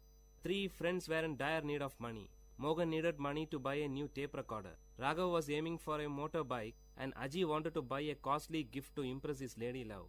Aji said, merely dreaming about the lump sum will give us absolutely no result. How do we grab it? Mohan, Raghav's grandfather was a well-known Vaidya and a Tantri. He was also an expert in warding off evil spirits. Raghav, oh, that old man. It's all gone with him. Aji, gone? No, it still exists in you. Raghav, me? Aji, yes, you. My dad often recalls your grandfather and concludes that Raghav resembles his grandfather in every minute detail. Raghav, but that's not all. Mohan, I have several experiences of witnessing Tantris warding off evil spirits from people. It's an easy task. They chant and murmur mantras, and the major part would be beating the victim till he obeys his orders. If that's easy for you, why don't you? Before Raghav could complete, Aji interrupted. Aji, the appearance, that's your ancestral gift. Raghav, okay, even if I accept it, imagine what would happen if the evil spirit pounces on me. Mohan, Raghav na, wasn't it you who preached us Periyar thoughts and rational thinking? And now it's time to prove your dedication to Tandai Periyar. The conversation came to a halt. All the 3 lighted their cigarettes, which they shared from the same pack. Before departing, Raghav promised his friends that he would give a reply the next day evening. That night, Raghav could continuously listen to the hooting sound of an owl, for he with the owl had a sleepless night. The search for his grandfather's personal records in the old granary began early in the morning before his wife woke up. A few worn-out, hardly readable palm leaf inscriptions were the only record, but he could find a little solace in it. He decided not to back off the challenge. Soon, the news about the arrival of an expert Tantri was sent to the landlord with a detailed list of the puja materials. Aji acted as a messenger between the Tantri and the landlord. A Paurnami, full moon day Friday, was fixed for the puja. Raghav dressed himself in such a manner that his true identity will not be revealed. The 3 boarded a bus to a particular destination in the village, from where they were fetched by the landlord's car. The driver of the car bowed before Raghav as a sign of respect. This made Mohan and Aji breathe a sigh of relief. but Raghav's heart was pounding heavily. Before descending from the car, Raghav closed his eyes for a few seconds and pretended as if he is drawing energy. In reality, he prayed to his long-dead grandfather seeking guidance. The landlord and his wife warmly welcomed Raghav to their home. Seated majestically, Raghav uttered, "I could feel the presence of an evil as soon as I stepped into your home. She has posed a challenge to me. Don't worry, I'll take her away with me." Meanwhile, Mohan and Aji were busy in the backyard creating the ambience for the puja, which was scheduled to begin soon. Raghav was taken to the isolated room where Padma was held captive. As soon as he stepped in, the light was switched on by the landlord. Raghav's red eyes opened widely and he fixed his gaze on Padma, who was seated on the floor in a corner. Padma did not react immediately at the presence of Raghav, probably because she had had enough experience with tantris quite often by then. Raghav's eyes were still set strong on Padma. Actually, he was stunned by the unblemished beauty of Padma, a beauty that makes one speechless. When Raghav moved close to her, she screamed violently, and in the peak of her fits, she bit her arm close to the elbow along with her garment. Immediately, blood gushed from her mouth and arm. Seeing this, Raghav was taken aback, but did not react. Padma now fainted and threw herself on the floor. She wore a half sari. The visible portions of her body showed red scars, which must have been the result of the beatings she received from the earlier tantris. She lay down like a white hibiscus with red marks. Coming back, Raghav sat before the holy fire and started chanting few mantras as tantris do. He wore a red-colored dhoti and tied a red-colored scarf around his forehead. Flowers and herbs were dropped into the sacred fire with closed eyes and lip chanting mantras. It was midnight. The landlord and his wife witnessed the scene with utmost dedication. After a few minutes, Raghav ordered Aji and Mohan to bring Padma.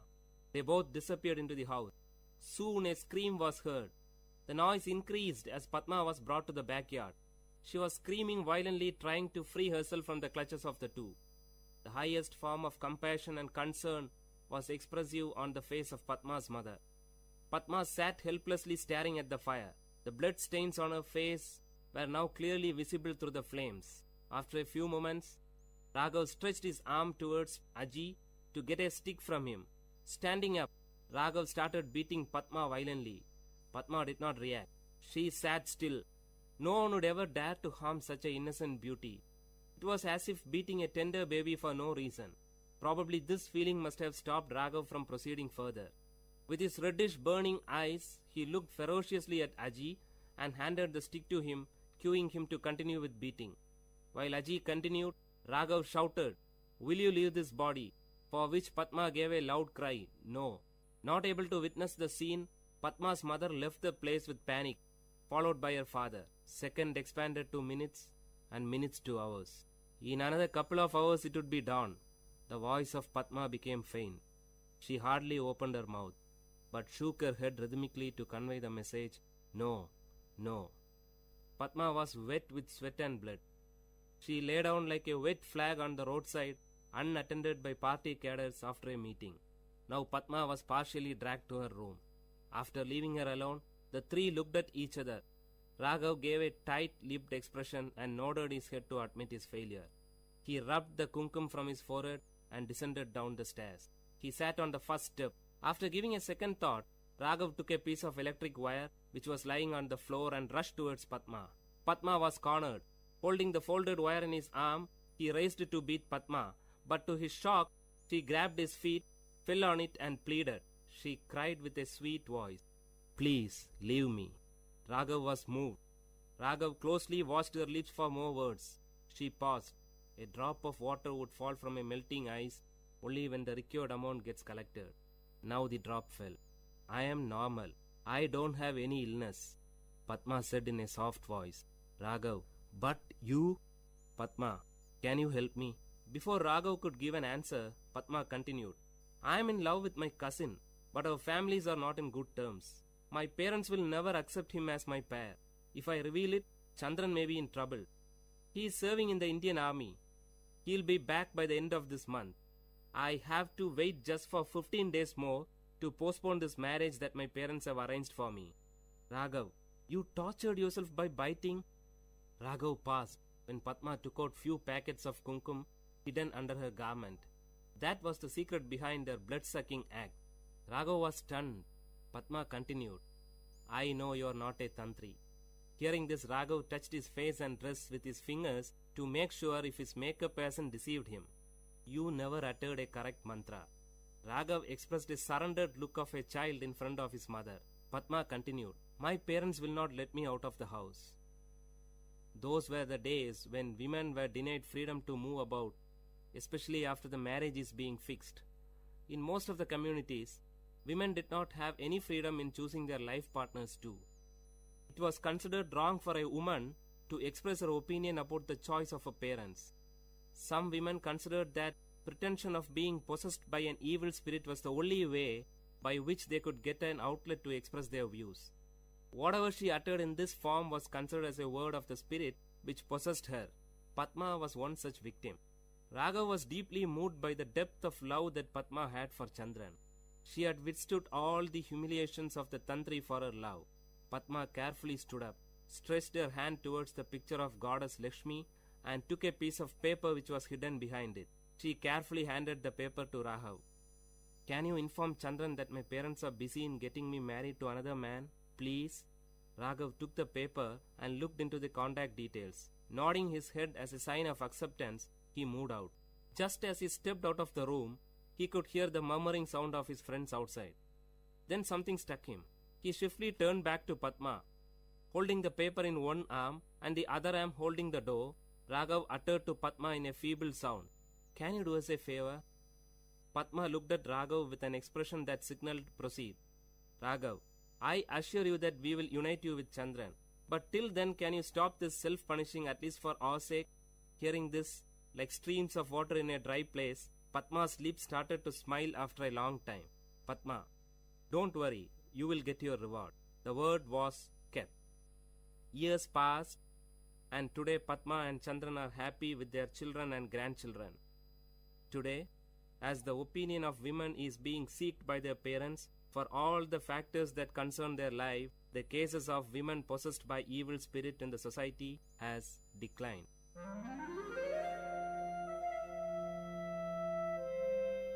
Dear listeners, you had listened to a short story written and narrated by Professor Pranesh Kumar, VIT University, in VIT Community Radio 90.8.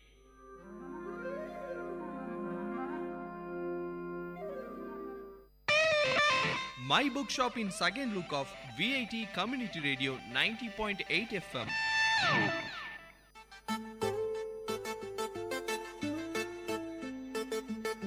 Hello VIT, you are listening to VIT Community Radio 90.8.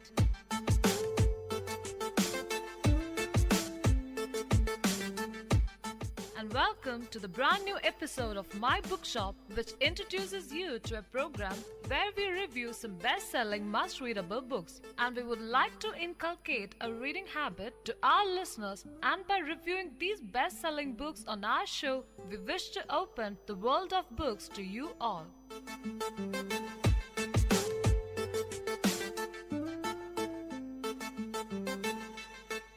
This is Anne. And this is Sanjana. Today, we have picked up the books Across 5 Aprils by Irene Hunt and The Secret Garden by Frances Hodgson Burnett. Talking more about Across 5 Aprils. Jethro Creighton, the protagonist, is young and idealistic when the Civil War begins. At first, he thinks the war will be neat, full of marching soldiers and demonstrative patriotism. He learns the realities of war soon enough as he watches his 3 brothers, his cousin, and his teacher go off to fight. One of his brothers, Bill, chooses to fight for the South in a decision that plagues him for a long time. Jethro and his family follow the progress of the war through the newspapers, but it is hard to tell exactly what is happening. Each day, the paper is full of praise or criticism for one of the Union generals, and Jethro has trouble sorting out what is actually going on. One day, Jethro's parents ask him to take the team of horses 15 miles into town to get supplies. Jethro, excited to prove his responsibility, goes to town, makes his purchases, and then talks to some men at the store. One of the men asks Jethro about Bill and gets angry at the prospect of Bill's betrayal. Jethro stands by Bill, and later the editor of the town paper, Ross Milton, takes Jethro to lunch to apologize. Milton and Jethro begin a friendship that lasts throughout the book. On the way home, Jethro is stopped by Mr. Burdo, the father of the boy who killed Jethro's sister, Mary. Mr. Burdo rides with Jethro for a while, and initially Jethro is scared, but Mr. Burdo explains that he thinks one of the men from the store is waiting for Jethro down the road. They encounter the man, and Mr. Burdo is able to prevent him from hurtling Jethro. Jethro makes it home and tells his family about the encounter. The men from the store begin to haunt the Cretans, eventually burning down their barn and putting oil in their well. The Cretans become sleepless and scared that the men will take further retribution. One day, a boy who is on leave from the war for an injury comes to the Cretans to tell them that their son Tom is dead. While the Cretans mourn, Rose Wilton writes a letter in the paper to the men that have been tormenting them, saying that regardless of Bill's decisions, the Cretans have sacrificed and lost enough. The attacks stop. Not long after, Matt, Jethro's father, has a heart attack that renders him unable to work the field. Jenny and Jethro assume that responsibility together. Meanwhile, the war goes back and forth, with reports indicating no clear victors overall. The only concrete information they glean from the papers is the atrocious death toll. One day, while working the fields, Jethro hears a sound in the woods. He investigates and finds his cousin Eb, who has deserted the war. Says that he could not continue fighting, the conditions were horrible, and the soldiers did not believe they could win the war. Jethro, unsure about what to do, sneaks food and blankets to Eb but does not tell the rest of the family, who are subjected to penalties for housing a deserter. He writes to President Lincoln to ask for advice, and Lincoln responds by telling Jethro that he too has been plagued with that problem and has decided to grant amnesty to the deserters who return to their post by a certain time. Word comes that Shadrach, Jethro's teacher, has been critically injured during a battle, and Jenny and Ross Milton leave for Washington, D.C. so that Jenny can see Shadrach for one last time. Eventually, she is able to nurse Shadrach back to health, and Matt gives his consent for the two to marry. Meanwhile, the Union Army plunders the South, as General Sherman leads troops north from Savannah, ransacking and devastating farms and homesteads along the way. He soon joins forces with Grant, and they are able to cut off supplies to the Confederate Army. The Confederate Army surrenders, just when it seems that with the war over, life is going to return to a state of security. President Lincoln is assassinated. His murder leaves Jethro barefoot, and nothing is able to soothe him. Shadrach returns and tells Jethro that Jethro is going to move in with him and Jenny so that Jethro can continue his studies. Alright, Anne, so can you tell us something about the author? Irene Hunt was an American children's writer known best for historical novels. She was a runner-up for the Newbery Medal for her first book, Across 5 Aprils, and won the medal for her second, Up the Road Slowly.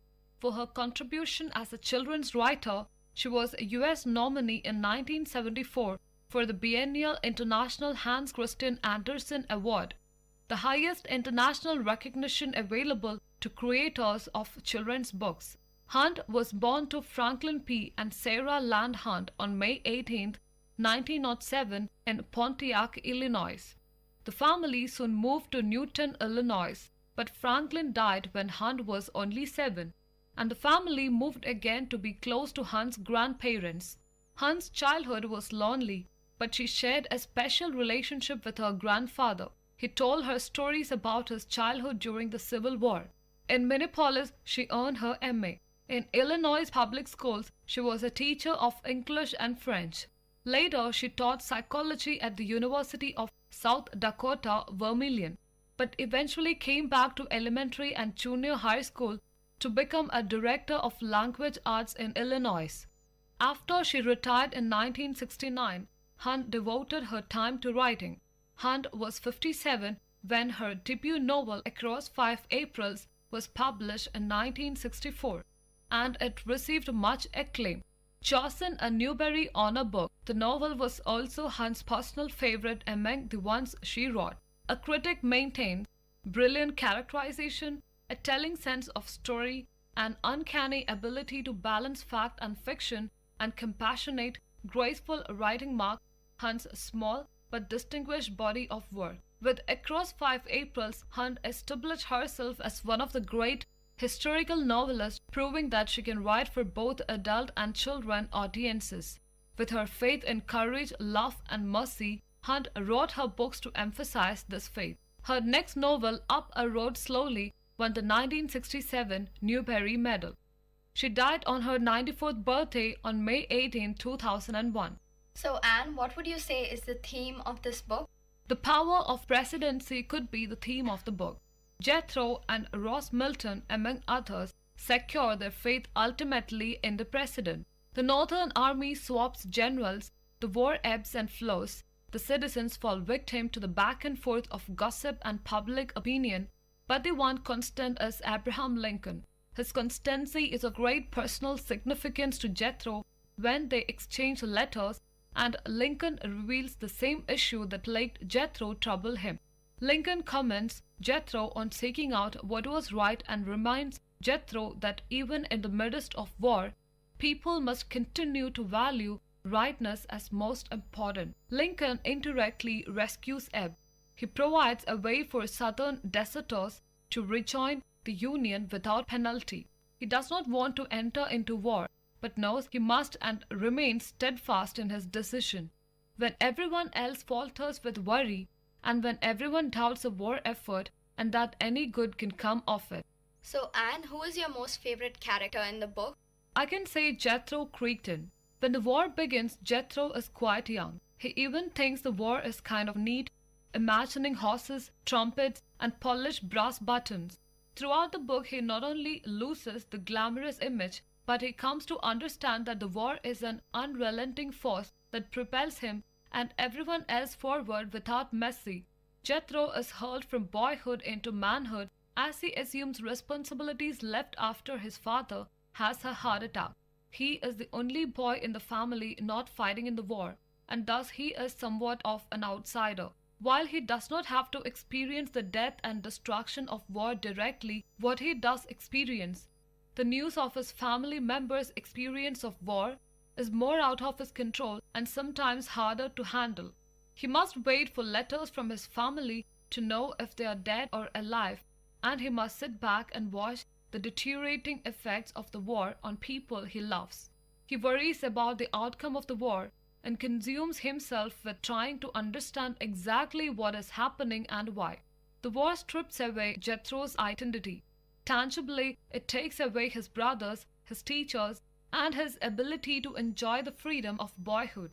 Jethro must deal with the set of alien circumstances while at the same time growing up. Jethro loses some of the shine in his eyes and is less precautious and talkative at the end of the text, but he gains valuable knowledge and experience, and at the end of the book, he returns to his study.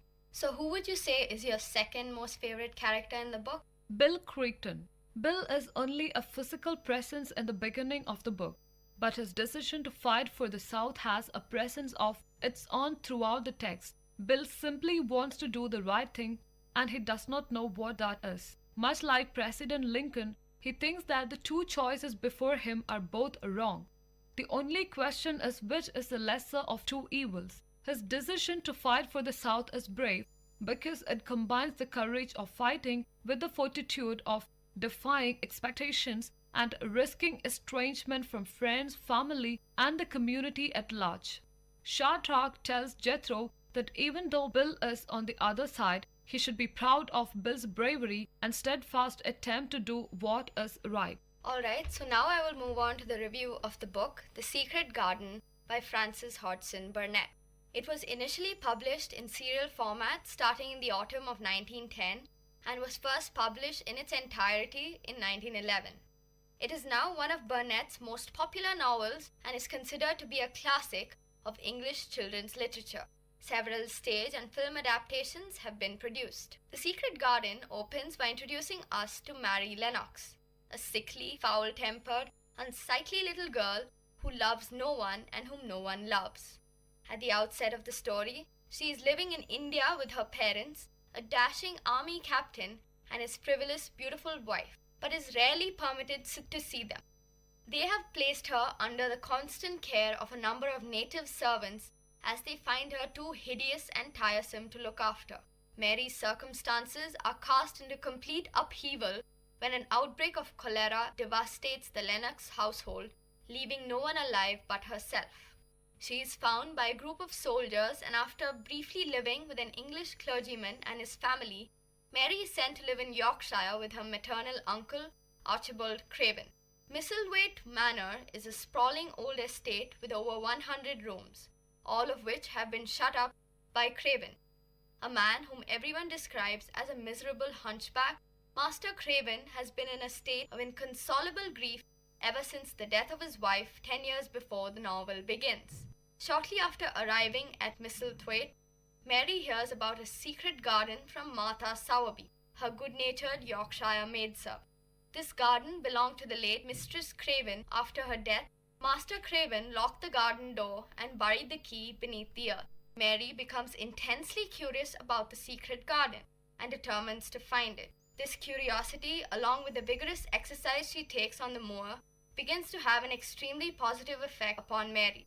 She almost immediately becomes less sickly, more engaged with the world, and less foul-tempered.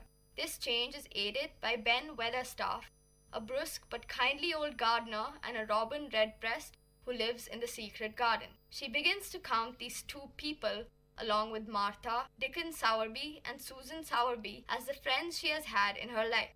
Her curiosity is whetted when she hears strange, far-off cries coming from one of the manor's distant rooms. However, Mrs. Medlock, the head of the servants as Misselthwaite, absolutely forbids her to seek out the source of the cries. She is distracted from this mystery when she discovers, with the robin's help, the key to the secret garden. She immediately sets about working there, so that the neglected plants might thrive. Dickon, who brings her a set of gardening tools and promises to help her bring the secret garden back to life, vastly aids her in her endeavor. Dickon is a boy who can charm the animals of the moor, the way snake charmers charm snakes in India. He is only a common moor boy, but he is filled with so much uncanny wisdom that Mary comes to refer to him as the Yorkshire Angel. One night, Mary hears the distant cries and, flagrantly disobeying Mrs. Medlock's prohibition, goes off in search of their source. She finds Colin Craven, Master Craven's invalid son, shut up in an opulent bedchamber. Colin was born shortly before his mother's death, and his father cannot bear to look at him, because the boy painfully reminds him of his late wife. Colin has been bedridden since his birth, and it is believed that he will become a hunchback and die an early death. His servants have been commanded to obey his every whim, and Colin has become fantastically spoiled and imperious as a result. Colin and Mary strike up a friendship, but Colin becomes furious when she fails to visit him because she prefers the garden with Dickon. That night, Colin throws one of the infamous tantrums. Mary rushes to his room in a fury and commands him to stop crying. He tells her that his back is beginning to show a hunch. When Mary examines him, she finds nothing whatever the matter with him. Henceforth, she will maintain that Colin's illness is only in his mind. He will be well if only he makes up his mind to be. Dickon and Mary secretly begin bringing Colin out into the secret garden. On the first of these outings, the children are discovered by Ben Weatherstaff, who has been covertly tending the secret garden once a year for 10 years. Ben has done so out of love and loyalty for the late Mistress Craven. He was a favorite of hers. Weatherstaff refers to Colin as the poor cripple and asks if he has crooked legs and a crooked back. Colin, made furious by this question, forces himself to stand up on his own feet for the first time in his life. After this feat, Colin's health improves miraculously. The secret garden, the springtime, and Dickon's company have the same rejuvenating effect upon him that they did upon Mary. The children determine to keep Colin's improvement a secret, however, so that he can surprise his father with his recovery when Master Craven returns from his trip abroad. 3 children, along with Ben Weatherstaff, spend every day of the summer in the secret garden. Only one other person is admitted into the secret: Susan Sowerby, Dickens' saintly mother. Susan sends a letter to Master Craven telling him to hurry home so that he might see his son. She does not, however, specify why, in deference to Colin's secret. Master Craven complies and returns immediately to Misselthwaite. His first act is to go into the secret garden. He does so at the behest of a dream in which the voice of his late wife told him that he might find her there. Just as he lays his hand to the doorknob, Colin comes rushing out and falls into his arms. Father and son are reconciled, and the miracle of Colin's recovery becomes known to all.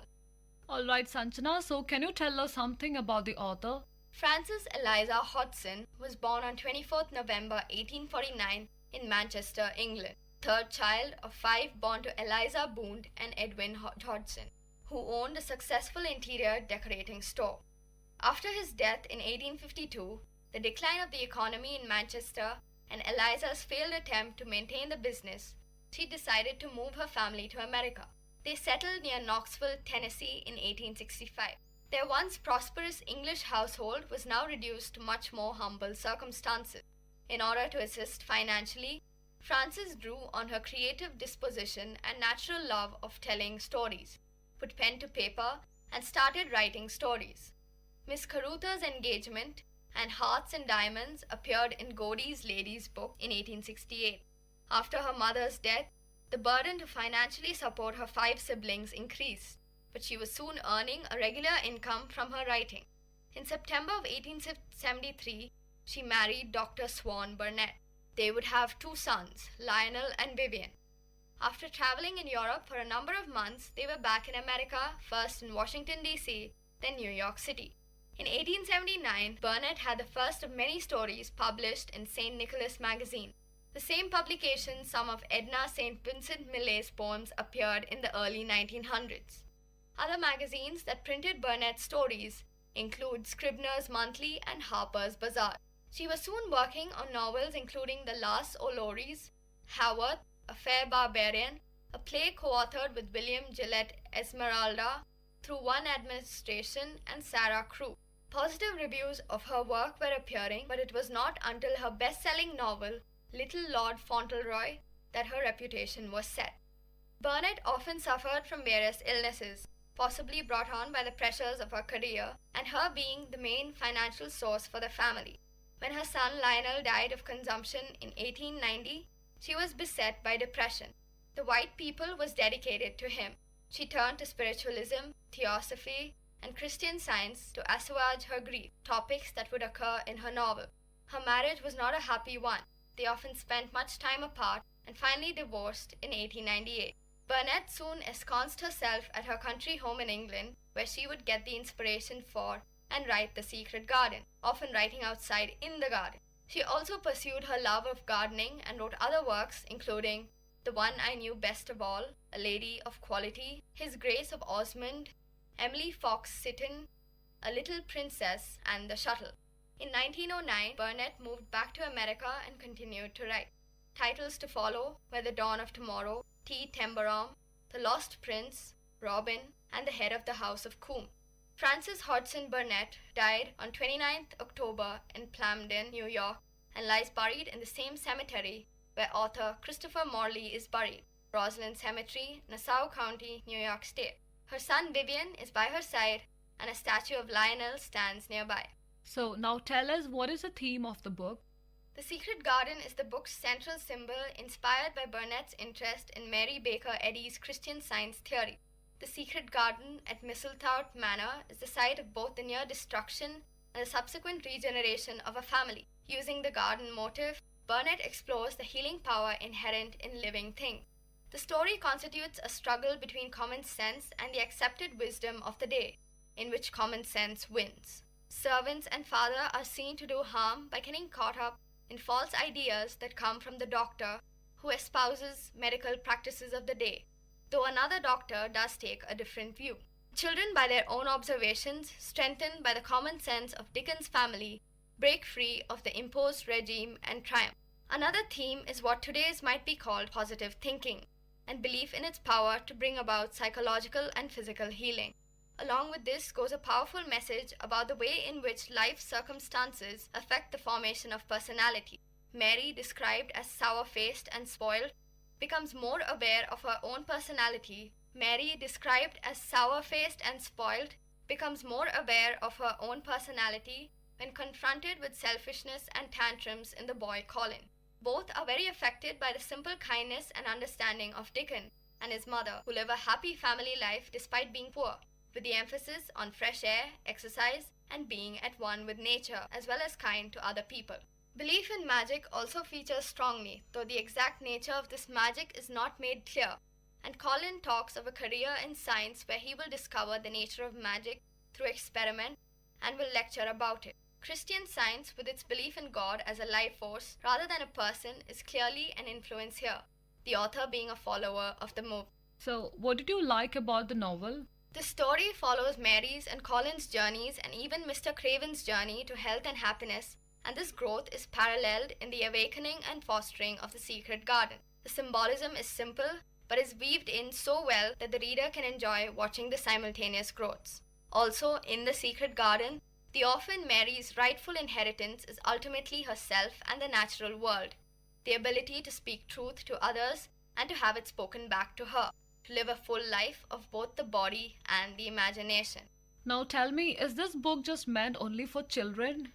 No, adults can read this book as well. While The Secret Garden is now catalogued as children's literature, it was originally serialized in a magazine for adults before being published in its entirety in 1911. Marketed to both young and adult readers, it had lukewarm success and became more often a footnote in Burnett's prolific career. Her other novels, such as A Little Princess and Little Lord Fauntleroy, were far more popular at the time of her death in 1924. What probably saved the book from the out-of-print netherworld was the 20th century rise in children's literature scholarship and the general attentiveness to literature for children as a distinct genre. That, and the fact that the book's copyright expired in the US in 1987 and most other places in 1995, opening the way for untold numbers of abridged, unabridged, and adapted editions.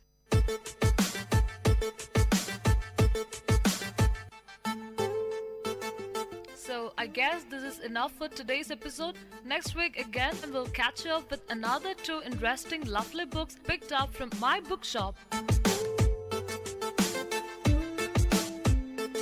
Meet you guys next week. Till then, bye and take care. From Vit Community Radio 90.8.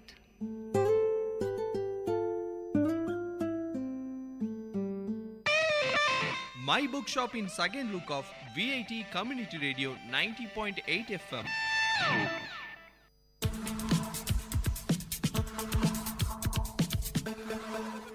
Way to Success. Uncommon scenes, inspiring stories from real life heroes in VIT Community Radio 90.8.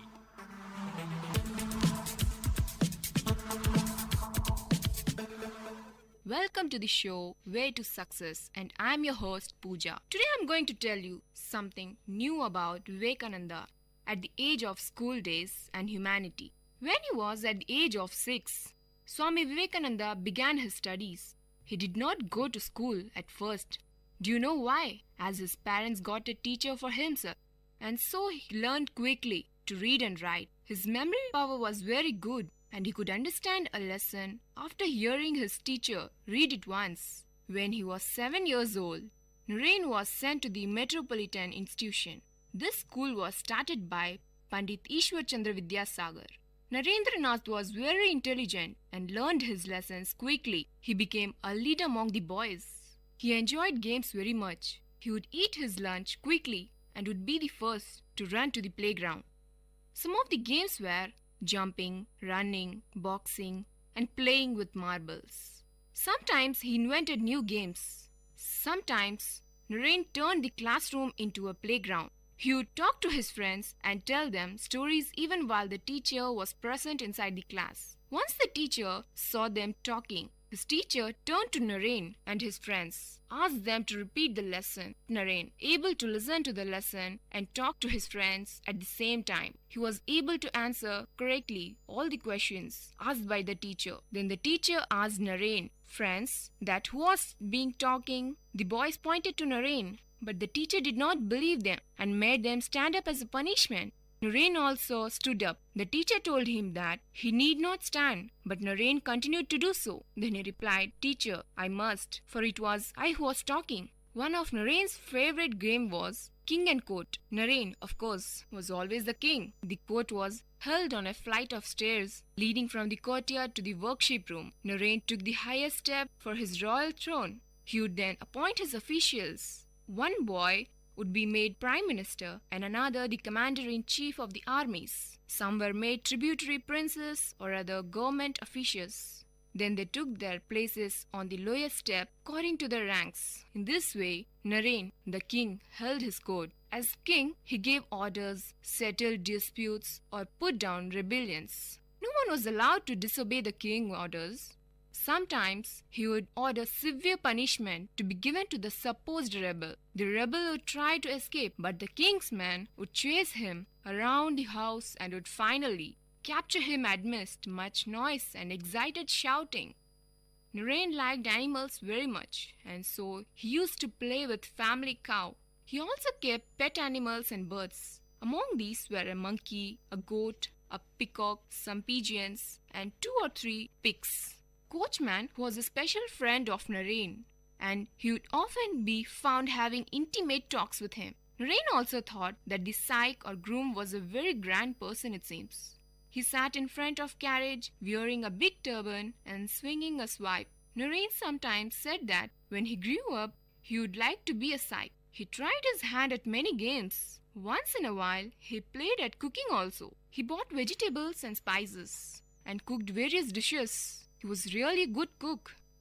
Another time, he organized a group of boys to stage plays. Then he became interested in physical exercises. He first started a gymnasium in his own courtyard and later joined the gymnasium of a neighborhood. He took lessons in fencing, lathi play, wrestling, and other sports. Once, Naren and his friends were trying to set up a heavy trapeze, as it was a difficult job for young boys, it seems. But though people gathered to watch it, but there was no one to help them. Then Naren noticed a strong British sailor in the crowd. He went to him and asked him to help him. The sailor agreed happily. He started to help them. But suddenly, the trapeze slipped and hit the sailor. He fell down unconsciously. Most of the people thought that sailor had been killed and ran away from the scene. But Naren was very brave, and 1 or 2 of his friends stayed to help the sailor. Naren tore his dhoti to make bandages. He bandaged the wound and then sprinkled water on the sailor's face and fanned him gently. After some time, the sailor regained consciousness. Naren then helped him to go to a neighboring schoolhouse where he could stay, and then he sent for a doctor. After a week, the sailor recovered and went away. But before he left, Naren collected some money from his friends and gave it to the sailor. You're listening to the show Way to Success on VIT Community Radio 90.8 with me, Pooja. Meet you in our next episode with interesting moment of successes. Dear listeners, you had listened to the show Way to Success. We will meet you with more uncommon stories from real life heroes in VIT Community Radio 90.8.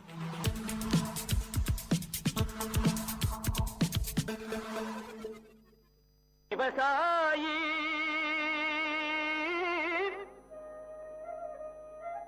விவசாயி கடவுள் என்னும் முதலாளி கண்டெடுத்த VIT வேளாண் துறை மற்றும் VIT சமுதாய வானொலி இணைந்து வழங்கும் தினம் ஒரு வேளாண் செய்தி. வணக்கம் நேயர்களே, இது உங்கள் விஐடி பண்பலை 90.8 விஐடியின் சமுதாய வானொலி. தினம் ஒரு வேளாண் செய்தியில நான் உங்கள் திவ்யநேகா, மதுமித்ரா, காயத்ரி, மாலினி, ஷஷாந்த். விஐடி வேளாண் துறை மாணவர்கள். இன்னைக்கு நாம விஐடி வேளாண் துறையில இருக்கும் புதிய திட்டத்தை பற்றிய சுவாரஸ்யமான கலந்துரையாடலை கேட்போம். இடம்: உள்ளூர் சந்தையில் 2 இயற்கை விவசாயிகளுக்கு நடக்கும் உரையாடல். என்ன கலா இந்த பக்கம்? பார்த்தே ரொம்ப நாள் ஆச்சு. அது ஒன்றும் இல்லை சீதாக்கா, எங்க தோட்டத்து மாம்பழத்தை வெளி மார்க்கெட்டுக்கு வண்டி ஏற்றி விட்டு காய்கறி வாங்கலாமேன்னு சந்தைக்கு வந்தேன். ஆமா, நீங்க ஏன் உங்க மாம்பழத்தை எடுத்துட்டு இங்க வந்திருக்கீங்க? நானே உன்கிட்ட சொல்லான்னு தான் இருந்தேன். மகசூல் அதிகமாக வர ஆசைப்பட்டு உயிர் உரத்தை நிறைய வாங்கி போட்டேன். ஆனால் கடைசியில் பூவெல்லாம் கருகி மகசூலே வராமல் போயிடுச்சு. ஏதோ மிச்சம் இருக்க இந்த மாம்பழத்தை எடுத்துட்டு வந்த விலைக்கே வித்துட்டு போலான்னு வந்திருக்கேன். அட, என்னக்கா இப்படி சொல்ற? நானும் தான் உயிர் உரத்தை போட்டேன். ஆனா எனக்கு நிறைய மகசூல் வந்திருக்கே, உங்களுக்கு மட்டும் ஏன் வரல? என்னடி சொல்ற? என் நிலமும் உன் நிலமும் பக்கத்து பக்கத்துல தான் இருக்கு. உன் நிலத்துல இருக்க அதே மண்ணு தான் என் நிலத்துலயும் இருக்கு. அப்புறம் ஏன் எனக்கு மட்டும் இப்படி நடக்குது?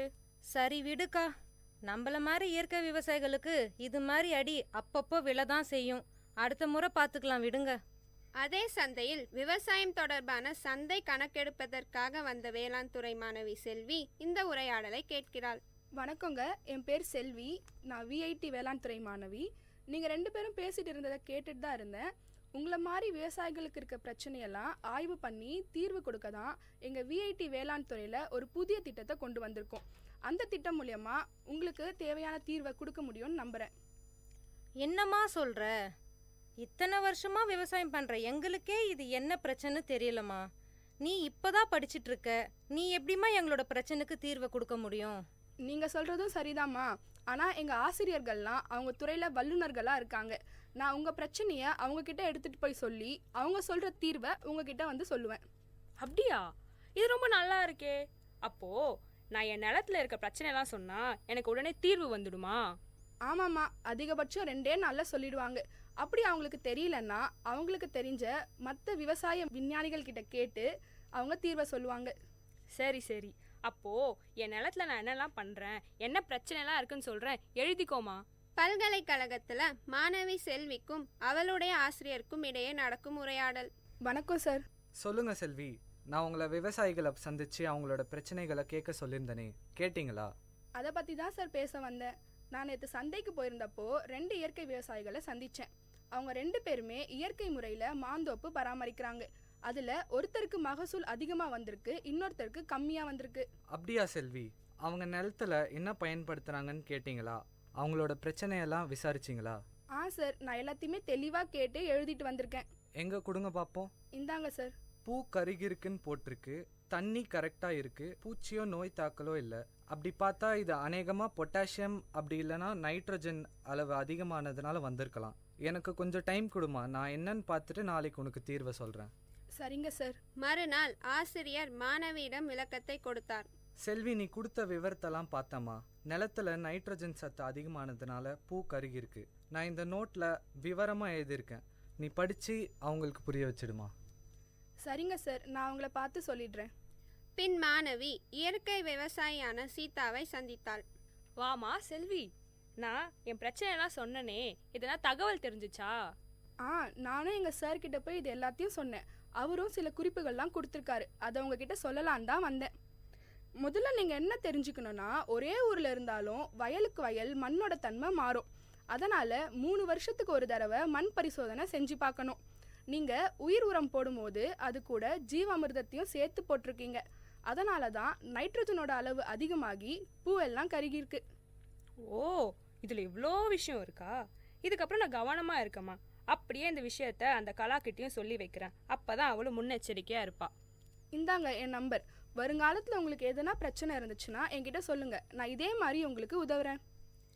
நம்ம விஐடி வேளாண் துறையில் விவசாயிகள் இணைப்பு திட்டம், அதாவது ஃபார்மர்ஸ் அட்டாச்மெண்ட் ப்ரோக்ராம் மூலமாக ஒவ்வொரு வேளாண் மாணவர்களையும் சீதா மாதிரி இருக்கிற விவசாயிகள் கூட இணைக்கும் போது கள பிரச்சனைகளை பற்றி மாணவர்களுக்கு விழிப்புணர்வு ஏற்படுது மற்றும் விவசாயிகளுக்கும் பயனுள்ளதாக இருக்குது.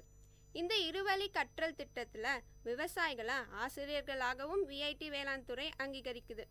மீண்டும் தினம் ஒரு வேளாண் செய்தியில் நாளை சந்திப்போம். நான் உங்கள் திவ்யநேகா, மதுமித்ரா, காயத்ரி, மாலினி, சஷாந்த், விஐடி வேளாண் துறை மாணவர்கள். இது உங்கள் விஐடி பண்பலை 90.8 விஐடியின் சமுதாய வானொலி. விவசாயி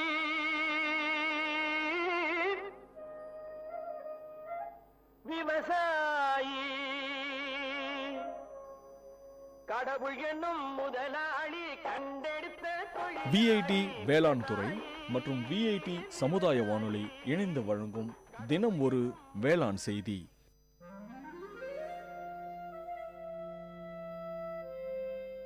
It's story time.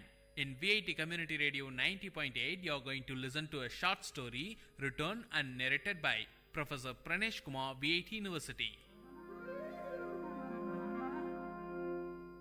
Title of the story: Padma. A land traditionally endued with myths and spirituality, India still pertains to its belief and notions, which sometimes are ridiculed as superstitious. Fortune tellers, tantris and sannyasis are welcomed, and their service is sought by an ordinary man, irrespective of whether he is an urban or rural dweller. The beginning of 1980s was a period in South India, especially in South Tamil Nadu, when most of the homes in villages were electrified, and God said, "Let there be light," and there was light. While some claim that light enlightened people, there are also notions that it wiped away the innocence of the ordinary. The hero of the story, Raghav, was employed in the electricity board. He was looked upon with great wonder and respect. People spoke to him rarely. It must be the fear factor or respect that made the villagers shy away from Raghav. Raghav was in his 40s. He had a fearful appearance with a huge imperialistic mustache, reddish eyes, and a gigantic figure which would scare away children. It was 6:30 p.m. Raghav rushed to the tea shop close to the Panchayat office. Mohan and Aji were waiting there for his arrival. In the dim light, Raghav could rightly locate them from a few meters away with the illuminated cigarettes on their lips. The silence of the eve was beautiful, with a movie song from the Tamil movie 16 Vayadinile that was ascending from the tea shop radio. The atmosphere was disturbed in intervals by a scratch noise. Probably it's the tea shop owner cleaning his vessels. Raghav, Mohan and Aji were friends right from their childhood days. Mohan and Aji were unemployed but survived on the income from their ancestral property. Among them, Mohan was the youngest. He differed from his friends, wearing a bell-bottomed pant and with a peculiar hairstyle that was trendy among youths of the time. Coming close to his friends, Raghav stopped, got on from the cycle and flipped down the stand, leaving it to rest. Aji offered a cigarette to Raghav. Before placing it between his lips, Mohan lighted it for Raghav with his own. The conversation began immediately after Raghav had 2 strong puffs of the dry tobacco roll. Aji, shall we proceed with it? Raghav, with what? Removing the cigarettes from his mouth. Mohan, should we narrate it again? Don't you remember the plan that we told you yesterday? Raghav, but I told you that I have very little knowledge about mantras. Did I not? Aji, so you are the right person. You have the little knowledge that we need. After giving a deep thought, Raghav replied. Raghav, okay then, let's give a try. But only if you support me. Both the friends cheered as they were waiting for this word from Raghav. As it used to be, a wealthy landlord of the nearby village had a beautiful daughter.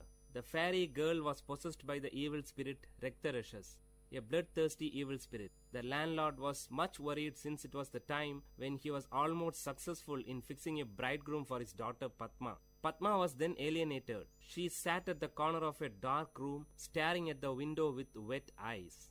She expressed a peculiar symptom. No one in the house went close to her. If that happened, she bit her own flesh to suck blood, thus scaring away others. Prayers and special pujas with offerings to the local deities were made. Kalam puja during midnight and all other means were tried but in vain. The distressed landlord promised a lump sum of 5,000 rupees for any tantri who would ward off the Raktarashas from his daughter. 5,000 rupees was a lump sum then. The secret news of Padma spread throughout the village. Everyone knew of this, but none dared to discuss about it in public. Aji's father Nadraj, the prominent matchmaker of the village, brought home the story of Padma. Nadraj was the matchmaker for Padma. When the story of the Raktarashas reached the 3 friends through Aji, they discussed the issue. The bone of content of the discussion was not Padma, but the 5,000 rupees. 3 friends were in dire need of money. Mohan needed money to buy a new tape recorder. Raghav was aiming for a motorbike, and Aji wanted to buy a costly gift to impress his lady love. Aji said, merely dreaming about the lump sum will give us absolutely no result. How do we grab it? Mohan, Raghav's grandfather was a well-known Vaidyar and a Tantri. He was also an expert in warding off evil spirits. Raghav, oh, that old man. It's all gone with him. Aji, gone? No, it still exists in you. Raghav, me? Aji, yes, you. My dad often recalls your grandfather and concludes that Raghav resembles his grandfather in every minute detail. Raghav, but that's not all. Mohan, I have several experiences of witnessing tantris warding off evil spirits from people. It's an easy task. They chant and murmur mantras, and the major part would be beating the victim till he obeys his orders. If that's easy for you, why don't you? Before Raghav could complete, Aji interrupted. Aji, the appearance, that's your ancestral gift. Raghav, okay, even if I accept it, imagine what would happen if the evil spirit pounces on me. Mohan, Raghav na? Wasn't it you who preached us Periyar thoughts and rational thinking? And now it's time to prove your dedication to Tandai Periyar. The conversation came to a halt. All the three lighted their cigarettes, which they shared from the same pack. Before departing, Raghav promised his friends that he would give a reply the next day evening. That night, Raghav could continuously listen to the hooting sound of an owl, for he with the owl had a sleepless night. The search for his grandfather's personal records in the old granary began early in the morning before his wife woke up. A few worn-out, hardly readable palm leaf inscriptions were the only record, but he could find a little solace in it. He decided not to back off the challenge. Soon, the news about the arrival of an expert tantri was sent to the landlord with a detailed list of the puja materials. Aji acted as a messenger between the tantri and the landlord. A Paurnami, full moon day Friday, was fixed for the puja. Raghav dressed himself in such a manner that his true identity will not be revealed. The three boarded a bus to a particular destination in the village, from where they were fetched by the landlord's car. The driver of the car bowed before Raghav as a sign of respect. This made Mohan and Aji breathe a sigh of relief, but Raghav's heart was pounding heavily. Before descending from the car, Raghav closed his eyes for a few seconds and pretended as if he is drawing energy. In reality, he prayed to his long-dead grandfather seeking guidance. The landlord and his wife warmly welcomed Raghav to their home. Seated majestically, Raghav uttered, "I could feel the presence of an evil as soon as I stepped into your home. She has posed a challenge to me. Don't worry, I'll take her away with me." Meanwhile, Mohan and Aji were busy in the backyard creating the ambience for the puja, which was scheduled to begin soon. Raghav was taken to the isolated room where Padma was held captive. As soon as he stepped in, the light was switched on by the landlord. Raghav's red eyes opened widely and he fixed his gaze on Padma, who was seated on the floor in a corner. Padma did not react immediately at the presence of Raghav, probably because she had had enough experience with tantris quite often by then. Raghav's eyes were still set strong on Padma. Actually, he was stunned by the unblemished beauty of Padma, a beauty that makes one speechless. When Raghav moved close to her, she screamed violently, and in the peak of her fits, she bit her arm close to the elbow along with her garment. Immediately, blood gushed from her mouth and arm. Seeing this, Raghav was taken aback, but did not react. Padma now fainted and threw herself on the floor. She wore a half sari. The visible portions of her body showed red scars, which must have been the result of the beatings she received from the earlier tantris. She lay down like a white hibiscus with red marks. Coming back, Raghav sat before the holy fire and started chanting few mantras as tantris do. He wore a red-colored dhoti and tied a red-colored scarf around his forehead. Flowers and herbs were dropped into the sacred fire with closed eyes and lip chanting mantras. It was midnight. The landlord and his wife witnessed the scene with utmost dedication.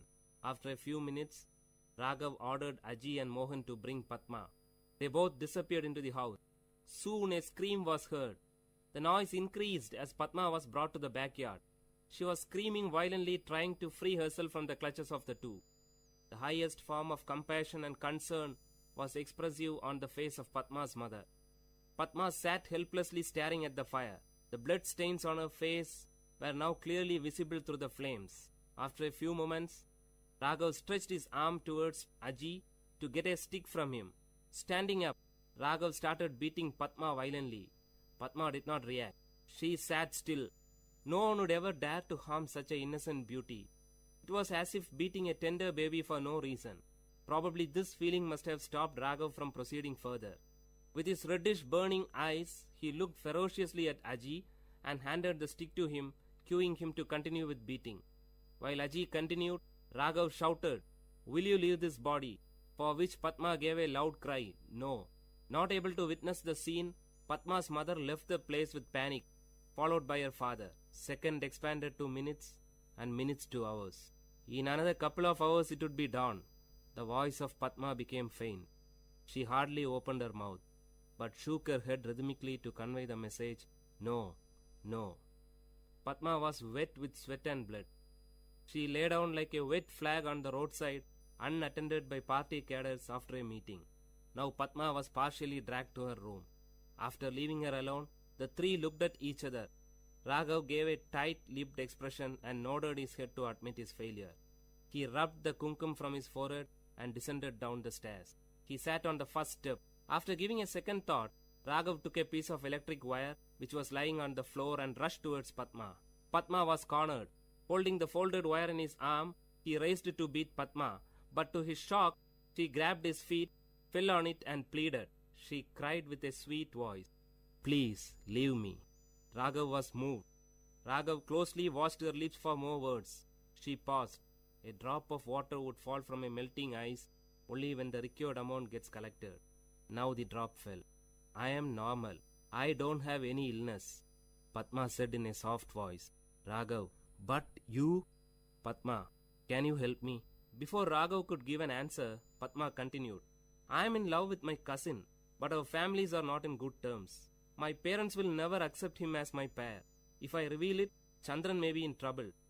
He is serving in the Indian army. He'll be back by the end of this month. I have to wait just for 15 days more to postpone this marriage that my parents have arranged for me."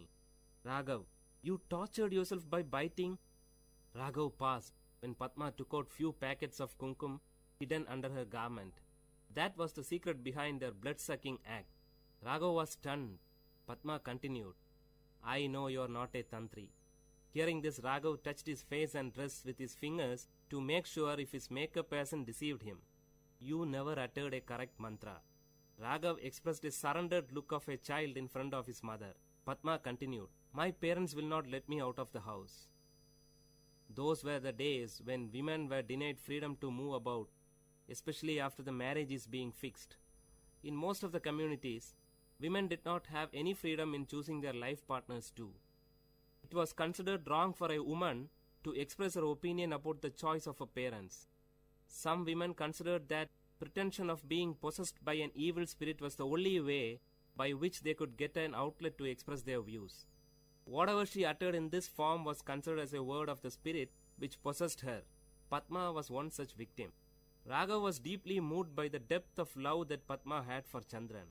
She had withstood all the humiliations of the tantri for her love.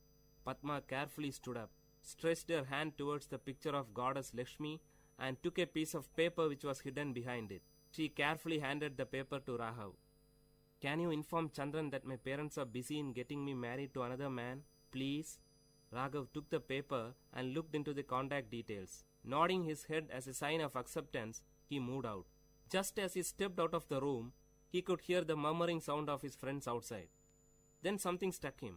He swiftly turned back to Padma. Holding the paper in one arm and the other arm holding the door, Raghav uttered to Padma in a feeble sound, "Can you do us a favor?" Padma looked at Raghav with an expression that signaled proceed. "Raghav, I assure you that we will unite you with Chandran.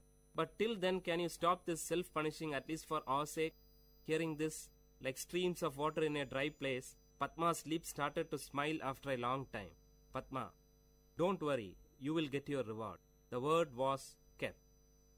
Years passed, and today Padma and Chandran are happy with their children and grandchildren. Today, as the opinion of women is being sought by their parents for all the factors that concern their life, the cases of women possessed by evil spirit in the society has declined.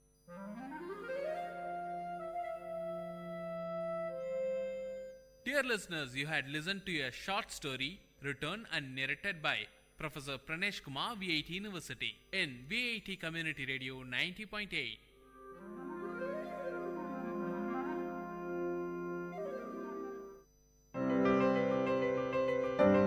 This song is presented by SparkX Music Band.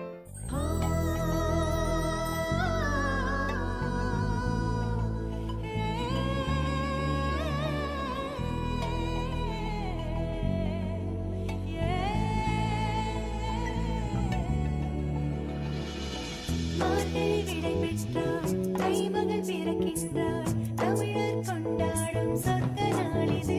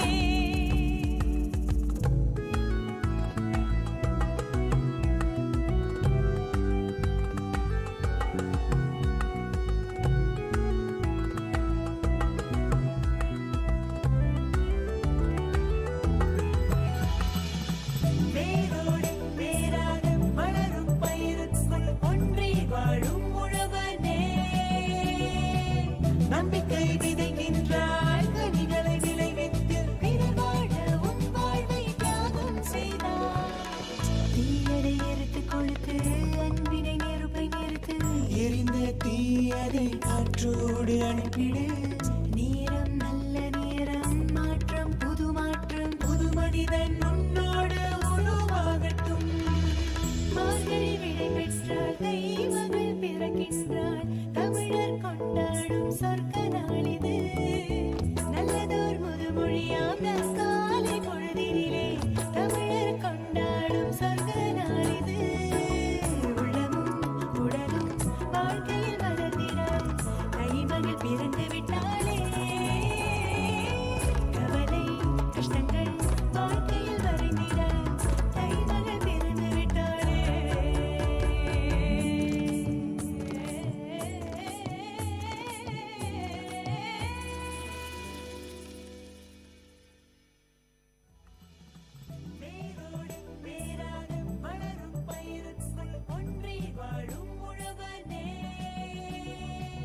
நம்பிக்கை விதைக்கின்றாய் கனிகளை விளைவித்து பிறர் வாழ உன் வாழ்வை தியாகம் செய்தாய். This song is presented by Spark X Music Band.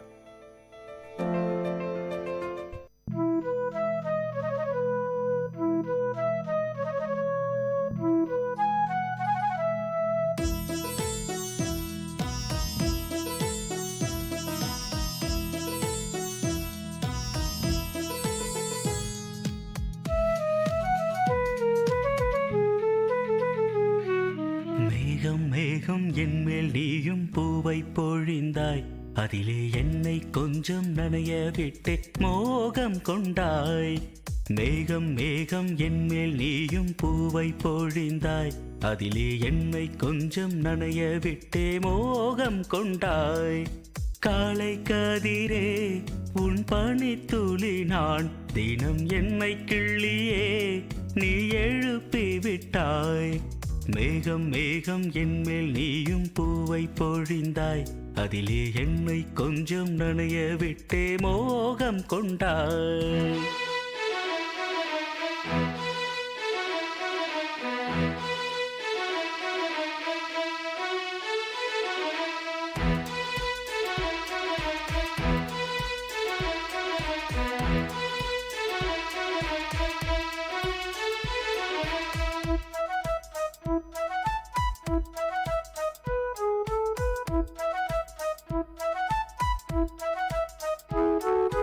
தூரிகை கொண்டு தீண்டியே தூக்கங்கள் குறைத்தாய். பூமகள் என்று என்னையே போர்வைக்குள் இழுத்தாய். நிலவோடும் நிலம் மீதும் என்னை ஏந்தியே நீலவானிலே நெஞ்சோடு சாய்ந்தாடும் தென்றலே. நம்மை கண்டு நட்சத்திரம் வெட்கப்பட்டு கண்மறைக்கு. மேகம் மேகம் என்மேல் நீயும் பூவை பொழிந்தாய். அதிலே என்னை கொஞ்சம் நனைய விட்டு மோகம் கொண்டாய்.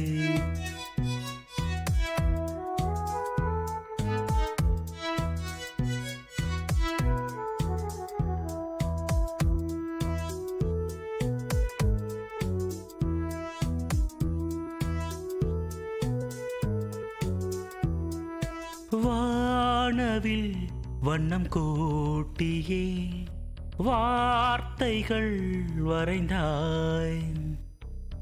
தேன் துளி என்று என்னையே நாக்கினுள் ஒலித்தாய். விழியோரம் நடை போடும் ஆசை மேகமே எந்தன் ஜீவனே. கரம் சேர்த்து நடமாடும் சொந்தமே. உன்னை போல மின்னல் கூட மின்னி மின்னி முத்தம் போடும். மேகம் மேகம் என்மேல் நீயும் பூவை பொழிந்தாய். அதிலே என்னை கொஞ்சம் நனைய விட்டே மோகம் கொண்டாய். மேகம் மேகம் என்மேல் நீயும் பூவை பொழிந்தாய். அதிலே என்னை கொஞ்சம் நனைய விட்டே மோகம் கொண்டாய். காலை கதிரே உன் பனித்துளி நான் தினம் என்னை கிள்ளியே நீ எழுப்பி விட்டாய். மேகம் மேகம் என்மேல் நீயும் பூவை பொழிந்தாய். அதிலே என்னை கொஞ்சம் நனைய விட்டு மோகம் கொண்டாய். கேட்ட பாடலை இசையமைத்து பாடியவர் முருகானந்தம். பாடல் வரிகள் பவித்ரா. தயாரிப்பு VIT பண்பலை 90.8. தமிழ்ச்சுடர், வாழ்வும் இலக்கியமும் சங்கமிக்கும் ஒளி ஓவியம் உங்கள் VIT பண்பலை 90.8.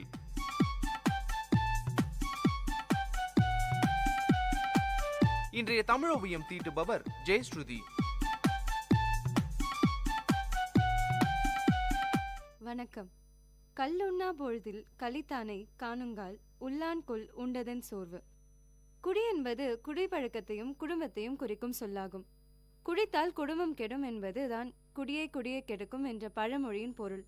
ஆனால் நம் குடிமகன்களோ போதையில் இதை படிச்சுட்டு அவங்க குடும்பத்தால தான் அவங்க குடிக்கிறதே கெடுதுன்னு எழுதியிருக்கதா புரிஞ்சுக்கிறாங்க. என்ன செய்யறது? சரி, விஷயத்துக்கு வரேன். தற்போதைய சூழ்நிலையில குடும்பங்களின் தனிப்பட்ட பொருளாதார நிலையை சீரழிக்கிற விஷயமா குடிப்பழக்கம் இருக்குன்னு சொல்லலாம். அவங்க கஷ்டத்தை மறப்பதற்கு குடிக்கிறேன் என்று மற்றவங்க கஷ்டத்தை அதிகப்படுத்துறாங்க. குடிப்பழக்கத்துக்கு அடிமையானவர்கள் அதிலிருந்து மீண்டு வருவது சிரமம் என்று நான் சொல்லி உங்களுக்கு தெரிய வேண்டியதில்லை. அதே சமயம் சமுதாய மதிப்பும் குறைந்து பொருளாதார நிலையிலும் தாழ்ந்து போய் வருகிறாங்க.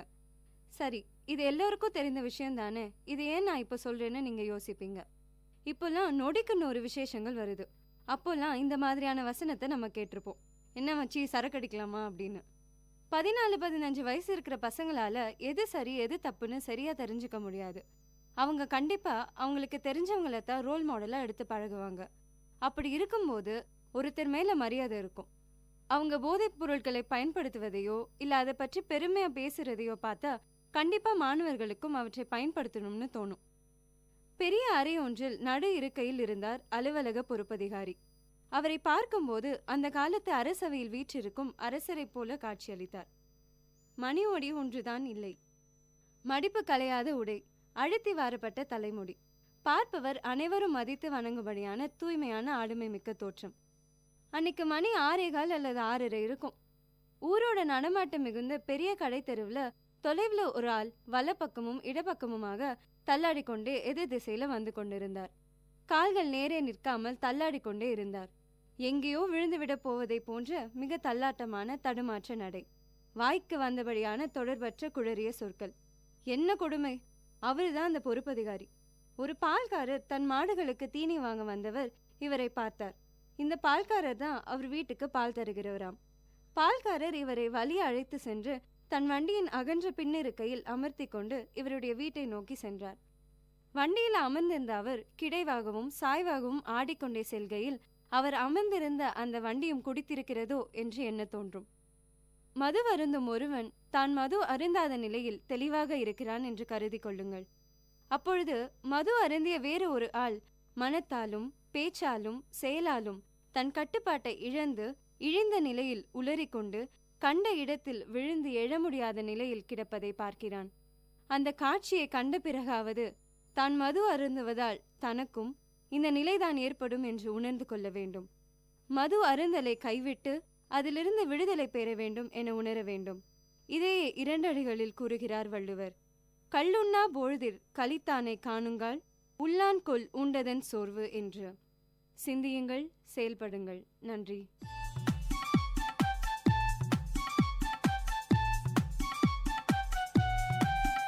நேயர்கள் இதுவரை கேட்டது வாழ்வையும் இலக்கியத்தையும் இணைத்த ஒளி ஓவியம் தமிழ்ச்சுடர். இன்றைய தமிழ் ஓவியம் தீட்டியவர் ஜெயஸ்ருதி. இது உங்கள் VIT பண்பலை 90.8.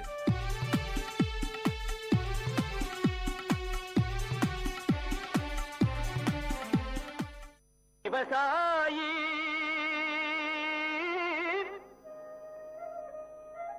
விவசாயி கடவுள் என்னும் முதலாளி கண்டெடுத்த VIT வேளாண் துறை மற்றும் VIT சமுதாய வானொலி இணைந்து வழங்கும் தினம் ஒரு வேளாண் செய்தி. வணக்கம் நேயர்களே, இது உங்கள் VIT பண்பலை 90.8 VITயின் சமுதாய வானொலி. தினம் ஒரு வேளாண் செய்தியில நான் உங்கள் திவ்யநேகா, மதுமித்ரா, காயத்ரி, மாலினி, சஷாந்த், VIT வேளாண் துறை மாணவர்கள். இன்னைக்கு நாம VIT வேளாண் துறையில இருக்கும் புதிய திட்டத்தை பற்றிய சுவாரஸ்யமான கலந்துரையாடலை கேட்போம். இடம்: உள்ளூர் சந்தையில் 2 இயற்கை விவசாயிகளுக்கு நடக்கும் உரையாடல். என்ன கலா இந்த பக்கம் பார்த்தே ரொம்ப நாள் ஆச்சு. அது ஒன்றும் இல்லை சீதாக்கா, எங்கள் தோட்டத்து மாம்பழத்தை வெளி மார்க்கெட்டுக்கு வண்டி ஏற்றி விட்டு காய்கறி வாங்கலாமேன்னு சந்தைக்கு வந்தேன். ஆமாம், நீங்கள் ஏன் உங்கள் மாம்பழத்தை எடுத்துட்டு இங்கே வந்திருக்கீங்க? நானே உன்கிட்ட சொல்லான்னு தான் இருந்தேன். மகசூல் அதிகமாக வர ஆசைப்பட்டு உயிர் உரத்தை நிறைய வாங்கி போட்டேன். ஆனால் கடைசியில் பூவெல்லாம் கருகி மகசூலே வராமல் போயிடுச்சு. ஏதோ மிச்சம் இருக்க இந்த மாம்பழத்தை எடுத்துட்டு வந்த விலைக்கே வித்துட்டு போலான்னு வந்திருக்கேன். அட, என்னக்கா இப்படி சொல்கிற? நானும் தான் உயிர் உரத்தை போட்டேன், ஆனால் எனக்கு நிறைய மகசூல் வந்திருக்கே, உங்களுக்கு மட்டும் ஏன் வரல? என்னடி சொல்கிற? என் நிலமும் உன் நிலமும் பக்கத்து பக்கத்தில் தான் இருக்குது. உன் நிலத்தில் இருக்க அதே மண்ணு தான் என் நிலத்துலையும் இருக்குது. அப்புறம் ஏன் எனக்கு மட்டும் இப்படி நடக்குது? சரி விடுக்கா, நம்மள மாதிரி இயற்கை விவசாயிகளுக்கு இது மாதிரி அடி அப்பப்போ விழ தான் செய்யும். அடுத்த முறை பார்த்துக்கலாம், விடுங்க. அதே சந்தையில் விவசாயம் தொடர்பான சந்தை கணக்கெடுப்பதற்காக வந்த வேளாண் துறை மாணவி செல்வி இந்த உரையாடலை கேட்கிறாள். வணக்கங்க, என் பேர் செல்வி. நான் விஐடி வேளாண் துறை மாணவி. நீங்கள் 2 பேரும் பேசிட்டு இருந்ததை கேட்டுட்டு தான் இருந்தேன். உங்களை மாதிரி விவசாயிகளுக்கு இருக்க பிரச்சனையெல்லாம் ஆய்வு பண்ணி தீர்வு கொடுக்க தான் எங்கள் விஐடி வேளாண் துறையில் ஒரு புதிய திட்டத்தை கொண்டு வந்திருக்கோம். அந்த திட்டம் மூலயமா உங்களுக்கு தேவையான தீர்வை கொடுக்க முடியும்னு நம்புகிறேன். என்னம்மா சொல்கிற? இத்தனை வருஷமா விவசாயம் பண்ணுற எங்களுக்கே இது என்ன பிரச்சனை தெரியலம்மா. நீ இப்போதான் படிச்சுட்டு இருக்க, நீ எப்படிம்மா எங்களோட பிரச்சனைக்கு தீர்வை கொடுக்க முடியும்? நீங்கள் சொல்கிறதும் சரிதாம்மா. ஆனால் எங்கள் ஆசிரியர்கள்லாம் அவங்க துறையில் வல்லுநர்களாக இருக்காங்க. நான் உங்கள் பிரச்சனையை அவங்கக்கிட்ட எடுத்துகிட்டு போய் சொல்லி அவங்க சொல்கிற தீர்வை உங்ககிட்ட வந்து சொல்லுவேன். அப்படியா? இது ரொம்ப நல்லா இருக்கே. அப்போது நான் என் நிலத்தில் இருக்க பிரச்சனைலாம் சொன்னால் எனக்கு உடனே தீர்வு வந்துடுமா? ஆமாம்மா, அதிகபட்சம் 2 நாளில் சொல்லிடுவாங்க. அப்படி அவங்களுக்கு தெரியலன்னா அவங்களுக்கு தெரிஞ்ச மற்ற விவசாய விஞ்ஞானிகள் கிட்ட கேட்டு அவங்க தீர்வை சொல்லுவாங்க. சரி சரி, அப்போது என் நிலத்தில் நான் என்னெல்லாம் பண்ணுறேன், என்ன பிரச்சனைலாம் இருக்குன்னு சொல்கிறேன், எழுதிக்கோமா. பல்கலைக்கழகத்தில் மாணவி செல்விக்கும் அவளுடைய ஆசிரியருக்கும் இடையே நடக்கும் உரையாடல். வணக்கம் சார். சொல்லுங்க செல்வி, நான் உங்களை விவசாயிகளை சந்திச்சு அவங்களோட பிரச்சனைகளை கேட்க சொல்லியிருந்தேனே, கேட்டிங்களா?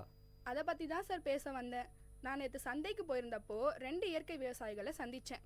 அவங்க 2 பேருமே இயற்கை முறையில் மாந்தோப்பு பராமரிக்கிறாங்க. அதில் ஒருத்தருக்கு மகசூல் அதிகமாக வந்திருக்கு, இன்னொருத்தருக்கு கம்மியாக வந்திருக்கு. அப்படியா செல்வி? அவங்க நிலத்துல என்ன பயன்படுத்துகிறாங்கன்னு கேட்டிங்களா? அவங்களோட பிரச்சனையெல்லாம் விசாரிச்சிங்களா? சார், நான் எல்லாத்தையுமே தெளிவாக கேட்டு எழுதிட்டு வந்திருக்கேன். எங்கே கொடுங்க பார்ப்போம். இந்தாங்க சார். பூ கருகிருக்குன்னு போட்டிருக்கு, தண்ணி கரெக்டாக இருக்குது, பூச்சியோ நோய் தாக்கலோ இல்லை. அப்படி பார்த்தா இது அநேகமாக பொட்டாசியம் அப்படி இல்லைன்னா நைட்ரஜன் அளவு அதிகமானதுனால வந்திருக்கலாம். எனக்கு கொஞ்சம் டைம் கொடுமா, நான் என்னன்னு பார்த்துட்டு நாளைக்கு உனக்கு தீர்வை சொல்கிறேன். சரிங்க சார். மறுநாள் ஆசிரியர் மாணவியிடம் விளக்கத்தை கொடுத்தார். செல்வி, நீ கொடுத்த விவரத்தெல்லாம் பார்த்தம்மா. நிலத்துல நைட்ரஜன் சத்து அதிகமானதுனால பூ கருகிருக்கு. நான் இந்த நோட்டில் விவரமாக எழுதியிருக்கேன், நீ படித்து அவங்களுக்கு புரிய வச்சிடுமா. சரிங்க சார், நான் அவங்கள பார்த்து சொல்லிடுறேன். பின் மாணவி இயற்கை விவசாயியான சீதாவை சந்தித்தாள். வாமா செல்வி, நான் என் பிரச்சனைலாம் சொன்னனே, இதெல்லாம் தகவல் தெரிஞ்சிச்சா? நானும் எங்கள் சார்கிட்ட போய் இது எல்லாத்தையும் சொன்னேன். அவரும் சில குறிப்புகள்லாம் கொடுத்துருக்காரு. அதை உங்ககிட்ட சொல்லலான் தான் வந்தேன். முதல்ல நீங்கள் என்ன தெரிஞ்சுக்கணுன்னா, ஒரே ஊரில் இருந்தாலும் வயலுக்கு வயல் மண்ணோட தன்மை மாறும். அதனால் 3 வருஷத்துக்கு ஒரு தடவை மண் பரிசோதனை செஞ்சு பார்க்கணும். நீங்கள் உயிர் உரம் போடும்போது அது கூட ஜீவாமிர்தத்தையும் சேர்த்து போட்டிருக்கீங்க. அதனால தான் நைட்ரஜனோட அளவு அதிகமாகி பூவெல்லாம் கருகிருக்கு. ஓ, இதில் இவ்வளோ விஷயம் இருக்கா? இதுக்கப்புறம் நான் கவனமாக இருக்கமா. அப்படியே இந்த விஷயத்த அந்த கலாக்கிட்டையும் சொல்லி வைக்கிறேன். அப்போ தான் அவளும் முன்னெச்சரிக்கையாக இருப்பாள். இந்தாங்க என் நம்பர். வருங்காலத்தில் உங்களுக்கு எதனா பிரச்சனை இருந்துச்சுன்னா என்கிட்ட சொல்லுங்கள், நான் இதே மாதிரி உங்களுக்கு உதவுறேன். நம்ம விஐடி வேளாண் துறையில் விவசாயிகள் இணைப்பு திட்டம், அதாவது ஃபார்மர்ஸ் அட்டாச்மெண்ட் ப்ரோக்ராம் மூலமாக ஒவ்வொரு வேளாண் மாணவர்களையும் சீதா மாதிரி இருக்கிற விவசாயிகள் கூட இணைக்கும் போது கள பிரச்சனைகளை பற்றி மாணவர்களுக்கு விழிப்புணர்வு ஏற்படுது மற்றும் விவசாயிகளுக்கும் பயனுள்ளதாக இருக்குது. இந்த இருவழி கற்றல் திட்டத்தில் விவசாயிகளை ஆசிரியர்களாகவும் விஐடி வேளாண் துறை அங்கீகரிக்குது. மீண்டும் தினம் ஒரு வேளாண் செய்தியில் நாளை சந்திப்போம். நான் உங்கள் திவ்யநேகா, மதுமித்ரா, காயத்ரி, மாலினி, சஷாந்த், விஐடி வேளாண் துறை மாணவர்கள். இது உங்கள் விஐடி பண்பலை 90.8 விஐடியின் சமுதாய வானொலி. விவசாயி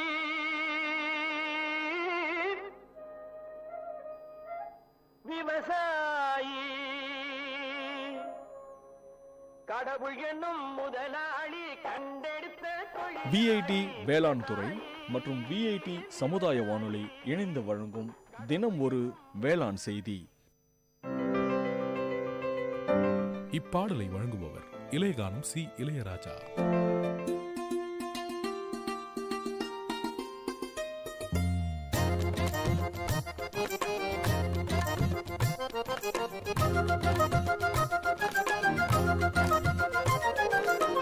கண்ணே ஒன்ன காணாம நான் கவி பாடுறேன், நெஞ்சுக்குள்ள ஒன்ன வச்சு தினவாடுறேன். மதுரை மல்லி வாசம் உன்னை பார்த்தாலே பேசும், ஓம் கொலுசு சத்தம் கேட்டு அந்த கோயில் மணியாடும். கண்ணே ஒன்ன காணாம நான் கவி பாடுறேன், நெஞ்சுக்குள்ள ஒன்ன வச்சு தினவாடுறேன்.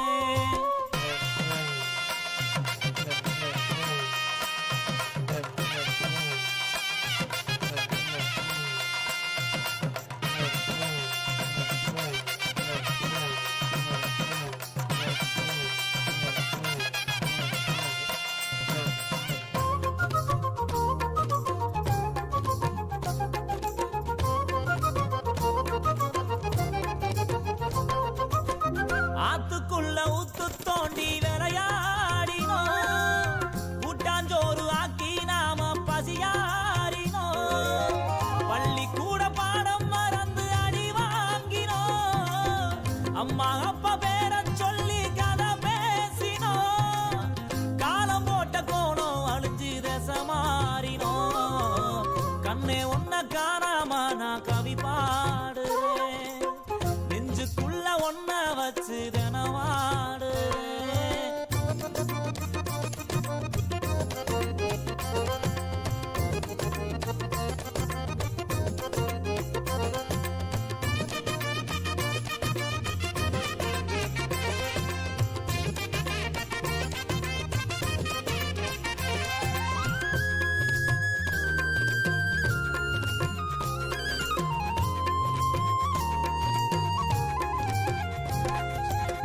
நொங்குரோத வண்டி ஓட்டி நான் ஓடினோம், மண் குதிரை மேல நின்று சதிராடினோம். அந்த நாலு நெஞ்சுக்குள்ள அலப்பாயுதே, நஞ்சு போன ஞாபகங்கள் மனமாடுதே. பாதையெல்லாம் பார்த்து பார்த்து விழிவாடுதே. கண்ணே ஒன்ன காணாம நான் கவி பாடுறேன், நெஞ்சுக்குள்ள ஒன்ன வச்சு தினவாடுறேன்.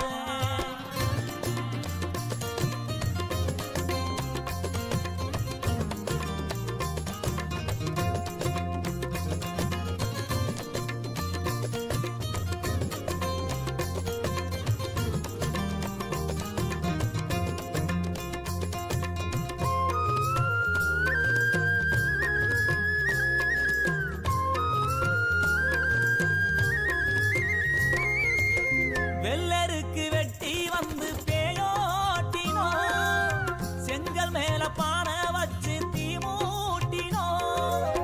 அந்த நாலு நெஞ்சுக்குள்ள கடம் போடுதே, எந்த நாலு நீயும் வருவே விட தேடுதே. ஆசையெல்லாம் இதையே கேட்டு தினவாடுதே. கண்ணே ஒன்ன காணாம நான் கவி பாடுறேன், நெஞ்சுக்குள்ள ஒன்ன வச்சு தினவாடுறேன். மதுரை மல்லி வாசம் உன்னை பார்த்தாலே பேசும், ஓம் கொலுசு சத்தம் கேட்டு அந்த கோயில் மணியாடும். கண்ணே ஒன்ன காணாம நான் கவி பாடுறேன், நெஞ்சுக்குள்ள ஒன்ன வச்சு தினவாடுறேன். இப்பாடலை வழங்கியவர் இளையகானம் சி இளையராஜா.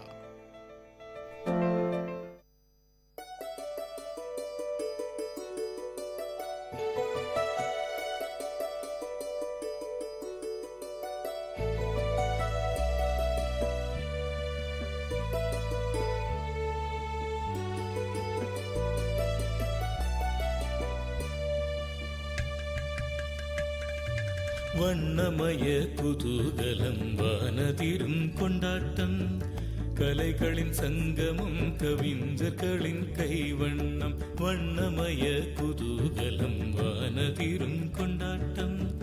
கலைகளின் சங்கமம் கவிஞர்களின் கைவண்ணம் எண்ணங்கள் தொடும் உயரம் விண்ணளவு நாம் அறிவோம். ஒன்று கூடி எல்லோரும் கொண்டாடுவோம் ஃபெஸ்டிவிட்டி. ஃபெஸ்டிவிட்டி இதுவே விஐடியின் ஃபெஸ்டிவிட்டி. ஃபெஸ்டிவிட்டி ஓ ஃபெஸ்டிவிட்டி.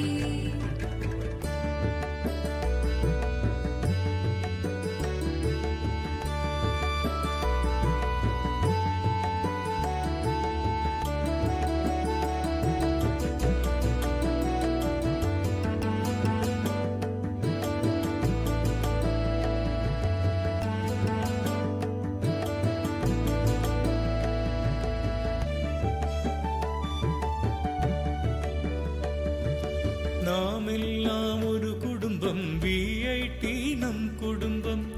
உலகெங்கும் பரவி நிற்கும் விஐடி நம் குடும்பம்.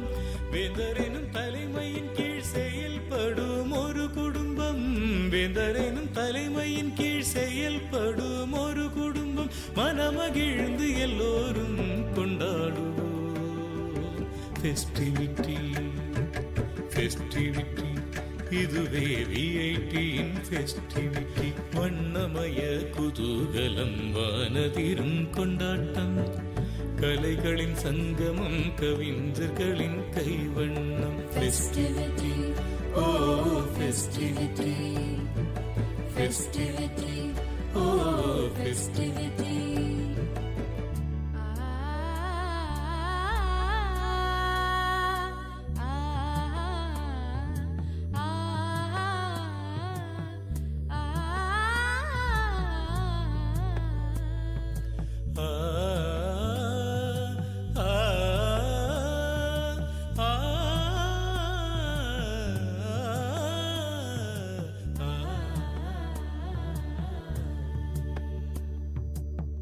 பல வண்ண பாடல்கள் மயிலாடும் மாட்டங்கள் பளிச்சிடும் திறமைகள் ஒளிர்விடும் சிகரங்கள் அது தொடும் உயரங்கள் என்றென்றும் நிலைத்திடும். அது தொடும் உயரங்கள் என்றென்றும் நிலைத்திடும். விண்வியக்கும் ஒரு சொர்க்கம் இனி இங்கே அமைந்திடும். ஃபெஸ்டிவிட்டி இதுவே விஐடியின் ஃபெஸ்டிவிட்டி. வண்ணமய குதூகலம் வானதிரும் கொண்டாட்டம். கலைகளின் சங்கமம் கவிஞர்களின் கைவண்ணம். வண்ணமய குதூகலம் வானதிரும் கொண்டாட்டம்.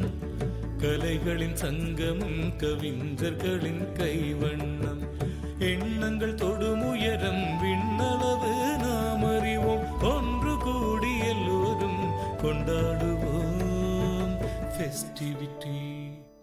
ஃபெஸ்டிவிட்டி இதுவே விஐடியின் ஃபெஸ்டிவிட்டி. ஃபெஸ்டிவிட்டி ஓ ஃபெஸ்டிவிட்டி.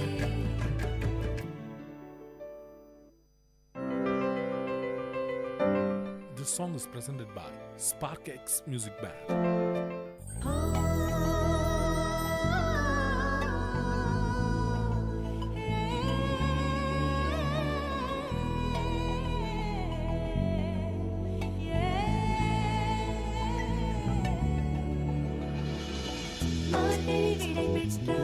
கைமகள் பிறக்கின்றாள். தமிழர் கொண்டாடும் சொர்க்க நாளிது.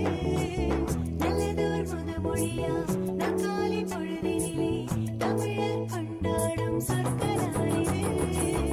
உள்ளமும் உடலும் வாழ்க்கையில் வளர்ந்திட கைமகள் பிறந்து விட்டாளே. கவலை கஷ்டங்கள் வாழ்க்கையில் மறைந்திட கைமகள் பிறந்து விட்டாளே.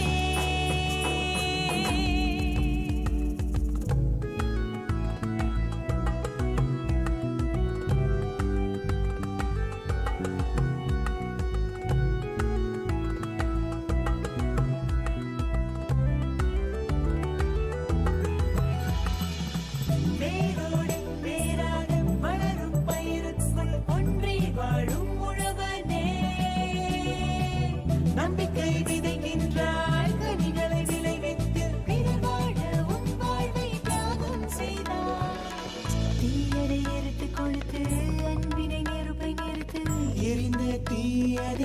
காற்றோடு அனுப்பிடு. நேரம் நல்ல நேரம், மாற்றம் புது மாற்றம், புது மனிதன் உன்னோடு உருவாகட்டும். மார்கழி விடை பெற்றால் தெய்வங்கள் பிறக்கின்றாள். தமிழர் கொண்டாடும் சொர்க்க நாளிது. நல்லதோர் முதுமொழியாம் நற்காலை பொழுதினிலே தமிழர் கொண்டாடும் சொர்க்க நாளிது. உள்ளமும் உடலும் வாழ்க்கையில் மலர்ந்திட கைமகள் பிறந்து விட்டாளே. கவலை கஷ்டங்கள் வாழ்க்கையில் மறைந்திட கைமகள் பிறந்து விட்டாளே.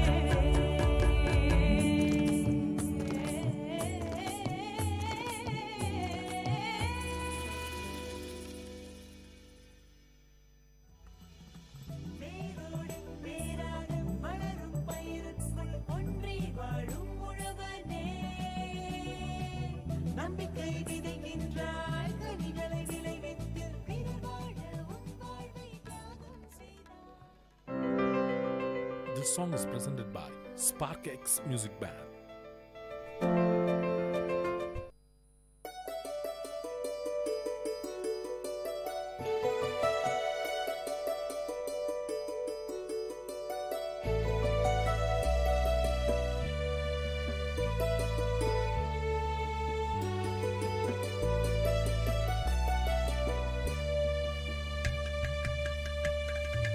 வண்ணமய குதூகலம் வானதிரும் கொண்டாட்டம், கலைகளின் சங்கமம் கவிஞர்களின் கைவண்ணம். வண்ணமய குதூகலம் வானதிரும் கொண்டாட்டம், கலைகளின் சங்கமம் கவிஞர்களின் கைவண்ணம்.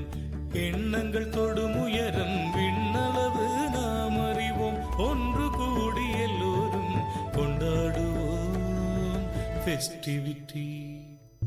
Festivity, இதுவே விஐடியின் festivity, festivity, oh festivity.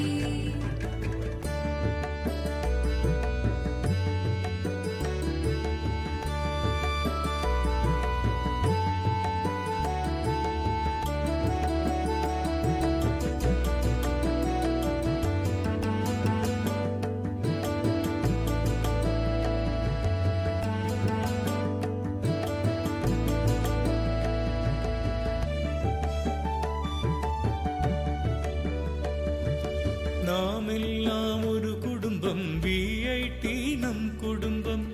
உலகெங்கும் பரவி நிற்கும் விஐடி நம் குடும்பம். வேந்தரெனும் தலைமையின் கீழ் செயல்படும் ஒரு குடும்பம்.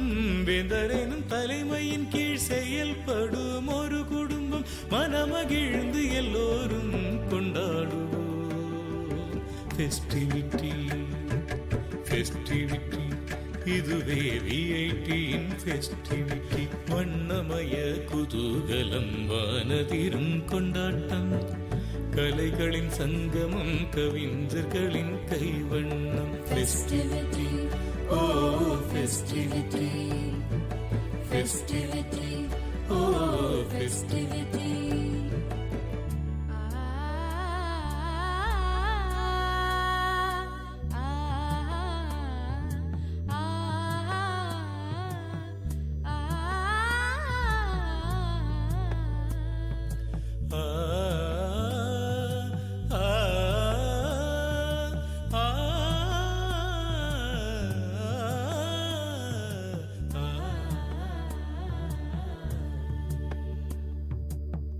பல வண்ண பாடல்கள், மயிலாடும் மாட்டங்கள், பளிச்சிடும் திறமைகள், ஒளிர்விடும் சிகரங்கள், அது தொடும் உயரங்கள் என்றென்றும் நிலைத்திடும். அது தொடும் உயரங்கள் என்றென்றும் நிலைத்திடும். விண்வியக்கும் ஒரு சொர்க்கம் இனி இங்கே அமைந்திடும். Festivity, இதுவே விஐடியின் ஃபெஸ்டிவிட்டி. வண்ணமய குதூகலம் வானதிரும் கொண்டாட்டம், கலைகளின் சங்கமம் கவிஞர்களின் கைவண்ணம். வண்ணமய குதூகலம் வானதிரும் கொண்டாட்டம், கலைகளின் சங்கமம் கவிஞர்களின் கைவண்ணம். எண்ணங்கள் தொடும் உயரம் விண்ணளவு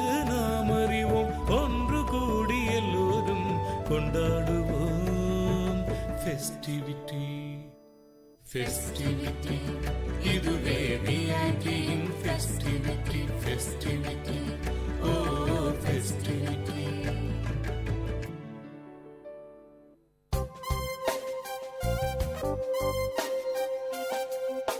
மண் வாசனை உங்கள் விஐடி பண்பலை 90.8 வேளாண்மை வேளாண்மை சார்ந்த தொழில்நுட்பம் பசுமை படரும் விவசாய தொழில்கள் பண்ணை முறைகள் என மானுடம் காக்கும் உழவு சார்ந்த நிகழ்ச்சி. வணக்கம். உணவே மருந்து எனும் உயரிய கோட்பாட்டில் இயங்குவது நமது சமூகம். உணவினை கட்டுப்படுத்துவதன் மூலமே நோய்களை கட்டுப்படுத்த முடியும் என்கின்ற உயரிய கோட்பாடு நமது சமூகத்தின் கோட்பாடு. இன்று உணவின் வழி ஏராளமான நச்சு நமது உடலில் சேருவதும் அதனால் ஏராளமான நோய்களுக்கு ஆட்படுவதும் நடந்தேறி கொண்டிருக்கிறது. உச்சகட்டமாக கேள்விப்பட்டது அறிந்தது தாய்ப்பாலிலும் விஷம் கலந்திருக்கின்ற உண்மைதான். இதற்கு காரணம் அந்த தாய் எடுத்துக்கொண்ட உணவில் இருந்த நச்சுத்தன்மைதான் என்பதை ஆய்வுகள் தெளிவுபடுத்தின. இன்றைய காலகட்டத்தில் நச்சில்லாத உணவை மக்களுக்கு கிடைக்க வேண்டும் என்பதற்காக இயற்கை விவசாயிகள் பல சங்கடங்களுக்கு இடையில பல கடுமையான உழைப்புக்கு இடையில உற்பத்தி செய்து கொண்டிருக்கின்றார்கள். அவர்கள் எந்தவித ரசாயன உரத்தையோ ரசாயன பூச்சிக்கொல்லிகளையோ பயன்படுத்தாமல் இயற்கை உரங்களையும் இயற்கை பூச்சி விரட்டிகளையும் பயன்படுத்தி உணவை உற்பத்தி செய்கிறார்கள். காய்கறிகள், கீரைகள், பாரம்பரிய அரிசி வகைகள், அதே போலவே சிறுதானிய வகைகள் அனைத்தையும் உற்பத்தி செய்து மக்களுக்கு அளிப்பதற்காக தயாராக இருக்கின்றார்கள். அவர்களுக்கான ஒரு மேடையாக மக்கள் நலச்சந்தை உருவாக்கி இருக்கின்றோம். மக்கள் நலச்சந்தை வழியாக மக்களுக்கு நேரடியாக இந்த ரசாயன உரம் கலக்காத உணவுகள், குறிப்பாக காய்கறிகள், கீரைகள், பழங்கள், அதே போலவே சிறுதானியங்கள் கிடைப்பதற்காக மக்கள் நலச்சந்தை என்கின்ற ஒரு எளிய சந்தையினை உருவாக்கி இருக்கின்றோம். இது ஆரோக்கியமானவைகள், இயற்கை விவசாயத்தில் விளைந்தவைகள் கூடுதல் விலையின்றி நியாய விலையில் ஒரே இடத்தில் விவசாயிகள், உற்பத்தியாளர்கள் நேரடி விற்பனையில் இந்த சந்தை இயங்குகிறது. இது ஒரு தனித்துவமான சந்தை. இயற்கை விவசாயிகள் ஒருங்கிணைந்து நடத்தும் வாரச்சந்தை மற்றும் மாதச்சந்தை வழக்கமாக நடைபெற்று கொண்டிருக்கிறது. வாரச்சந்தையை பொறுத்தவரையில் ஒவ்வொரு வாரமும் புதன்கிழமைகளில் காலை 6 மணி முதல் 10 மணி வரை நடைபெறுகிறது. நடைபெறும் இடம் அசோக் பிளான் நர்சரி, நம்பர் 4, 4வது கிழக்கு மெயின் ரோடு, ஆக்சிலியம் கல்லூரி ரவுண்டானா அருகில், காந்தி நகர், வேலூர் 6. இதற்கான தொடர்பாளர் டி ராஜேஷ், 7092629395. இவரை தொடர்பு கொண்டு வாங்குவதாக இருந்தாலும் சரி, விற்பனை செய்யக்கூடிய விவசாயிகளாக இருந்தாலும் இவரை தொடர்பு கொள்ளலாம். இதை தவிர மாதம் ஒரு முறை சிறப்பு சந்தையாக மக்கள் நலச்சந்தை ஒவ்வொரு மாதமும் 2ஆம் சனிக்கிழமைகளில் காலை 6 மணி முதல் 2 மணி வரை நடைபெறுகிறது. இடம் திருமகள் திருமண மண்டபம், ஆக்சிலியம் கல்லூரி சாலை, காந்தி நகர், வேலூர் 6. இந்த சந்தையில் காய்கறிகள், பழங்கள், கீரைகள், பாரம்பரிய அரிசி வகைகள், எண்ணெய், தேன், சத்துமாவு, ஊறுகாய் மற்றும் பிற மதிப்பு கூட்டப்பட்டவைகள் விற்பனைக்கு கிடைக்கின்றன. உங்கள் குடும்பத்தின் ஆரோக்கியமான வாழ்விற்காக உங்கள் வீட்டின் அருகில் அவசியம் வாருங்கள். அன்புடன் அழைக்கும் மக்கள் நலச்சந்தை ஒருங்கிணைப்பு குழு. நன்றி.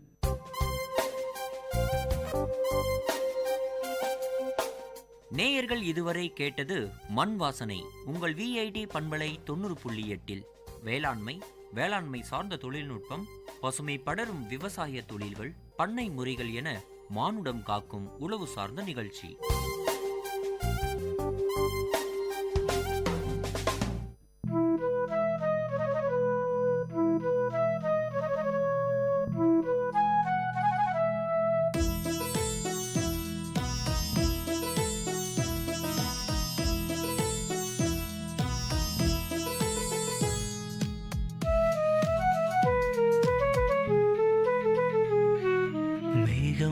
மேகம் என்மேல் நீயும் பூவை பொழிந்தாய், அதிலே என்னை கொஞ்சம் நனைய விட்டு மோகம் கொண்டாய். மேகம் மேகம் என்மேல் நீயும் பூவை பொழிந்தாய், அதிலே என்னை கொஞ்சம் நனைய விட்டே மோகம் கொண்டாய். காலை கதிரே உன் பனித்துளி நான், தினம் என்னை கிள்ளியே நீ எழுப்பி விட்டாய். மேகம் மேகம் என்மேல் நீயும் பூவை பொழிந்தாய், அதிலே என்னை கொஞ்சம் நனைய விட்டே மோகம் கொண்டாய்.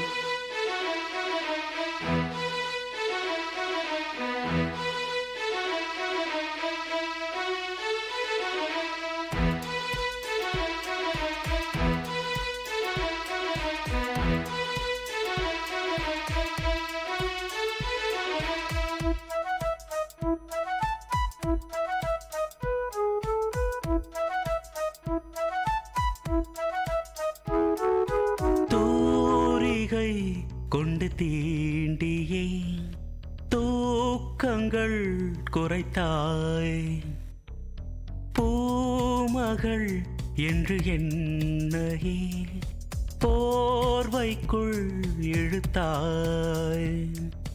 நிலவோடும் நிலம் மீதும் என்னை ஏந்தியே நீலவானிலே நெஞ்சோடு சாய்ந்தாடும் தென்றலே. நம்மை கண்டு நட்சத்திரம் வெட்கப்பட்டு கண்மறைக்கு. மேகம் மேகம் என்மேல் நீயும் பூவை பொழிந்தாய், அதிலே என்னை கொஞ்சம் நனைய விட்டு மோகம் கொண்டாய்.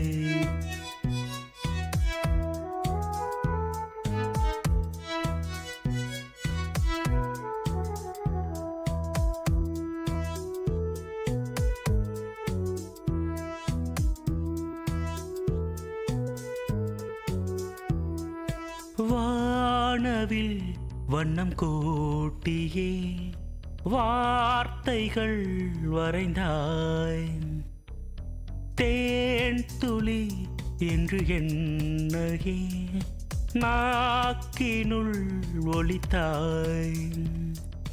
விழியோரம் நடை போடும் ஆசை மேகமே எந்தன் ஜீவனே, கரம் சேர்த்து நடமாடும் சொந்தமே.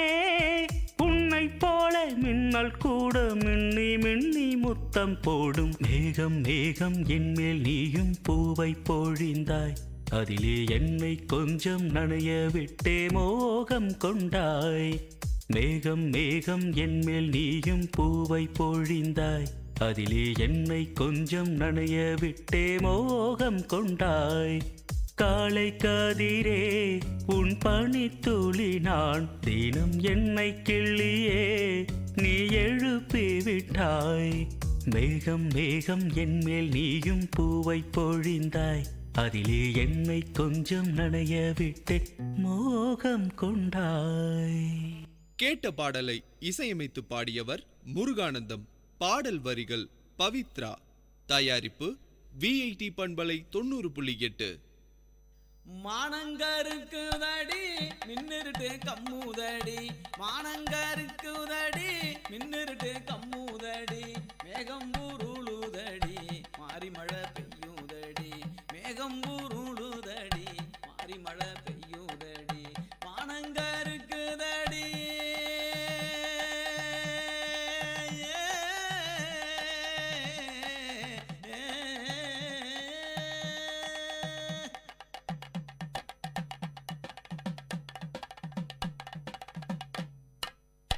காடு காலனி எங்கும் களையெடுக்க போற புள்ள, காடு காலனி எங்கும் களையெடுக்க போற புள்ள. என் மனச பறி கொடுத்து உனக்காக காத்திருந்தேன், என் மனச பறி கொடுத்து உனக்காக காத்திருந்தேன். காலங்கடத்தாதடி காலங்கடத்தாதடி என் கண்ணே என் கண்மணியே, நான் உனக்காக காத்திருக்கேன் பொன்னே என் பூங்கொடியே. காலங்கடத்தாதடி என் கண்ணே என் கண்மணியே, நான் உனக்காக காத்திருப்பேன் பொன்னே என் பூங்கொடியே. மானங்கருக்குதடி மானங்கருக்குதடி மின்னிருட்டு கம்முதடி, மானங்க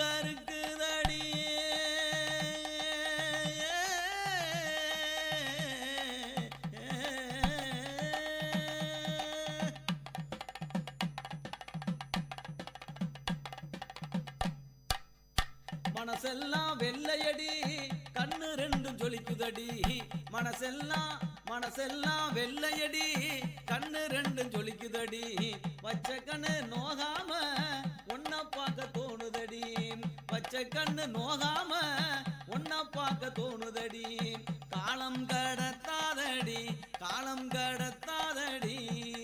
என் கண்ணே என் கண்மணியே நான் உனக்காக காத்திருப்பேன் பொன்னே என் பூங்கொடியே காலம் கடத்தாதடி என் கண்ணே என் கண்மணியே நான் உனக்காக காத்திருக்கேன் பொன்னே என் பூங்கொடியே மானங்கருக்குதடி மின்னிருட்டு கம்முதடி மானங்கருக்குதடி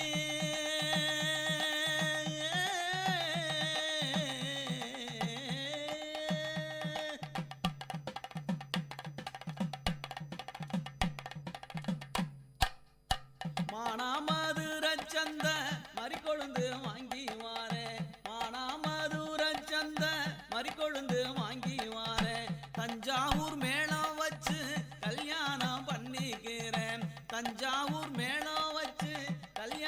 பண்ணிக்கிறேன் மானாமதுரச்சந்த மறிக்கொழுந்து வாங்கி வாரேன் தஞ்சாவூர் மேளம் வச்சு கல்யாணம் பண்ணிக்கிறேன் காலம் கடத்தாதடி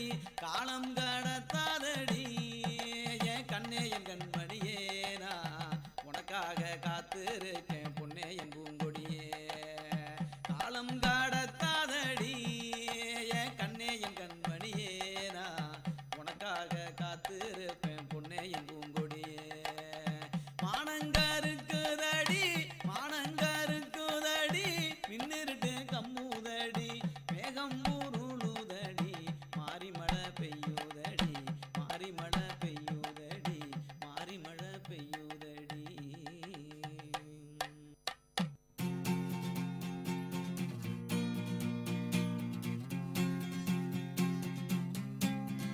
थोड़ी आवारगी हल्की सी बंदगी चुटकी पर बेखुदी जरा सी गफलती थोड़ी आवारगी हल्की सी बंदगी चुटकी पर बेखुदी जरा सी गफलती यारों का जो साथ हो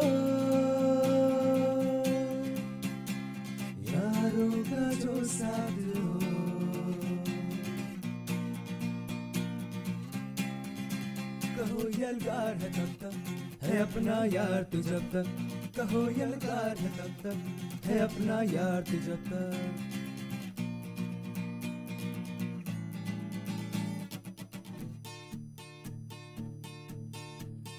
शहरों की गलियों में चने की फलियों में लहरों में झाग है जैसे सिगरी में आग है जैसे बुलंद है अपनी यारी हो गम चाहे दुश्वारी पड़ी जब किस्मत भारी बांट ली हिस्सेदारी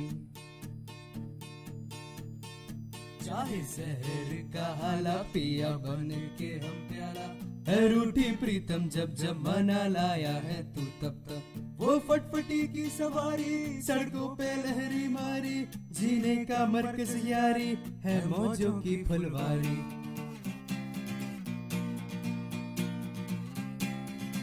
कहो यलगार है तब तक है अपना यार तू जब तक कहो यलगार है तब तक है अपना यार तू जब तक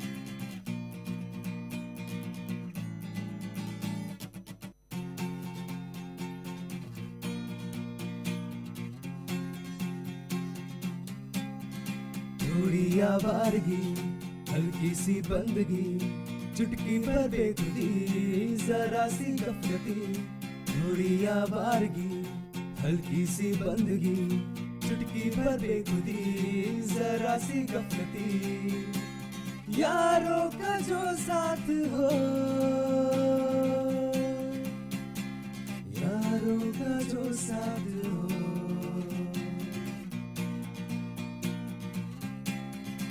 कहो यलगार है तब तक है अपना यार तू जब तक कहो यलगार है तब तक है अपना यार तू जब तक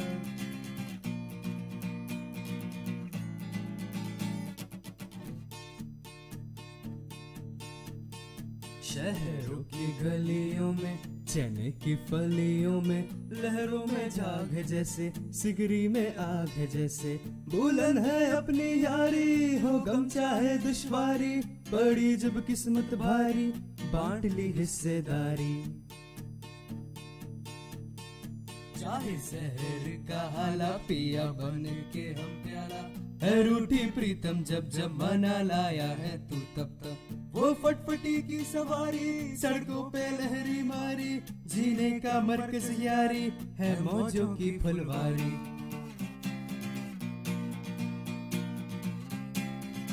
कहो यलगार है तब तक है अपना यार तू जब तक कहो यलगार है तब तक है अपना यार तू जब तक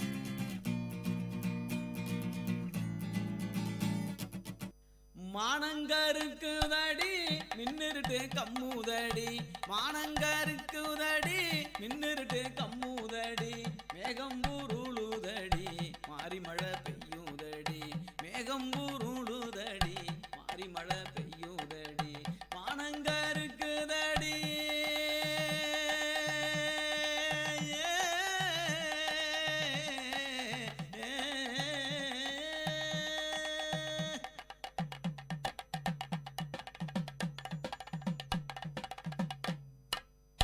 காடு காலனி எங்கும் களையெடுக்க போற புள்ள காடு காலனி எங்கும் களையெடுக்க போற புள்ள என் மனச பறி கொடுத்து உனக்காக காத்திருந்தேன் என் மனச பறி கொடுத்து உனக்காக காத்திருந்தேன் காலங்கடத்தாதடி காலங்கடத்தாதடி என் கண்ணே என் கண்மணியே நான் உனக்காக காத்திருக்கேன் பொன்னே என் பூங்கொடியே காலங்கடத்தாதடி என் கண்ணே என் கண்மணியே நான் உனக்காக காத்திருப்பேன் பொன்னே என் பூங்கொடியே மானங்கருக்குதடி மானங்கருக்குதடி மின்னிருட்டு கம்முதடி மானங்கருக்குதடி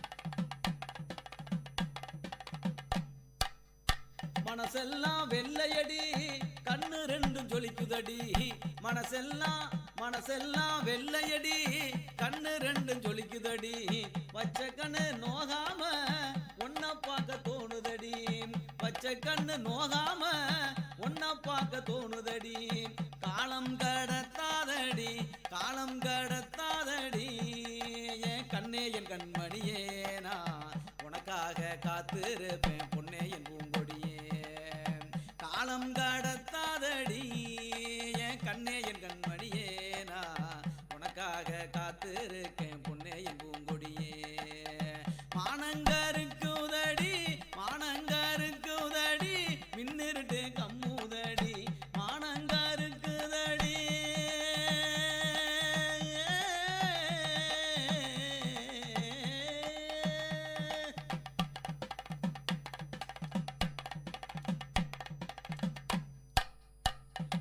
மானாமதுரச்சந்த மறிக்கொழுந்து வாங்கி வாரேன் மானாமதுரச்சந்த மறிக்கொழுந்து வாங்கி வாரேன் தஞ்சாவூர் மேளம் வச்சு கல்யாணம் பண்ணிக்கிறேன் தஞ்சாவூர் மேளம் வச்சு கல்யாணம் பண்ணிக்கிறேன் மானாமதுரச்சந்த மறிக்கொழுந்து வாங்கி வாரேன் தஞ்சாவூர் மேளம் வச்சு கல்யாணம் பண்ணிக்கிறேன் காலம் கடத்தாதடி காலம் கடத்தாதடி என் கண்ணே என் கண்மணியே நான் உனக்காக காத்திருக்கேன் பொன்னே என் பூங்கொடியே காலம் கடத்தாதடி என் கண்ணே என் கண்மணியே நான் உனக்காக காத்திருப்பேன் பொன்னே என் பூங்கொடியே மானங்கருக்குதடி மானங்கருக்குதடி மின்னிருட்டு கம்முதடி மேகம் ஊருளுதடி மாறி மழை பெய்யுதடி மாறி மழை பெய்யுதடி மாறி மழை பெய்யுதடி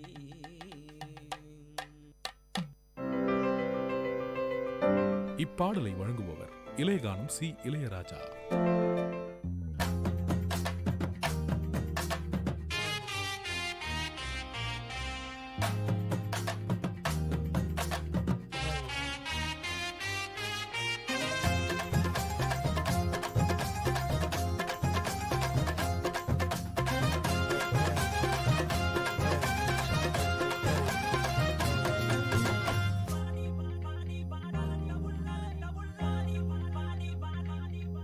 ஆடி வாடி என் கருத்த புள்ள 2 நாளாக உறக்க வல்ல ஆடி வாடி என் கருத்த புள்ள 2 நாளாக உறக்க வல்ல அடி அள்ளி போல தள்ளி நான் வந்த போற தள்ளி ஒன்பதில சொல்லிட்டு போடி அடி அள்ளி போல தள்ளி நான் வந்த போற தள்ளி ஒன்பதில சொல்லிட்டு போடி அடி வாடி வாடி வாடி வாடி என் கருத்த புள்ள 2 நாளாக உறக்க வல்ல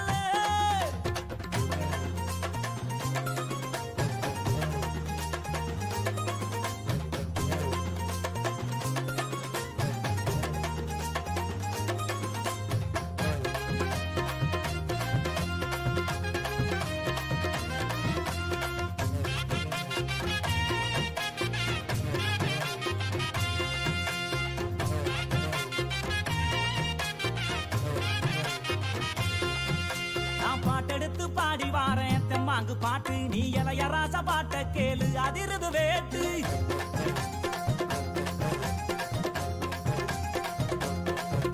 நான் பாட்டெடுத்து பாடி வாரேன் தெம்மாங்கு பாட்டு நீ இளைய ராச பாட்ட கேளு அதிருது வேட்டு யாரு துணையும் இல்ல எனக்கு நிகர் யாரும் அல்ல உடம்பு உடம்பு புள்ள என்னைய ஜெயிக்க எவனும் இல்ல மோதி பாரு அடி பாடு நீ போட்ட போட்டி போடு எனக்கான ஒரு கூட்டம் அடமேலம் கொட்டி ஆட்டம் போடு வாடி அடி வாடி அடி வாடி என் கருத்த உள்ள 2 நாளாக உறக்க வல்ல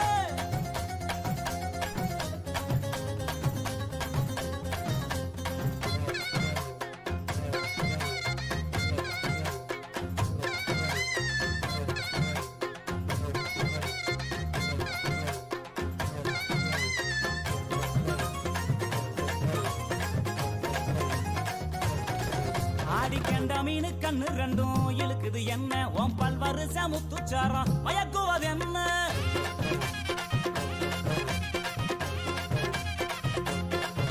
ஆடி கண்ட மீனு கண்ணு ரெண்டும் இழுக்குது என்ன உன் பல்வரிச முத்துச்சாரம் மயக்குவது என்ன உறிஞ்சு ஓதட்டுறைய என்னைய இதுக்கே முடிஞ்சு புட்டு சங்கு கழுத்துறதா என்னையும் வதச்சு வாட்டி புட்டு அடிச்சிட்ட தங்க பட்ட என் பக்கம் நில்லடி ஒன்னு தார உதட்டால நீ வெக்க விட்டு கட்டி கூட்டி வாடி அடி வாடி அடி வாடி என் கருத்த புள்ள 2 நாளாக உறக்க வல்ல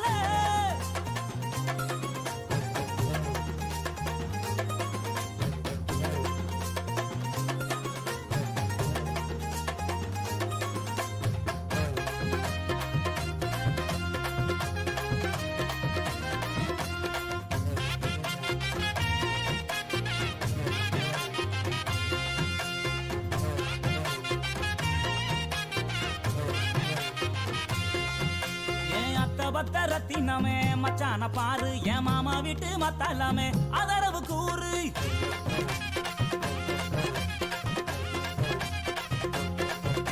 என் அத்த பத்த ரத்தினமே மச்சான பாரு என் மாமா வீட்டு மத்தாலாமே அதரவு கூறு உன்னை விட்ட யாரும் இல்ல எனக்கு ஒட்டிக்கிற வாடி உள்ள கண்ணசைக்கும் நேரத்துல எனக்கு காதல் தீ மூட்டு உள்ள இதை தெரிஞ்சு கொஞ்சம் புரிஞ்சு இந்த மச்சான் சொல்ல கேளு இந்த உலகம் உள்ள வரைக்கும் நீ என்னோட தான் ஒட்டி வாழ வாடி என் கருத்த புள்ள 2 நாளாக உறக்க வல்ல அடி வாடி என் கருத்த புள்ள 2 நாளாக உறக்க வல்ல அடி அள்ளி போல தள்ளி நான் வந்த போற தள்ளி ஒன்பதில சொல்லிட்டு போடி அடி அள்ளி போல தள்ளி நான் வந்த போற தள்ளி ஒன்பதில சொல்லிட்டு போடி அடி வாடி வாடி வாடி வாடி என் கருத்த புள்ள. இப்பாடலை வழங்கியவர் இளையகானம் C Ilaiyaraaja.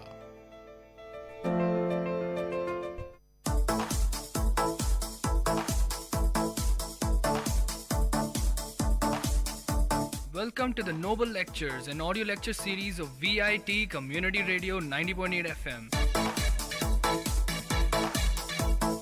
Interesting innovations, technological inventions, technical presentations, inspiring impressions, philosophical thoughts, lingual leaps, artistic amusements, and lecture formats delivered by eminent professors, researchers, and innovators from various fields. Let the talks touch your thoughts with our noble notions.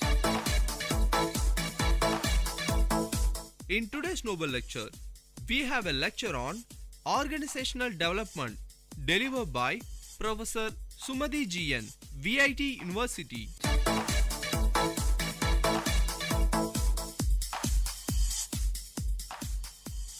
Welcome to Noble Lecture. I'm Dr. Sumati GN, Associate Professor, VIT Business School, VIT University. In this session, we are going to talk about organization development. You all know today change is permanent and no organization can escape from that. And they are facing multiple challenges and threats. Though there are many ways to cope up with these challenges, one important way is through organization development. That's why a course on OD, organization development, will help you to identify the problems in the organization and you will know how to take advantage of the opportunities so that you could solve your problems and better over time. And more importantly, if you know, the companies are valuing the employees the most. That's why they call the people as assets of the organization. Why do you think? That's because people are rare, unimitable, and they are found to be valuable. Why do you think such valuable importance is given to people? You find many organizations using similar technology, similar methods, similar process. But why one company is very successful and why not? The answer is, it's because of the people in the organization. So any step that an organization takes to improve the organization or to improve the company is only through by means of improving the conditions of people lives in the organization. And this is the base for OD. OD is not a new concept. It dates back to nearly 1950s through action research. Kurt Lewin, a German-American psychologist, was the first to study the group dynamics and organization development. And he stated that OD is as good as practical, where it is emphasizing both the practical and theoretical side. Why are we focusing both practical and theory? Because any theory without practical application is of no use. And any practical use which is not based on the theory can't be taken as valid and you can't look for the sustainability in that. And that's why OD is talking about both the sides, both your practical part and your theoretical part. So to undergo the change process. So where do you think the change is required? It is required at all levels. At the level of the strategy, at the level of the technology that is used in the organization, in the structure of the organization, at the process level, and even at the individual level. I guess many of you would have read the book on Who Moved My Cheese, authored by Spencer Johnson. You know what the author has highlighted? The author is saying that unless you are updating yourself to the current technology, the current skills, you become extinct in the organization. So you can't always rely on the comfortability of the existing skills. You have to upgrade. Otherwise, you will be making a fatal flaw. So with this introduction about OD, in this session, you're going to talk about three things. One, what is the application of OD at Vodafone? In this session, we are going to talk about three things. Number one, what is the application of OD at Vodafone? And then try to understand the meaning of OD. And finally, let's learn about an OD intervention technique. None of us will forget the Zuzu ads of Vodafone. And also now a musician comes and he's playing with his instruments. And he find people were not looking at him. So he started to play all the instrument at one shot. So what does it mean? If you get many things in one shot, people are attracted and people love that. And that's what the global communication technology company Vodafone is doing. It's the early leader in the mobile technology market and it's now making a revenue of 23 billion rupees, employing about 91,000 employees and spread across worldwide. How did Vodafone make this achievement? It doesn't happen overnight.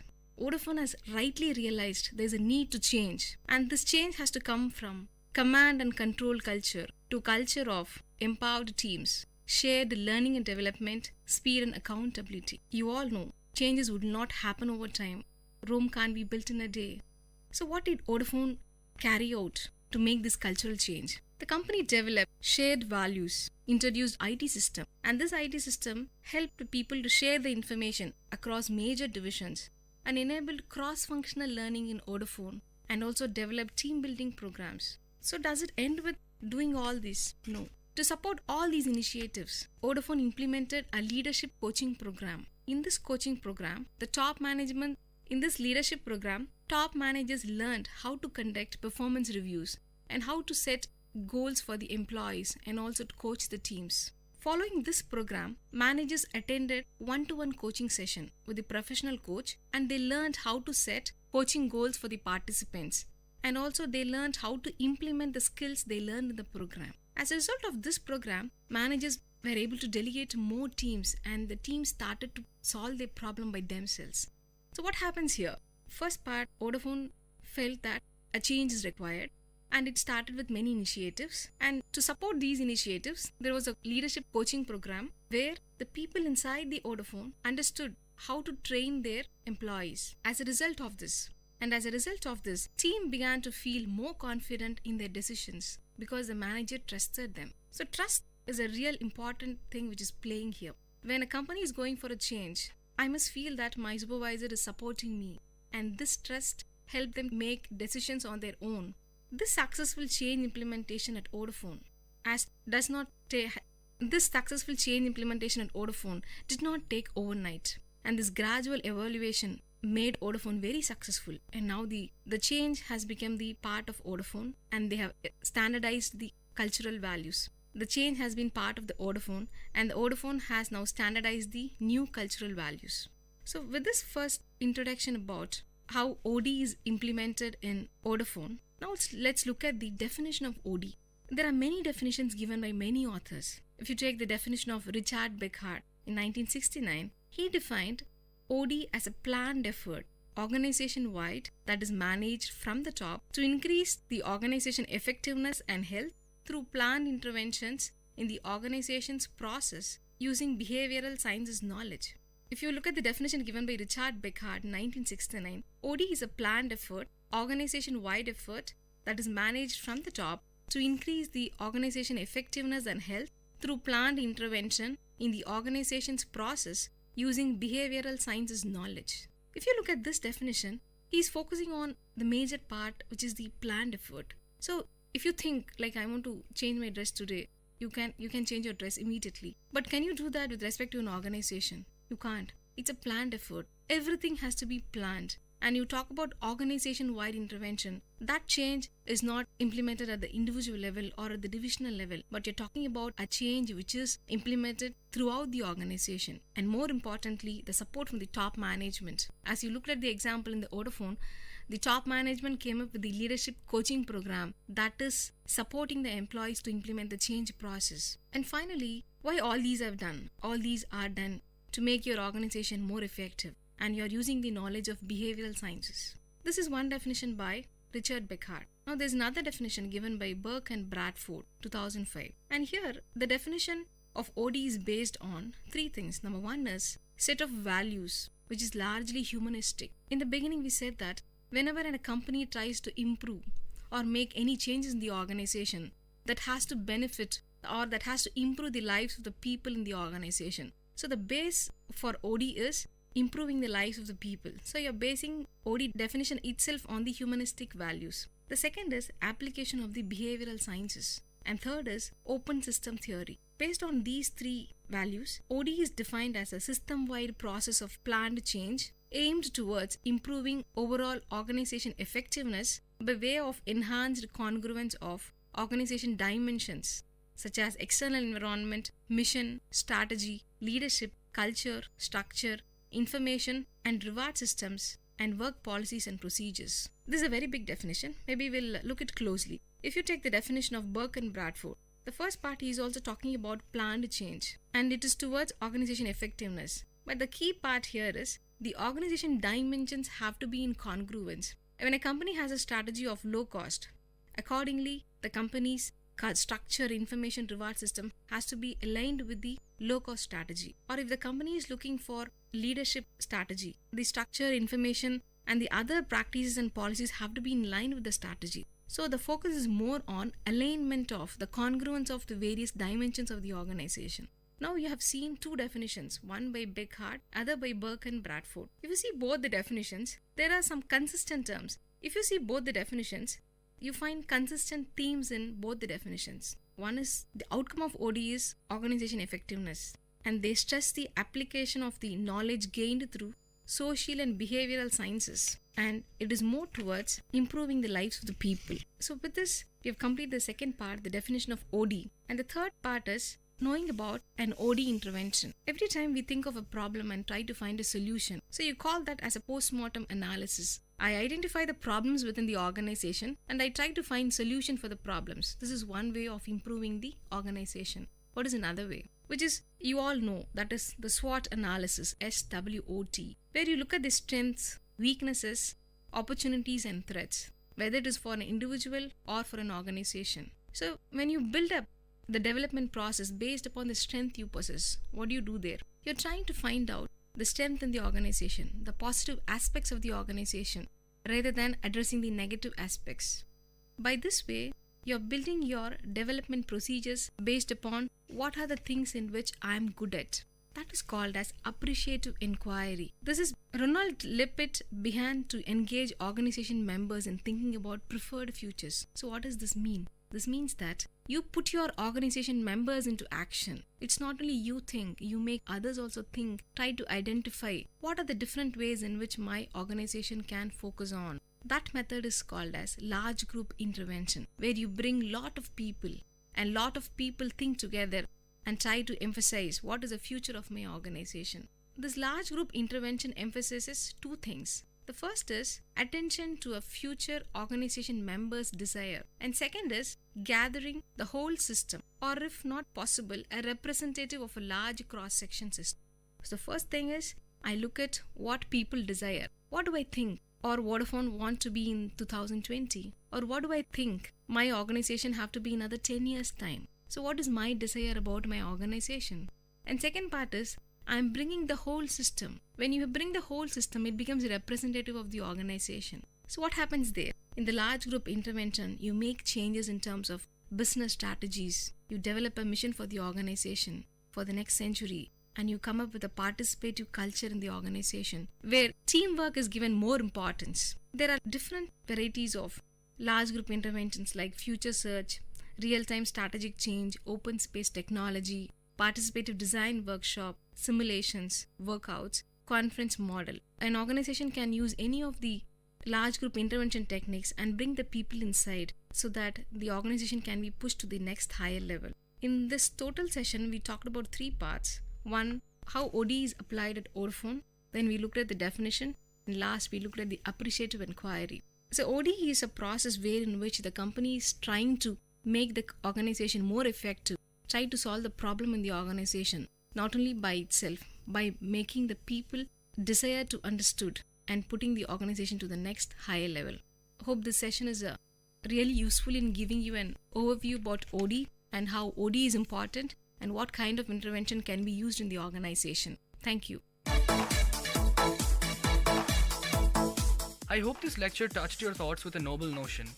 Tune into the Noble Lecture series of VIT Community Radio for another noble talk from eminent professors, researchers, and innovators from different fields.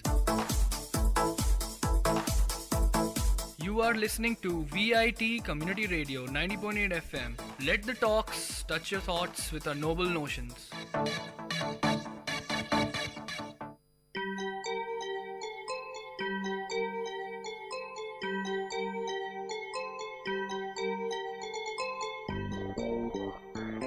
வணக்கம், நமஸ்தே, நமஸ்கார், சலாம் and வந்தனம்.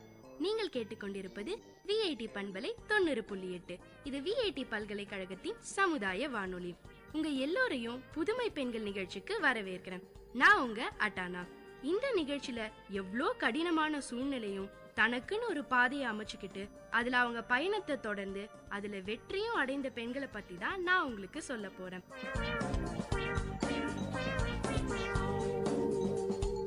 நம்ம எல்லார் வீட்லயும் பொதுவா ஏதாவது books வாங்குறது உண்டு. ஏன் காலையில தினத்தந்தில ஆரம்பிச்சு குமுதம், குங்குமம்னு லிஸ்ட் ரொம்ப பெருசா போயிட்டே இருக்கோங்க. நம்மளும் அதை படிப்போம், அப்படியே எடைக்கு போட்டுட்டு வெங்காயமும் வாங்கிடுவோம். ரொம்ப அவசியமான பக்கங்களை சேர்த்து வச்சு திரும்பி படிக்கிறதோ இல்ல அதை தேவைப்படும் போது எடுத்து படிக்கிற மாதிரியான வசதியெல்லாம் நம்ம வச்சுக்கிறது இல்ல.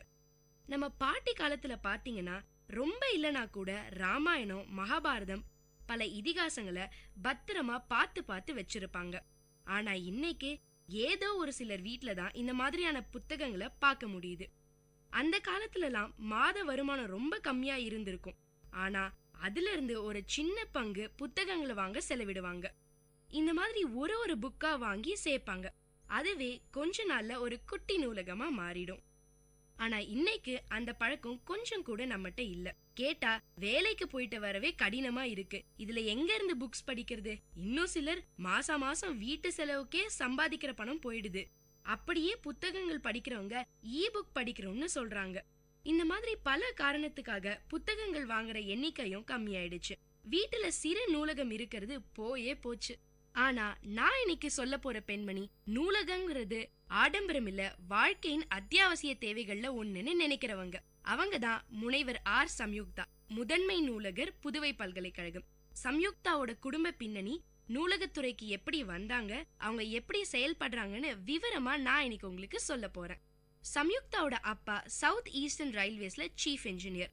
ஆந்திரா, மேற்கு வங்காளம், வடகிழக்கு இந்தியாவில ரொம்ப உள்ளடங்கின ஒரு காட்டு பகுதியில ஆதி பழங்குடியினர் வாழ்ற இடத்துல இருந்தாரு. அந்த பகுதியில சம்யுக்தா வளர்ந்தா நல்ல படிப்பு கிடைக்காதுன்னு சென்னையில இருக்கிற அவங்க தாத்தா பாட்டி வீட்டுல விட்டாரு. அங்கதான் சம்யுக்தா வளர்ந்தாங்க. கோடம்பாக்கத்துல இருக்கிற ஃபாத்திமா கான்வென்ட்ல படிச்சாங்க. அப்பா ரயில்வேல இருந்தனால டிக்கெட்டுக்கு பிரச்சனையே இல்லைங்க. 3 மாசத்துக்கு ஒரு தடவை ரயில்ல போக பாஸ் கிடைக்குமாம். அப்போலாம் தவறாம அப்பாவை போய் பாப்பாங்களாம். இதுல என்ன ஒரு நல்ல விஷயம்னா, இந்த மாதிரி பயணம் பண்ணும்போது புது மனுஷங்க, புது இடம், வாரத்துக்கு ஒரு முறை கூடுற சந்தை, புது கலாச்சாரம்னு பலதையும் பார்க்க முடிஞ்சது சம்யுக்தாவால. அப்பாவை பார்க்க போன பயணங்கள் எல்லாமே சம்யுக்தாக்கு பல அனுபவங்களையும் எதையும் பக்குவத்தோட பாக்குற அணுகுமுறையும் கொடுத்திருக்கு. இன்னொரு நல்ல விஷயமும் இருக்குங்க. அடிக்கடி இந்த மாதிரி பயணம் செஞ்சதால நிறைய மொழிகள்ல பேச கத்துக்கிட்டாங்க சம்யுக்தா. அவங்க தலைமுறையிலேயே முதல் முறையா அதிகம் படிச்ச குடும்பம் அவங்க அப்பாது தானாம். அவரு இன்ஜினியர். அவரோட அக்கா அண்ணாமலை பல்கலைக்கழகத்துல பேராசிரியர். அப்பாவுக்கு பூர்வீகம் ஊட்டி, அம்மா தெலுங்கு. அதனாலேயே சம்யுக்தாவுக்கு தமிழ், தெலுங்குன்னு ரெண்டுமே நல்லா பேச வருமாம். கல்யாணத்துக்கு அப்புறம் கணவர் கேரளாங்கிறதால மலையாளமும் கத்துக்கிட்டாங்க. இது தவிர ஹிந்தி, பெங்காலி, கன்னடா, இங்கிலீஷ்னு மொத்தம் 7 மொழி தெரியுமாங்க. சொபா, எனக்கு இப்ப இத சொல்றதுக்கே கண்ணை கட்டுது. இவங்கள ரொம்ப நல்லா தெரிஞ்சவங்க லிங்குவிஸ்ட்னு கூப்பிடுவாங்களாம். சம்யுக்தா எதேச்சியாதான் நூலகத்துறைக்கு வந்தாங்களாம். பியூசி முடிச்சதுக்கு அப்புறம் WCCல BSc நியூட்ரிஷன் அண்ட் டயட்டிக்ஸ் சேர்ந்தாங்க. 1977ல BSc முடிச்சதும் என்ன பண்ணலாம்னு யோசிச்சுட்டு இருந்தாங்களாம். அப்போதான் திடீர்னு அவங்க ஃப்ரெண்டு ஃபோன் பண்ணாங்களாம். சும்மா அப்படியே ஜாலியா பேசிக்கிட்டு இருக்கப்ப bachelor of library and information சயின்ஸ்னு ஒரு கோர்ஸ் மெட்ராஸ் யூனிவர்சிட்டியில இருக்கு, அதுக்கு விண்ணப்பிக்க நாளையோட கடைசி நாள்னு சொன்னாங்களாம். சம்யுக்தாவுக்கு சம்பந்தம் இல்லாத துறைன்னு தெரிஞ்சே விளையாட்டு போக்க விண்ணப்பத்தை அனுப்பினாங்க. வெறும் 45 சீட்டுக்கு சுமார் 900 பேர் விண்ணப்பிச்சிருந்தாங்களாம். இதுல எல்லாம் எங்க இடம் கிடைக்க போகுதுன்னு சும்மா அப்படியே நினைச்சு விண்ணப்பித்ததோட அதை விட்டுட்டாங்களாம். ஆனா அதிர்ஷ்டவசமா சம்யுக்தாவுக்கு அந்த கோர்ஸ்ல சேர இடம் கிடைச்சிருச்சு. சரி, என்னதான் அந்த கோர்ஸ்ல சொல்லி தராங்கன்னு பாப்போமேன்னு அப்படியே சேர்ந்தாங்களாம். கொஞ்ச நாள்ல படிக்க அந்த துறையில ஆர்வம் அதிகமாயிடுச்சு சம்யுக்தாவுக்கு. இளங்கலை படிப்போட நிறுத்திடாம master of library and information சயின்ஸையும் படிச்சாங்க. 21 வயசுல காலேஜ் படிச்சுட்டு இருக்கும் போதே கல்யாணம் முடிஞ்சிருச்சு. 1981ல முதுகலை படிப்பை முடிச்சாங்க. ரிசல்ட் வரத்துக்கு முன்னாடியே சம்யுக்தா கையில வேலை ரெடியா இருந்தது. முதல் வேலையே சும்மா சூப்பரான காலேஜ்லங்க, சென்னை மீனாட்சி மகளிர் கல்லூரியில நூலகர். அதான் நல்ல வேலை கிடைச்சிருச்சுன்னு அதோட நம்ம சம்யுக்தா நிறுத்தல. அங்க நூலகரா வேலை பார்த்துட்டு இருக்கும் போதே MA பப்ளிக் அட்மினிஸ்ட்ரேஷன் படிச்சாங்க. 1989ல முனைவர் பட்டத்துக்கான ஆய்வை தொடங்கினாங்க. நூலகங்களை 3 வகையா பிரிக்கலாம்ங்க. 1 பள்ளி, கல்லூரி, பல்கலைக்கழகங்களுக்கான அகாடமி லைப்ரரி. 2வது பல்வேறு விதமான ஆய்வுகளுக்கு உதவும் ஸ்பெஷல் லைப்ரரி. 3வது பொது நூலகங்கள். நூலகங்களுக்கான முக்கியத்துவம் அத்தியாவசியமான ஒண்ணு. ஆனாலும் இத பத்தி நம்ம பலருக்கு தெரியறதில்ல. சம்யுக்தா அவங்களோட ஆய்வுல டாக்டர், இன்ஜினியர், பேராசிரியர்னு பல துறைகளை சார்ந்து 14 பேரோட பட்டியலை பொதுமக்கள் கிட்ட கொடுத்து பார்த்தாங்க. அதுல நூலகருக்கு 12 அல்லது 13வது இடம் தான் கிடைச்சுதான். சம்யுக்தாவை பொறுத்த வரைக்கும் இதுக்கு காரணம் சினிமா ஊடகம் தானாங்க. பொதுவா எந்த சினிமாவில பார்த்தாலும் லைப்ரரியன்னா பெருசா கண்ணாடி போட்டுட்டு இறுக்கமான முகத்தோட முகத்துல ஒரு சிரிப்பு கூட தெரியாத மாதிரி தான் காட்டுவாங்க. இந்த தாக்கம் பலருக்கும் ஏற்பட்டிருக்கிறத சம்யுக்தா புரிஞ்சுக்கிட்டாங்க. ஆனா ஆராய்ச்சி பணிகளுக்கு நூலகர் ரொம்பவே அவசியம்ங்க. ஆவணங்களை வாங்கி கொடுக்கறது, அதை தொகுக்கிறதுன்னு பல முக்கியமான பணிகள் நூலகர்களுக்கு இருக்கு. இதே பல்கலைக்கழக அளவுல பார்த்தோம்னா ஒரு லைப்ரரியனுக்கு மதிப்பு ரொம்பவே ஜாஸ்திங்க. காலங்காலமா ஒரு நூலகர்னா புத்தகம் கொடுக்கறது, வாங்கறது, கேக்குறவங்களுக்கு எடுத்து கொடுக்கறது தான் வேலைன்னு நம்ம நினைச்சுக்கிட்டு இருக்கோம். ஆனா அது அப்படி இல்லைங்க. அதே மாதிரி நூலகம் சார்ந்த படிப்புகளை இந்த காலத்துல பலரும் படிக்கிறது இல்ல. அதெல்லாம் படிச்சா வேலை கிடைக்காதுன்னு நம்மளே தப்பா நினைச்சுக்கிட்டு இருக்கோம். எந்த படிப்புக்கும் இடம் கிடைக்கலனா கடைசியா நூலகம் சார்ந்த படிப்புகளை தேர்ந்தெடுப்பாங்க சில பேர். இன்னும் சில பேர் இத படிக்காமையே இருந்துடலாம்னு நினைக்கிறாங்க. ஆனா அது நம்மளா நமக்கு ஏற்படுத்திக்கிட்டு இருக்க தோற்றம். உண்மையில பாத்தீங்கன்னா நூலகம் சார்ந்த படிப்புகளை படிச்சவங்களுக்கு மற்ற துறைகளையும் வெவ்வேறு பேர்ல வேலை கிடைக்குது. கார்ப்பரேட் கம்பெனில டெக்னிக்கல் எடிட்டர், வெப்மாஸ்டர் இப்படி எல்லாம் பதவிகளும் இருக்கு. சம்யுக்தா முனைவர் பட்ட ஆய்வை 1995ல முடிச்சாங்க. 1997ல திருநெல்வேலி மனோன்மணியம் சுந்தரனார் பல்கலைக்கழகத்துல நூலகர் வேலை கிடைச்சுதான். ஆனா அங்க போய் சேர ரொம்ப யோசனையா இருந்துதான். பழகின சென்னையை விட்டுட்டு போக மனசே வரல. அப்போதான் சம்யுக்தாவோட மகன் 10வது படிச்சுக்கிட்டு இருந்தாராம். இவ்ளோ குழப்பத்துல உடனே ஏன் முடிவு எடுக்க வேணும்னு தள்ளி போட்டுட்டாங்க. அப்போதான் சென்னை பல்கலைக்கழகத்தோட தரமணி கேம்பஸ்ல டெபுட்டி லைப்ரரியன் வேலை கிடைச்சுது. உடனே போய் சேர்ந்துட்டாங்களாம் சம்யுக்தா. 4 வருஷம் அங்கேயே வேலை பார்த்தாங்களாம். பல நவீன தொழில்நுட்பங்களை புகுத்தி லைப்ரரிய ஆட்டோமேஷன் பண்ணினாங்களாம். இவங்களோட இந்த வேலையும் உழைப்பையும் பார்த்துட்டு 2001ல கிண்டி கேம்பஸ்ல லைப்ரரிக்கு ஹெட்டா மாத்தினாங்க.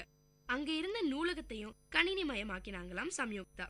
ஆன்லைன்லயே எல்லா தகவல்களையும் கிடைக்கிற மாதிரி அப்டேட் பண்ணினாங்களாம். புத்தகங்கள், பத்திரிகைகள்னு எல்லாத்தையுமே இணையதளத்துல படிக்கிற மாதிரியான வசதிகளையும் செஞ்சிருக்காங்க. இந்த மாதிரி லைப்ரரினா போருங்கிற கான்செப்ட மாத்திருக்காங்க சம்யுக்தா.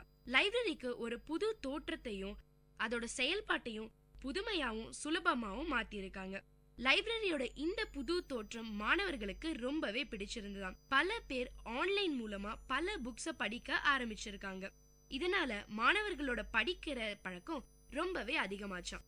2008ல சென்னை பல்கலைக்கழகத்தோட சேப்பா கேம்பஸ்ல லைப்ரரி இன்சார்ஜ் வேலை கிடைச்சது. அங்க 7 மாசம் தான் வேலை பார்த்தாங்களாம். அதுக்குள்ள புதுவை பல்கலைக்கழகத்துல லைப்ரரியன் வேலைக்கான வாய்ப்பு வந்துதாம். அப்போ சம்யுக்தாக்கு 50 வயசாம். சென்னையை விட்டுட்டு போகணுமான்னு இருந்துச்சாம். ஆனா அவங்க ஃப்ரெண்ட்ஸ் எல்லாரும் புதுவை பல்கலைக்கழகம் ஒரு சென்ட்ரல் யூனிவர்சிட்டி லைப்ரரி, வேலை பாக்குறது ரொம்ப சவாலானதா இருக்கும், நீ திருப்தியா வேலை செய்யலாம்னு சொன்னாங்களாம். அப்பயும் சம்யுக்தாவுக்கு சென்னை விட்டுட்டு போக முழு மனசு வரல. சரி, சென்னையில இருந்து புதுச்சேரி 2.5 மணி நேரம் தானே, பயணத்தை பாத்துக்கலாம்னு விண்ணப்பம் செஞ்சாங்க. 15 பேர் கலந்துகிட்ட நேர்முக தேர்வுல மெரிட்ல செலக்ட் ஆனாங்க சம்யுக்தா. அப்போ புதுவை பல்கலைக்கழகத்தோட துணைவேந்தராய் இருந்தவரு பேராசிரியர் தரீன். இவரோட அயராத உழைப்பாலையும் இவருடைய ஊக்கப்படுத்துற மனசும் 5-6 வருஷத்துக்குள்ளேயே புதுவை பல்கலைக்கழகத்தை பிரம்மாண்டமாக்கி மேலான நிலைக்கு கொண்டு போயிடுச்சு. இந்தியாவிலேயே உலக தரத்துல செயல்படுற பல்கலைக்கழகம்னு பேர் வாங்கி கொடுக்க காரணமாக இருந்தவங்கள இவரும் ஒருவர். சம்யுக்தா அங்க வேலைக்கு சேர்ந்த அன்னைக்கே அவங்களுக்கு போன் வந்தது. லைப்ரரி ஆட்டோமேஷன் தொடர்பா ஒரு சர்வதேச மாநாடு 6 மாசத்துல நடக்க போகுது, நீங்க தான் எல்லாத்தையும் ஒருங்கிணைக்கணும்னு சொன்னாராம். சம்யுக்தாவுக்கு ஒரு நிமிஷம் ஒண்ணுமே புரியல. என்னடா இது, இன்னைக்குதான் ஜாயின் பண்ணிருக்கோம், நம்மள பத்தி பெருசா எதுவுமே தெரியாது, ஆனா இவ்வளவு பெரிய வேலையை கையில கொடுக்கறாருன்னு திகச்சு போய் நின்னாங்களாம். ஆனா அவருடைய நம்பிக்கையான வார்த்தைகள் சம்யுக்தா மனசுல தைரியத்தை விதைச்சுது. உங்களுக்கு வேண்டிய எல்லா உதவிகளையும் செய்யறோம்னு அவர் சொன்னதை கேட்ட உடனே நிச்சயமா என்னால இதை செய்ய முடியும்னு சம்யுக்தா மனசுல தோணுச்சாம். முழு வீச்சுல வேலையில இறங்கினாங்களாம் சம்யுக்தா. 25 வருஷம் பழமையான நூலக கட்டிடத்தை புதுப்பிக்கிற பணி 6 மாசத்துக்குள்ள கண்ணாடி மாளிகை மாதிரி மாத்திட்டாங்களாம். துணைவேந்தர் எப்பவுமே சொல்றது, நூலகம்னா உலக தரத்துல இருக்கணும், உள்ள வரவங்களுக்கு திரும்பி வெளியே போகணும்னே தோணக்கூடாதுன்னு. செம்ம போரிங்கா தெரிஞ்ச லைப்ரரி 6 மாசத்துல பல மாணவர்களோட பிடிச்ச இடமா மாறிடுச்சு. இவங்க பில்டிங்க மட்டும் மாத்தலங்க, பல புது புது முறைகளையும் அறிமுகப்படுத்தினாங்க. புதுவை பல்கலைக்கழக நூலகத்துக்கான வெப்சைட்குள்ள போனா என்ன புத்தகங்கள் இருக்கு, என்னென்ன பத்திரிகைகள் இருக்குன்னு தெரிஞ்சுக்கிற மாதிரியான வசதிகளையும் செஞ்சிருக்காங்களாம். எலக்ட்ரானிக் ரிசோர்ஸ்னு சொல்லப்படுற இ புக், இ ஜேர்னல், இ டேட்டாபேஸ்னு எல்லாம் கிடைக்கிற மாதிரி பண்ணிருக்காங்க.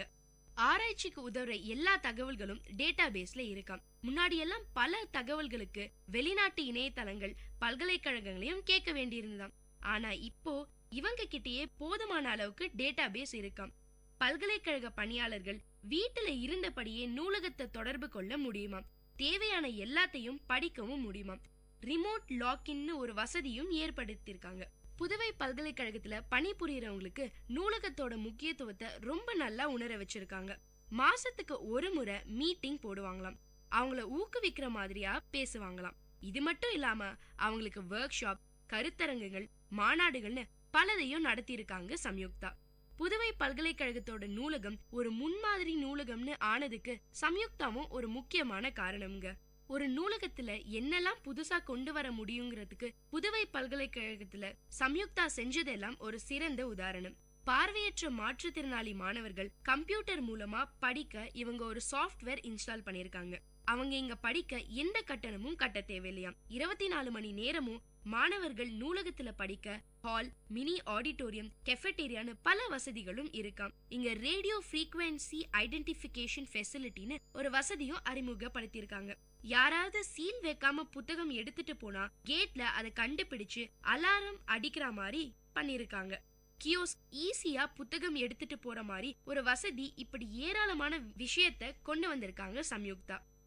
இந்தியாவிலேயே ஒரு மிகப்பெரிய நூலகத்தை உருவாக்கியிருக்காங்க சம்யுக்தா. சம்யுக்தாவை பொறுத்த வரைக்கும் நூலகர் பணியை தேர்ந்தெடுக்கிறதும் அதுல முன்னுக்கு வர்றதும் அவங்க அங்க திறமைய பொறுத்த விஷயம். நூலகத்தை கையாளும் திறமைய வளர்த்துக்கிட்டாதான் இந்த துறையில ஜொலிக்க முடியும்ன்றாங்க. நல்ல பேச்சு திறமையும் ரொம்பவே அவசியம். சாதாரண லைப்ரரிக்கும் பிரிட்டிஷ் லைப்ரரிக்கும் நிறையவே வித்தியாசம் இருக்காங்க. அதனால நாம எங்க வேலை பாக்குறோம், அதுக்கு என்ன தேவைங்கிறத தெளிவா தெரிஞ்சுக்கணும். எந்த மாதிரியான லைப்ரரியா இருந்தாலும் சரளமா பேசுற பழக்கம் அவசியமான தேவை. பிற மொழிகள் தெரிஞ்சுக்கிறது இந்த துறையில இருக்கவங்களுக்கு கூடுதல் பலம். முனைவர் பட்ட ஆய்வு செய்யற அளவுக்கு ஆர்வம் இருந்தா மேல மேல போய்கிட்டே இருக்கலாம். எத்தனை பேர் டாக்டர் படிப்பு படிச்சுட்டு சும்மா இருக்காங்க? அது மாதிரிதான் நூலகர் வேலையும். திறமையை வளர்த்துக்கிட்டா பொருத்தமான வேலை நிச்சயமா கிடைக்கும்னு சக்சஸ் டிப்ஸ் சொன்ன நம்ம சம்யுக்தா சாத்கால் பெண் நூலகர் விருது உள்ளிட்ட 2 தேசிய விருதுகளை வாங்கியிருக்காங்க. அது மட்டும் இல்லைங்க, சமீபத்துல சென்னை புத்தக கண்காட்சியில பபாசி சிறந்த நூலகர் விருதும் வாங்கியிருக்காங்க. நமக்கெல்லாம் முன்னுதாரண மனுஷியா இருக்காங்க சம்யுக்தா. புத்தகங்களோட வாழறதை விட பெரிய பாக்கியம் வேற எதுவுமே இருக்க முடியாதுன்னு சொல்றாங்க. என்ன நேயர்களே, இன்னைக்கு நிகழ்ச்சியில இருந்து பல விஷயங்களை கத்துக்கிட்டு இருப்பீங்கன்னு நினைக்கிறேன். இதே மாதிரி இன்னொரு புதுமை பெண்ணோட உங்களை கூடிய சீக்கிரம் சந்திக்கிறேன். அது வரைக்கும் டாடா பை பை சொல்லி விடைபெறுது உங்க அட்டானா. இது விஐடி பண்பலை 90.8. கேளுங்க கேளுங்க, கேட்டுக்கிட்டே இருங்க.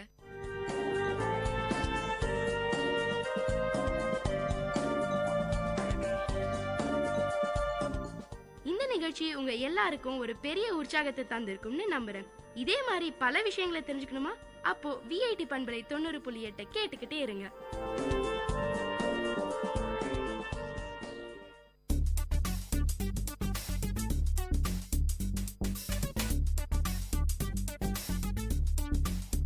And you're listening to the show Travel Bonanza with, of course, your host Ashika. This show will allow you to explore and travel around the globe, and of course through the radio. But guys, this is your guide. Where to go, what to do, how to go, what to eat, and where to stay.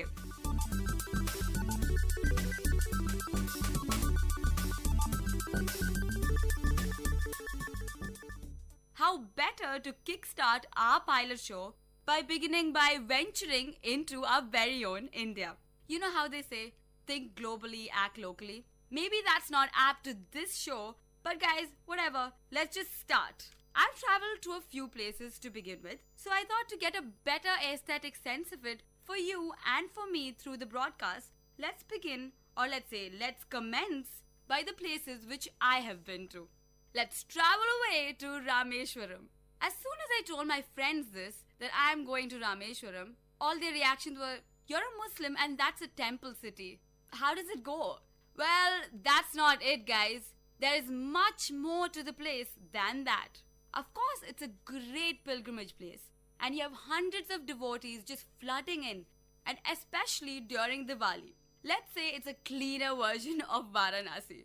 Before we begin with the religious aspect, let's explore why it is definitely a place worthwhile to be. Of course, you have the confluence of Bay of Bengal and Indian Ocean. You have the Adams Bridge, or let's call it the Ram Setu Bridge, which links Sri Lanka and India. One should not be asking how to go, where to stay, or what to eat in Rameshwaram, but they should ask what to do. Yes, guys, why is this a famous tourist destination? Of course, let's begin by describing the Pamban Bridge. So the Pamban Bridge is a phenomena that connects the Rameshwaram island to the entire India, as I stated below. Now, the speciality of the bridge is it serves so many transports. It serves the ship, the train, and of course the other land vehicles. So what happens, there are two aspects of the bridge. One where the land vehicles can pass, and the other where the train passes. And soon as the train passes, the bridge opens up to the ship. And as you guys stand above the Pamban Bridge, you see the beautiful view. You see the fisherman's village all across the coast. And if you observe even for a moment, you could witness their lifestyle. So guys, Pamban Bridge is definitely a place you have to be to.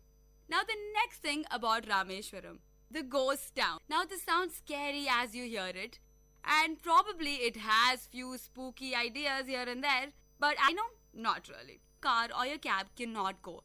But of course they have hired a van. The van goes into the interiors of the strip where Dhanushkodi lies. What's so special about this ghost town? And is it really haunted? Dhanushkodi is a place that has been ruined by the cyclone of 1964. And if you visit there, you would see broken churches, broken memorials, broken temples, broken town halls, and of course, you would see ruined railway stations. That's how harsh the cyclone was of 1964.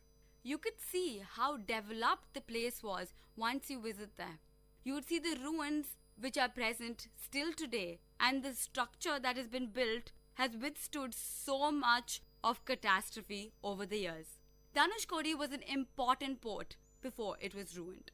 And this was an important port because right now, if you see, all the ships which come from the east of the world, East Asia in specific, they have to travel all the way around Sri Lanka to reach India. But when Dhanushkodi was there, that was not necessary. It was the port that connected India to the rest of the world. But after the 1964 cyclone, everything was ruined. And it's beautiful to see the civilization still standing with half of the buildings collapsed. Now you guys must be wondering, what about the tsunami of 2004? Well guys, I must say Rameshwaram was a very lucky place. And of course the devotees would call it's a blessed place. Because Sri Lanka blocks the Rameshwaram strip. Thus Sri Lanka got the impact of the tsunami of 2004. So guys, Dhanushkodi is definitely a place that you have to visit. And it's also special because it has a Bay of Bengal on one side of the strip and Indian Ocean on the other side of the strip. You have two huge water bodies meeting at the same place. Of course, you can go there and play on the beach, but that is not the purpose of the place. The purpose is to see the calamity of the cyclone of 1964. And there are beaches all over Rameshwaram, so you do not have to worry. Now the next most important place, the Adams Bridge, or let's call it the Ram Setu as the legend calls it. Now if you go to Google Map, you can see the actual remains of the bridge. And guys, if you want to go and see the bridge, you have to walk away from Dhanushkodi. Dhanushkodi itself is the tip of Rameshwaram. Then imagine a narrow strip goes past it, and that is where your Ram Setu lies. Most of the times during the monsoons or during any depressions in the ocean, that area is blocked and not allowed for the tourists.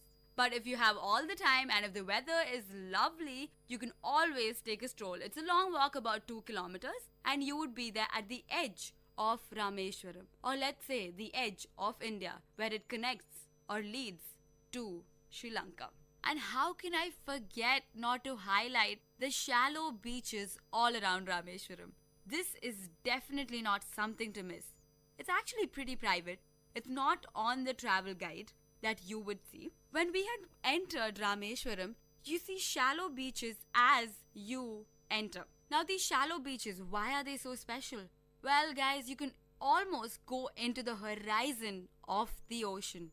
There would be rocks that are till the brim of the water, and the sand is white and it's beautiful. And of course, there's nobody out there. So you will have a brilliant time. All you have to do is hop onto the rocks between the beaches and you could go any depth of the ocean and into the horizon. Beaches of Rameshwaram are, and it's not, so you have to explore yourself. So guys, this was it about Rameshwaram. Do visit this incredible place, one of the most beautiful treasure coves. This is the closest you'll get to nature, geographical phenomena. With this, we come to the show. This was the start to our weekly series, Travel Bonanza. I hope you enjoyed exploring along. So guys, next week, same time, but now, different place.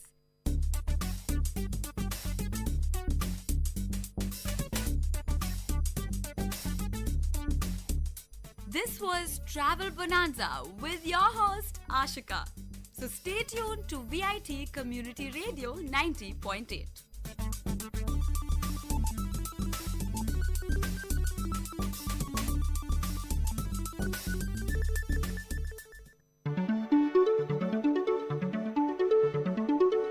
Mix Bag, a program with no boundaries, a bag which fits everything. Yes, it's the program which features the mixture of all titles.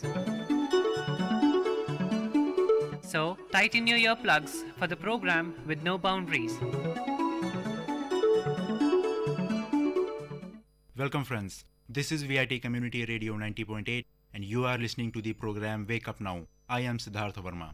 Wake Up Now is a show in which we discuss about various social issues deep-rooted in our society, their causes, consequences, case studies, and their best probable solutions. In this episode, we are going to discuss about child labor. Let us try to understand who is exactly a child labor. International Labour Organization defines the term child labor as work that deprives children of their childhood, their potential, and their dignity, and that is harmful to physical and mental development. It refers to work that is mentally, physically, socially, or morally dangerous and harmful to children, or work whose schedule interferes with their ability to attend a regular school, or work that affects in any manner their ability to focus during school or experience healthy childhood. UNICEF defines child labor differently. UNICEF suggests that a child is involved in a child labor activities if he or she is between 5 to 11 years of age, he or she did at least 1 hour of economic activity or at least 28 hours of domestic work in a week, and in case of children between 12 to 14 years of age, he or she did at least 14 hours of economic activity or at least 42 hours of economic activity and domestic work per week. India's Census 2001 office defines child labor as participation of a child less than 17 years of age in any economically productive activity with or without compensation, wages or profit. Such participation could be physical or mental or both. This includes part-time help or unpaid work on the farm, family enterprises, or in any other economic activity such as cultivation and milk production for sale or domestic consumption. Indian government classifies child laborers in 2 groups.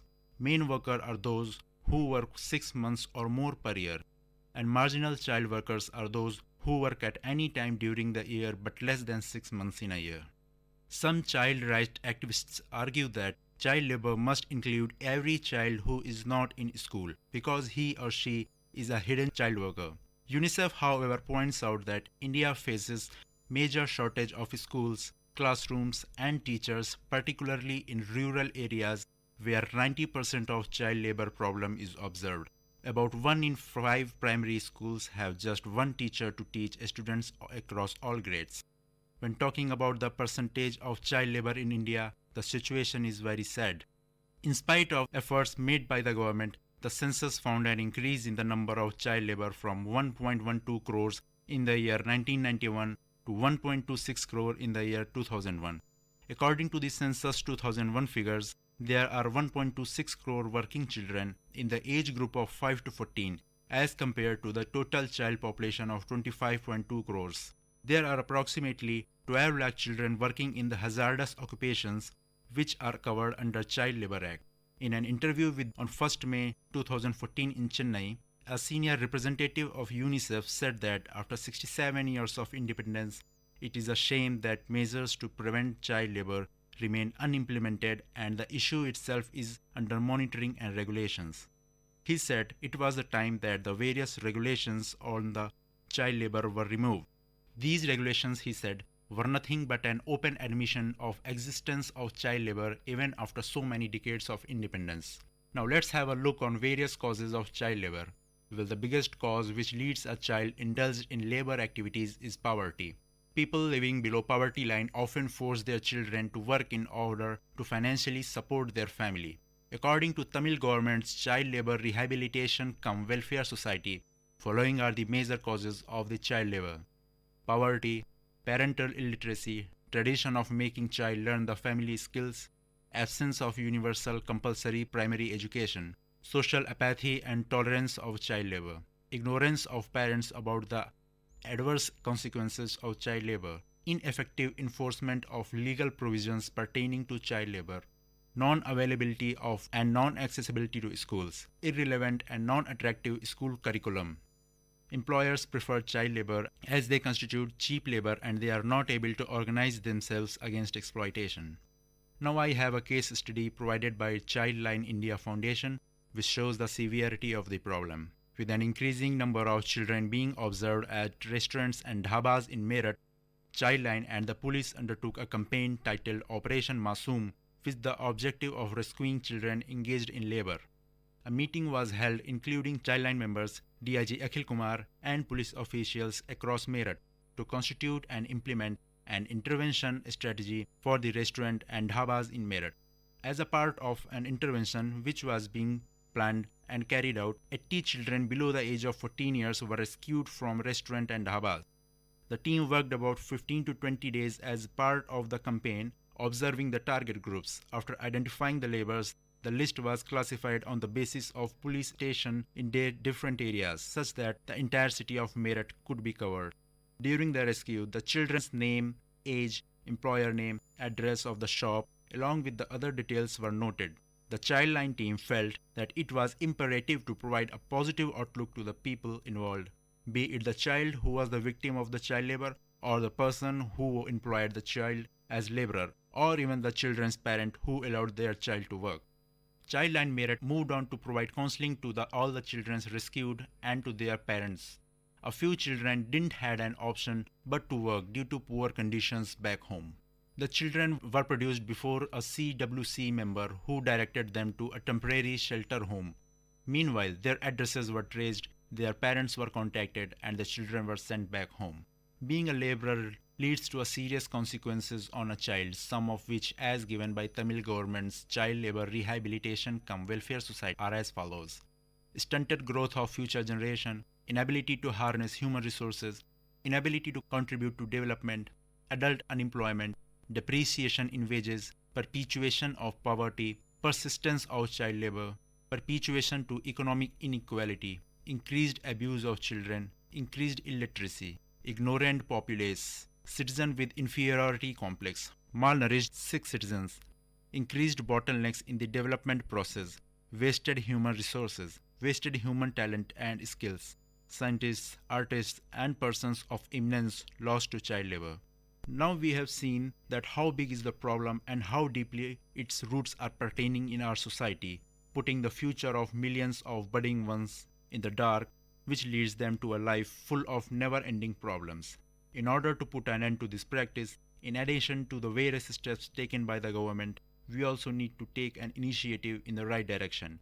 And as once said by Lao Tzu, the philosopher and poet of ancient China, even a journey of 10,000 miles starts with a step.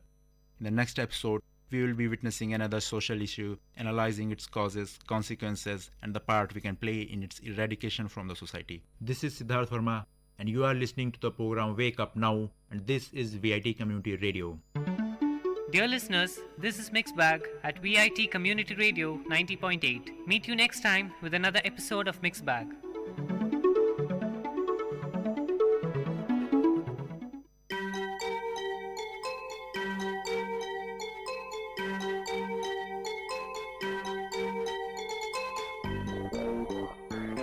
வணக்கம், நமஸ்தே, நமஸ்கார், சலாம் and வந்தனம்.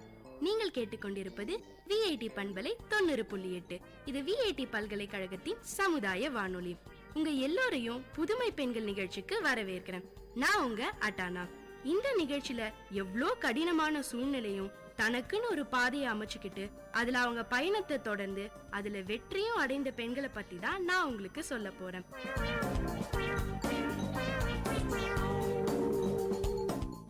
இதுவரைக்கும் நம்ம புதுமை பெண்கள் நிகழ்ச்சியில எவ்வளவோ பெண்களை பத்தி பாத்திருக்கோங்க.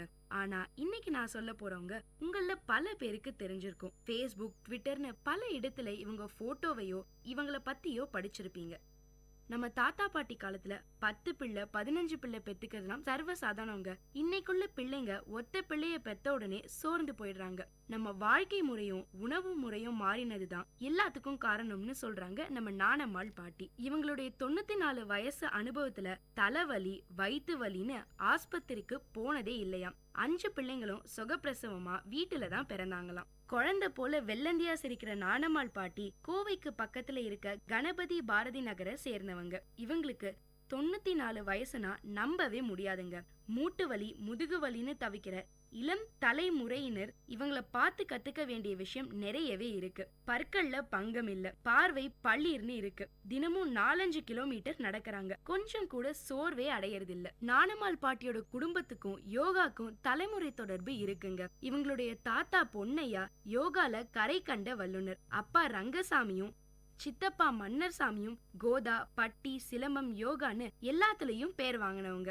அவங்க கிட்ட கலையை கத்துக்கிட்டு நாணம்மாள் கல்யாணம் பண்ணிக்கிட்ட வெங்கடசாமியும் சித்த வைத்தியத்திலையும் யோகாவிலையும் நிபுணர். பிள்ளைங்க சரஸ்வதி, அனுஷியா, பாலகிருஷ்ணன், எள்ளுச்சாமி, ராஜாமணின்னு 5 பேருமே யோகா ஆசிரியர்கள் தான். பேரன் பேத்தி கொள்ளு பேத்தி வர யோகா தொடர்ந்துகிட்டே வருது. இவ்வளவு நாளா காலங்காலமா யோகாவை இன்னைக்கு குடும்பத்துல இருக்கிற கடைசி குழந்தை வரைக்கும் யோகா பண்ணுதுன்னா அதுக்கு காரணம் நம்ம நாணம்மாள் பாட்டி தாங்க. இன்னைக்கு வரைக்கும் தாகம் குறையாம பேரம் பேத்திகளுக்கு இணையா உற்சாகமா போட்டிகள்ல கலந்துகிட்டு ஆசனங்கள்ல அசத்தி பதக்கங்களை வாங்கி கலக்குறாங்க நம்ம நாணம்மாள் பாட்டி. பல 100 பேருக்கு யோகா சொல்லி தராங்க.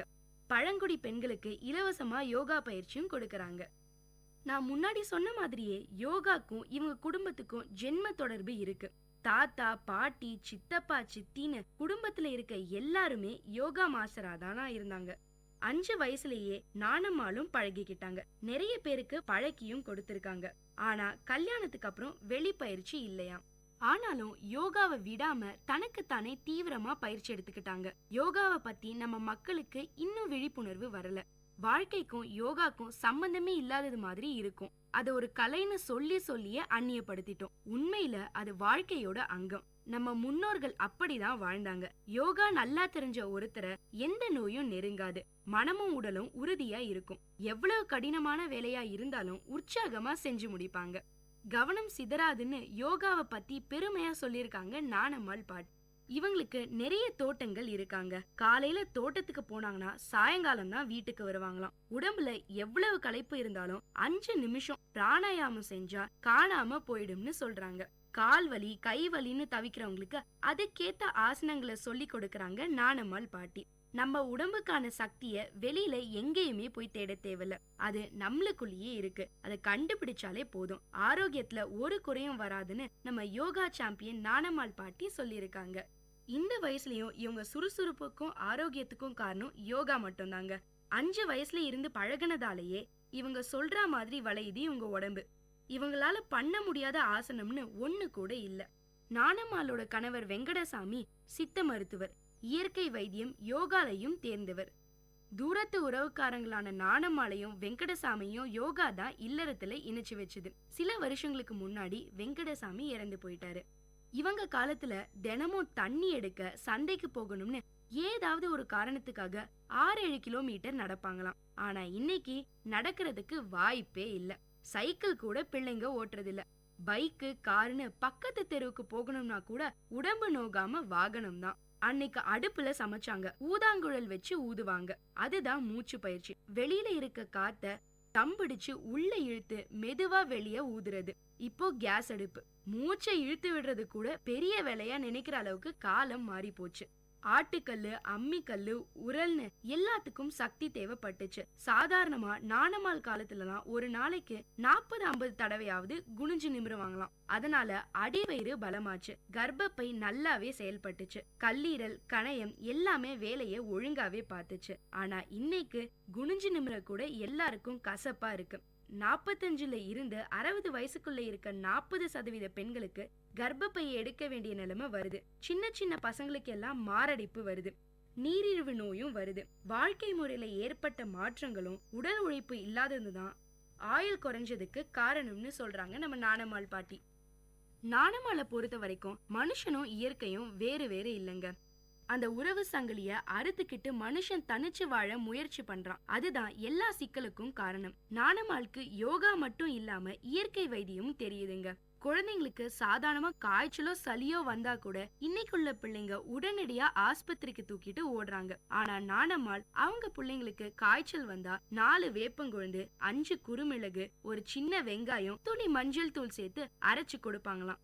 எதுக்குமே விடாத காய்ச்சல் இதுக்கு விட்டுடும். அப்படியும் விடலனா முதல் நாள் இரவுல தண்ணியில வேப்பந்தழைய போட்டு ஊற வச்சு மறுநாள் அந்த தண்ணியில குளிக்க வைப்பாங்களாம். காய்ச்சல் ஓடியே போயிடுமாங்க. காய்ச்சலுக்கு இந்த ட்ரீட்மெண்ட். இதுவே சளி பிடிச்சா கொஞ்சம் துளசி இலைய பறிச்சு கையில வச்சு கசக்கி சாரெடுத்து கொஞ்சோண்டு தேன் கலந்து குழப்பி கொடுத்துருவாங்களாம். கூடுதலா இருமல் இருந்தா 4 குறுமிளக சேர்த்துக்குவாங்களாம். எல்லாத்துக்கும் நம்பிக்கை வேணும். மனோபாவம் மாறி நம்பிக்கை வந்தா எல்லாமே சரியா போகும்னு சொல்றாங்க நம்ம நாணம்மாள் பாட்டி. நாணம்மாளோட 5 பிள்ளைங்களும் சுகப்பிரசவத்துல பிறந்தவங்க தானா. அவங்களோட பிள்ளைகளும் அப்படிதான் பிறந்தாங்க. மருத்துவமனைக்கே போகிறது இல்லையாங்க. இன்னைக்கு சர்வசாதாரணமா சிசேரியன் பண்றாங்க. டாக்டர் கொஞ்சம் தாமதிச்சா கூட ஆபரேஷன் பண்ணிடுங்கன்னு இவங்களே சொல்லிடுறாங்க. குழந்தை இல்லாத தம்பதிகளோட எண்ணிக்கை அதிகமாக்கிட்டே போகுது. கோயம்புத்தூர்ல மட்டும் 27 கரு உருவாக்கல் மையங்கள் இருக்குன்னு நம்ம நாணம்மாள் பாட்டி ஸ்டாட்டிஸ்டிக்ஸ் எடுத்து சொல்றாங்க. ஆணுக்கும் சரி பெண்ணுக்கும் சரி எல்லா சுரப்பியும் தேவையான அளவுக்கு ரசாயனங்களை சுரந்தா உடம்பு எந்த வம்பும் பண்ணாம அது போக்குல செயல்பட்டுக்கிட்டே இருக்கும். அதுக்கு ஒரே வழி யோகா செய்யறதுதான்னு சொல்றாங்க நம்ம நாணம்மாள் பாட்டி. தைராய்டு பிரச்சனை இன்னைக்கு குழந்தைகள் கிட்ட கூட பிடிச்சு ஆட்டுதுங்க. தினமும் காலையில சர்வங்காசனம் செஞ்சா தைராய்டு சுரப்பி குழப்பமில்லாம சுரக்குமாம். எலும்புகளும் பலமாகும், கர்ப்பப்பையும் பலமடையும். ஹாலாசனம், சலபாசனம் செஞ்சா கணையம் நல்லா சுரக்குமாங்க. நீரிழிவு நோயே வராதாம். மச்சாசனம் செஞ்சா இதயம் பலமாகும், நுரையீரல் ரொம்ப நல்லாவே செயல்படுமாங்க. இந்த ஆசனத்தை குழந்தைங்க செஞ்சா நோய் எதிர்ப்பு சக்தியும் அதிகமாகுமா. மயூராசனம் செஞ்சா கல்லீரல் ரொம்ப நல்லாவே வேலை செய்யுமா. வஜ்ராசனம் செஞ்சா மனசு லேசாகுமா. மூட்டுவாதம், கால்வலி சரியாகும், சிறுநீரகம் பலப்படுமாம். கூர்மாசனமும் புஜங்காசனமும் ஆஸ்துமாவை குணப்படுத்துமாம். பிட்யூட்டரி சுரப்பைய நல்லாவே சுரக்க வைக்குமாங்க. சிரசாசனம் செஞ்சா கெட்ட கொழுப்பு அழியுமாம். இப்ப நான் உங்களுக்கு சொன்னது ஒரு சின்ன லிஸ்ட் தாங்க. இந்த மாதிரி 84 லட்சம் ஆசனங்கள் நம்ம முன்னோர்கள் எழுதி வச்சிருக்காங்களாம். அதுல 50 ஆசனங்கள் செஞ்சா மட்டும் போதுமாங்க. உடம்புல ஒரு பிரச்சனையுமே வராதாம். நீண்ட ஆயுள் கிடைக்கும்னு சொல்லியிருக்காங்க நம்ம நாணம்மாள் பாட்டி. அவங்க சொன்ன வார்த்தைக்கு உயிர்காட்சியா அவங்களே இருக்காங்க. இந்த வயசுக்கு ஆங்கில மருத்துவம் தயாரிச்ச ஒரு மாத்திரையை கூட சாப்பிட்டது இல்லையா, ஒரு ஊசியும் போட்டுக்கிட்டது இல்லையா நாணம்மாள் பாட்டி. நாணம்மாள் பாட்டி யோகா போட்டியில கலந்துகிட்டதே ஒரு எதிர்பாராத சம்பவம். அவங்களுடைய வெற்றி பயணம் தொடங்கியது 80 வயசுக்கும் மேலதாங்கிறது கூடுதல் சுவாரஸ்யம். வழக்கமா தமிழகத்துல நடக்கிற யோகா போட்டிகளுக்கு பேரம் பேத்திகளை அழைச்சிட்டு போவாங்களாம். ராமநாதபுரத்துல நடந்த தேசிய யோகா போட்டிக்கு பிள்ளைங்களை கூட்டிட்டு போயிருக்காங்க. பல மாநிலத்துல இருந்து சுமார் 1500 போட்டியாளர்கள் கலந்துகிட்ட போட்டியது. அதுல ஏற்பட்ட ஒரு பிரச்சனை தான் நாணம்மாளை களத்துல கொண்டு போய் நிறுத்திச்சு. அந்த போட்டியில ஒரு பொண்ணு தப்பா சர்வங்காசனம் செஞ்சாங்களாம். நடுவர்களும் அதை பாராட்டினாங்களாம். நாணம்மாளுக்கு வருத்தமா போச்சு. யோகாங்கிறது ஒரு பெரிய சத்தியம் மாதிரி, என்னைக்குமே மாறாது. அதை தப்பா செய்யறதே தப்பு. அதுவும் தேசிய அளவுல நடக்கிற ஒரு போட்டியில தப்பா செஞ்சு அதை நடுவர்களும் பாராட்டினது நாணம்மாளுக்கு ரொம்பவே சோகத்தை தந்தது. உடனே நாணம்மாள் ஸ்டேஜுக்கு ஏறி போய் இந்த பொண்ணு தப்பா செய்யறான்னு சொன்னாங்களாம். சர்வங்காசனத்தை இப்படி செய்யக்கூடாதுன்னு சொன்னாங்களாம். இதை கேட்ட அந்த பொண்ணோட மாஸ்டர், உங்களால முடிஞ்சா அந்த ஆசனத்தை சரியா செஞ்சு காட்டுங்கன்னு சொன்னாராம். படன்னு மேடையில ஏறி அந்த ஆசனத்தை செஞ்சாங்க நம்ம நாணம்மாள் பாட்டி. எல்லாருமே அசந்து போயிட்டாங்களாம். முதல் பரிசையும் நாணம்மாளுக்கே கொடுத்துட்டாங்க. அப்போ ஆரம்பிச்சது தாங்க இது வரைக்கும் 30 போட்டிகள்ல கலந்துக்கிட்டு எல்லாத்துலயுமே ஜெயிச்சிருக்காங்க. 2 வருஷம் முன்னாடி அந்தமான்ல நடந்த தேசிய யோகா போட்டிலையும் ஒரு தங்க பதக்கம் வாங்கிட்டு வந்திருக்காங்க நம்ம யோகா பாட்டி. நாணம்மாள் பாட்டி வாழ்க்கைய ஒரு தவம் போல வாழ்றாங்க. அவ்வளவு கட்டுப்பாடு. தினமும் அதிகாலை 4:30 மணிக்கு எழுந்துருவாங்களாம். முதல் நாள் ராத்திரியே 5 துளசி இலை கொஞ்சோண்டு மஞ்சள் தூள் கலந்து வச்சிருக்க 3/4 லிட்டர் தண்ணிய வெறும் வயத்துல குடிக்கிறாங்க. அதுக்கப்புறம் வேப்பங்குச்சியை உடைச்சு கடிக்கிறாங்க. 1/4 மணி நேரம் அந்த வேப்பஞ்சாறு உள்ள இறங்குது. அப்படியே மெல்ல நடக்கிறாங்க. வேப்பஞ்சாறு வாயில பட்டா ஈறு ரொம்பவே பலமா இருக்குமாம். வயிற்றுக்குள்ள இருக்கிற கெட்ட பூச்சியெல்லாம் அழிஞ்சே போயிடுங்க. தினமும் 1/4 மணி நேரம் வேப்பங்குச்சி வாயில இருக்குமாம். 6 மணி வரைக்கும் நட. அதுக்கப்புறம் ஆசனத்தை தொடங்குவாங்களாம்.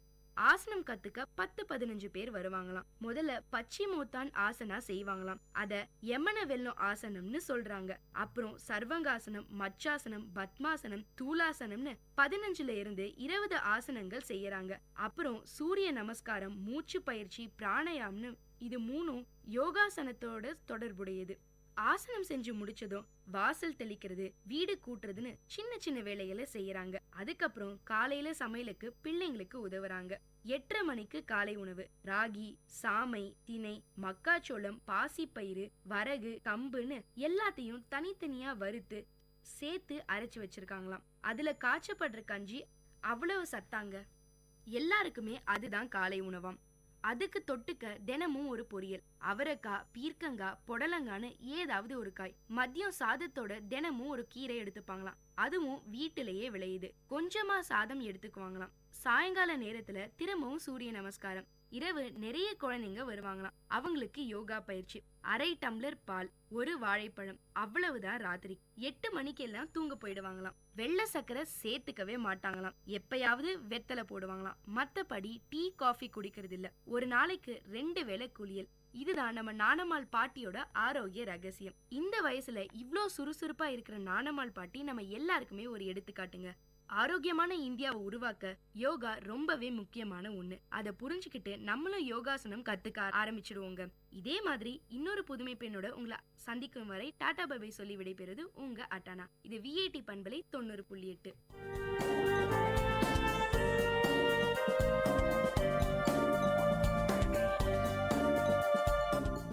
இந்த நிகழ்ச்சி உங்க எல்லாருக்கும் ஒரு பெரிய உற்சாகத்தை தந்திருக்கும்னு நம்புறேன். இதே மாதிரி பல விஷயங்களை தெரிஞ்சுக்கணுமா? அப்போ VIT பண்பலை 90.8 கேட்டுக்கிட்டே இருங்க.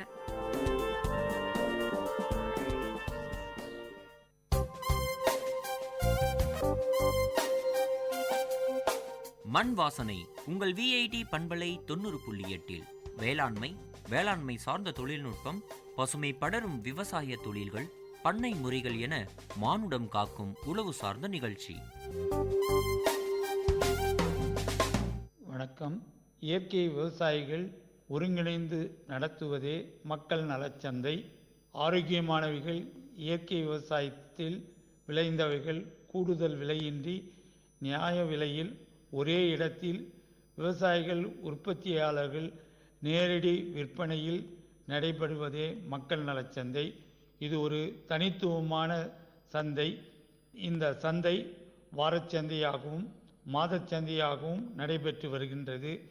வாரச்சந்தை ஒவ்வொரு வாரமும் புதன்கிழமைகளில் காலை 6 மணி முதல் 10 மணி வரை நடைபெறுகிறது. நடைபெறும் இடம் அசோக் பிளான்ட் நர்சரி, நம்பர் 4, 4வது கிழக்கு மெயின் ரோடு, அக்ஸலியன் கல்லூரி ரவுண்டானா அருகில், காந்தி நகர், வேலூர் 6. இதில் விவசாயிகள் நேரடியாக காய்கறிகள், பழங்கள், கீரைகள், பாரம்பரிய அரிசி வகைகள், எண்ணெய், தேன் போன்றவைகள் விற்பனை செய்கின்றார்கள். மாதாந்திர சந்தை ஒவ்வொரு மாதமும் 2ஆம் சனிக்கிழமைகளில் காலை 6 மணி முதல் 2 மணி வரை நடைபெறுகிறது. இடம் திருமகள் திருமண மண்டபம், அக்ஸிலியம் கல்லூரி சாலை, காந்தி நகர், வேலூர் 6. இந்த சந்தையில் காய்கறிகள், பழங்கள், கீரைகள், பாரம்பரிய அரிசி வகைகள், எண்ணெய், தேன், சத்துமாவு, ஊறுகாய் மற்றும் பிற மதிப்பு கூட்டப்பட்டவைகள் விற்பனை நடைபெறுகிறது. உங்கள் குடும்பத்தின் ஆரோக்கியமான வாழ்விற்காக உங்கள் வீட்டின் அருகில் நடைபெறுகிறது. அவசியம் வாருங்கள். என அன்புடன் அழைக்கும் மக்கள் நலச்சந்தை ஒருங்கிணைப்பு குழு. நன்றி.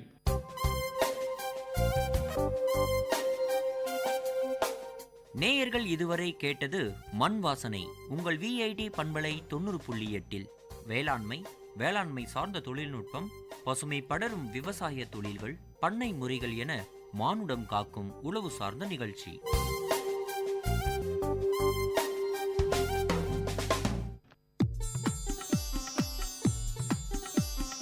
தமிழ்ச்சுடர் வாழ்வும் இலக்கியமும் சங்கமிக்கும் ஒளி ஓவியம் உங்கள் விஐடி பண்பலை 90.8.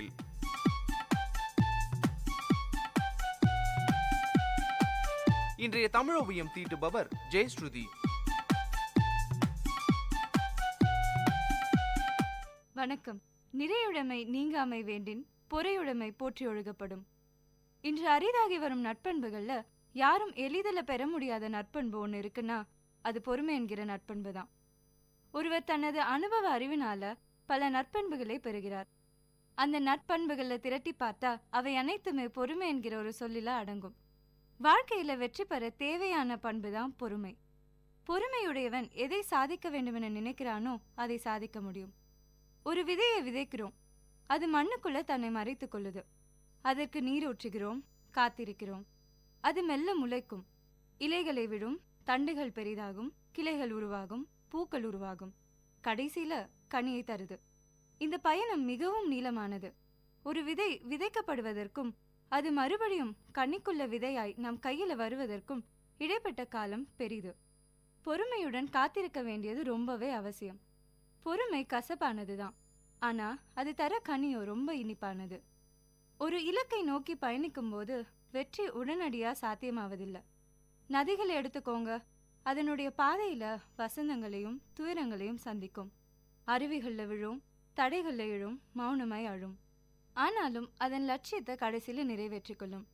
அதுவரை அதன் பயணம் பொறுமையாய் நடந்து கொண்டே இருக்கும். பொறுமை தனது பயணத்தை நிறுத்தும் போது தோல்வி நம்மை நோக்கி நடை போட துவங்கும். அதற்கு உதாரணமாக சீனாவில் மூங்கில் மரத்தை சொல்லுவாங்க. சீனர்கள் மூங்கிலை பயிரிட்டு தண்ணீர் ஊத்துவாங்க. பருவங்கள் போகும், ஆனா மரக்கன்று வளரவே வளராது. 1 இன்ச் அளவு கூட வளர மாட்டேன்னு அடம் பிடித்து அப்படியே நிற்கும். முழுசாய் 4 வருடங்கள் அம்மரக்கன்று அப்படியே இருக்கும். மரத்துக்கு தண்ணீர் ஊற்றுபவரும் பொறுமையுடன் அதை பராமரிக்கணும். ஆனா அடுத்த பருவத்தில் எல்லோரும் வியக்கும் வண்ணம் அந்த மூங்கில் வளர துவங்கும். அதுவும் எப்படி? சடசடன்னு வளர்ந்துரும். ஒரே ஆண்டுல அது எட்டி பிடிக்கும் உயரம் எவ்வளவு தெரியுமா? 80 அடிகள். 4 ஆண்டு காலமாக அமைதியா இருந்த செடி எப்படி 5வது ஆண்டுல மட்டும் விஸ்வரூப வளர்ச்சி எட்டுது? ஆராய்ந்து பார்த்து ஆச்சரியம் தரும் ஒரு ரகசியம் இதுல இருப்பதை புரிந்து கொள்ளலாம். இயற்கையின் அற்புதம் என்றோ கடவுளின் படைப்பு என்றோ நீங்க பெயரிட்டுக் கொள்ளுங்க. முதல் 4 ஆண்டுகள் அந்த மூங்கில் வேர்கள் பூமியில் நன்றாக இறங்கி மிக சிறந்த பிடிமானத்தை உருவாக்கி கொள்ளுது. 5வது ஆண்டுல நான் 80 அடி உயரமா வளரப் போகிறேன், என்னை தாங்கி பிடிக்கும் வல்லமை என் வேர்களுக்கு தேவை, முழு மூச்சாய் நான் என்னை தயார்படுத்திக் கொள்றேன்னு 5வது ஆண்டுல அது நல்ல வளர்ச்சியை அடையும். அப்போது அது தடுமாறுவதும் இல்லை, தடம் புரள்வதும் இல்லை. பொறுமை உயரமான வெற்றிகளை உருவாக்குகிறது. அவசரப்பட்டு முளைத்து சடசடன்னு வளர்ந்து விழுந்திராம அடித்தளத்தை வலுவாக்கி கொள்ள பொறுமை நம்மை தூண்டுகிறது. தண்ணீரின் ஆழம் தெரியாம குதிப்பதோ மலையின் ஆழம் தெரியாமல் ஏறுறது எல்லாமே ஆபத்துல தான் முடியும். பொறுமைங்கிறது அனுபவத்தின் வெளிப்பாடுதான். அதுவே வாழ்வோட அலைகளை எதிர்கொள்ளும் துடுப்பாய் பயன் தரும். ஒரு செயலை எடுத்து பாதியிலே பொறுமையை கழற்றி விட்டு விடுபவர்கள் வெற்றியோட பதக்கங்களை அணிவதற்கு வாய்ப்பே இல்லை. அவசரம் நமக்கு சிப்பிகளை தரும், ஆனா பொறுமையை முத்துகளை தர முடியும். அப்படிதாங்க பொறுமை இழந்த ஒரு இளைஞர் வாழ்க்கையில நல்லா சம்பாதிக்கணும்னு ஆசைப்பட்டாரு. சிறிதளவுல ஒரு துணி கடை ஆரம்பிச்சாரு. நல்லா தான் போயிட்டு இருந்தது, லாபமும் ஒரு அளவுக்கு கிடைச்சது. அவர் என்ன பண்ணிருக்கணும்? அந்த தொழில வளர்ந்து ஒரு நிலையான இடத்தை பிடிக்க முயற்சி செய்திருக்கணும். அதை விட்டுட்டு பொறுமை இழந்து ஆத்திரப்பட்டு இன்னும் லாபம் வேணும்னு வேற ஒரு தொழில ஆரம்பிச்சாரு. ஆனா அவர் நினைச்ச மாதிரி நடக்கல. நிறைய லாபத்துக்கு ஆசைப்பட்டு பொறுமை இழந்து இருந்ததையும் இழந்தாரு. ஆனா பொறுமையா இருந்திருந்தா, கடின உழைப்போடும் பொறுமையோடும் முதலில் ஈடுபட்ட தொழிலையே இருந்திருந்தா வாழ்க்கையில முன்னேறி இருக்கலாம். அதனால நேரமும் பொறுமையும் போராளிகளின் பலம். ஒருவனுடைய திறமைகளை வெற்றிகளை உருமாற்றி தருவது பொறுமையே. பொறுமையே அனுபவத்தின் வெளிப்பாடு. அதே வள்ளுவர் நிறையுடைமை நீங்காமை வேண்டின் பொறையுடைமை போற்றி ஒழுகப்படும் என்று கூறுகிறார். நிறையுடைமை, அதாவது வாழ்க்கையில் மனநிறைவுடன் சான்றாண்மையுடன் வாழ வேண்டுமென்றால் பொறுமையோடு இருக்க வேண்டும். அதுவே பிறரால் போற்றி ஒழுகப்படும். சிந்தியுங்கள், செயல்படுங்கள். நன்றி.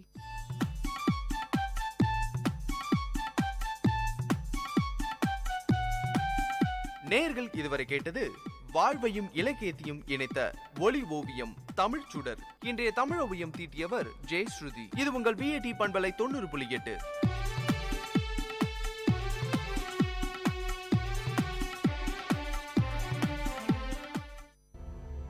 Exchange of ideas. Future predicting technologies. Incan civilizations, their own systems of predicting the future. Wicked old lady sitting in front of a glowing crystal ball predicting our future. Huge computer with like 50-60 mainframes attached to it and amazing video output in which you see yourself like doing stuff in the future. And the advantage will be that the margin of error will be less. They have a huge data mining system, stored data from the past 5 to 10 years of different times of the day and different economic and political conditions.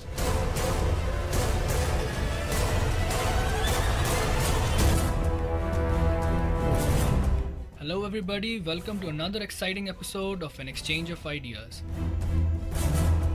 Today's topic is Future Predicting Technologies. Today we'll discuss future predicting systems and we'll talk about what the idea that comes to a person's mind when we talk about the future. And we'll also discuss the historical curiosity of human beings to predict the future. So first of all, we'll just talk about future predicting mechanisms, like the simplest of mechanisms which are like non-scientific. So let's begin with Sparsh.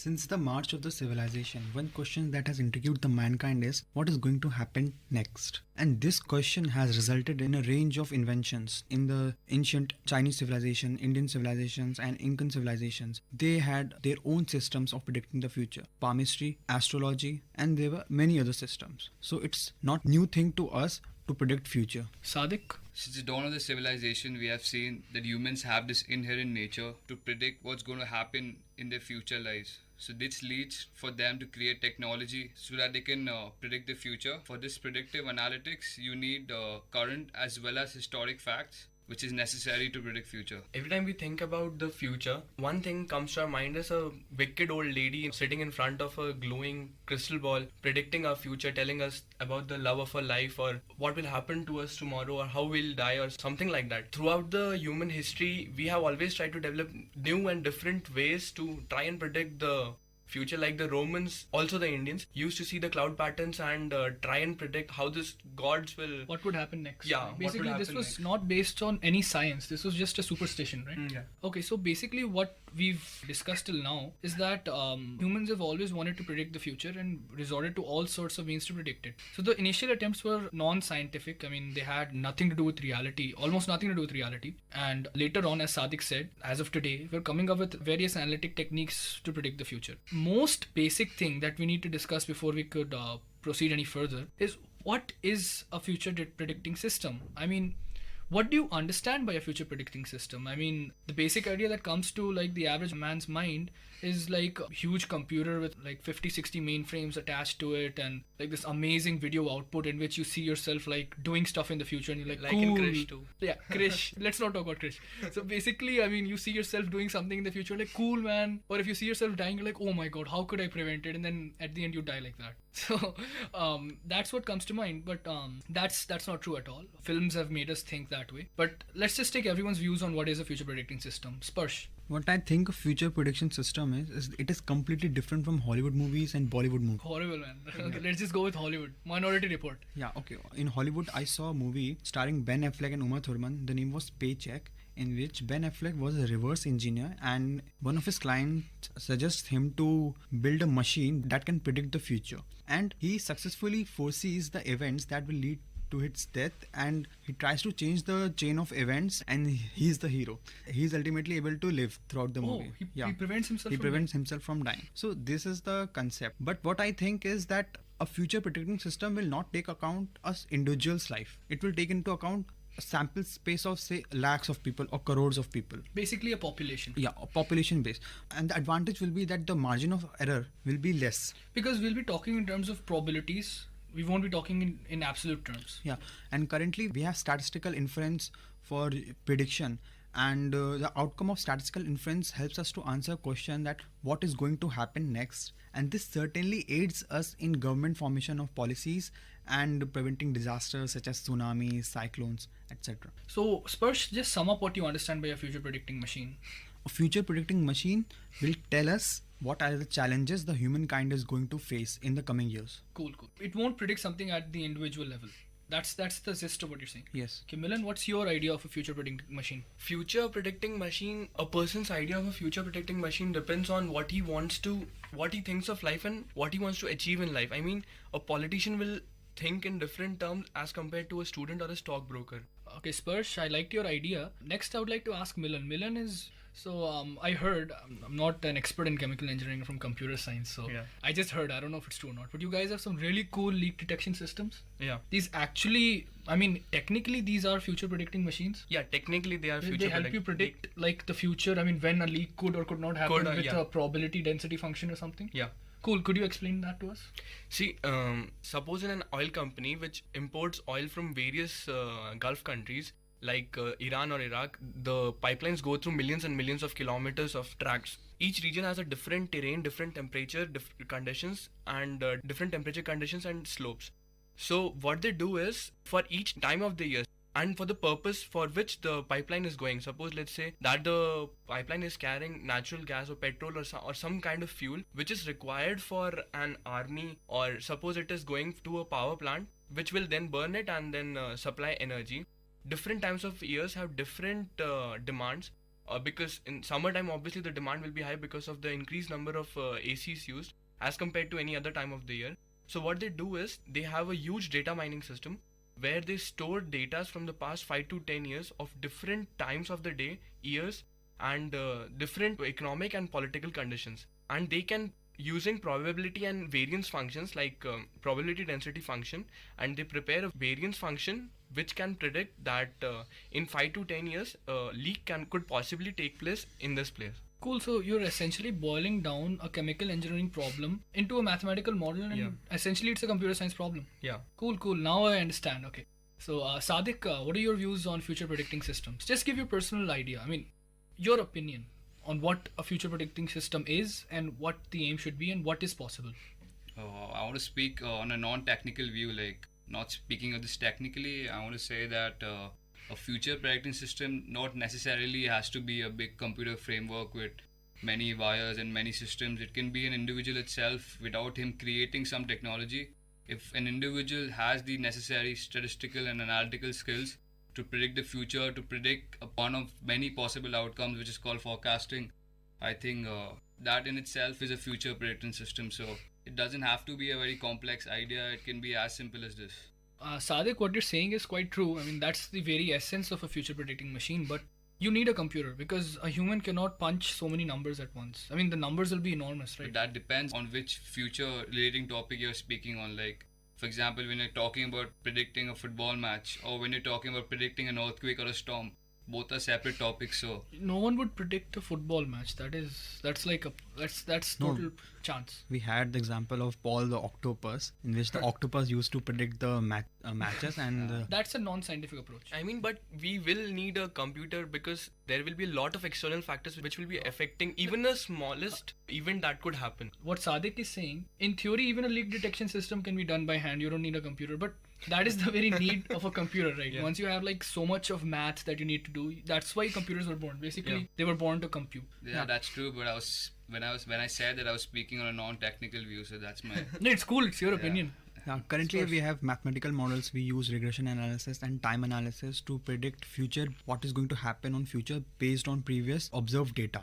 So that is also happens in science. Science prediction is quantitative, right? So the scientific method is built on testing the statements that are logical consequences of scientific theories, established scientific theories. Like if an apple falls from the tree, then it is sure it's going to hit the ground. You can predict the future using Newtonian mechanics. Yeah. That is like the most basic way of predicting the future, because you know every variable related to the apple. So you can apply Newton's gravitational law and followed by Newton's second law, and you'll easily get where the apple will fall, what will happen, etc. So that's how simple a future predicting technology can be. So guys, all of you listeners, I really hope that you guys are like getting the essence of what we're saying. It's not something that can never happen. It's not fantasy. It's science. It can happen. It's like the material that science fiction forms now and becomes the reality of tomorrow. So it's like 50 years ago, if you told someone about the iPad, they would have been like, are you crazy? That's science fiction. And today we have an iPad. And today we're talking about future predicting technologies. And tomorrow we'll have some concrete technologies. That's my opinion. But let's go back to a basic future predicting system. So as all of us have just talked about it, I just want to summarize with my personal opinion. What I understand by a future predicting system is that if you want to predict the future of any entity in this universe, all you have to do is find out every single variable that influences it. And we'll take every possible combination of all of these variables and assign a probability to each of these occurrences.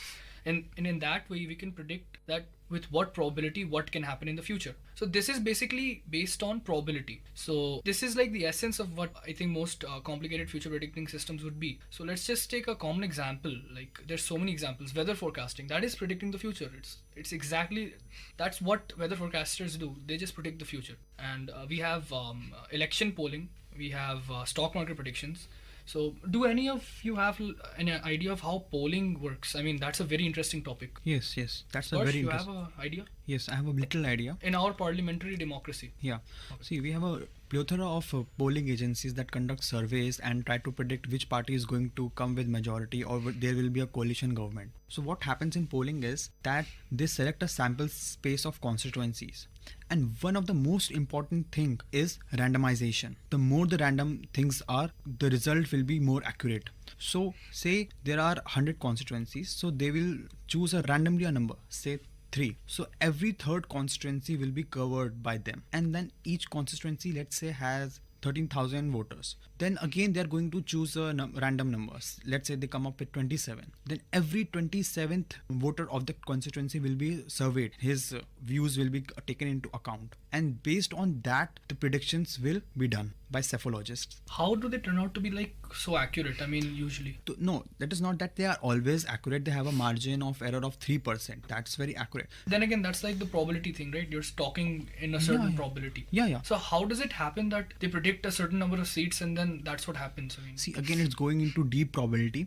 The most important thing that you have to remember is randomization. They don't just say, okay, we are going to survey first 10 voters of the constituency, or the fear choosing only first 10 constituencies. No, they randomize everything. And when they take into account randomization, they cover most of the probabilities, most of the occurrences that may happen. Okay, so now that we've covered modern future predicting systems, I mean, we've properly talked about the scientific approach and we've discussed certain systems like leak detection systems, polling. Most of all, we talked about what a future predicting system is. So now let's move on to the second section in which we'll talk about some case studies. Exchange of ideas.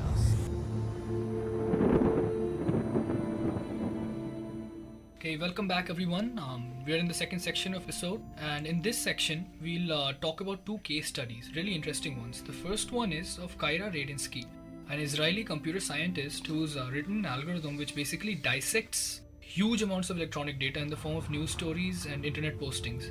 And what it does, it looks for cause and effect relations between these data entities and predicts future disasters, geopolitical events, and even disease outbreaks. So I would like Milan and Sadik to talk about this. Dr. Kyra Radinsky, I've heard a lot about her. She's very passionate about predictive data mining, the construction of algorithms that leverage web knowledge and the dynamics to predict future events. So I would like to give an example what she said in an article on the net. She said that if a storm comes 2 years after a drought, a few weeks after the storm, the probability of the cholera outbreak is huge. Yeah, especially in countries with low GDP and low concentrations of clean water. Exactly. I mean, this may seem fairly intuitive. People have been making similar predictions for thousands of years. It's common sense that every time there's a natural disaster like in Uttarakhand, we had a huge flood, there will be an outbreak of disease like cholera, diarrhea, or something like that. She says that if a storms come after 2 years or drought a few weeks after, the probability of cholera outbreak is huge. Yeah, similarly, if you see, I'm taking this to a different view.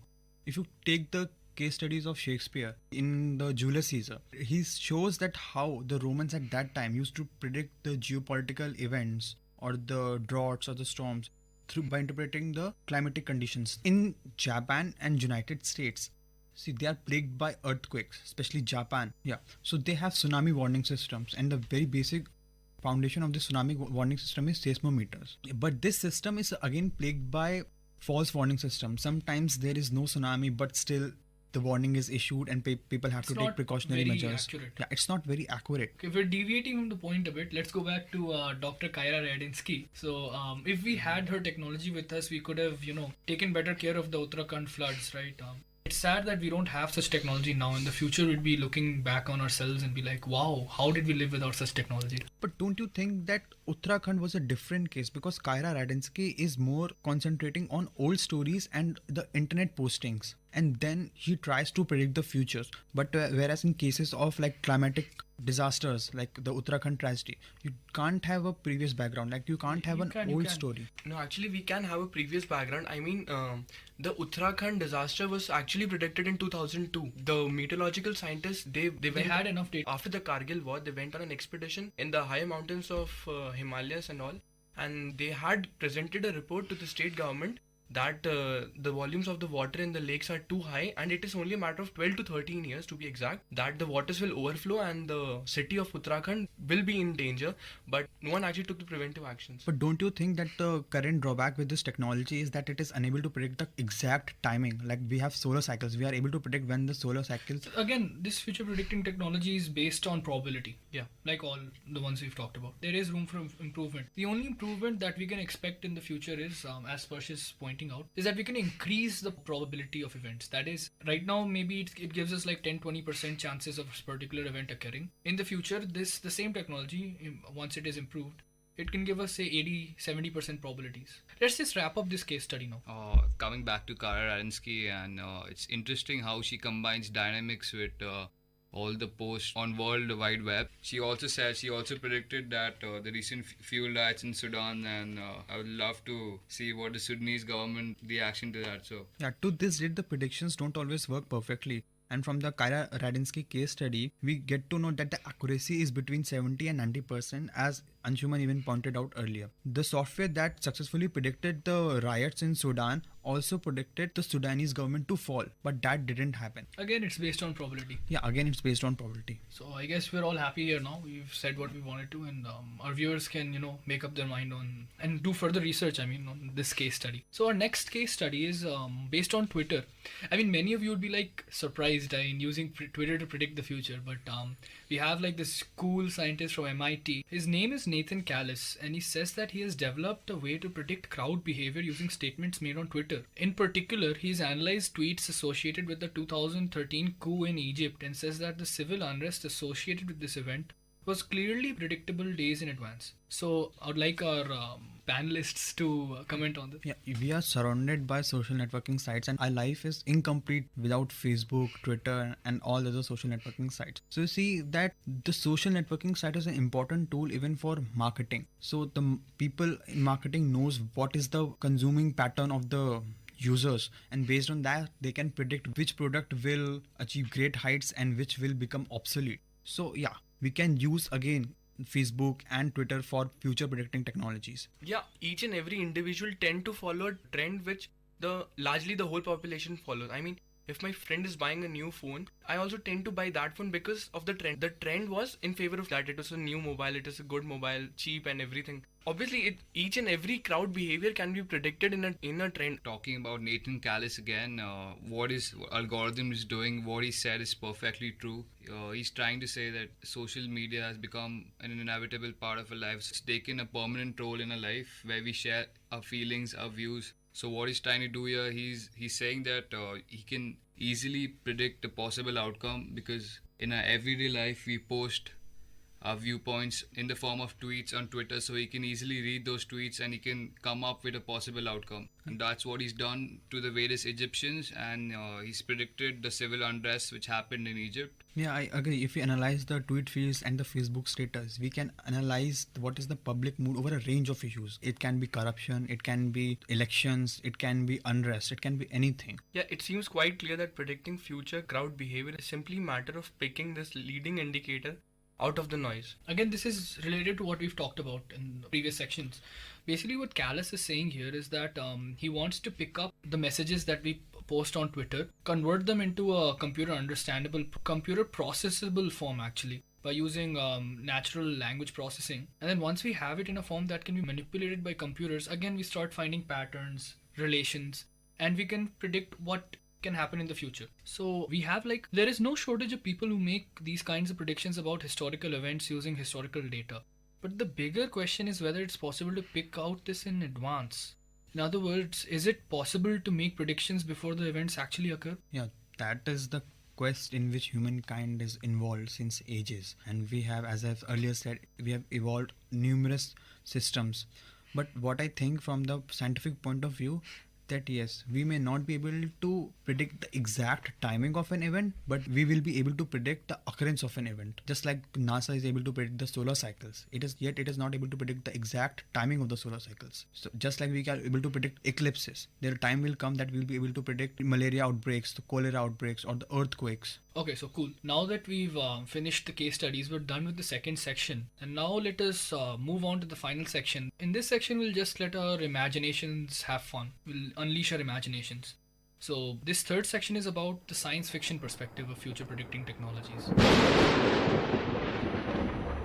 Exchange of ideas.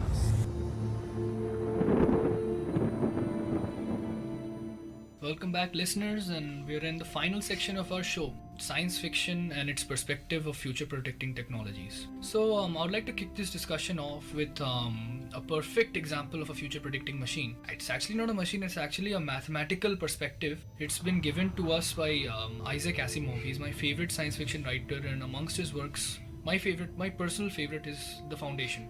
So in The Foundation, what Asimov discusses, it's about a scientist, Harry Sheldon, who comes up with a mathematical model to predict the future. So basically what this model does is that it predicts the future of populations. Basically there's this huge civilization called the Galactic Empire, and Harry Sheldon predicts the end of this Galactic Empire and no one believes him. So basically what he says is that based on certain mathematical axioms and principles, there's this branch that he discovers called psychohistory. So Sheldon is a mathematician who is a pioneer in psychohistory, and using the principles of psychohistory, he predicts that this empire is going to fall. So there's this scene between Sheldon and another character named Gal Dornick, in which Sheldon pulls out this cool quantum calculator and shows to Dornick all the calculations and convinces him that the empire is about to fall. And it is this scene that inspires me so much. Let's talk about the principles involved in Asimov's future predicting model. The first principle is that Asimov draws an analogy to the kinetic theory of gases. In this, we cannot predict what is going to happen to a single molecule of the gas because it's random. But once we apply our principles to the whole population of all of the molecules of the gases, we can predict what's going to happen. So the same thing Asimov says can be applied to populations of human beings. So what he says is that if you predict something about this population of human beings, as long as this population is large enough and the size of this population is not influenced and this population does not know as a whole about this future prediction, the prediction will come true. Basically, this is like a combined form of history, sociology, mathematics, and statistics. So you have historical data, and combined with sociology, you understand why this historical data is occurring as it is. And then you finally model it using your mathematics, and you interpret it using statistics, and finally you have your quantum calculators or your computers or your things which crunch the numbers and tell you what's going to happen. Oh, that's a brilliant viewpoint from you relating to Isaac Asimov. According to me, any scientist can predict a future. To predict a future, one needs to follow two principles. One needs to obey the law of physics, and secondly, the prototypes must exist, so that which explains the probability of this possible outcome. So that's what's happening in this Isaac Asimov case. He's explaining the law of physics, which is the kinetic theory of gases, he said, and the prototypes are existing, size of the population. So I think what he said totally makes sense to me. Yeah, I am really intrigued by his concept of applying laws not on an individual level but To the population as a whole. So, for example, if you in physics we have temperature. Similarly, there is no the concept of temperature does not apply on a individual molecule. It applies on a group of molecule as a whole, and this temperature is very important. It's a crucial factor in influencing the climatic conditions around the earth. So yeah, I agree in concept with the theory that there are certain principles which are applicable on the population as a whole, and they influence the outcomes, and hence the future can be predicted. Anshuman, I wanted to ask you this thing. How Isaac Asimov's this so-called predicting machine incorporates Heisenberg's. Cool. This is an interesting thing, actually. I once thought about this. I mean, when I first read about Asimov's future predicting model, I was like, how does it stand against Heisenberg's principle? Because what Heisenberg's principle essentially states is that you cannot predict both the velocity and the position of an electron at any point of time with considerable accuracy. So this destroys this totally finishes off like the Newtonian perspective in which you can predict the future of a entity once you know its coordinates and the forces applied to it. So essentially there can never be future prediction with accuracy, that is. But what Asimov's model does, it rules out this problem of Heisenberg's principle by applying the whole thing to a population. The exact same thing that is done in kinetic theory of gases. What it does is that suppose there is an uncertainty related to a particular individual. Okay. Yeah. This uncertainty is integrated over a whole population, and it turns out to be quite negligible because it's not talking about a particular individual. When you talk about an individual, you have a lot of uncertainty. But once you talk about like a whole population, all of this uncertainty is actually, integrated out of the whole equation. Yeah, as I said earlier, humans tend to follow a trend, and that trend over a period of time does not change. Exactly. The trend is not influenced by Heisenberg's principle, but a particular molecule is always influenced by Heisenberg's principle. Because at the macroscopic level, we can successfully predict the future using Newtonian mechanics. So that's essentially what it's doing. It's not taking a particular person, it takes a whole population, and it's analogous to our macroscopic level. But what I fail to understand is how does it take into account an individual or a group of population's emotions that tend to change over a period of time depending upon various external factors and stimuli which they face in their day-to-day lives. Yeah, I agree with the Milan. You see, even in the stock market case, they have various mathematical models which is used to predict the stock market doom or a stock market boom. But again, the emotions it's a variable factor which plays an important role. So how can you take in account emotion as a variable? See, Asimov has not gone into too much detail, but after reading the novel, my personal view is that Asimov touched this topic very subtly. I mean, he didn't go into it, but he touched it in a subtle way. What Asimov, I think, wanted to convey was that this model, what it does is that suppose there is an uncertainty for a particular person's emotions, right? But once you assume an emotion for a crowd, an individual's uncertainty cannot influence a crowd's overall emotion. But don't you think that individuals make a crowd? So if there is uncertainty within the large number of individuals, so obviously the crowd has to have... Exactly. All of these uncertainties tend to cancel out. They're above the equilibrium value, more or less. There's a very low probability that each emotion will have the same uncertainty. But don't you think that in the case of elections we have... See, this has nothing to do with the elections. No. This is a totally different concept. Yeah, I'm applying the emotions as a factor. We have examples wherein people are swayed by a wave of a certain politicians. Then don't you think that emotions play an important role and you just cannot cancel out emotions? When I was talking about the model, there was one rule that I talked about. You have a huge population, and this population does not know about your prediction. So your prediction cannot influence the population's emotions, okay? Let's just talk about what you just said. We have a political system in which the emotions of the whole population are being swayed by a single politician. Correct? Yeah. How will the Asimov model work on this? Now, this is my extrapolation, not Asimov's. See, how I think it would work is that given that it has gone into the history of this whole system, it knows what sort of politicians can influence this crowd, correct? Yeah. Because it's gone through all of the historic data. But I'm talking about the future. Again, we go back to the future. We are not taking account into the present. You're trying to say that how can we predict the future, right? You're saying that a politician is there and he's swaying the emotions. How is this model going to predict the future? That is the case, right? Yeah. Okay, so in this case, Asimov's model knows what the crowd wants. It has properly incorporated the history of this crowd. Once you incorporate the history of the crowd, you understand what the crowd wants. Okay, so you are saying that if we know the history, we can neglect the present condition of the crowd? No. We're not neglecting the present condition. Knowing the history, we know the present condition. And the present condition is variable. We know what can influence this present position, this present perspective. Okay, you agree? Yeah. So what you're saying is that suppose a politician comes up and sways the emotions in like an opposite direction, right? So the power of this model is that it will predict that a particular politician will come up and sway the emotions, because the crowd needs such a person and the machine has identified such people in the system.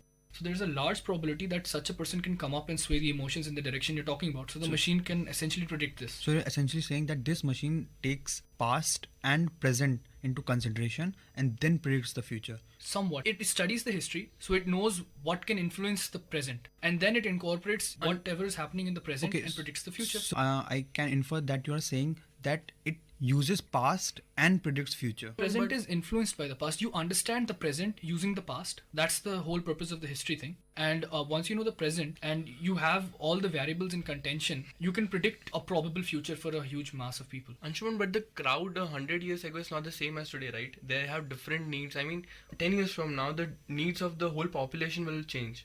They'll not remain the same. All of that will be incorporated in the history component of the model. But what are needs? Needs are a function of history. Yeah, some. They are a direct function of history. Whatever me, you, Sparsh, Sadik, what we want is a product of the history that has given rise to us. So if you know and you have properly modeled the history of a civilization, you understand the computer actually. When I'm saying you, I mean the computer. Yeah.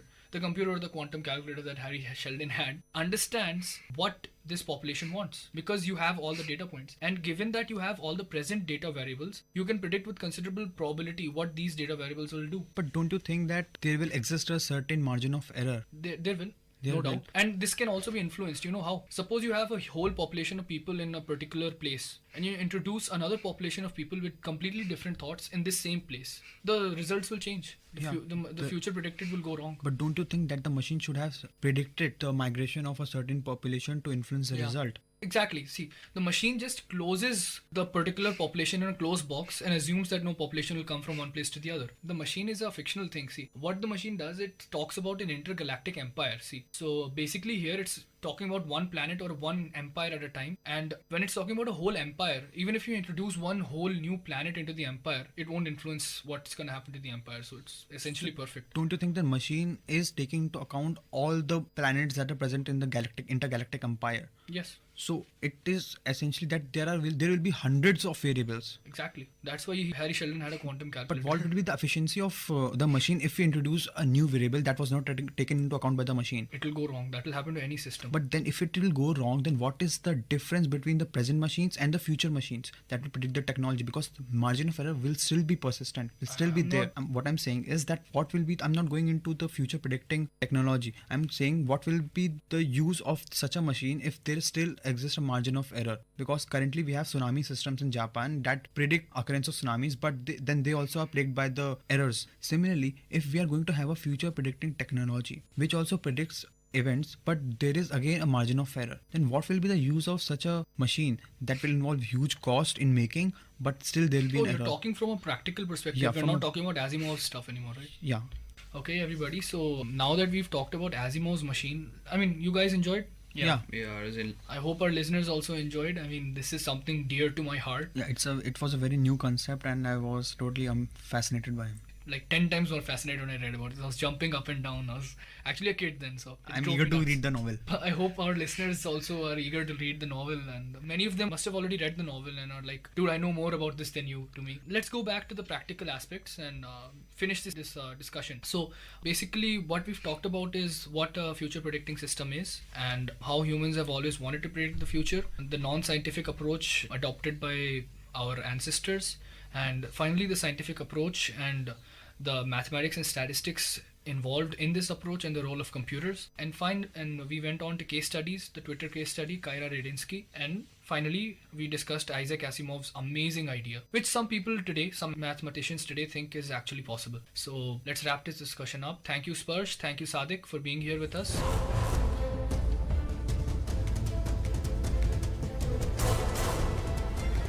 Listeners, thank you for tuning in. This is Anshuman Mishra and Milan Shanai signing off. Exchange of ideas. This is VIT Community Radio 90.8.